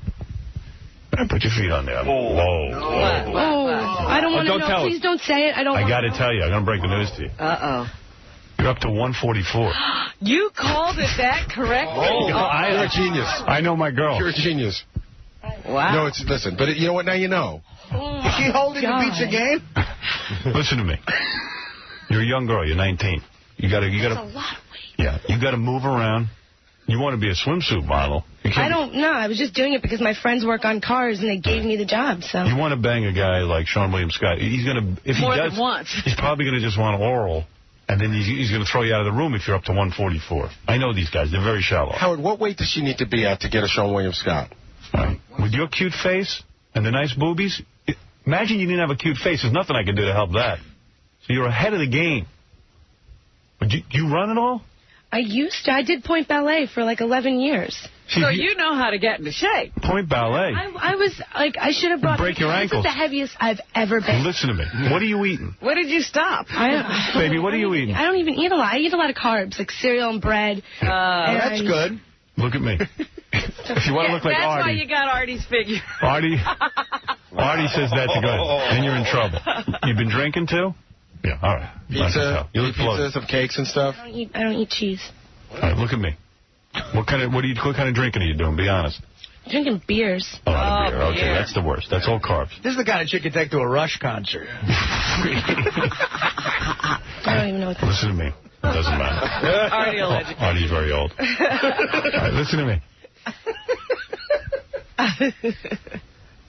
You got to knock. Bread is not your friend. All right, bread's the enemy. Yeah. You want to get a guy like Sean William Scott, next time he comes in here, I'll call you up. I'll invite you down. So I see you're sincere.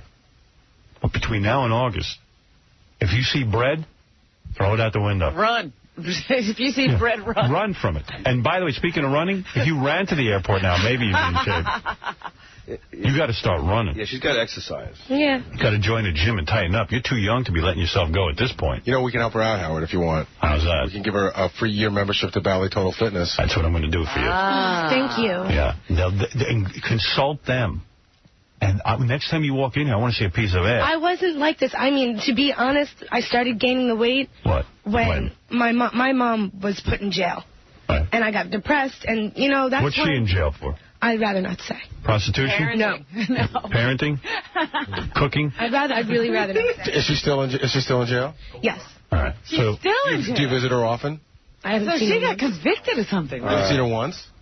Oh, so you're estranged, in other words. No, I love my mom, but there's a lot of issues there. I love her to death, and I'd like to say hi to her because I know she's listening, but I doubt it. Where's Dad?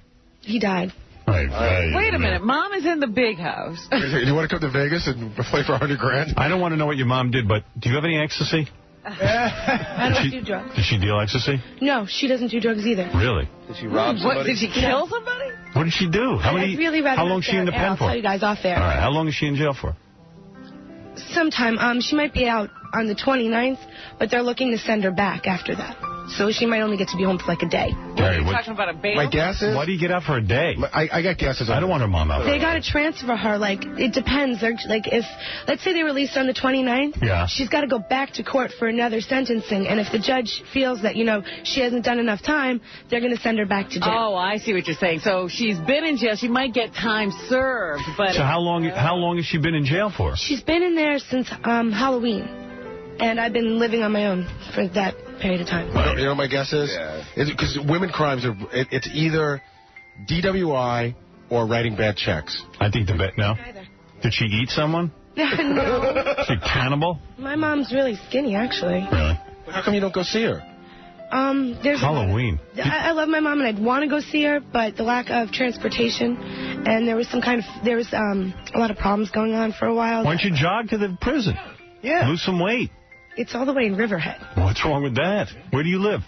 I live all the way in Nassau County, the tip. Honey, Nassau County Riverhead is not an unreasonable jog. For you. It's a 50-mile jog. Guys do it every every marathon. It's called an Ironman.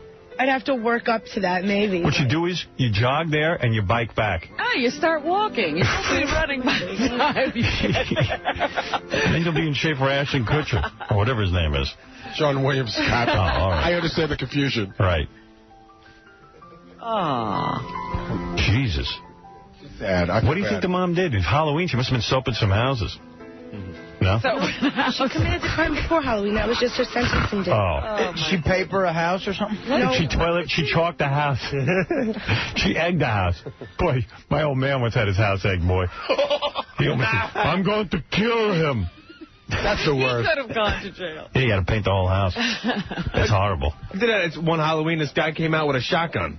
Because we egged his house. Too bad he didn't kill you. He should have. Wow. That's a lot of Hey, trouble. wait, Dominic's on the phone. What is it, Dominic? Tell her, first of all, I think her mother was on probation, and then she violated it, and that's why she has to go back to see if the first judge is going to let her out. Now, I have the largest criminal divorce practice on Long Island. Tell us the facts, and I give you my word. I'll meet with you, and I'll try to help her. It's a lawyer. Her lawyer totally screwed her over, so that would be... So what was the original charge?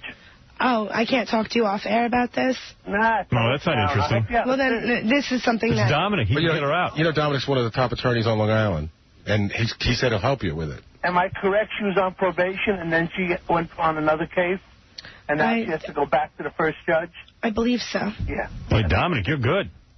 Well, besides eating, I could do other things. I just hope I know how to go down for double. You know. What do you think she did, Dominic? What was the first charge and the second? Well, there's a couple of things. There was, I believe that she is doing time now for possession. That it wasn't hers. She was with somebody, but they busted her with it. Narcotics or a gun? Excuse me? Drugs or a gun? Narcotics. All right. And her first program was what? They put her in a rehab. I was like 15 then. I don't remember the name of it. But So she what was happened was the first time, maybe she had a few arrests. Howard, they put her into some sort of a program while she was on probation. Then she violated. They put her back into jail. Now they're going to come bring her back. Who's the judge she's in front of? Do you even know? No, I don't. Can you help her out? Well, let her call me off the air, seriously. All right. Okay, thank you. All right. Dominic's going to handle it. Now, look, you got a gym membership and a lawyer. Yeah. Thank you.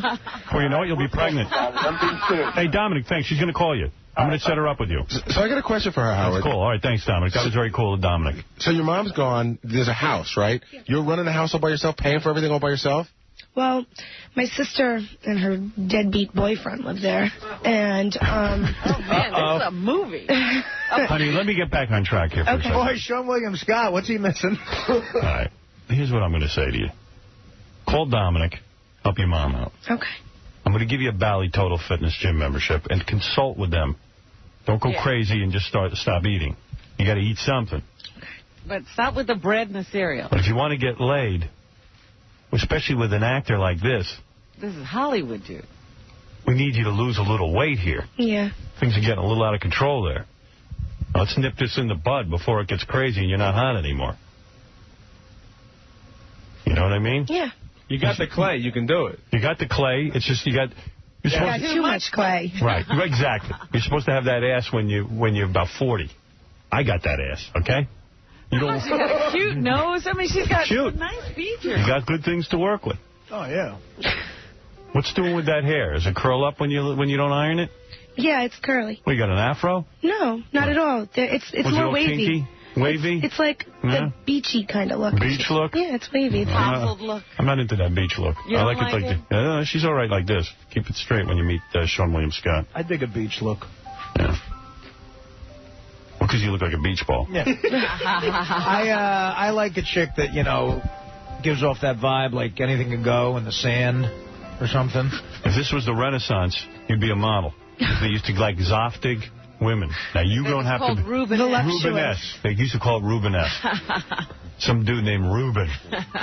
You look like that Rose McGowan a little bit. Yeah. Yeah. You're not bad. You got some clay here. You know what you need? Some snack wells. Oh. Hey, can I delve into a personal life? Just ask one personal question? All right. Just because I know it doesn't seem like you had a lot of structure in your life and stuff. How many guys have you been with? 4. 4 since the time I lost it. How many knobs? Not a lot.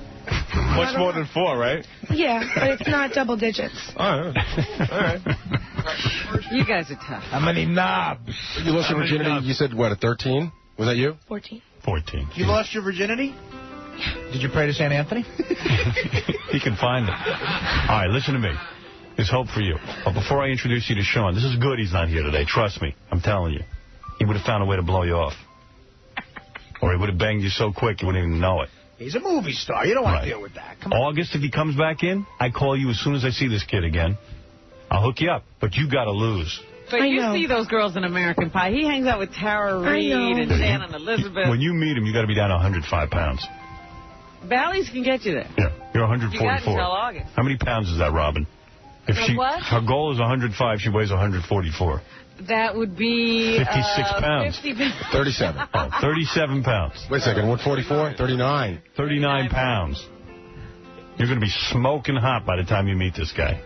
Do an even 40. You'll look great. And when you meet Sean, tell him your mom lives overseas. You don't need the headache. I know. I didn't want to. I wasn't going to bring any of that up. I'm telling you between you and me. You can tell us. Don't tell him. Tell him your dad died, which is the truth, and your mom now lives in China. Hopefully she'll be home. Well... But you don't even bring her up. You know what? Even if she's home, don't tell him. How do you know the day he's in town is the day she's home for the day? Right. Tell him she's fighting in Iraq. All right, so you got yourself a couple of good things here. You got yourself the Bally's membership. Yeah. You got your new friends on the Howard Stern show. And you got Dominic. And you got Dominic fighting for you. And your mom. There's different levels of show business. You know, like he's a movie star. You come down to the Funny Bone in Pittsburgh, you'll be like, come on. Right. You'll be a major groupie there. Help yourself to a slice of pizza game before you start your diet. No, thank you. Go ahead. Come on, it's good. No, thanks. Yeah, Brandon. We got some Triadel. Brandon, you're on the air. Oh, Howard, man, you guys got to stop kissing this girl's ass, man. I mean, she ruined your show. You guys very Stifler. I mean, who does this fat broad think she is? She's a sweet girl. You know what? She said she's had a tough life. She's a little misdirected. Yeah, she's cooking. She probably missed your show yesterday because she's probably... That's not fair. Jeez. Don't use the N-word.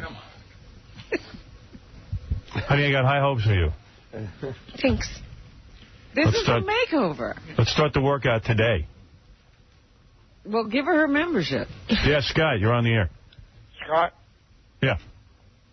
You're Scott. I'm not Scott. You are. Hal, what's up? Hey. Do you know who I am? Scott. Do you remember me? No. From that grandfather, grandson? Oh. Are you serious? Yeah, we do remember you. I would definitely have sex with this girl if I can go on this We show. know that. John, you're on the air. That's the level of show business you don't want to go to. No. John, go ahead. Yeah. You keep gaining weight, you're going to have sex with that guy. Yeah, John, you're on the air. All right. Everyone's gone. All right. You go work on your weight. Next time Sean's in here, I'll have you in. And call Dominic about your mom. Gary, you set that up. Stay in touch. I mean, if you get hot before August, let us know. Yeah. You get hot. Because who knows, by August, you might be hot and then go all the way back to not hot. Hey, does anybody want to bet that I can beat her in basketball? Oh, get out of here. Play this afternoon. You should be jogging in place as I'm talking to you right now. All right. Get to work. All right. Thank you. And good luck with your mother. Thanks. All right. Help the kid out, see? Yeah. It's a good thing you came down here. Straighten out your life. It is good. Yeah. She's going to be hot. Instead of Sean William Scott, you got Dominic Barber. Yeah. She doesn't need a camouflage outfit either. That was very nice. Camouflage outfit. It's probably Dominic's next wife you're just looking at. I will give you jewelry. I'll take you out for jewelry. We'll go to Potter. Your mother can beat the rap. Howard, I'm taking Leslie for jewelry. We're getting our mother out in time for the wedding. All right, I got to take a break. We'll tell that story when we get back. Right after these words. Howard Stern. It's live. There is only one winner in this competition. It is Howard Stern. God help all of you. You are listening to what? Stern. Howard Stern. The Howard Stern Show.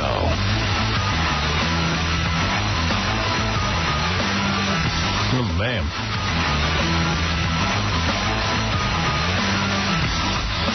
Artie's mom made us this Beats Again, which is like an Italian cheese pie. Like it's like a cake. It looks like the size of a bundt cake. Yeah, it's huge. I thought it was going to be flat like a pie, but it's like a cake. But it's all cheese and then like ham and cold cuts and all kinds of crap, hot dogs, all shoved into the cheese. Hot dogs, gabagool, and stuff like that.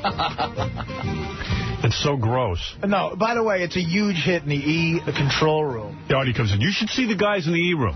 I go, what, felt guys like Brian Phelan? What? You know how many calories must be in one bite of that thing? It's insanely fattening. I mean, it's going to go straight to your heart. You had a crumb of it. It was horrible. It was horrible. The cheese is so strong. Right, it's the cheese. Like Robin said, you might as well just take a jackhammer and pound a piece of meat into a piece of cheese. And that's what... It looks like a block of cheese with meat. You know, everybody's a punk.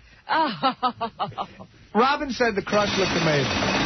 Yes, Artie. it looks very buttery. Yes. Artie ate a whole big slice. Well, I had 3 of them. Oh, you're kidding. I had 3. There's a guy out there who I saw cutting it. The slice he cut had to be 3 inches thick. And I'm like, oh, my God. Yeah. At the very least, you should be sparing with that. And he was eating it with a big smile on his face, which you like to see.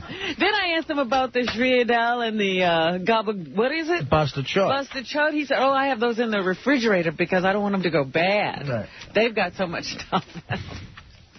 I can't imagine. On Easter, you'll die. Yeah.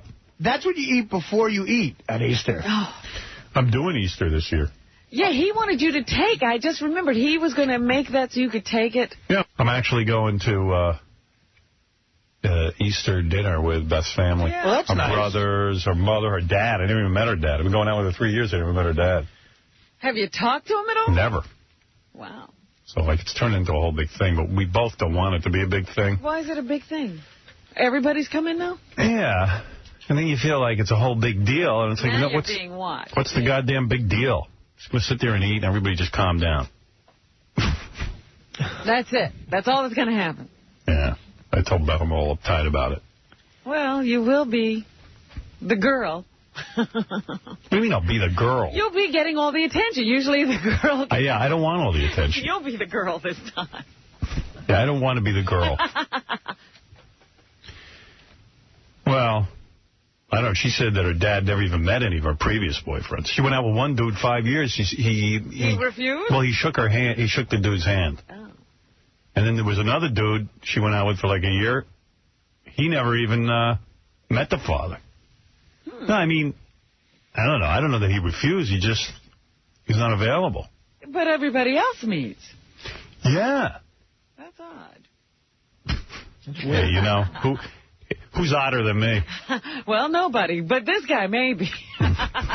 He might give me a run for my money. He's into you. Yeah, I've been questioning that. Why would anyone be into me? We'll have to meet this man and see. Yep. Ooh, that pizza gain's getting to me. I haven't even eaten it. Had a little taste of it. I think they gave that to Luther Vandross the other day, and he had a stroke. What's with that guy? Luther Vandross. Is he all right? He had a I don't know. stroke. They're not giving any other information. They won't tell you what condition he's in. They just tell you he had the stroke. What are you saying? How about that dude, Dr. Atkins, died? The guy who said don't eat any carbs, just eat protein and fat. And he did. He kept to it. The poor bastard died from a head injury from slipping on the ice outside his clinic. That must have been some fall. Oh. These falls are horrible. I mean, you know, I wasn't even going to talk about this, but there's a lovely woman who worked at my gym. She was one of the workers there. Uh-huh. And she was just getting married and everything, and she fell down outside of her apartment the other night, last weekend, and she died. She hit her head. That was it. It's the most horrible thing ever. Just about to get married and start a life and everything. Wow. Yeah, I felt awful. Nicest woman in the whole world. That's who it happens to. Saddam Hussein's probably fine. Oh, Saddam Hussein's probably running around in Syria. Osama bin Laden is sitting with his feet up. You believe these Italians? This guy, Abu Abbas, I'm reading more and more about him. He was the guy who went over and killed this old Jewish guy in a wheelchair on a boat. Leon Klinghoffer. Yeah. So the Italians had the guy. You know, they caught him. So at the time, remember during Ronald Reagan was president, and in Europe there was a whole bunch of terrorist bombings. Italy was so afraid of the terrorists, they just said, let's get rid of this guy. And they let him go. They let him go. Away. The government do you realize how they got him? He was being flown from one country to another country. We intercepted the plane and flew him to Italy. Yeah, because we knew Italy was our friend. And then they let him go. Oh, unbelievable. Unbelievable. So they let him go. The government that let him go, it brought him down. The people got rid of him. Oh, yeah. They threw which him is right out. a daily occurrence in Italy. They get rid of the government every day there. Yeah, no matter what you do. So brought in a whole new government because they let him go. And the guy immediately went to, I think, Syria and then emigrated to Iraq. And he's been living safely under the wing of Saddam Hussein. Ever since, yeah. And the new government convicted Abu Abbas in absentia. Absentia. Absentia. And they... I don't know. I'm shook up. And they got... So they convicted him. What good did it do now? The guy was living in Iraq. He wasn't going to show up to go to jail. Yeah, and we figured, well, we'll never get this guy. And the poor Klinghofers are like, I want justice, but we're never going to get it. We had the guy. They had to live with that all these years. We had the guy, but the Italians were so cowardly, so afraid of terrorists, they let him go. They go, we don't have enough evidence. And they let him go. Who did you say he was? So here's the crazy thing. So we go into Iraq. We invade. And we find this guy, which is a miracle. He was trying to get over to Syria, but he couldn't get. They didn't even want him. Nobody wanted him. The Iranians didn't even want him. And now the Italians are saying, bring him to us. We want to deal with him. And if we do this, we're insane. I think President Bush is saying, no way. Yeah. Why would we... We gave him to you once. Yeah, you had him. You let him live 17 more years than he should have. So that's crazy. But this guy, Atkins, who died, slipped on the... Imagine this guy. He had to be lying there before he slipped into the coma saying, I wish I hadn't denied myself everything. I should have eaten everything. Yeah. And when he was in the hospital, I think he was trying to get Chinese food delivered. I can only pray that Dr. Atkins, who from what I've read seems like a good guy, that he goes to heaven and he'll spend eternity with carbs like Dunkin' Donuts. It'll be like that Albert Brooks movie where you can eat all you want and never gain a pound. Right. Hell for him would be staying alive because he'd be on that diet forever, that horrible diet of his. Oh. He actually told me he didn't even think about carbs anymore. He hadn't... Did you meet with him? Oh, yeah. I used to meet with him every couple of months. No kidding. Yeah, I was on nice guy? He was a great guy. I really liked him. How do you not eat bread? Well, there's the problem, I'm just saying, every once in a while you gotta have a piece of bread. That's why Artie will never lose weight. It's hopeless. What do you mean? That's foreign to him. It's like, you mean bread exists and I'm not going to eat it? Yeah, but you know what has bread on it? A sandwich. You never going to have a sandwich? No. What's in the sandwich? Yeah, but what are you going to hold it with? Maybe you just use your knife and fork, Artie. That's what's good about the beach again. It's no carbs. You see what's going on in Iraq now? So they got a zoo there. Robin started talking about this. And I guess when everything went crazy, the people liberated the animals in the zoo. They got monkeys and bears and horses and birds and camels. Everything. They've all disappeared and they were carted off by thieves. Oh. Well, even Uday's prize horses. He had these Arabian horses, these very high-strung thoroughbred horses, I guess. And they opened up his corral there, and they tried to ride these horses. And, of course, no one knows that people could ride the horses. And the horses just ran off. Mm. A lot of the animals' cages were, pried open, and the animals are roaming the streets. More than 300 animals. And the only animals that weren't liberated were the lions and tigers because they haven't eaten for days. Oh. And no one was going to open the cage because they would just eat the people. That's right. It would just be, that would be dinner. You would be dinner. Yeah. But the other thing is, they were looting the museum. But what's the value in a zoo? I mean, why would they take the animals? Would they eat them? These people don't know what to do with themselves. Don't you picture, like, downtown Baghdad being like jungle safari? Like, you drive through and you have, like, bears and monkeys coming up to your car looking for food? Now you need a tank to drive. Yeah, they didn't have enough problems over there. Now they have animals roaming, just like vicious animals. You know, I'm going to turn the corner and see if I can find... Oh, my God, it's a bear. Oh, it's freedom. I can finally walk on the street without the... Just get eaten. Yeah, well, I'm sure they ate the bears by now, because these people are starving. Yeah, they probably would give the bears a good run for their money. It was absolutely horrible. I was reading, they said, you know, in a country where people are starving, these tigers and stuff were eating every day, like having beautiful meals served. Well, that's, you know, they said they are addressing some urgent medical problems over there. That Saddam Hussein built all these palaces when what they really needed in that country was hospitals. Right. Yeah. It's so sad. But the other thing is they were looting the museums and robbing the museums and whatever of all the incredible artifacts that have been in that country for centuries. And now they're thinking that the looters weren't looters at all. They were people who worked there, because it seems that they opened these vaults with keys. Mm-hmm. That'll be a dead giveaway. Hey, did you see Friends last night? I didn't. Jennifer Aniston does... Like, Phoebe looks 45. Mm-hmm. I mean, let's be honest. That's Lisa Kudrow, right? Lisa Kudrow. Yeah. Jennifer Aniston, I mean, sometimes she can look beautiful, but, man, last night she looked really beat. She's got to get the Botox in the forehead. Really? Yeah, I mean, she's supposed to be a hot chick. Yeah, take a look if you taped it. She hit the wall, huh? I think so. Yeah, I have to go look at my tape. Every time I see her in, like, a magazine, though, she looks so sexy. Yeah, because it's airbrushed. But on Friends, I'm sure she's got to look her best. There's a whole new plot line on Friends. Alicia Tyler, the black chick that used to host Talk Soup. Yes. She begins a 4-week run on Friends.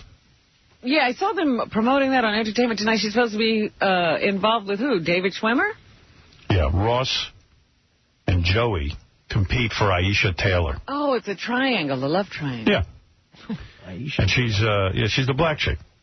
And she plays a sexy paleontologist. Because there's a lot of sexy black female paleontologists out there. Another great reflection of life. What the hell's a paleontologist? All the beautiful black women go into paleontology. Yeah. Sexy black female paleontologists are actually more rare than dinosaurs, but no one's picked up on that at the writing staff and Friends. Baby. Yeah. Why don't they just make her a black female Ku Klux Klan member? They're about as rare? Yeah. Find one of those.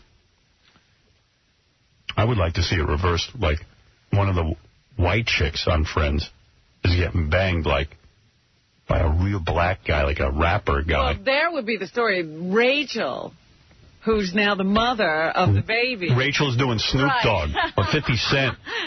Yeah, that's a great storyline. We'll be like, come on, bitch. Get your whole ass over here. Get your Brad Pitt-loving ass over here, you bitch. Hit the street, make me some money. Oh, that would have been great. Or like that movie with that other small actress where the guy makes her say the N-word during sex. Oh. That would be a good episode. That would be Rachel, yes, and Friends. Yeah, where is that tape? Do I have that or do you have it? Oh, I have it. It'll take me an hour to find it. We'll never find it. Where is that? I'll never find it. Any chance we can find it quick? Yeah, I think so. All right. If it's anywhere, it's right. 17,000 tapes. I know. I don't know how you would find anything. Nah. Keep going, man, because I have faith in you. There's plenty to look through.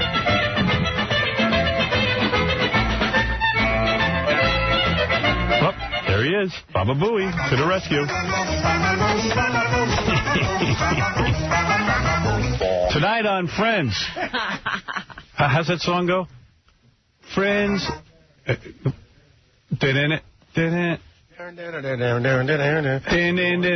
No one told me that it had to be this way. Moving on up. No. No, is it? No one told me that it had to be this way. What is the Friends song? What is it? Please don't sing that song. Let's not all that. What are the words? I'm so I'll glad. be there for you. Oh. And then starring Alicia Tyler. And this week, Ross. No. This week, Rachel gets banged by Snoop Dogg. Or, Me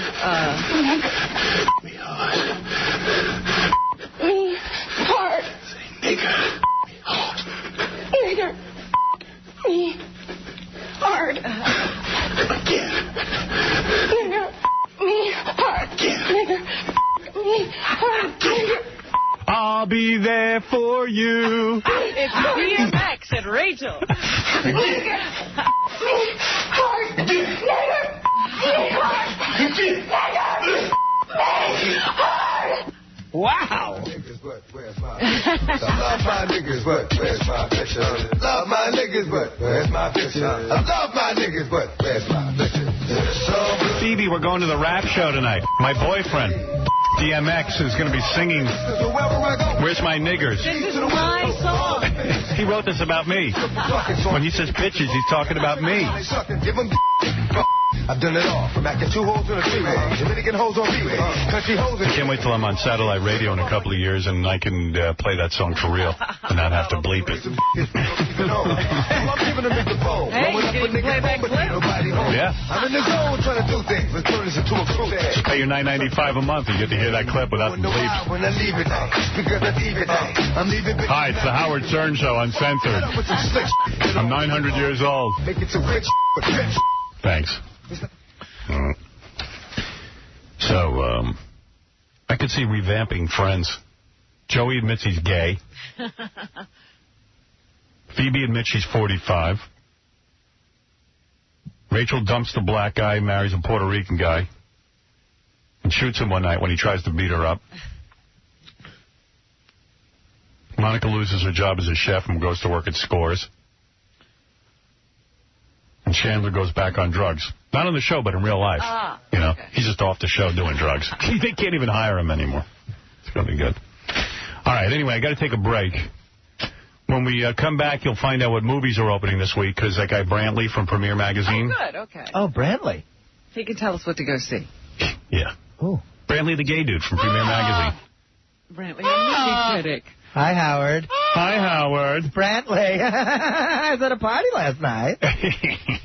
I like that guy. Oh, Frisco. He sees all the movies ahead of time. He reviews them. Hey, Howard? Yeah. You know, Will pre-interviewed him. He told Will that he banged a celebrity, but he won't say who it is. Really? A male. Well, I would have to banged guess. a woman. Yeah. He banged a male celebrity. Oh, And nobody knows that guy's gay? Is that what the deal is? I don't know. He just said that he's banged a celebrity. Wow. Because he was telling us who he heard was gay. Hey, it wasn't me. He said he wouldn't say it for sure because he never banged those guys. I'm Cabby's bitch. Yeah. Now my mind is racing. Yeah, I'm thinking it was like, I don't know. TV or movies? What do you think? I just hope it's not a Yankee. That would really ruin it for you. I'd sell my... You know what I think it is? Seriously? Who? Jay Leno. Oh, get out. That's right. Yeah, Brantley's my boyfriend. Really? I like to tell you. That was great.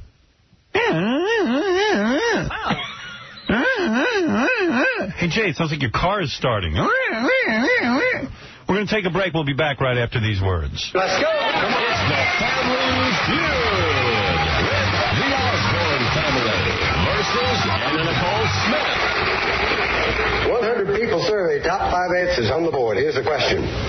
Name an occupation that to many young girls seems glamorous. Rock and roll! Survey said.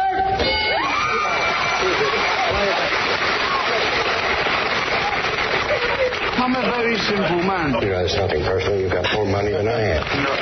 Here's the question. Name something you keep in the house for emergencies. Canavana, is that what you call it? Survey said. No, but I love the thought. I think that was sweet. Yeah. I don't want the coyotes to get the cats.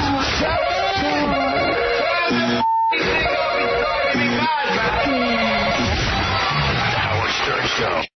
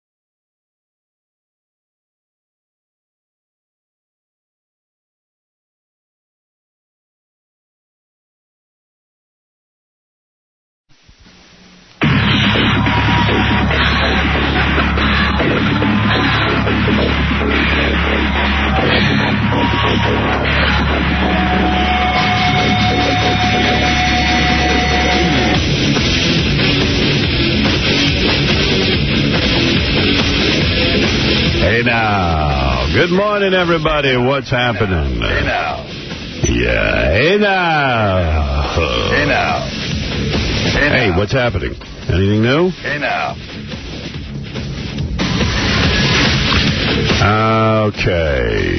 Just trying to figure out what we're doing right now. Got a big week of radio for you. Big week. Woo, it's hot in here. Hey, now. Hey,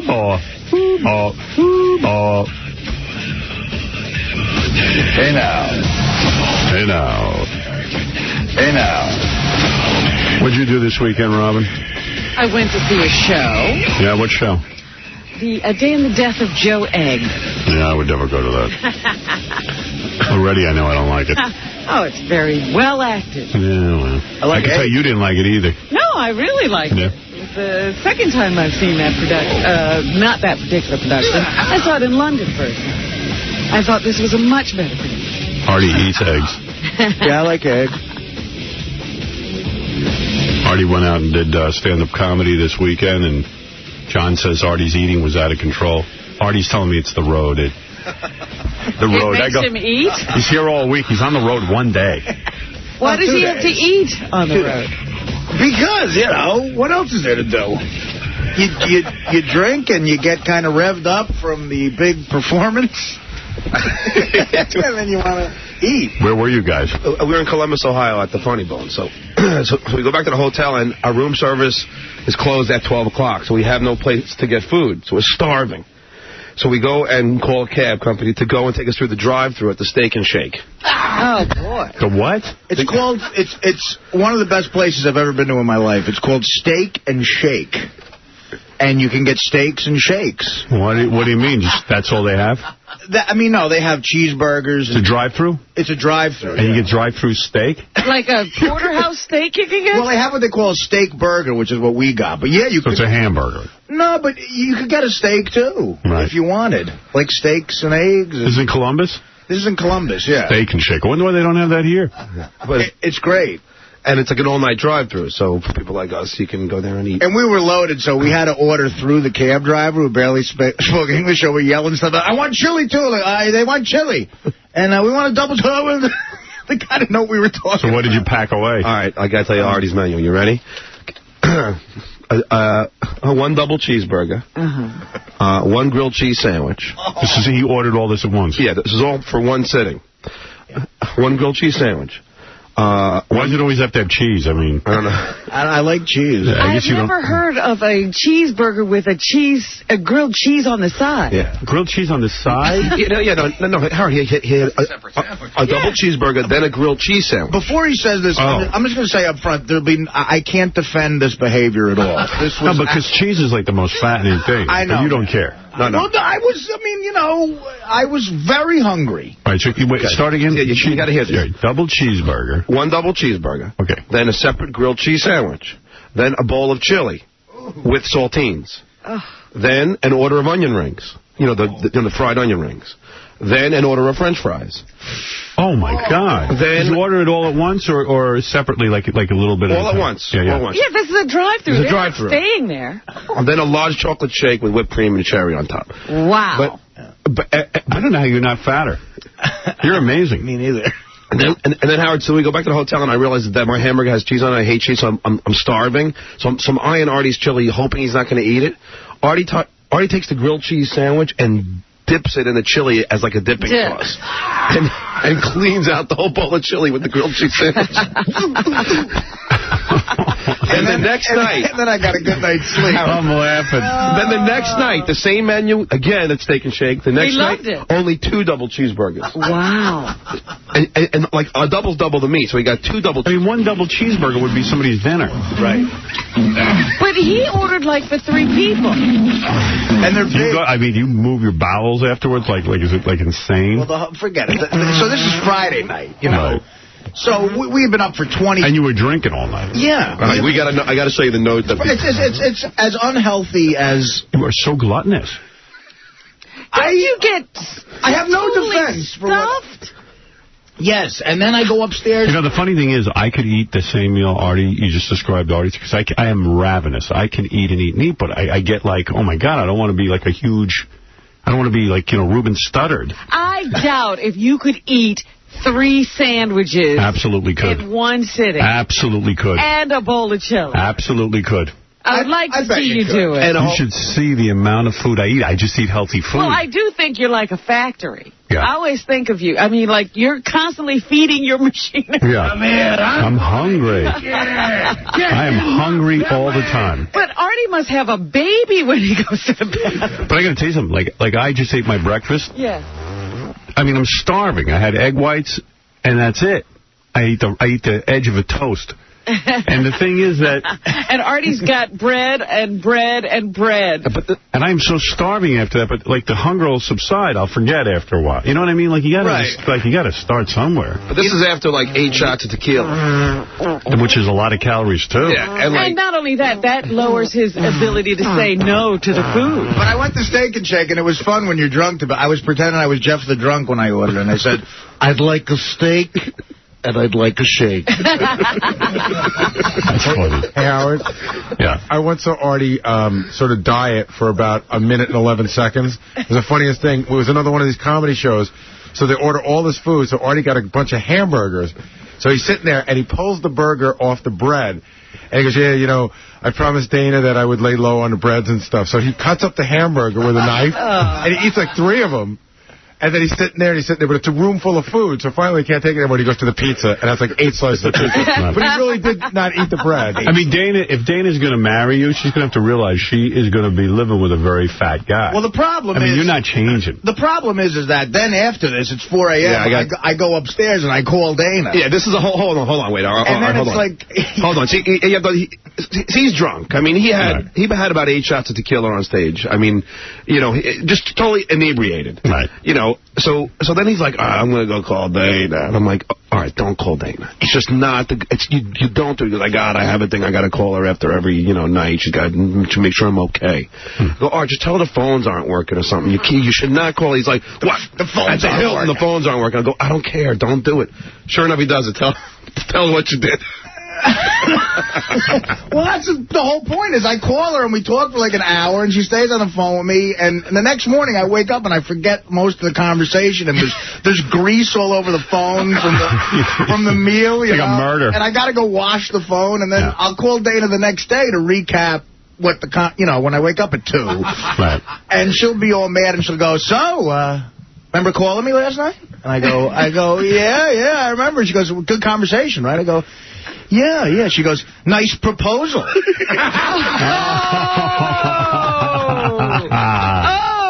I go, what? Like, why does she want to talk to you in that condition? I think she's afraid. She wants to make sure I'm okay. But you're not okay. She's making sure I'm not okay. You proposed in a drunken stupor? I guess maybe I did. No. Wow. And I guess maybe I've done it before. I love you. I love you. Oh, forget it. The Late Show, Friday night in Columbus. They were the craziest group. You got to read the note that the manager gave to the owner of the club about the Late Show in Columbus. What did it say? It goes, all right, I think you were happy with the numbers. It goes, 10:30 show, out of control. I spoke with John and Artie. Both said they could handle everything. We kicked out 2 people for walking up on stage. Artie went 30 minutes over, in parentheses, very drunk. I really thought he wouldn't get off the stage. John lets him go. I've told both CR and TJ how to handle the shows. This show is probably the craziest show I've ever managed. Artie went like 30 minutes. He was like, people were buying him shots of tequila. I've never seen a guy drink that much alcohol in one night. Dude, you're going to be dead. Well, Are you doing a Belushi for real? No, I swear to you. There was no security there. People were coming up on stage. I'm supposed to do 40 minutes. As the headliner, you do like 40 minutes. And you're just doing your stand-up and then some guy walks up on stage? Yeah. And offers you a drink? Yeah. And like Artie feels too much peer pressure. But doesn't that ruin the flow of your comedy? Yeah. But the guy's got a drink. And are you so drunk? Do you remember your act? I mean, no, I mean, if you're proposing, it shakes. It's amazing. He could do his act like inebriated. I've never seen anybody could do that. I mean, yeah, I could do somebody act in my sleep, which I think I technically did. But I was supposed to do 40 minutes, and the Late Show I did probably like an hour and a half. Like a Springsteen concert. Let me ask you something. If Dana said to you, Artie, you have to stop drinking or I'm leaving you, what would you do? I'd stop drinking. You would? I would. For a minute. Whoa! You're never going to stop. Because it's not, booze isn't as important to me as it used to be. It just isn't. It just isn't. It's look, on the road, it's really horrible. The hotel rooms are bad. And me and John, don't cheat on our significant others, so we eat. Well, John does. No, I don't. I'm joking. I've never seen John even close to do it. But yeah, we just go to the bar, drink, and then eat. It's true. If you can't have sex with somebody, you might as well drink. What's the other great pleasure in life? Right, drinking. And eating. Right. I mean, I treat double cheeseburgers my mistress. It's my lady. But do you think Artie will one day be a Walter Hudson? No. Well, I don't know. I think he's going. You know what? It's weird. The thing that saves Artie is, I guess, that he was an athlete when he was younger. Somehow that seems to be. Well, his body still remembers. Yeah, like there's some sort of sense memory, but at some point you cannot eat that many calories. I play softball. Like, I'm playing softball today in the park. Yeah, but one of these days your activity level is going to go down. Like, you'll be married, you'll have a family, you'll have chores at home or something. Yeah. And your activity level is going to go down, but the eating isn't. Well, he might turn into a Walter Hudson. They might be taking him out with the crane. You never know.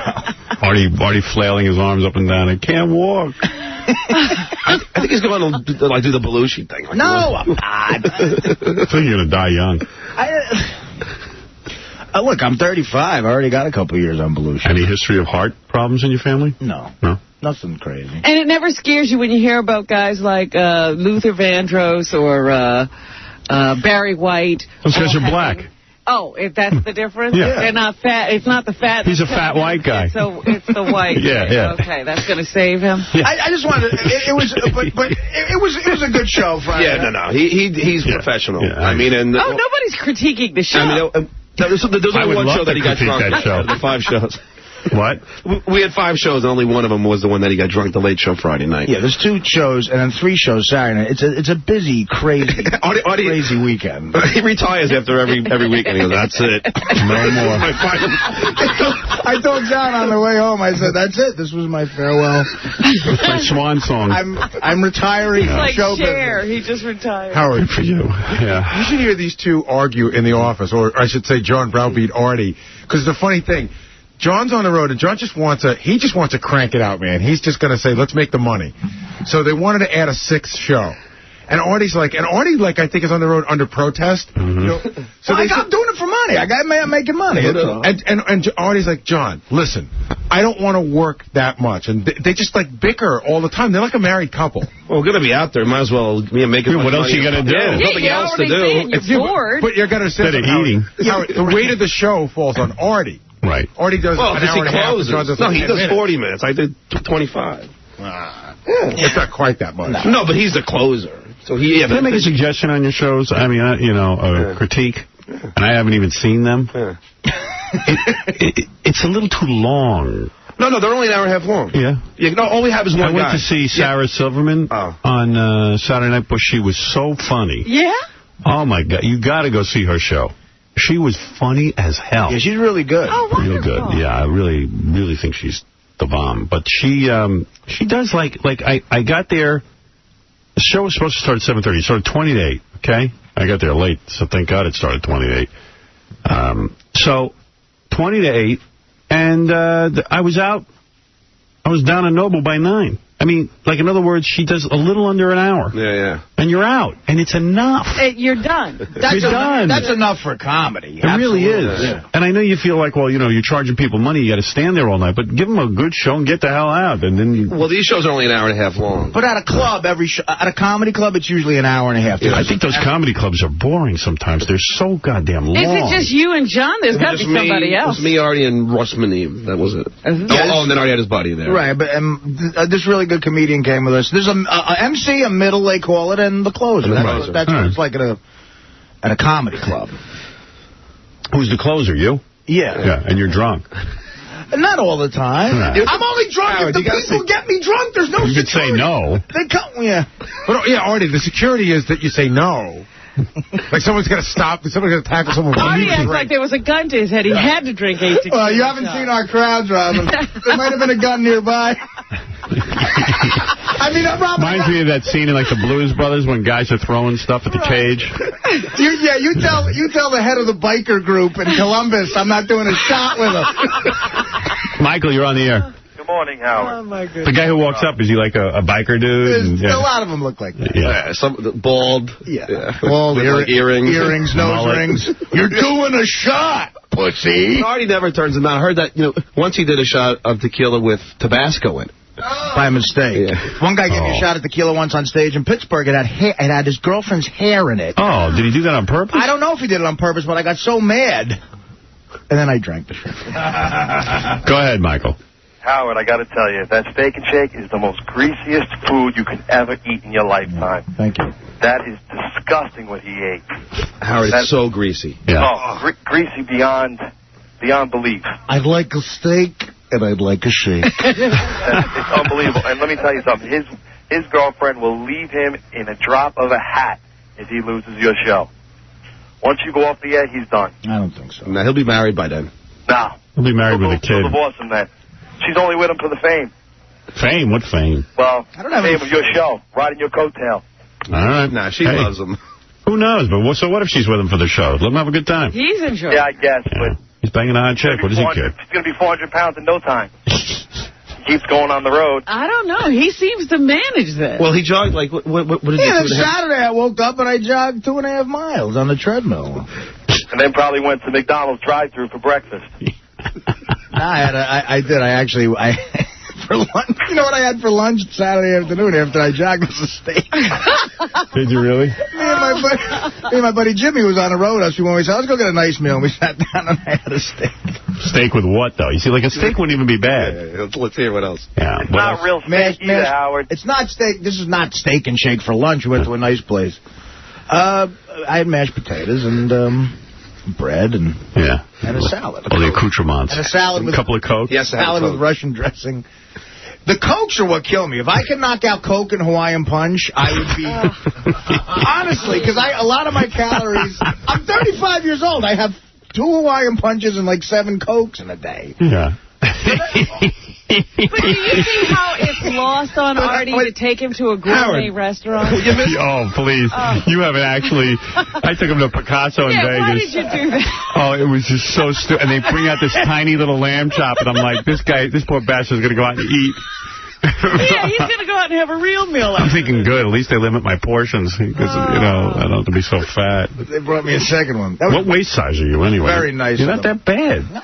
My jeans are 36s, 35. Same as me. And I can get into 34 sometimes. What jeans? Are you wearing jeans? I'm not wearing jeans right now. You know what he's resorted to now? In the Hilton Hotel, he's wearing pajama bottoms. Walking around. Look who's talking. Ralph Lauren over here. John, your ass is so... John's ass is out the whole weekend. I know. No matter what he has on, half of the crack of his ass is grotesque. It's grotesque. They put us in the back office of this comedy club. It's like a closet. Yeah. John orders a bucket of beers that he has to have before he goes on stage. I mean, you think I got problems. Right. And you're sitting on a couch. John has to bend over to get the beer, and his ass is in your face while he's taking the cap off, shoving a line with his Amstel Light. Just gross. You know what's funny, Howard? I know. I've been over to his place, and the ass is like part of the whole day. The ass is all over the place. Yeah, he has never bought a pair of pants that fit him. No, he comes out to my house, and the ass is just like everywhere. I've seen John's ass more than I've seen Dana's. Howard, you know what's funny? The Camino is with us. Who was with you? The comedian. Russ Maneve. This guy.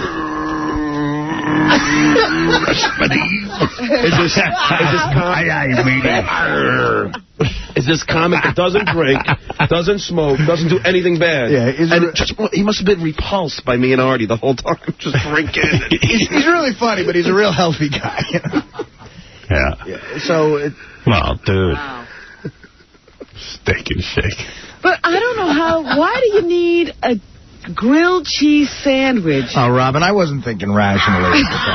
Why do you need a bowl of chili with it? To dip your cheese sandwich in. I just it's so never good, though. heard of all of that. If you, I mean, that sounds like a nice combo, the bread with the cheese and the chili sauce. But Howard, if you've never dunked the grilled cheese in a bowl of chili. I've never heard of dunking grilled cheese. But plus the hamburgers come with everything on it. I had turkey chili for dinner last night, and I was worried that the sauce had too many calories. I put string beans in it to fill me up. I mean, I'm just trying to stay somewhat thin.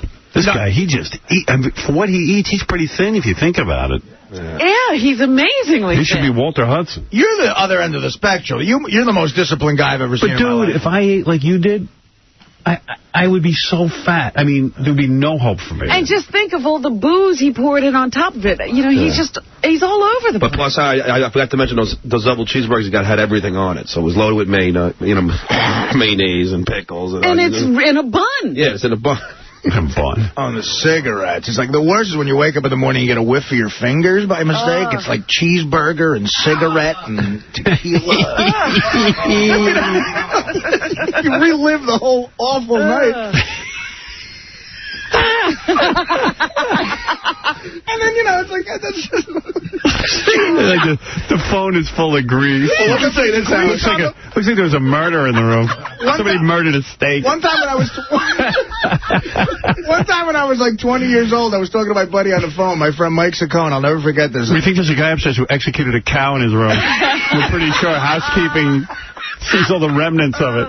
I was talking to him on the phone. This was when I was like 20 years old, and he heard me go, He goes, well, what's the matter? He thought I was like dying. And I found a White Castle pickle in my underwear. I don't know how in the hell it got in. I was wearing jockey underwear, and it was like the ketchup was dried up, and it was stuck to my ass almost. Hey, Howard. But I know Artie's getting heavy because we took this small plane home, and I sat next to him, and you know the armrest? Yeah. Artie put it up because I guess maybe because his fat wouldn't squeeze into there. And at one point, I tried putting it down so I could lean on it. First of all, John, don't even get into your behavior on a plane. When John had long hair, we sat together in coach once on a plane. He fell asleep in 2 seconds on a 6-hour flight, and his hair was in my food. And I couldn't wake him up. And he's drooling. Artie. You gotta get to LA. 4 shows. Artie, I'll give you the money for the parking later. You got money to tip the driver? Following John on stage, he spits into the mic. He's got like tuberculosis or something. You get up there, the mic is soaking wet. It looks like someone dunked it in a sink. And John, I'll bring up Artie there. Artie, do you know anybody got any weed? What's the mic got weed? Artie, I just gotta go to the ATM machine. I'll get you the money. Hey, you got money for the food? I just need some money to get to the airport. I'll pay you when we get back to New York. Artie told me the funniest story the other day. You know, Artie's been eating... Boy, you know what? I've heard that monologue. Wait a minute. Artie's been eating Milano cookies this breakfast. Was the worst. Was it Friday? It was Friday, yeah. John, 2 days before that, John had asked Artie for a Milano cookie, and Artie gave it to him. The next day, John just decided, well, now I can take them. So he reached into the bag and just took a Milano cookie out of Artie's bag. And then he ate, he started to eat it, and then he had to tell Artie something. So he leaned down and started talking into Artie's ear. Artie said he had Milano cookie. Howard. Spit all over his face. Howard, it was... I did spit on him by accident. Howard, I had to go into the bathroom and boil my face. Howard, I was so grossed out. He comes over to me, he takes a Milano cookie, and he starts talking to me about, like, okay, so it's all set. We got a car coming for us.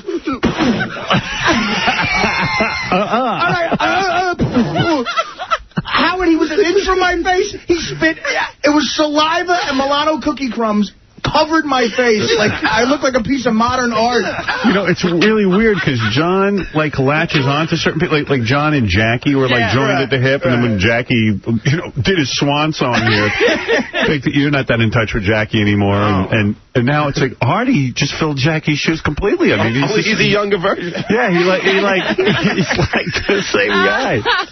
He's paying for crap. He eats uncontrollably. He likes to drink. It's perfect. Yeah.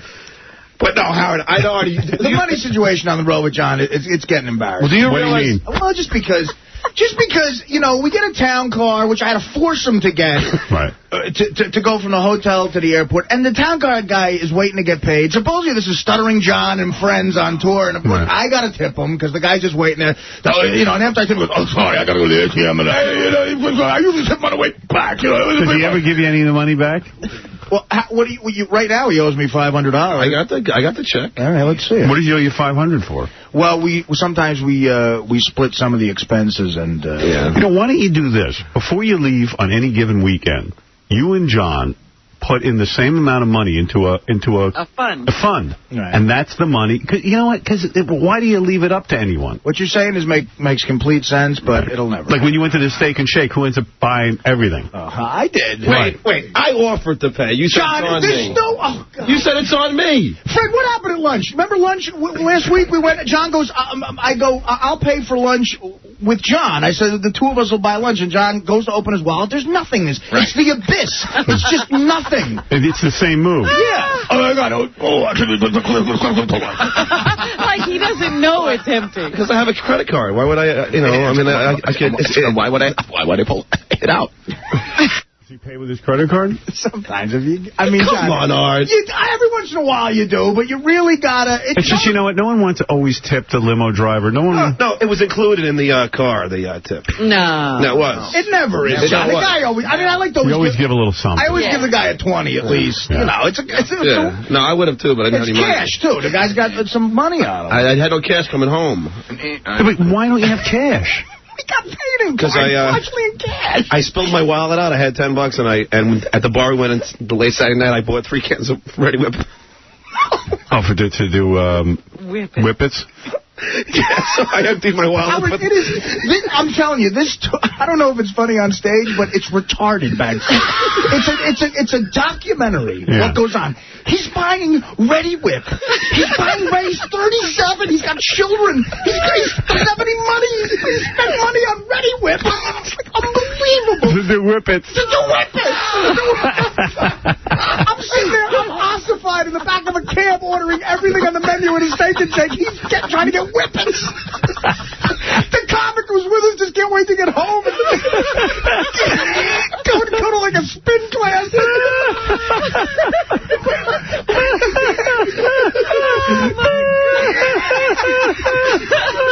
He's just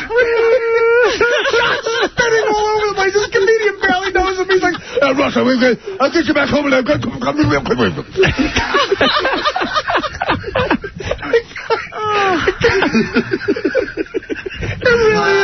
It really is unbelievable. It's unbelievable. And then we're on a plane at 9 a.m. on a Sunday, and we just look awful. Yeah. You guys are in, like, where were you, Scranton or Columbus? It's like you turned it into Manhattan. Yeah, we did. I mean, it really is just... I mean, look at me. Look at my eyes. Oh, I know. You look horrible. You're looking at me. I look horrible. My mother... I slept all yesterday afternoon. I missed the Yankee game. I woke up at 6. Now I'm screwed because I can't get to bed. Yeah. My mother comes over with food. And she goes, you look horrible. Why don't you stop doing this? I'm like, what? I didn't go to college. I have to do this. Yeah, what am I going to do? Stop doing it. Stop doing it. But you could, you could sort of curtail some of the behavior. No, you're right. Is it fun, Artie, when you're doing it? When you're on stage and... the people liking you. And waking up at 2. It's got to be fun, at least. Yes, it's fun. It's fun when you're doing it. The recovery process is god-awful. Aaron, you're on the air. Really. Hey, what's up, Howard? Hey. Hey, one thing you need to know about Steak and Shake, although it is very greasy, them steak burgers are about an 1/8 inch thick. Mm-hmm. So they're like the thinnest hamburgers in the world. Okay, so they're hardly there. Right. Yeah. Sounds good. Yeah, but already got doubles. It still doesn't matter. It's still really tiny. I got to blow my nose. I'm laughing so hard. All right. And them French fries are shoestring. All right. Thanks for adding this. Yeah. Thanks for coming to my defense, but well, you know, y'all are harassing or getting on him about how y'all are imagining these burgers like quarter pounders from. All right, thank you for the specs, son. Who cares? Sorry, I had 4 of them. Never mind, it's still too much food. Now, let me tell you about Steak and Shake. Now, it is greasy, I'll give you that, but these are hamburgers. Them hamburgers. I ain't like a regular New York type hamburger. Dave, you're on the air. Howard, hey, I love you, man. Hey, I was at the show Saturday night. Artie rocks. Good. He was great, but Artie, your buddy is terrible. What buddy? Oh, you know John? what I mean, Artie. Hey, Artie. Yeah. Hey, Artie, you got to tell that joke about the priest that you closed with. That was a great joke. I told it all day yesterday. Well, that's not tellable on the air. Oh, you can change it around. Hey, and when John talks, he looks like one of those slow-motion sneeze things they do on, like, the Science Channel. All right. Who cares? All right. Everybody bores me. All right. We didn't let that guy tell us how big the onion rings.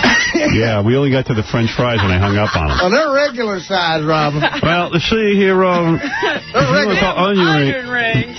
Yeah, they barely fit around my penis. Which is how I like to devour them. When you're banging an onion ring. We're going to take a break, and we'll be back right after these words. Hi, I'm Gay Ramone, Howard Stern's gay boyfriend, and Howard, if I would ever get you by myself, you and I in the bedroom, I would lick you from head to toe. I would play with your feet, tickle you, lick your booty, anything you want me to do, smack me, angry rooster, whatever you want to do, baby. I love you. My biggest concern about the show is the sexually explicit material that is discussed on the show. How often have you actually heard the show to know what goes on? I listened to the show for about 5 minutes.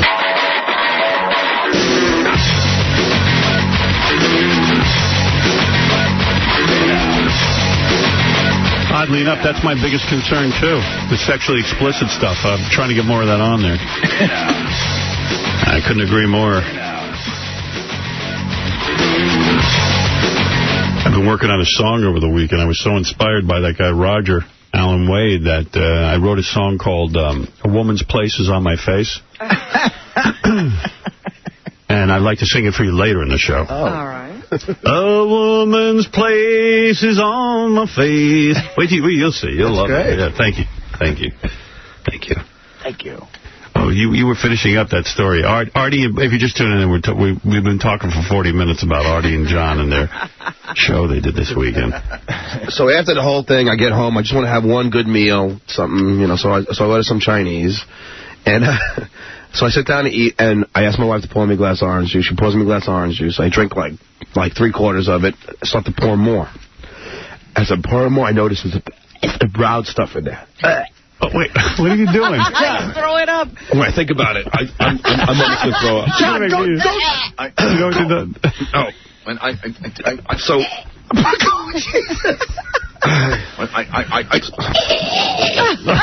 So listen. He's raging. John, go in the... Are you going to throw up? Are you going to throw up? I want to get the story out. I want him to throw up. Oh, that's funny.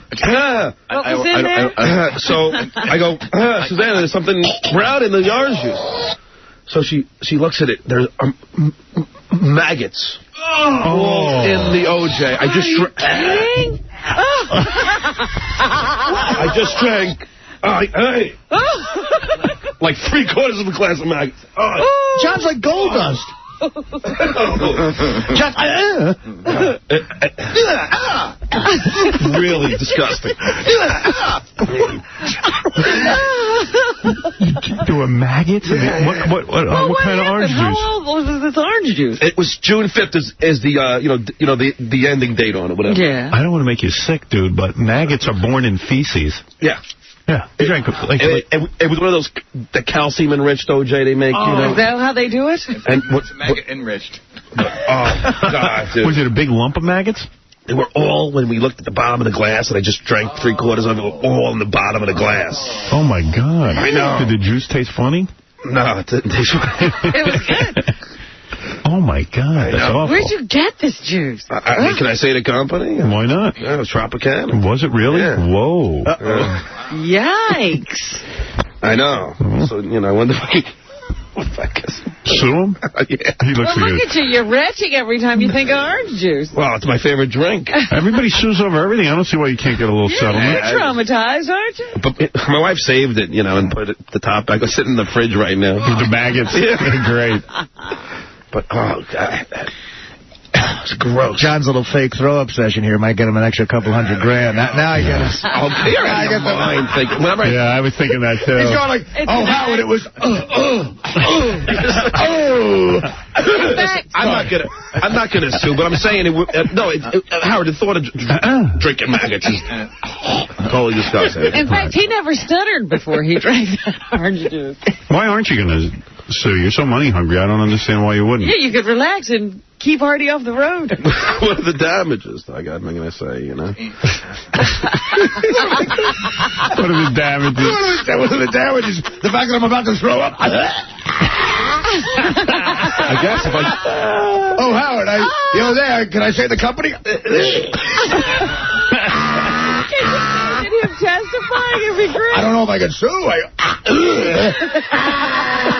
I can barely do my job. Maybe there are damages. I was doing the same thing last night. All right, I'll say the company. I don't want Tropicana.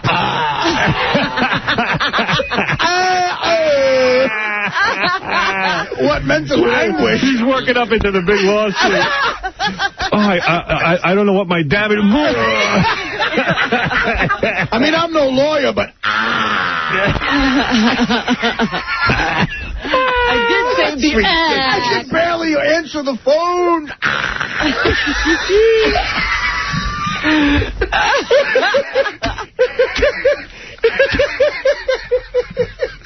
I barely got to work.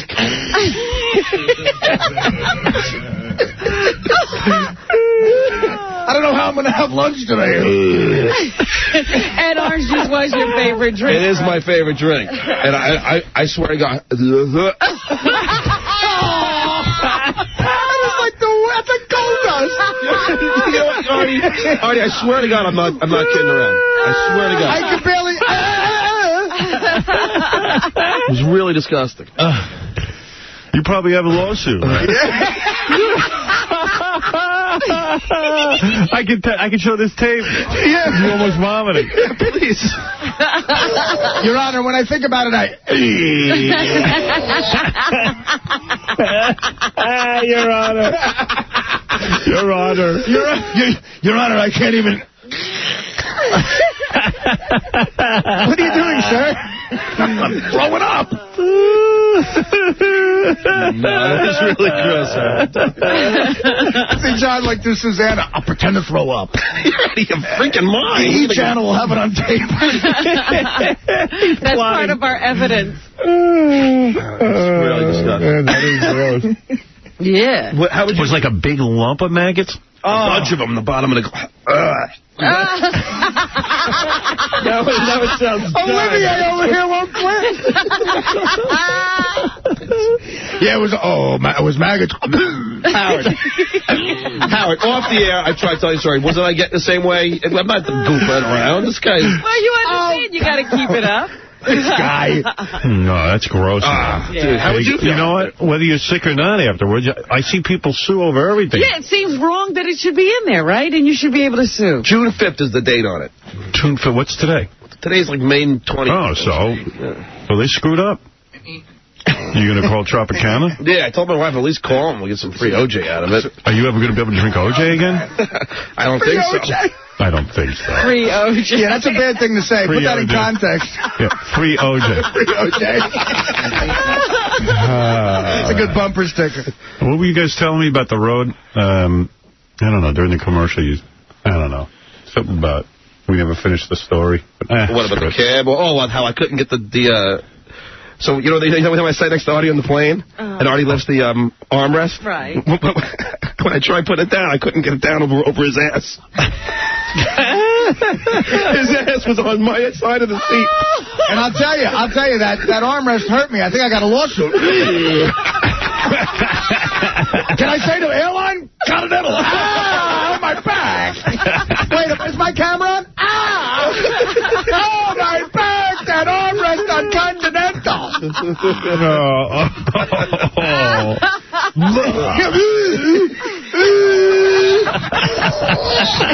goes right back to the story, real casual. Yeah. Yeah, so it was Tropicana. Did your kids see it? No, but my kid's been sick all week, and she's been drinking the OJ. So she's had a tummy ache all the whole family was all week. So now we think and that's true. Okay. And all of it's true. Did you videotape her? I'm gonna wait for Artie's little freaking. Right now, Greta's in acting. Right now, Greta's in acting class, learning how to vomit. No. You got when you pretend to puke, you gotta.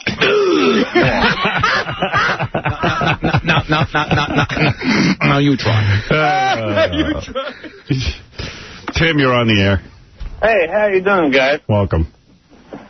I'm from Central Ohio, and unfortunately I had to work that night that everybody was in town, and found out that everybody was going to miss something. Hey, Bobo, you're on the air. Yeah, how you doing, guys? I think Artie and John are out of control, man. I mean, Artie, when was the last time you had a cholesterol test? Did you know your cholesterol? We didn't do that. Well, a couple years ago, It's got to be bad. It's got to be like 500. No, it's not that bad. It's got to be huge. It's not that bad. It's just bad. What's with John doing whippets, man? What? Gonna get brain damage. No, you're not. It's a mild. I don't even understand that. It's a mild dosage. It's not you. So it cost you $10 for 3 cans of whipped cream? Yeah, I said to the boy, I'd take everything in my wallet. And yeah, which was $10. Do you do the whippets right at the bar? Yeah. I mean, they let you do that? Yeah, I mean, it's not illegal.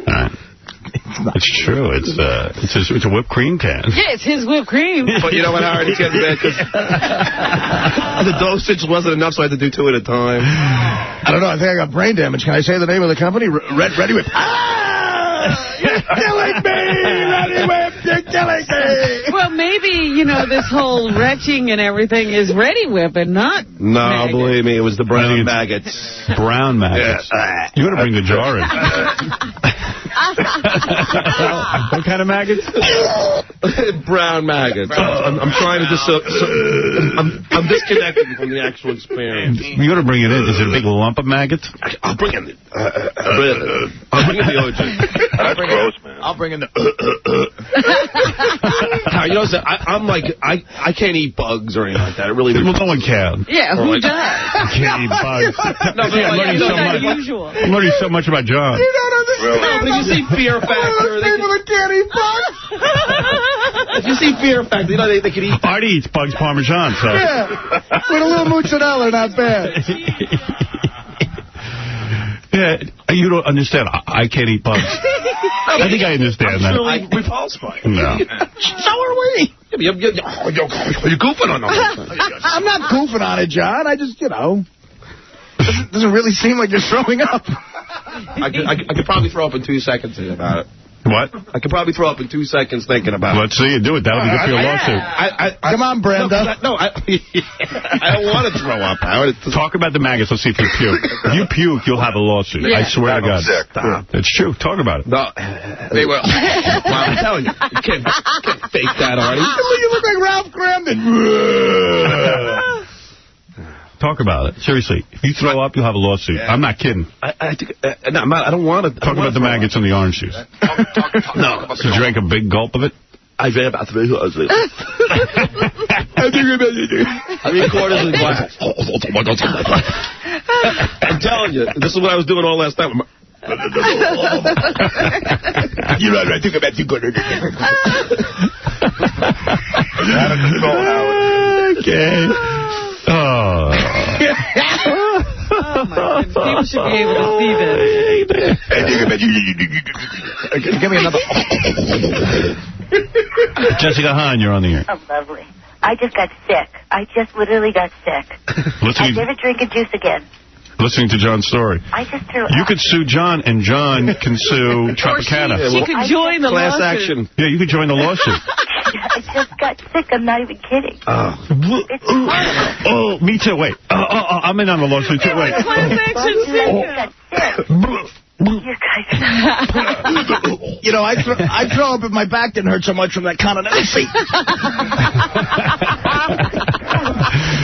All right, Jessica, thank you. Jessica checking in. Ryan, you're on the air. Good morning, Howard, King of All Media. This is Ryan from Cleveland. Hey, Ryan. Listen, I just want to say congratulate you guys on a great show every morning. You guys make us laugh. And, Thank you. You're doing real well as usual, Howard. You're the man. Thanks. But listen, as far as starting John goes in answering those phones, that douchebag smokes too much pot because he can't ever get to the phone. It rings and rings and rings. It's 50 lines, dude. Dude, John, seriously. Plus, I'm not even out there right now. It's the whippets and the doobies, dude. You're a freak. I wish I didn't mention the beer. Seriously, you're stupid. But that's right. We still love you. Do a great job. Congratulations, guys. Thank you. Easy. I should read email. I should get to... Gary Garver did a bunch of interviews. Yeah, you know, and I can't wait to play him because, like, you know, me and Gary get into an argument every morning over something ridiculous. Right. So this morning I said something about one of Gary's interviews about one of the celebrities that I thought said, I think he's mad at you for totally like a dumb reason. So I said that, and Gary's like, no, what? Well, you know, and he's like arguing with me because he doesn't think it's a dumb reason, but I do think it's a dumb reason. It's like every morning we have these like dumb... Why are you arguing with Gary Garver? What do you have to do with it? Gary Dell'Abate. Gary Dell'Abate. It's like the last time we had this huge argument because I said I agree with you about the $200,000, not being rich. We had this whole argument in the office about it. So it's every time. So this time I just said about the celebrity who's mad at you. I said, it's ridiculous. It is ridiculous. You know, and then he's like, no, it's not. Well, you know. So you know what happens, Howard? We don't have an argument. I disagree with John, but John can't be wrong, so it's an argument. No. I say, you know what, John, I don't agree with that. I think you're wrong. What are you talking about? Okay, guy. All right, Andy, you're on the air. I mean, Richard. Yes, Richard. I'm currently with the Tropicana defense team. We've already worked on our defense regarding this pending lawsuit. Yes. Is it not true that he admits to eating Chinese food prior to the orange juice? No, after. Well, okay. Well, you said this is going nowhere. I think he's going to try and imply that there was rice in the orange juice. Oh, and you spit it into it. It's just taking too long. Yeah, which is... Just say, you know what, the rice from your Chinese food probably got in the orange juice. That's not maggots, that's rice. Right. Yeah, let's go to Melrose Larry Green, then I'll play some interviews. Melrose. How are you, Howard? Okay. Great show. A couple of things. First of all, I ran into Sarah from Joe Millionaire the other night. You ran into Sarah from Joe Millionaire? Sarah Kozer? Sarah Kozer, right. She's on the cover of Playboy, actually. She was in Playboy. Issue with that, because that person obviously doesn't know what a warmonger is, and obviously did not have any people that perished in the attack on America. I would really like to understand if all America has gone absolutely loony, because there are some people, no matter what Howard Stern is, he's a patriot, he's American, and so am I. Gay or not, American is first. Now get me the information.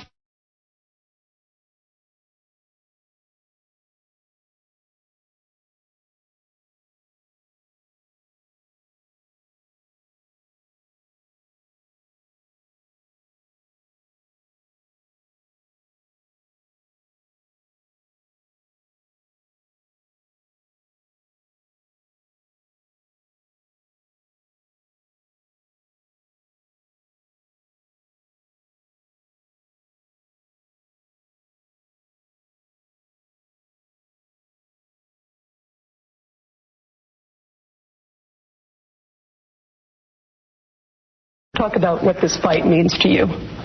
What is it? Mike Tyson always starts out fine, and then even if an interviewer asks him anything, he gets crazy. I'm amazed at a woman. Are they sitting in a room together? Yeah. Well, I think he's chained down to the floor. Oh. There's heavy security. Like Mighty Joe Young. Yeah. Don't look at the lights. No, the cameras. Because he gets crazy after 2 seconds. Yeah, he can't stand to be asked questions, I think. Does this mean everything to you, this fight on June 8th? Well, nothing's everything to me, but, you know, this is a fight where we, me, my trainers, my sparring partners, you know what I mean, This is just it's one of those days that we all have to be one. If you win this fight, are you going to treat the title with respect? When I win this fight. Okay, when you win this fight, are you going to treat it with respect? A lot of people said you came so close before and didn't treat it with respect. Respect? You going to treat the title with respect? No, because the title doesn't deserve to be treated with respect because the title is like a woman. It's like love. It doesn't care about anything around it but itself. It doesn't care who possesses it. It still receives whatever it receives. It receives the same as when I possess it. When he possesses it, it's always going to be loved. I'm not going to always be loved. The title's going to be loved to the day it dies, so he doesn't care about me, you. It's like a woman. You, I'm so beautiful, I can get the next man with more money, with a better body. He's already angry. Yeah, all of a sudden it means, he's back into another tangent. Yeah. Screaming about women. Yeah, who did something to him now? He has a prettier weight for me to go around. What do you think of Lennox Lewis? Not much. Do you respect him as an athlete? Oh, he's brilliant as an athlete, but I'm the man. He's come out, he said that you were a liar, that you went before the Nevada Athletic Commission and didn't tell them that you bit him in the leg. So he publicly came out and said you lied. What do you think of that? Sorry, I did bite him. What do you think of Lewis calling you a liar in public? I've been called worse things by better people than him. So it doesn't matter. What drives you in the ring? Is it money? Is it the love of the sport? What drives you? No, I don't know. I don't know. I must be some kind of enigma because I don't even know why I'm around this long just doing this stuff. I'm just, part of it's money, part of it's greed, part of it's ego. Do you need the money? People say you need the money. Well, listen, man, I don't need the money as bad as some people think, but I do need the money because that's why it's called money, because we all need it. It's our God. It's what we worship. And if anybody tell me anything different, they're a liar. If they don't believe that money is important in the worship, don't work. Stop working. Just live on the street and show you how much God's going to take care of you.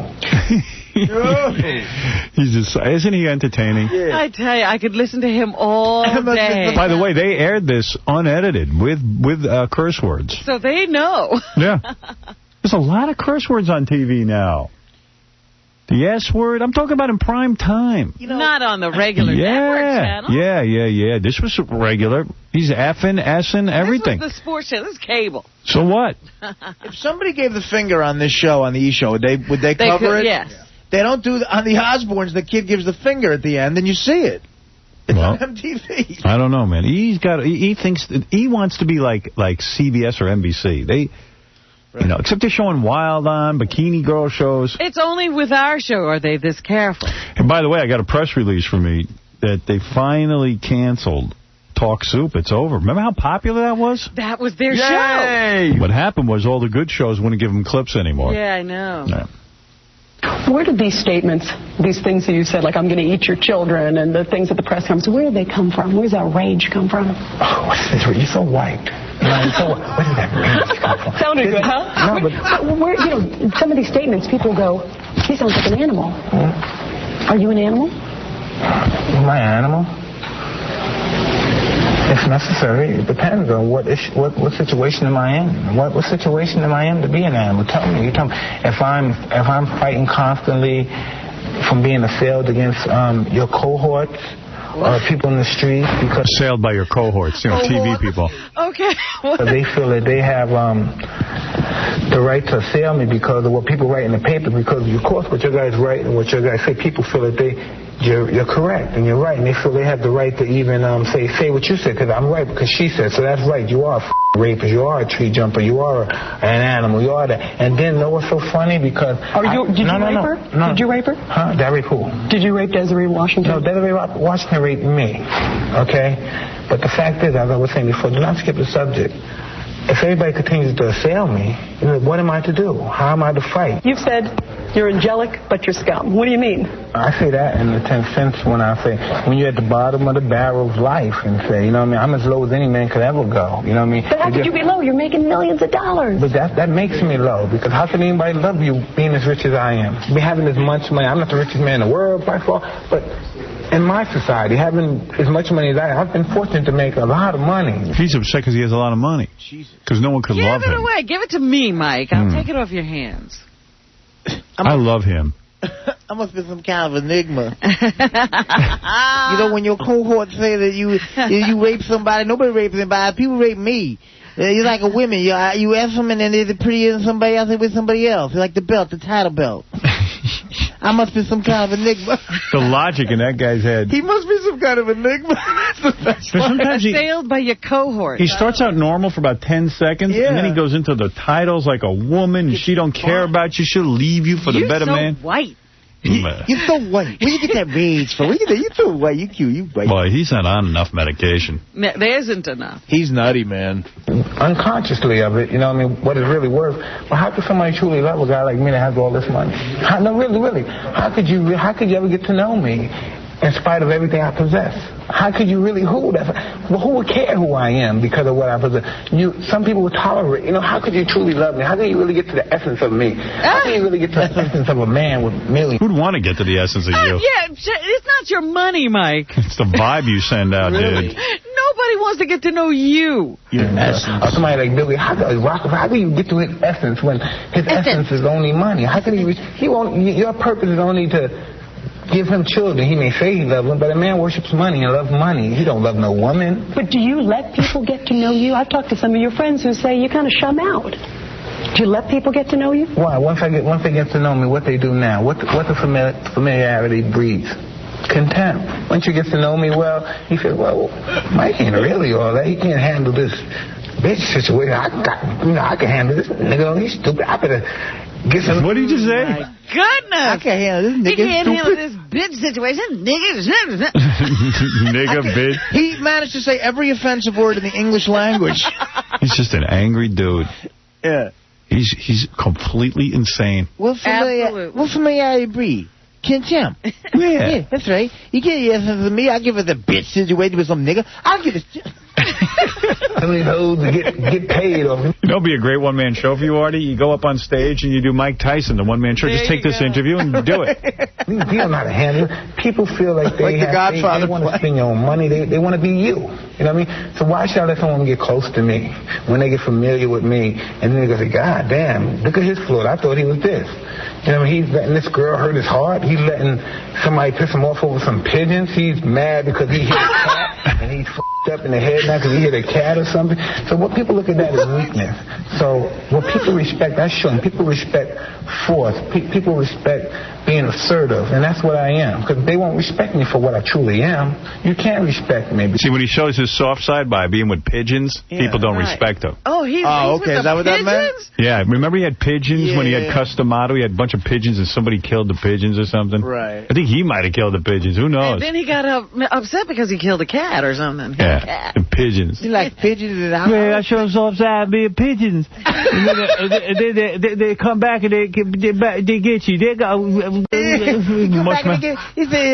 I thought he was a tough guy, but he likes pigeons. And then come back and kill a cat. They just screw that guy, man. He doesn't get away with the niggas. Because me being who I truly am, I'm relaxed. And when I relax, I'm egotistical. You know what I mean? Oh, I'm arrogant. So I control those feelings because I know, even the people that associate with me, I know if I make money, the first thing I have to do for my expense, I must give it away. Hey, take some. Because that's how I make enemies out of my friends, to hoard it all and not share any. But who are you? People who know you say you got 10 personalities. You got an angry Mike. You got a good-hearted Mike who helps kids. Who are you? I don't know. I'm many people with many things. Just like you. I know I'm sure at times you're a lady in the streets and a whore in the sheets, and I'm just so many other things. You're many things. What are you? A good sister? You're a good aunt, I'm sure. You're a good daughter, but you're many of things. You know what I mean? But you're a little whore sometimes, right? You're a whore between the sheets there. I know. You're a little whore who needs a good raping. You a lady in the streets, but you a whore between the sheets. I mean, we many things. Unbelievable. Oh, my goodness. Sometimes I'm a boss, sometimes I'm more. Yeah.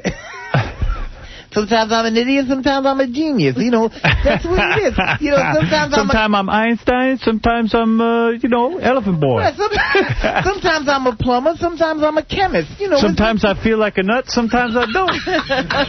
Right now I kind of do. Man, I kind of feel like a nut. All the time I feel like a nut. I feel kind of nutty right now. I'm two different people. I'm a gentleman on the sheets and a rapist between the sheets. That's right. A pain in the ass to some people. To a lot of people. Well, yeah, but that's just who all of us are. But why is mine such extremes? Because I'm blessed to be on television or be in the paper, so why mine's got to be more? It's not like I have bipolar disorder or personality disorder. It's just that everybody that I admire for some reason or another, I take a piece of them. You know, maybe Arnold Rothstein, maybe Jack Dempsey, Mickey Rourke, you know what I mean? Whoever it may be, Paul Robeson, Joe Gans, Fraser Ali, I just take a piece of them for certain situations, and I handle those situations accordingly. Cool. You know what I mean? For a defense mechanism. But, you know, sometimes he behaves like Joe Frazier. Or Mickey Rourke. Sometimes I'm Arnold Rothstein, sometimes I'm Mickey Rourke, sometimes I'm Babe Ruth. Wonder if he's ever Howard Stern. Yeah, sometimes I'm Howard Stern. Yeah, your name didn't come up. It's as normal as anybody else. You talk about Once he was Paul Lynde, but I don't want to talk about it. physical, too. Are you taking medication? You were taking some before. No, I wasn't taking medicine. I was very Do you think he's taking medication? I don't know, man. I don't think so. And I wouldn't say I need medication. It wouldn't hurt, you know what I mean? Because I'm a real high-strung type of guy. It wouldn't hurt. I'm living in a society. Just think about it, right? A noose wouldn't hurt to chain him up to a wall. Right.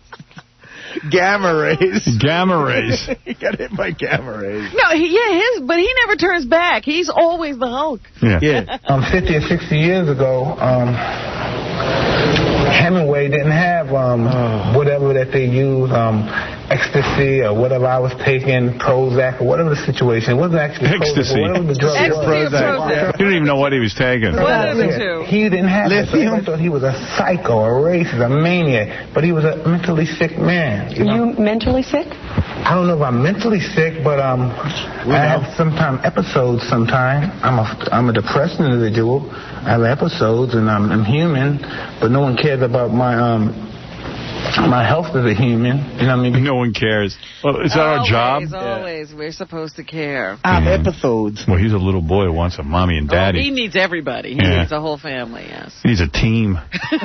Yeah. Sometimes I'm Tom Hanks, sometimes I'm that other guy I'm bosom buddies, you know? The one who didn't get no respect. The guy. Sometimes I'm Tom Hanks, sometimes I'm Peter Scolari. Sometimes I'm that guy from Newhart. Because sometimes I'm in my episodes when I'm at work.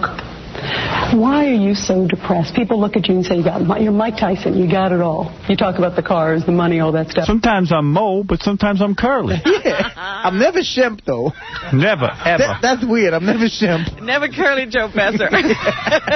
Yeah. Have you ever been so depressed you thought about killing yourself? Well, that feeling goes through everyone's mind, I'm sure. And if it doesn't, I don't know, it must be crazy. Yeah, everyone thinks about that. It must be crazy. Sometimes, you know what I mean, it's just tough being a nigga, and it's tough being a bad nigga. Yeah. You know what I mean? Yes, when... But you're a rich one. You got a lot of stuff. You're a rich nigga. Rich one, lady, you're just a nigger. You're a rich nigga. Yes, but you're a rich nigger. That's right. A lot of people surrounding you. That adds to depression. That adds to the false sense of security. You know, I got to be around all these cats. I don't know who love me. You know, I've been around cats. I've been in times where I've been around a guy for a long time, and I'm trifling at times. I've been around a guy, and I portrayed myself to be something. Tell you what, this woman's a good interview. She knows how to get this guy rocking. And she goes right in for those questions, man. Are you an animal? Did you rape Desiree Washington? Did you rape her? Yeah, just bullet point. You're a rich nigger. You're a rich nigger. But you're a rich nigger. Are you a good nigger or a bad nigger? Well, that's a tough one. Sometimes I'm a bad nigga, sometimes I'm a good nigga, sometimes I'm Mo, sometimes I'm Curly. I'm a bad nigga. And you're a rich nigger. Sometimes I'm like a decent Puerto Rican, you know. What I want, and I'm not like these guys, because in my situation when I was younger, it was detrimental when I was being kind to somebody, because at the end it was never a pretty sight. But I'm just saying, it's just, I don't know, man. I have issues just like everybody else. Everyone probably needs really? I probably need So your issues are not like everyone else. I think he has a few more than everybody. You have more issues than I'm at the shrink 3 times a week, and I got less issues than you. I got issues, I got cohorts, and I got episodes. He says things that make me wonder. He says, when I was younger and I was nice to people, it turned ugly. Yeah, no kidding. Somebody, well, how could I talk to somebody that just looks at me and say, well, and then when I'm really getting ready to feel this guy and put my heart out, go pay. That it's business. You think it's business for them. Time's up. Please, no, let me explain. Okay, go ahead. Hold it, Mike. I'm sorry. Dropped $200 off at the desk of my secretary and make an appointment for me to come back next week. So it's business. They don't care about you, is what you're saying. Regardless, we know that, but I'm getting ready to pour out my heart with this. I think he was saying he goes to a psychiatrist for $200. Yeah. make an appointment. Is that what he's saying? 'Cause Yeah. I can't figure this part out. Yeah, he's completely confused. He's just so dumb. He's got to get a better psychiatrist. Yeah, he's as complicated as Pearl Jam's glorified G. Really, it was easier to figure that song out than this. All right, I think we heard enough, huh? What do you think? I love it. I could hear it all day. Oh, my goodness. Can I take that home? I got to take a break. We'll be back right after these words.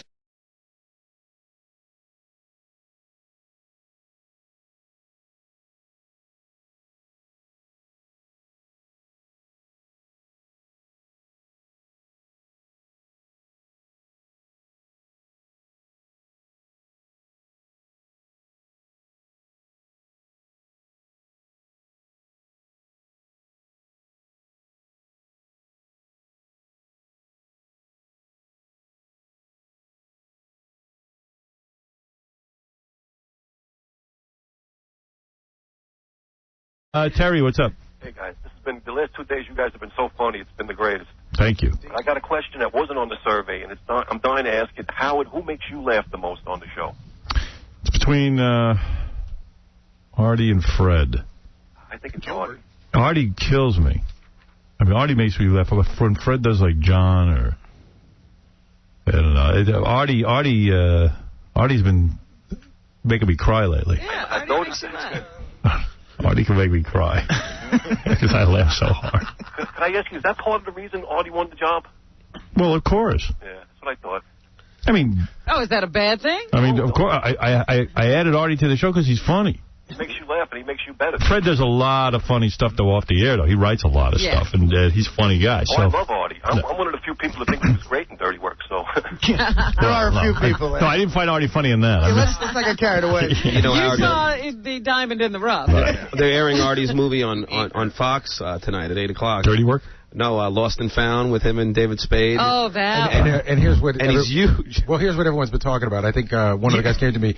Look out, there is a scene in the movie with Artie and no shirt on. Yeah. Oh, my. Well, I'm just happy because I'll be getting a check. Artie goes topless? Good for you. I go topless. Good for you. I never got to go topless on Star Trek. The samurai episode, I believe I had my nipples showing. When they cut my shirt with a saber. All right, we got to take a break. When we come back, we'll finish up the news right after this.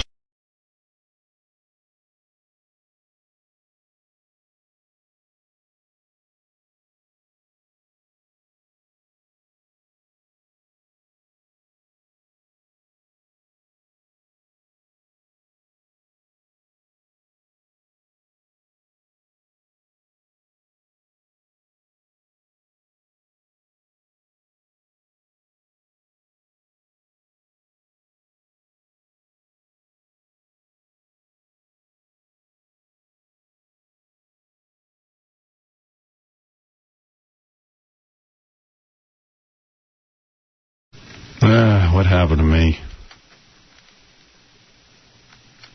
Well, hey. All right, I won't punish you. I'll do the show. All right, let's vote on whether Artie's out of here. Oh, we were supposed to have a private vote. Well, we're going to do it right now. Secret ballot. I'll rip up this sheet of paper. Who's going to be in on the vote? Who wants to vote? Who's man enough to vote?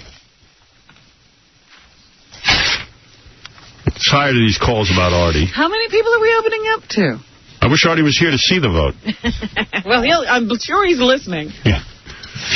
I'll tell you right now, I'm going to vote to keep Artie, but I don't. This is just completely private. If someone out there is really thinking Artie's not good for the show, don't take your personal. Like, John shouldn't vote and say, "Oh, I love going to lunch with the guy." He shouldn't vote on the lunch. Casey, you should vote on the show. When you vote on Artie staying with the show, you got to vote if he's good for the show. Not because he's a nice guy. Yeah, I want to make a drinking game out of Artie on the show. Which is? Like, whenever he makes, like, a food reference, you got to drink. I want to tape the show and do it one Friday night. We would be so loaded. Have enough alcohol. Yeah. We'll all go to the hospital. Because every once in a while, he'll just talk about food. You know, just out of nowhere. I know. How are we going to do the vote? So who's in the vote? The guys in the evening? All right, okay. Gary, round up everyone in here and give them a sheet of paper and a pen. So the E-room, the radio room, and this room. Yeah, anybody who works on our show can vote. Even interns? Even interns are getting the vote? Yeah, the interns are, hey, they represent the 18 to 20-year-old group. All right. They know if Artie's good or not. Maybe he doesn't appeal to them. And I'll go by the vote. Oh, dear. Hey, why not? Let's hold somebody's fate in our hands right now. It'll make us all feel good. We're feeling particularly evil this morning. It's not evil. All right.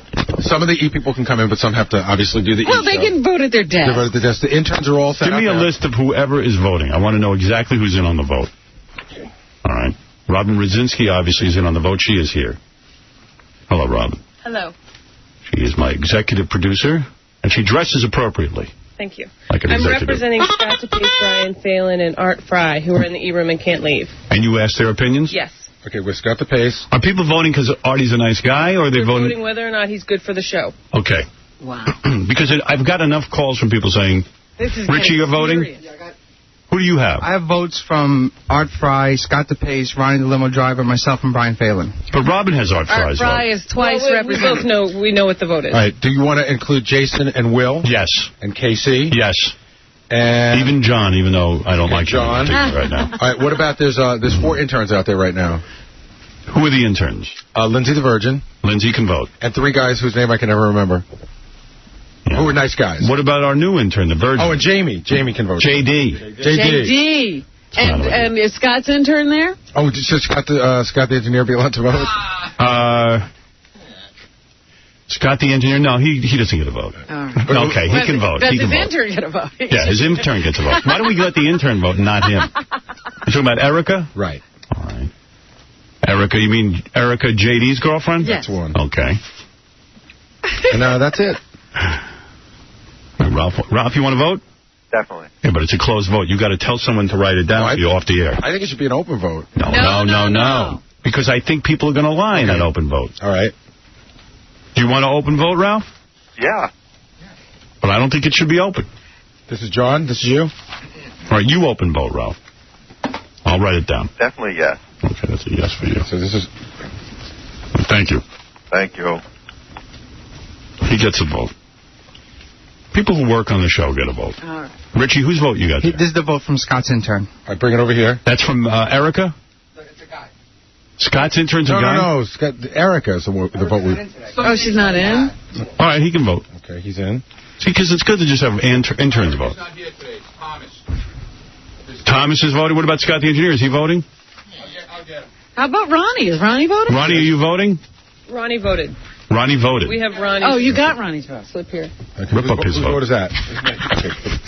His vote doesn't count. His vote doesn't count. He's a limo driver. Robin, you know me. I'm carried away with myself. All right, I'll give you my vote. Ronnie's in there. Everyone is in there. Freddie and Benji, can I have your votes, please? Who else? I'm going to vote.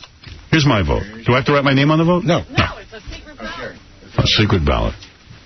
I can't wait. This is like American Idol. Okay, I need votes from... We receive a lot of calls. People say they don't like Artie on the show, like that last caller. And we receive a lot of calls and email that people love Artie on the show. But let's have it out. Now, when I say people are voting on the show, I really don't want you to vote because you like the guy. Okay, all the votes you are can in. still see him socially. Oh, like that'll happen. He's not going anywhere. All the votes are in. Tell me how many. Give me the names of everyone who voted. Okay, Howard, Robin, Gary, Fred, Benji, Scott DePace, Robin Radzinski, Art Fry, Brian Phelan, Richie from E, Ronnie the limo driver, Jason, Will, KC, Stuttering John, JD, Scott the engineer, Scott's intern, Ralph is going to vote on the phone, and 4 interns that are sitting out there. All right. And I have one more vote from Ben, our lighting guy. Oh, Ben the lighting guy who works on the show every day. All right. Is that everyone who works on the show? Have we gotten the entire floor? Yeah, All pretty right. much. That's what I want. Steve Freed's not here? Where's Steve the engineer? Can we get Steve the engineer? Who so brilliantly plays Wood Ye. What does he think? Where is he? Before we count the votes, I need him to have a vote. That's a very Bring him in important here. vote. I want to talk to him. I take a lot of advice from Steve. Do you? I do. What about Luis? Steve is at the doctor's office. At the doctor? Oh. Is he all right? Yeah. God forbid anything's wrong. And Luis, we didn't... What about Luis? Or Louis? What do you call him? Louis or Luis? I call him Luis. I call him Louis. Louis. I started with Luis, and then he said either one is good, and I'm more comfortable with Louis. Then why doesn't he make the decision? Why do I have to make the decision? Do we want a Ganji vote? Do we want to... Ganji's not here. Ganji's not here? He's over at the other office. He could be... Well, if he's not here, he can't He's vote. not in. I'm sure he's not up. Oh. Doug Goodstein? He's not here either? Besides, those guys all love Artie because they love hanging out with him. I want guys who are going to analyze this from a show point of view. Is he good for the show? Is he good for the show? Not if Artie's a good guy. Everyone knows Artie's a good guy. And then next we'll vote on whether Luis should be out of here. Next I'm voting on you. Yeah, I'm sure. And I'm mad at you for bumming me out today. Hey, Howard, let me just say that when Artie was in the revolving chair, when Jackie left, and there was a bunch of guys we had sit, he was by far the best one. Yeah, but why are you lobbying? You see, you're going to ruin my vote. Now, here you go again. The votes are in. The votes are in. No, I'm just saying it's not... You're so afraid you're not going to eat with him, no, but it's nothing to I do want to know with if he's good on the show. That's what I'm saying. Even before I knew him. All right, because maybe I'm wrong. Maybe that guy who called in is right. And I'm willing to go by a secret ballot. If this secret ballot says Artie's not good for the show, he's gone. And Artie, if you're in your hotel room right now listening, which I'm sure you are, put down that razor blade. Yeah. Exactly.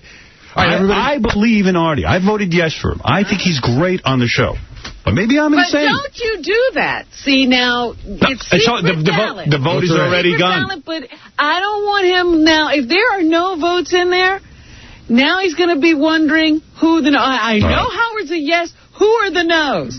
Did you ever think that I voted no and I may be covering my ass? What are you doing? Exactly. You ready? That's my way of getting rid of Artie. All right, go ahead. All right, Robin, if you could keep score, I'm just going to go through them real quick. All right. Yes. That's 1. Stay. That's 2. You know what's amazing about this group? I tell them yes or no, and they wrote stay. Yes. That's 3. Artie rules. He stays. Okay, that's 4. Yes. Yes. Absolutely yes. Go ahead. Yes. Artie stays. Go ahead. Keep Artie. Go ahead. Artie's got to stay. Okay. Artie stays. Wow. Yes. Oh, gosh. What do you mean? Yes. Yes. Yes. Yes. Yes. Yes. Yes. Yes. Those are not 2 yeses, Robin. I hope you can. Okay. Yes. Yes. Keep Artie. Yes. No. A no. 1 no. Hold on. Ooh. Artie should stay. Go ahead. Yes. Artie in. Yes. Artie stays. Yes. Yes. Yes. Yes. Yes. Yes. Who voted no, I wonder? I wonder. Who 1 no. said no. I recognize that handwriting. I swear I do, but I don't. Who do you think it is?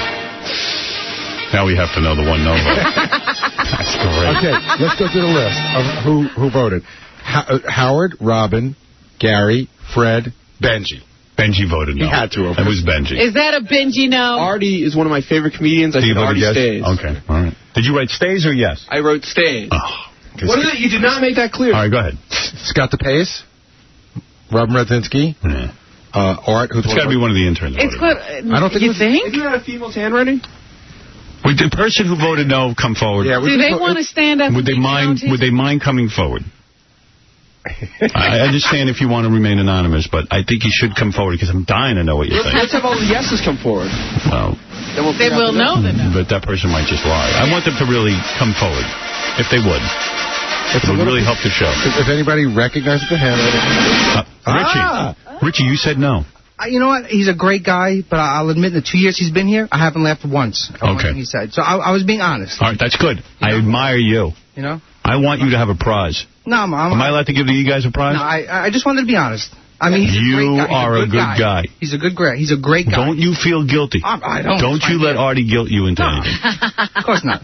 But I have our senses of humor are different. Okay. I'll just... Fair enough. You know? You're the man. Thank you for the honesty. All right. Thank you. You I like. Thank you. Can Artie handle that? Can I stay? Yeah. And you can go to the next scores party. All right. Thank you. All right. Oh, what a And Stuttering John can't. Oh. You got Stuttering John slot? That's right. You got the Stuttering John slot. It's yours now, Richie. Forever? Forever. In perpetuity. In perpetuity. Do you love torturing John? Yeah, I do. It's funny. Gary likes when I do it. All right, what do you want to vote on now? Want to vote on whether we should call him Luis or Louis? Yeah. Could use That's that, a no-brainer. Should be Louis. It's America. Yeah. I don't like Luis.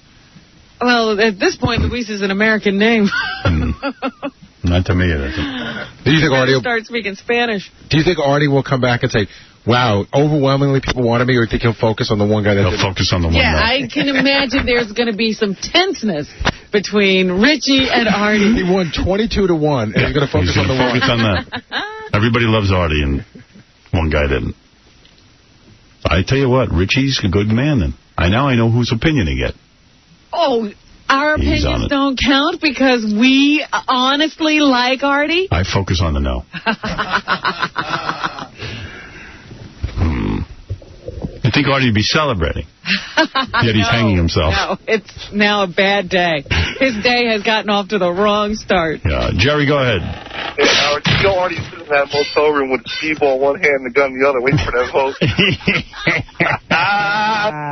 All right, thanks. Take it easy. That's funny.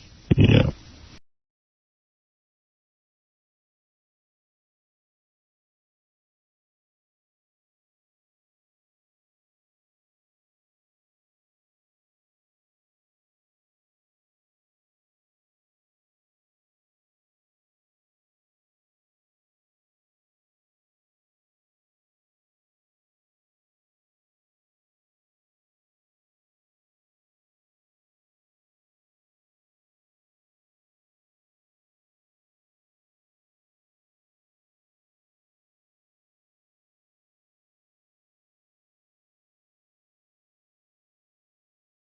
That's sort of a gay thing. I know. Coming at you.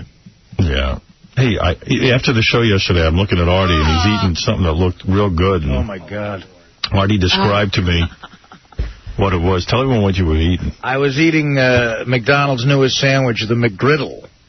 Yeah, you know, I'm no fan of McDonald's because they've always treated me like a scumbag douchehead my entire career. They didn't want to advertise on my show because I'm bad. Or somehow. That makes a lot of sense. Yeah, the entire industry has been revolutionized by me. And they probably advertise on every clone. Yeah, they advertise everywhere else but me. You know, and they always burned my ass. Even, like early on in my career, they started canceling their buys like when I was on in Detroit. Right. And let me tell you something. When you get first hired at a radio station and, you know, you're not the guy you are today, boy, these stations here, McDonald's is canceling. You're screwed. Yeah, that is not a good thing. Oh, my God. I mean, because they spend a lot of money on useless advertising. They don't even care if their advertising works. Really need advertising. No. You know how much they dislike you? McDonald's? There was a time where there was they weren't allowed to advertise within an hour of the show. Yeah. So the show would end, and then the first commercial couldn't run until an hour after the show was over. Yeah. One accidentally once ran in my show because I went over. Right. So one of their commercials ran over. And it was like, they called the station and said, what happened? They go, oh, we didn't realize it was a scheduling error. And they go, well, from now on, no commercials, even within an hour of the time he's off. This is a company that's probably responsible for 20,000 heart attacks, if you think about it. 20,000? Yeah, I mean, they've wiped out whole communities. Yeah, I mean... I'm afraid, because I'm the first generation that really grew up on McDonald's. I'm afraid when we all turn 50, it's just going to... You won't. You won't turn 50. Big Mac disease that we don't know about that's just going to kill us all. Well, you had to see this sandwich. Artie was... How'd you get a hold of that sandwich? Well... DePace heard about it, and him and a few guys from E went out and grabbed a bunch What, was it a debut yesterday? I don't know what it was, but they just assumed... What is the McGriddle? To tell them. When I tell you this, it's probably not a great commercial. It's probably going to be bad to most people. It looked great, though. I got to say, it looked great. You thought that looked good? I wanted to bite into that. Here's what it is. It's a sausage patty. You can get it with bacon, too. Sausage patty, eggs, and cheese. Right. On a sandwich. But the sandwich, instead of bread, are two little pancake patties with maple syrup cooked into the patties. Right, so when you bite into syrup... So when you bite into it, the syrup drips down... It does? Like Russian dressing on a sandwich. Oh, my God. It was making me mental and watching it. And the syrup kind of drips into the sausage and the egg, and it all mixes together. You like that? Yeah. Oh, I like that. Well, I'm sitting there watching Artie eat it. It looked awful. Yeah, really not to me it didn't. I mean...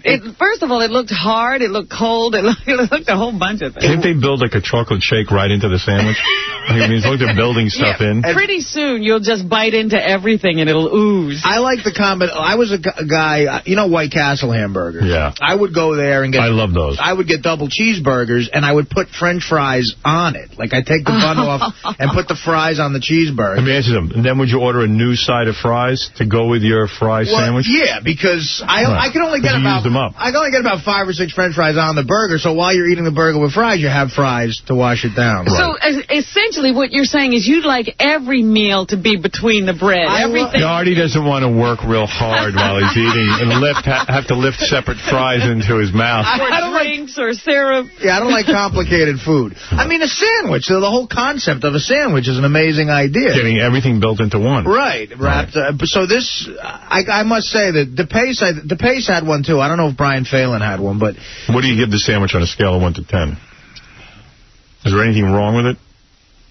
I'll give the one I had a 7. Why? And the reason it's not a 10, and Scott will attest to this, too, sometimes at McDonald's, you don't get a fresh sandwich. You get stuff that's under a heat lamp for a while. Right. And we got it towards the tail end of breakfast. This had to be under a heat lamp for a couple of hours. So Robin's actually right. It wasn't as fresh. That's what I said. It didn't look like it was supposed to be eaten. Yeah, but it looked like display food. But this thing right off the assembly line, fresh, I'd say, is as close to a perfect bad breakfast sandwich as there is. Wow. It might be a 10 right off the line. I know. I got to tell you, I was looking at this thing. My mouth was watering. I saw you looking at him. I was like, look at that pancakes, You've syrup, got a lot of imagination. eggs, bacon. Oh my God. What was going on? Is it very big? It didn't look very...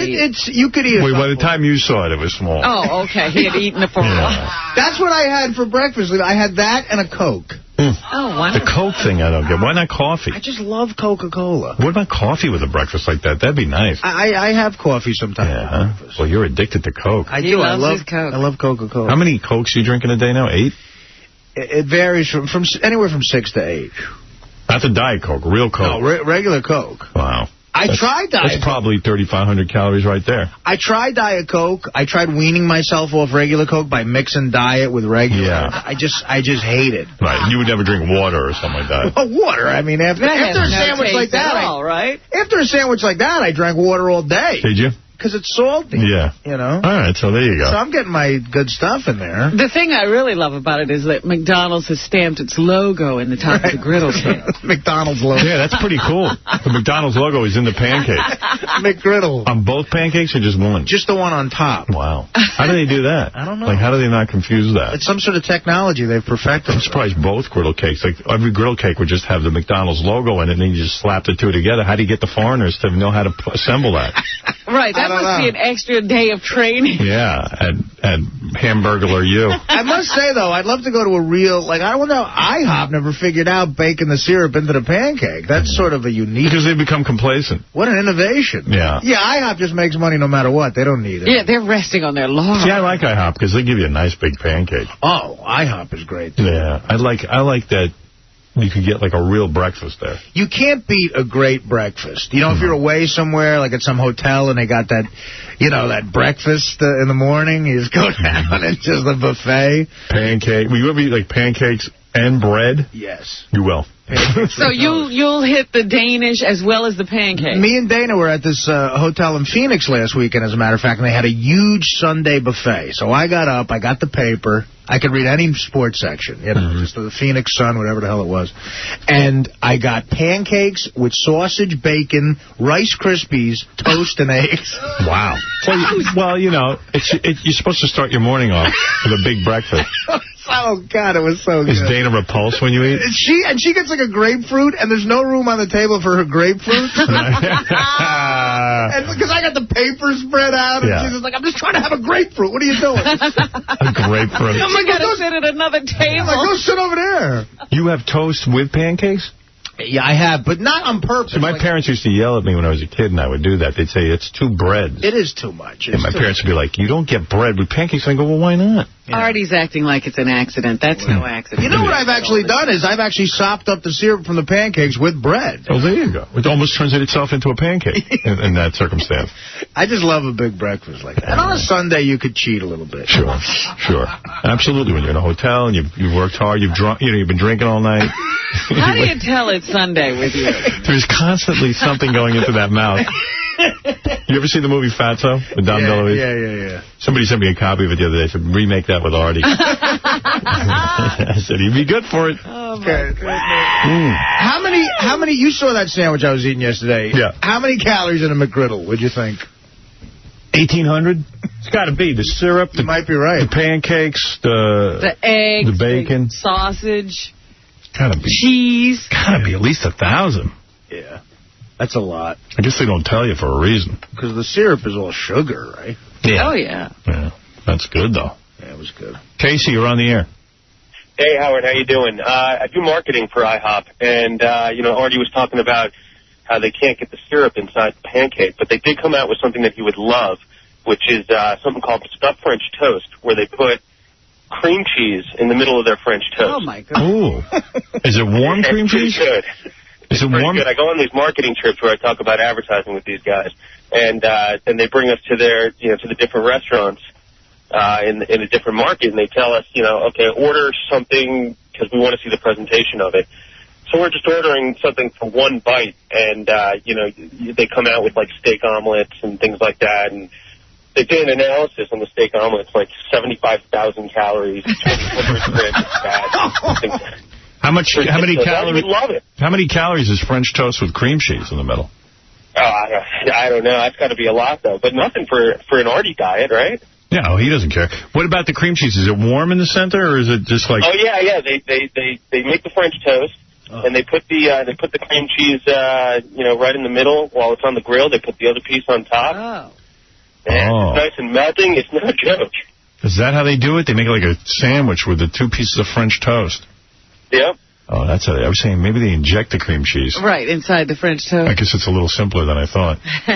Yeah. All right, here's some information. There are 450 calories in a McGriddle sandwich. That's not so bad. But Artie's not going to stop at just one. He said that was a little small for him. It's one of those things, I don't know what McDonald's puts in these things. You can't eat just one of any of their sandwiches. There's some sort of unhealthy component that makes you want to keep eating it. 23 grams of fat. Ooh. 8 grams of saturated fat. I don't know what that means. What does that mean, Fred? That means if you take the 23 grams, 8 of it is saturated. That it's within that 23. You could put a valve in his heart and just shut the blood. What is saturated fat? Saturated fat is the stuff that they say clogs your arteries. Oh. That's the bad really one. Bad stuff. 1,270 milligrams of sodium. Oh, that's good for you, too. Walk out and have a heart attack. Has anybody actually had a heart attack in McDonald's while they're eating? I probably. Yeah. These people become immune to it. And 43 carbs. Well, last week I meant to get around to this, but the fast food industry was up in Washington, or down in Washington, lobbying Congress to protect them from people who want to be able to sue them for getting fat. Yeah, well, I'm with him on that. I mean, I am too, but I just thought, isn't that interesting that they're trying to make sure they get legislation to make sure it's not possible. We want to be like a free society. We want to have people make their own decisions. If you want to eat fattening food, use your head. I mean, you know it's fattening. Who are you kidding? Unless you're retarded. I mean, what you guys don't realize about me is I actually exhibit a lot of self-control. Like, every time you see me not eating, I'm trying desperately not to eat. Like, if I just ate whatever I wanted to, I would be 400 pounds. I mean, the only reason I'm... So would I. But so would anybody, Artie. No, but you think I eat out of control now. I really don't. Right, you're watching yourself. I am. Right. In a weird way. In a weird way, I'm watching. Like after you eat a bag of Milanos, you could eat another bag. Exactly. But you don't. I don't. And he stopped at one McGriddle, I guess, yesterday. Yeah, I just had one McGriddle. Yeah. Chris, go ahead. Hey, Howard, I wanted to let you know that McDonald's owns a company called Chipotle, and they really try and keep the wraps on it because it's like a healthy alternative to the fast food. It's a big burrito place. Yeah. And they accept advertising down here on your show. Oh, good. Well, they should. I mean, it's they so really disguise themselves. It's just ludicrous that, like, they think that they shouldn't advertise on my show, and most of the people who eat at McDonald's probably listen to this show. Absolutely. It's hypocritical. It's like, well, what's wrong with our show exactly? I mean, it's been around for 20 years. People enjoy it. But I've always said, people who really have things to hide can't advertise on this show. Yeah. Oh, no, they can. No. You can be up front and say, I'm a strip joint, but you can't be McDonald's or Coke and advertise on this show. Yeah, for some reason. Well, I love the show, and I go to Chipotle 3-4 times a week, and... There you go. I mean, it's perfect, and you guys are so fantastic, and you are delicious. Thank you. Thank you. I got a note here. Artie wanted 2 McGriddles yesterday. If somebody knows something, come in and say it. I guess it's John. I did want 2 McGriddles. What happened? There was only one. for me. I didn't order it. Scott figured I'd want one, so he was nice enough to get me one. And then you wanted another one. And that was like heroin, you know. Yeah. I went over just for the moment, and I decided to buy a couple for people, and my phone was ringing off the hook. Artie wanted 2 of them. Artie, how did you get word that... I found Robin Razinski let it out that the pace had gone to McDonald's. So I was like, you're kidding me. And I said, call him. So Robin... You're like a dude with a hot chick. So Robin got on her cell phone, and she tried ringing him, but his phone rang in the studio. He left it here. Oh. So I was like, because I wanted another Coke and... 2 Cokes. Yeah. And 2 McGriddle. And I was going to get his regular sausage and egg biscuit. So when he came back with only 1 McGriddle, were you, like, really bummed? I was into it, but when I got halfway through it, I said, I'm going to want another one. Yeah. And when I ate it and finished it, it was really sort of that, it's like when you run out of Coke. Yeah. When you run out of cocaine and you're like, you're real depressed. But, Scott, how could you not take your cell phone to McDonald's? It was running real quick and back. I mean, don't you know there could be emergency calls? Yeah, right. And you're able to eat that stuff and not get fat? I'm a little overweight, but, you know. A little? All right, a little. Wait, that's your breakfast? You had 1 McGriddle? No, I had scrambled eggs for breakfast yesterday. Oh. And then for some reason at 9:30, I was like, you know what? I'm getting a damn McGriddle because I wanted to try them. Right. That advertising works. Yeah. Hey, Ken, you're on the air. Hey, Howard. Hey. It's Ken. How you doing? I talked to you last week about your Viking barbecue. Yeah, I was going to buy one from you. I know another guy who needed a barbecue. I was going to buy one. I lost your number, so I got it from someone else. Oh, nice. What can I left it here in the studio, and then I couldn't find it. Let me give you my number again. First of all, it's 201-837-2078. Yeah, I know, but it's too late now. Well, somebody else is going to need one. All right, give me again. 201-837-2078. That's All Make Appliance. We're in Teaneck, New Jersey. But I heard yesterday that you were having a problem with lighting your rotisserie. It just seems to me if you spend $6,000 on a barbecue unit, that it's about $4,000 for the barbecue and then about another $1,600 for the stand. It's like, well, geez, the rotisserie should work right away. Well, let me ask you a question. You know, it doesn't explain it as well in the instructions, but when you turn the rotisserie on, you need to push the knob in and hold it in while you light it. Yeah, I don't know. And after you light it, you got to hold it for another 30 seconds so it stays lit. Most people don't know that you have to actually push the knob in to set it, to light it. So if you just turn it to where it says light and push the button, it will not light. You have to push the knob in and hold it in. For $6,000, someone should come over and light it for me. Well, I'll do that. All right, thanks, brother. I can show you how to No, use it. I had the guy's coming over to fix mine this week, so. Does that sound like what you were doing? Yeah, I got something legitimately wrong with mine, and one of my burners is blowing out gas too much, and it's a whole thing going on. It's unusual because it's a pretty good piece of machinery. We sell hundreds of them, and I never had anybody have a problem with it. Guess who has a problem? I seem to have a problem with everything I own. Yeah, he's never gotten anything that actually works. Yeah, I never get anything that actually turn on and just works. But thank you. I'll call you if I get another one of these. Or if you have a problem, let me know. What do you sell them for? Oh, yeah, they're pretty close to that same price in the $4,500 range. And then By the way, I'm sending you a package that has a grill brush and some special things in it to clean the grill with it. I told you last week I would do that. So all right. Thanks, bro. I'm going to send you your grill equipment. All right, Ken. Okay, take care. That's Ken. I'm sure Viking's happy that the one guy who has a problem happens to host the biggest radio show ever. Yeah, I was pissed, too, because they called up and said, send me a new one, because this one is defective. And they went, no, we'll come over and fix it. I said, it should work right away. I shouldn't have to call you guys for like 2 years. Of course. Right, it's brand new. Yeah. The cart is like $1,600. Yeah, I mean, that's just the thing it sits on. That's the thing it sits on. It's a beautiful cart. It's got, you got storage up the wazoo. Well, wait a minute. It's like a portable kitchen. $1,600? Yeah. Because this thing is huge. It's on wheels. You got to get the cart. You got no choice unless you got a built-in unit. Yeah, but, I mean, that's like... That's major holding bucks. you up with a gun. Yeah. It's an expensive item. You got to have the cart, so they charge you $1,600. And Every time I don't use the grill because it's not working, I get pissed because I'm like, wait a second. How am I going to amortize the cost of this? That's right. That's money you're not making. That's right. And I get angry. But boy, when it's working, it's a good machine. You could barbecue your shoe and it would taste good. Yeah. Dennis, what's up, buddy?